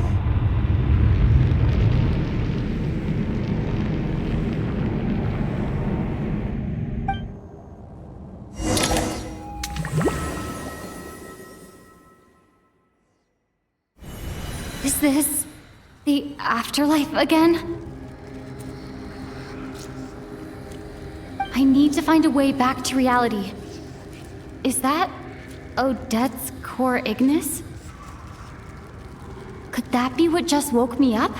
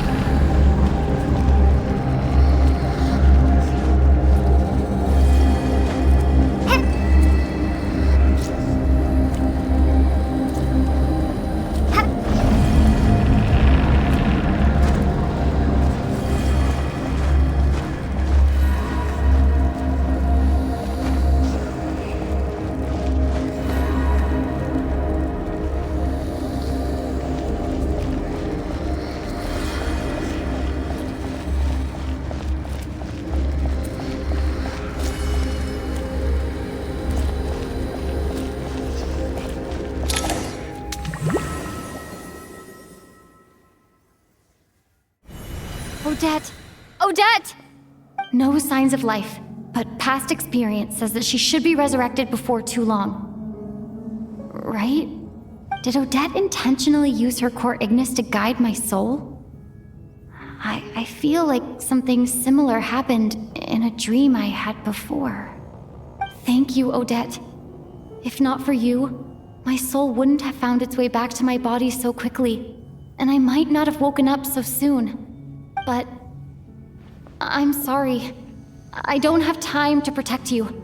I have to use the time you bought me to get Paimon back.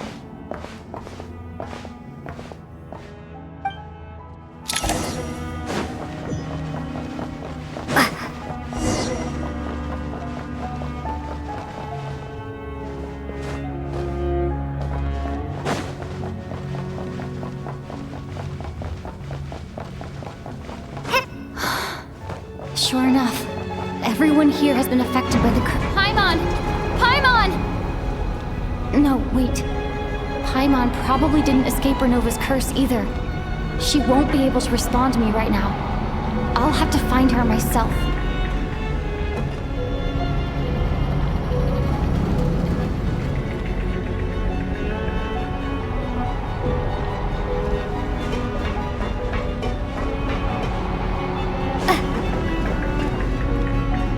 Mitya! Is this the laboratory he works in?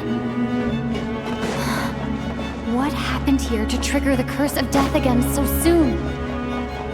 I'll have to ask him when he wakes up.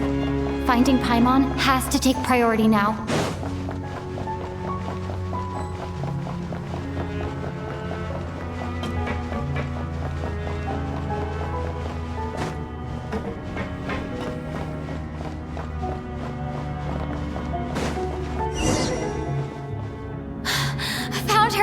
Paimon really is here!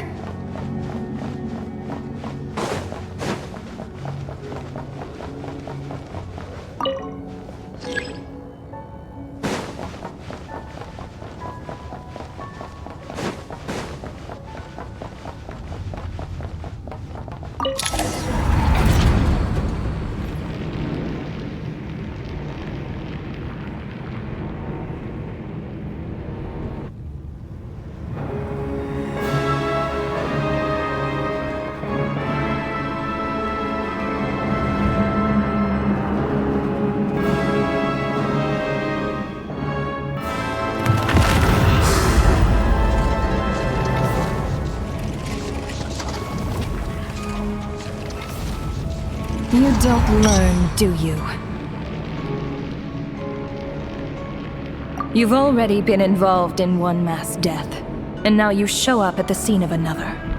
This might have passed for a coincidence the first time, but a second time? Am I to assume you are intentionally interfering in Snezhnaya's affairs? Judging by your expression, it seems that you understand little of what is going on here. In that case, a word to the wise. Do not interfere in Snezhnaya's affairs. A civilization that fails to learn its lesson constantly depletes its own worth. It will one day lose any reason for its existence. And as a descender, you are perfectly suited to be the lifeline to which a dying civilization might desperately cling. Consider your position carefully. No advice needed. I'll make my own judgments. Suit yourself. When the day of reckoning arrives, not even a descender can hope to escape unscathed. The time for resurrection fast approaches. The mortals here are not yet worthy to behold my form. So that will be all for today.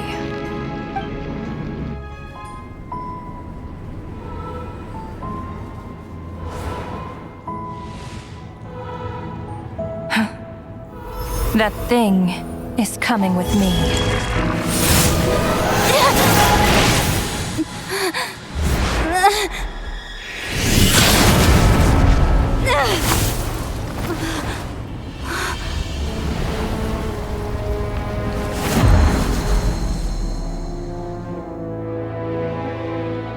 You awoke sooner than I thought.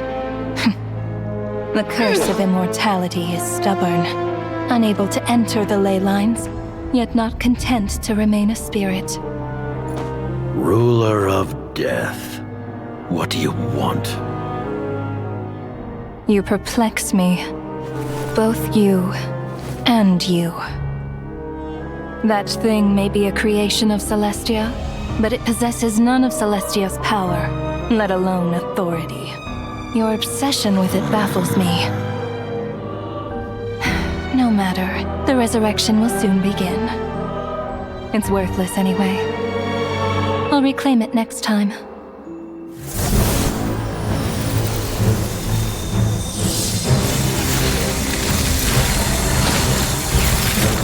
Hey, who says there'll be a next time?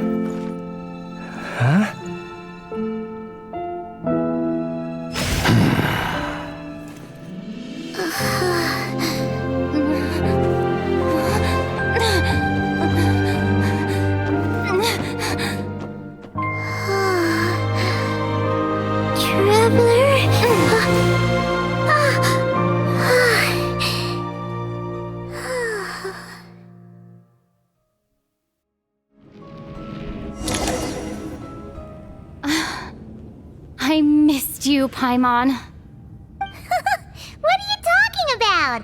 We haven't even been apart for that long, have we? It was different this time. You seem to be in pretty good shape. Yeah, Paimon's back in tip-top condition. It's the weirdest thing. Paimon fell asleep earlier, and when she woke up, she found herself here. The jester and that guy talking to him used some kind of energy on Paimon, and she could kind of feel it canceling out that other thing that was making her feel unwell. So, Mitya helped too? Apologies for leaving in such a hurry at the theater earlier. I was in a rush to verify some theories. Rest assured that your companion is perfectly safe. We reversed the effects that the experimental energy had on her. The jester specifically instructed me to do so. I suppose this is our first official meeting, Traveler. I could not let Paimon suffer in her condition for a moment longer, and so I simply took her without explanation. I hope you do not mind.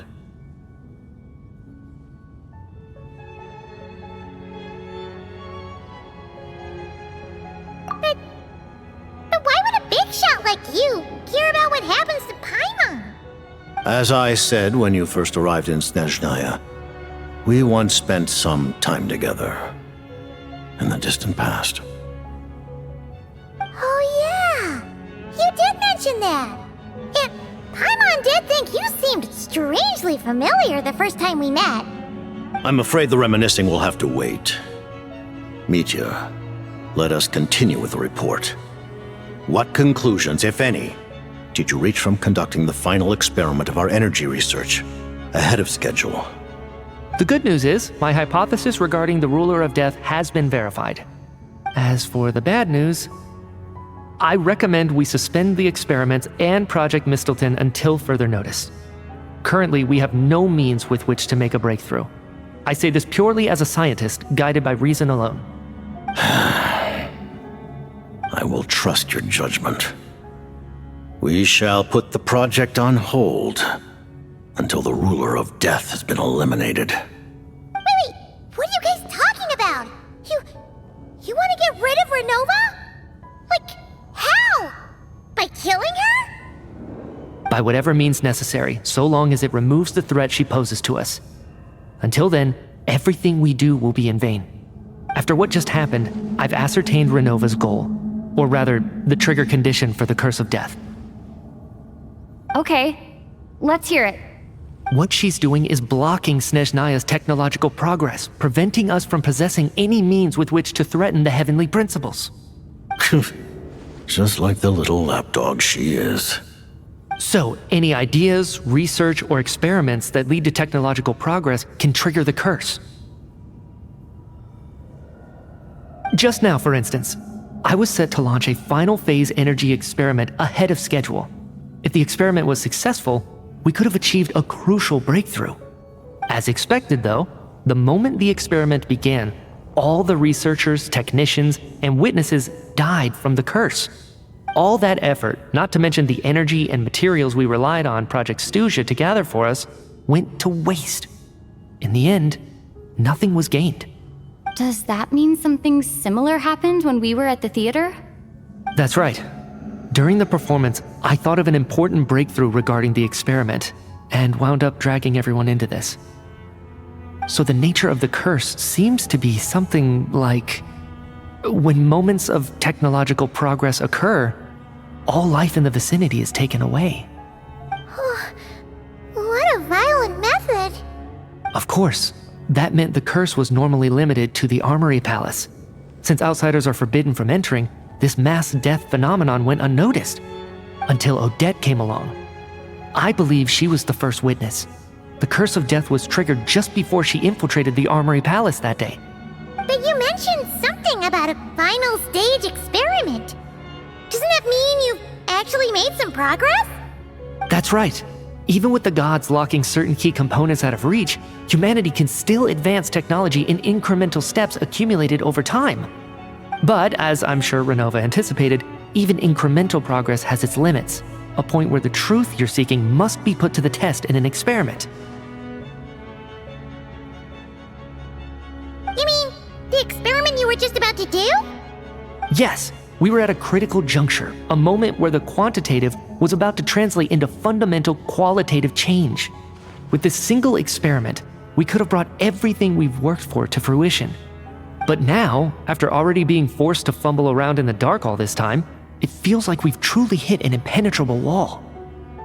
As long as Renova's Curse of Death persists, we won't be able to advance the experiment or obtain any results. And with Project Stuja having been in effect all this time, at our nation's current strength, repeated trial and error is simply unsustainable. Only by eliminating Renova first will it be possible to continue advancing our plans. But she's the ruler of death! She can just kill whoever she wants, right? That's gotta be the scariest power ever! Is it even possible to beat her? We'll see. But one thing's for sure. She definitely can't just do whatever she wants. The best proof of that is me, standing here, very much alive.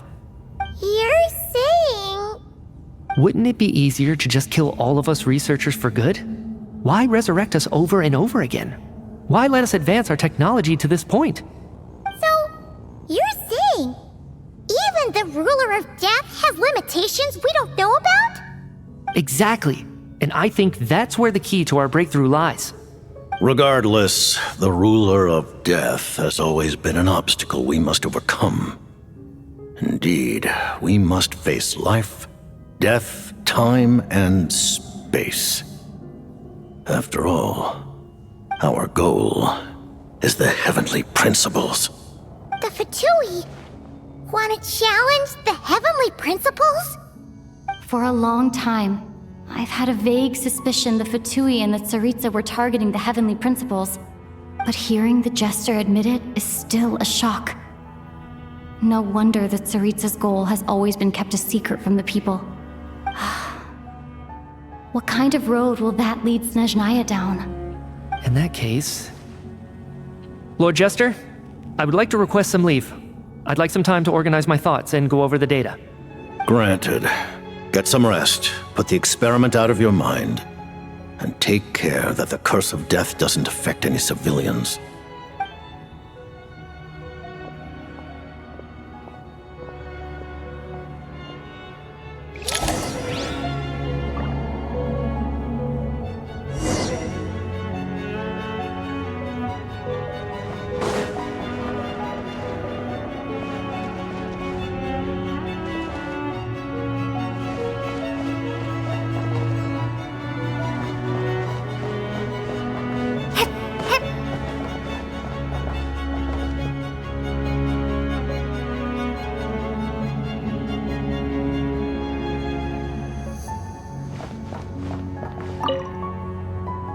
While there is yet time, allow me to offer you my hospitality, honored guest of Snezhnaya. Is there anything you wish to know?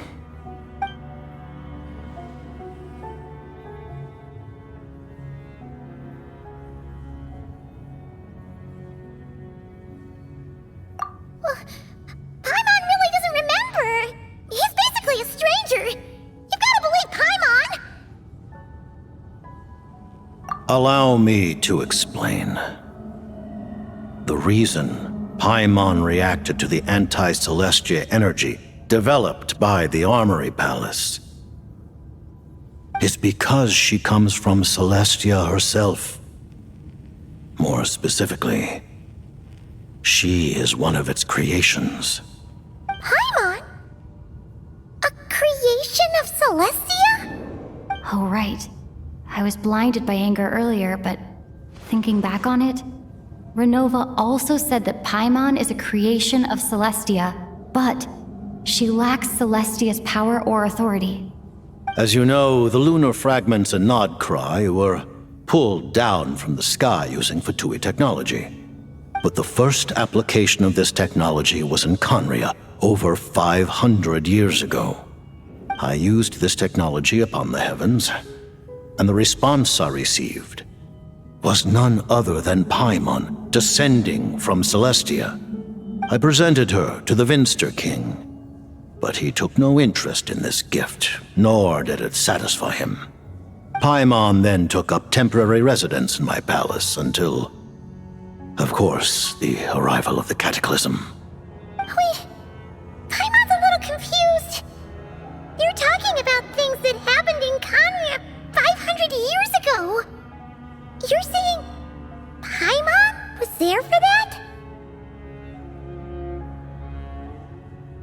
But Paimon doesn't remember any of that. Falling from the sky? Being given away as a gift? None of it! Having lived through the Cataclysm, perhaps you too were burdened with some manner of curse. Although, losing your memories would indeed be the smallest price I've ever seen paid. But it's not just her memory from Conria. Paimon doesn't even know how she spent the last 500 years. She only has memories from the past few years. No matter how hard she tries to remember. What was Paimon like back in Conria? Did she know a whole lot because she came from Celestia? Was she super smart? Unfortunately, when you arrived in Conria, your consciousness was like that of a newborn infant.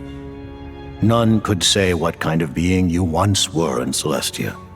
During the time you lived in Conria, your personality was no different from how it is now.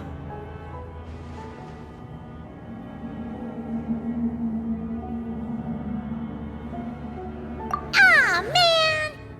Paimon's plan to get her memories back and become super smart is ruined before it could even start. You know, even though Paimon lost her memories, she still feels weirdly close to you for some reason. That must mean you took pretty good care of Paimon back then, huh? On the contrary, I completely ignored your existence. I was entirely focused on my struggle against Troptatir the Wise. But now, as I see it, it is as if you are the only sane thing that survived that era of insanity, and thus are worthy of protection.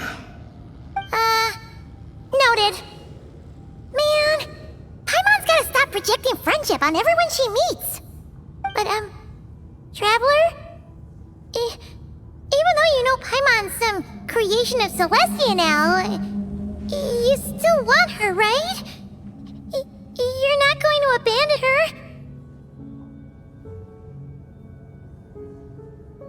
Oh, phew! That's a relief. Paimon's just learning about this too. She's barely even processed it.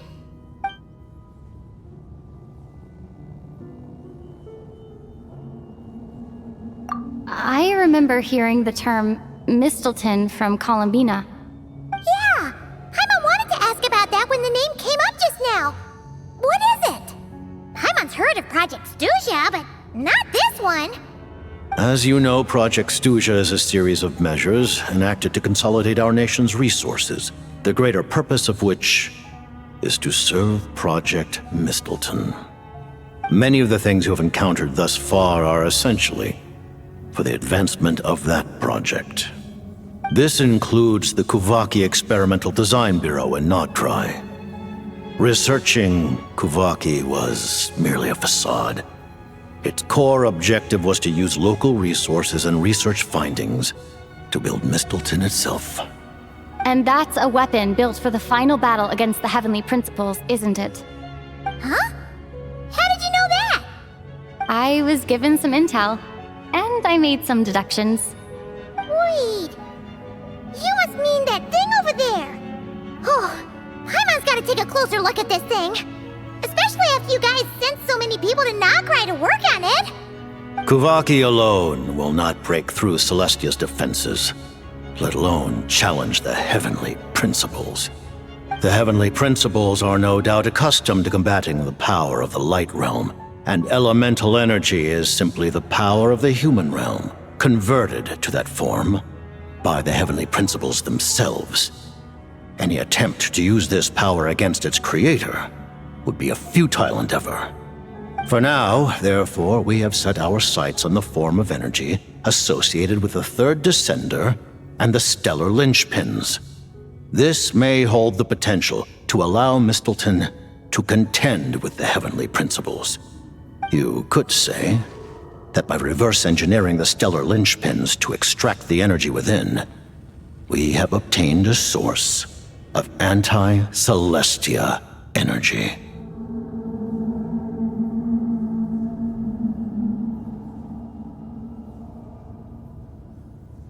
The Kuvaki Experimental Design Bureau, Project Stuja, and the new energy experiments. Huh. So, Project Mistleton is what ties it all together. And it looks like your plan is almost complete. No wonder the Ruler of Death came after you!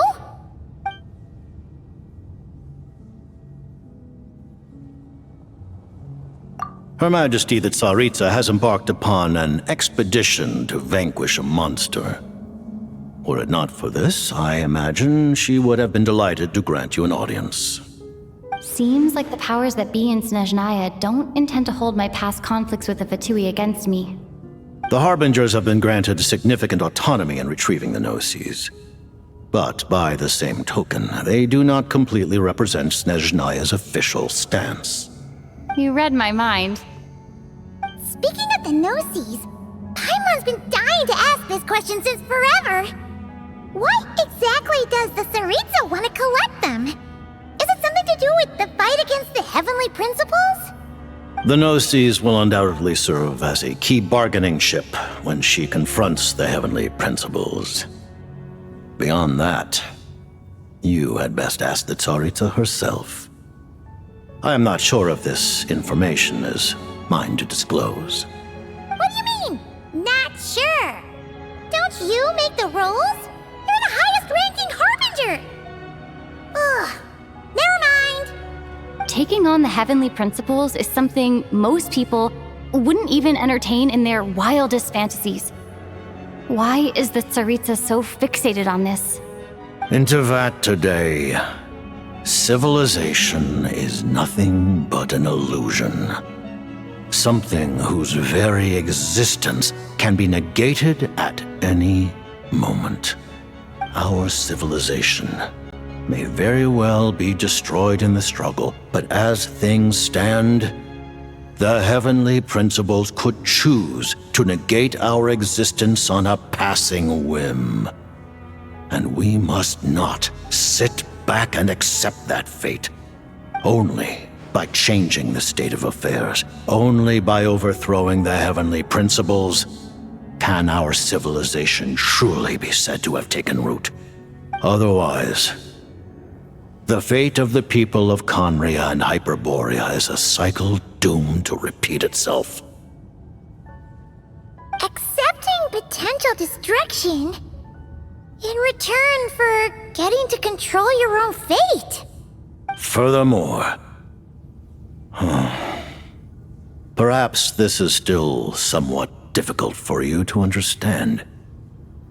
Are you aware that all the rules of this world are made up of curses? Huh? All of them? Paimon knows about the curse of death you mentioned, and the curse of immortality that you and Dainsleif have.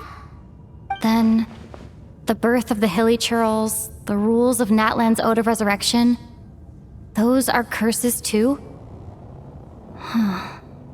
Farina's long life seems to stem from a curse placed on her by Focalor as well.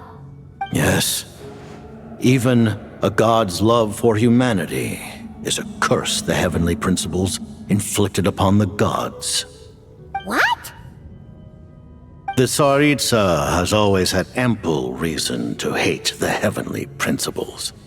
If she can seize their authority, she will reconstruct the entire world, and when that time comes, humanity will be completely liberated from curses and lies.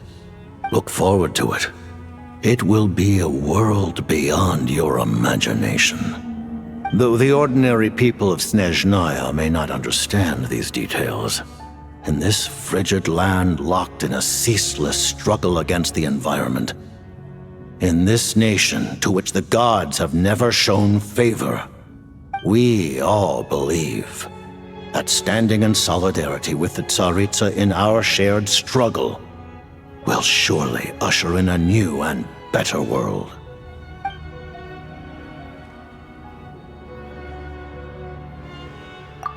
Thank you for telling me so much. I'm a bit surprised, honestly. I didn't expect you to be quite so transparent with me. Given the circumstances, the Fatui need not hide anything from our allies. Allies? To advance Project Mistleton, we must first resolve our issue with the ruler of death.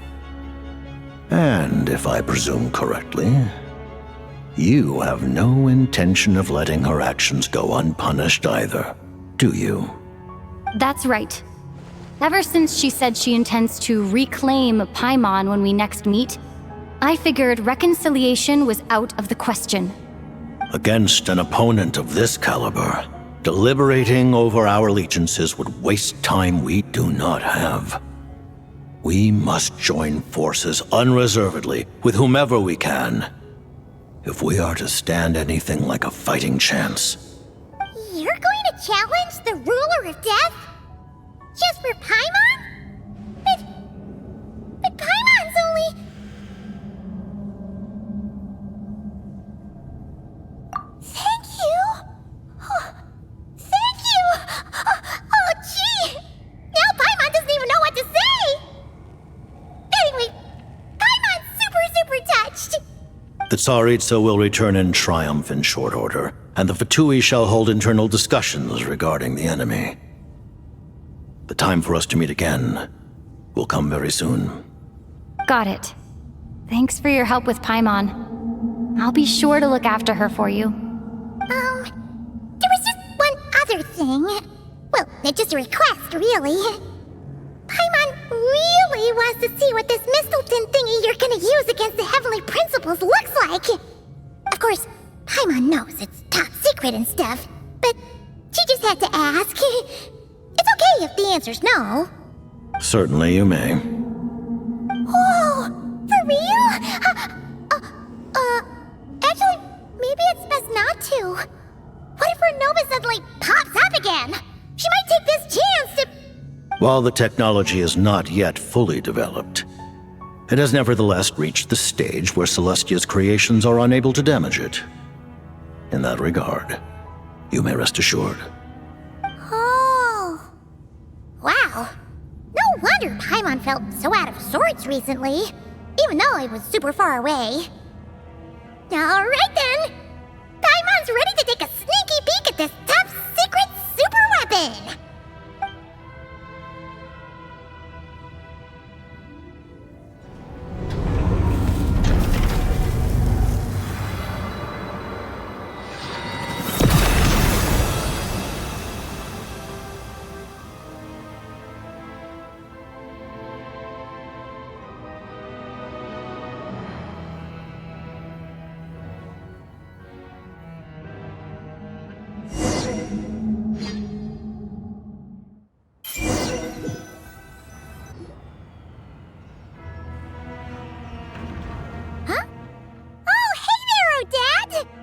Paimon? You're okay. Thank goodness. You look well. Have you recovered? Long story short, yep, Paimon's all better. What are you doing here? Were you waiting for us? That's right. When I woke up, I wanted to go in after you, but the guards had woken up as well. It would have been tough to take them on alone, and there was no easy way to sneak past them. So I returned the way I came and waited for you here. It was thanks to you that my soul found its way back to my body so quickly. Thank you. Huh. That actually worked? Nice. I just figured I'd try my luck when that ominous feeling struck me. Really, you should be thanking this thing instead.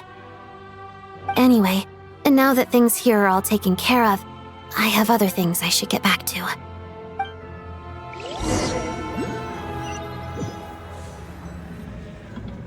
Ah, Director Chuganov, you're back. We just received notice that Project Stuja has been suspended, so we've convened an emergency meeting.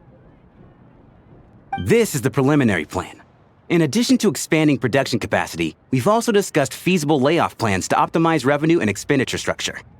Our calculations indicate that the factory's profits will increase by at least 30%. Just give the word, Director. That won't be necessary. Leave the energy for those who need it.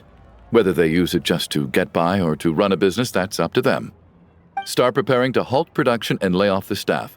Make sure the workers are able to land on their feet and that they are duly compensated. Thank you all for your hard work during this time.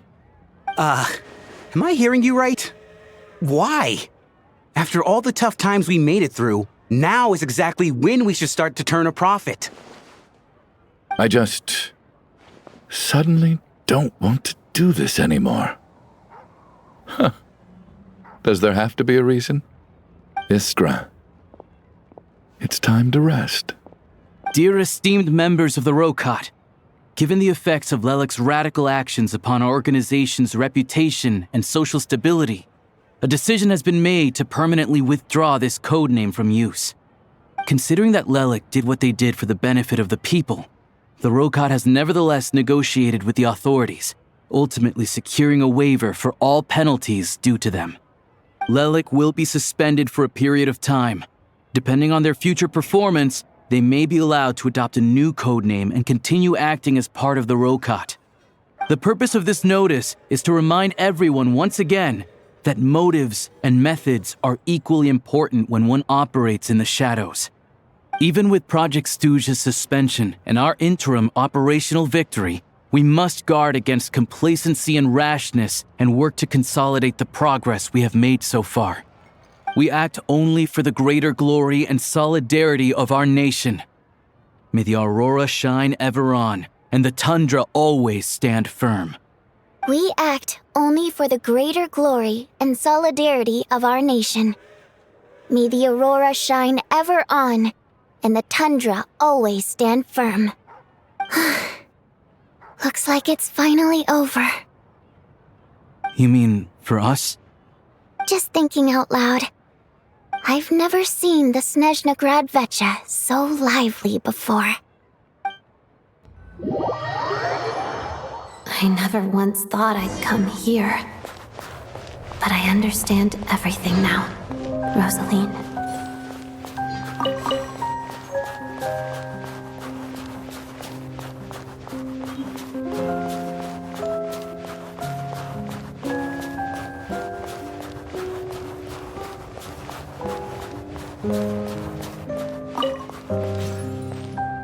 I've seen Spirit Seeker performed many times, including by your mother. Why do you bring that up all of a sudden? Even though the choreography is always identical, every dancer finds a way to make it her own.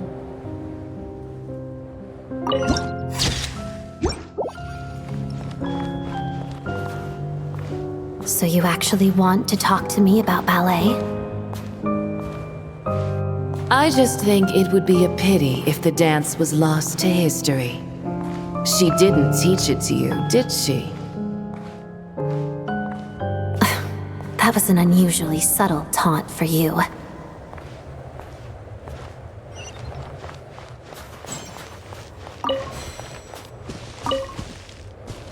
We embraced one another on the snow-swept plains, melting the ruthlessness of time. But when our bodies, in pieces, are cast to the winds, what of our love will remain behind?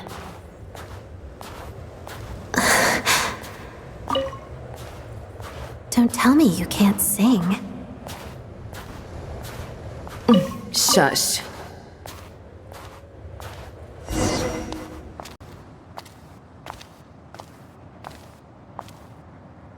I understand her hatred. The Fatui robbed her of the life she should have had. I never opposed her dancing. Yet still I became an enemy of her ballet. I'll just keep my distance. Many despise me. I'm used to it. You're certainly not one to shy away from confrontation. But children, they need a different approach. I'm hardly the most maternal figure. Yet, she is a child. In my experience, while a father commands authority, he must still yield to love. You should tell her what you think about her dancing.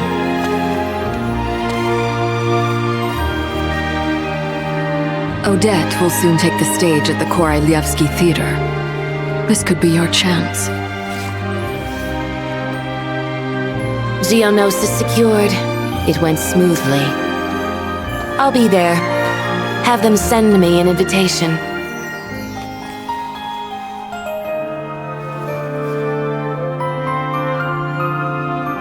Sadly, things didn't work out. Her final words are inside that block of ice. This? Aren't these for monitoring her subordinates? Not yours. This one isn't her witch's flame, but my two worlds' flames. The two worlds' flames can burn away memories. It was my parting gift to Rosaline.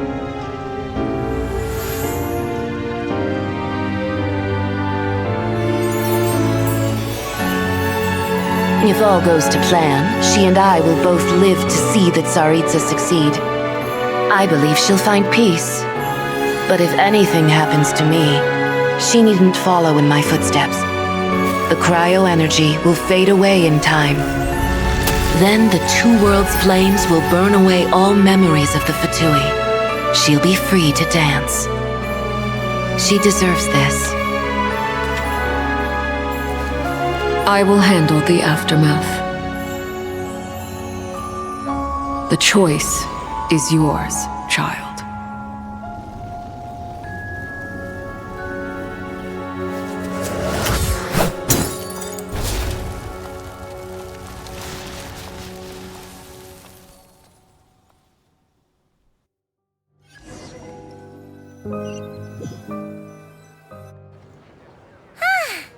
Fresh air at last! Paimon's head isn't spinning anymore, and the fever's all gone. Paimon's finally free! again! Oh, it's nice to finally know where Paimon came from, too. It did make Paimon a little nervous at first, but it's such a relief now. Like, who cares if Paimon's a creation of Celestia? She's probably not anyone that important. Probably just the fairy of food and fun or something. And like you said, this doesn't have to change anything between us. You're not gonna just... Hey! Hurry up! Why are you walking so slowly? You've spent the last few days lying in bed and stuffing your face. I didn't think you'd be able to fly this fast. Says who? Paimon's as agile as ever. They don't call her White Floaty for nothing. Paimon originally wanted to check out the bookstores in Snezhnograd, but she's more in the mood for flying around right now, so let's save that for later. Wait, they've got light novels from VII Publishing House here too. Huh? And this is Paimon's favorite mystery story from Fontaine! Wow! It got a sequel! The local Snezhnaya books look pretty interesting too, but also kinda heavy. Not the easiest things to lug around. I thought you were in the mood for flying around. Paimon can read while she flies. Hey! Look at these two dolls! Which do you like better?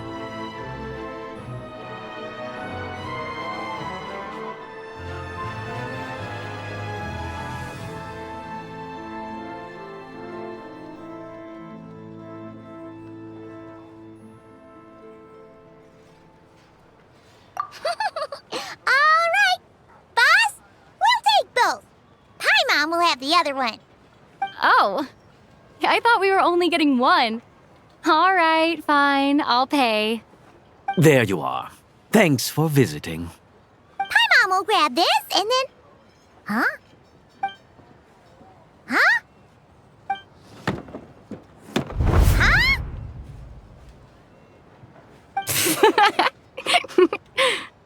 How many layers does this thing have? And what are you laughing at?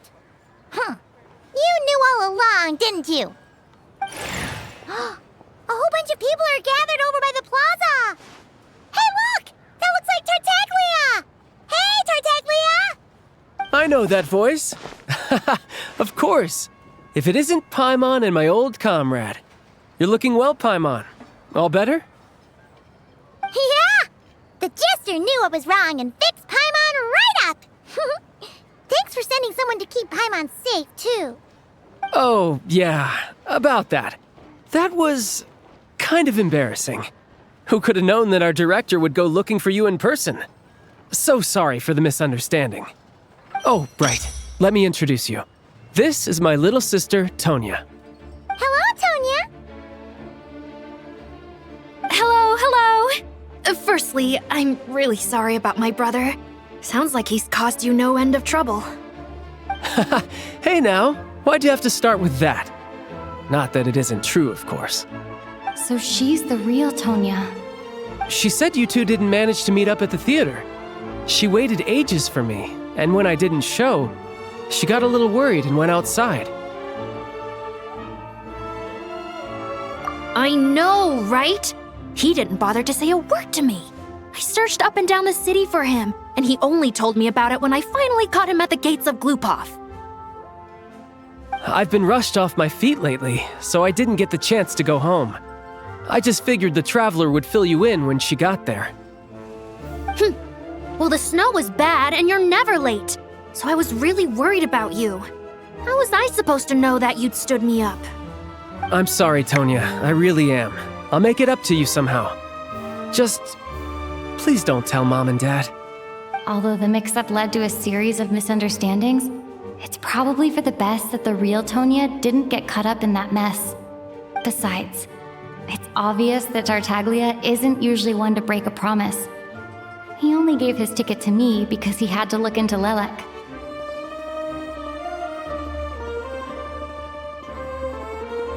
No, it's fine. It just meant I didn't get to see the show in the end. By the way, what did you think? You were one of the first people to see it, you know? I would say... the best is yet to come. Huh? What kind of review is that? Hey, look!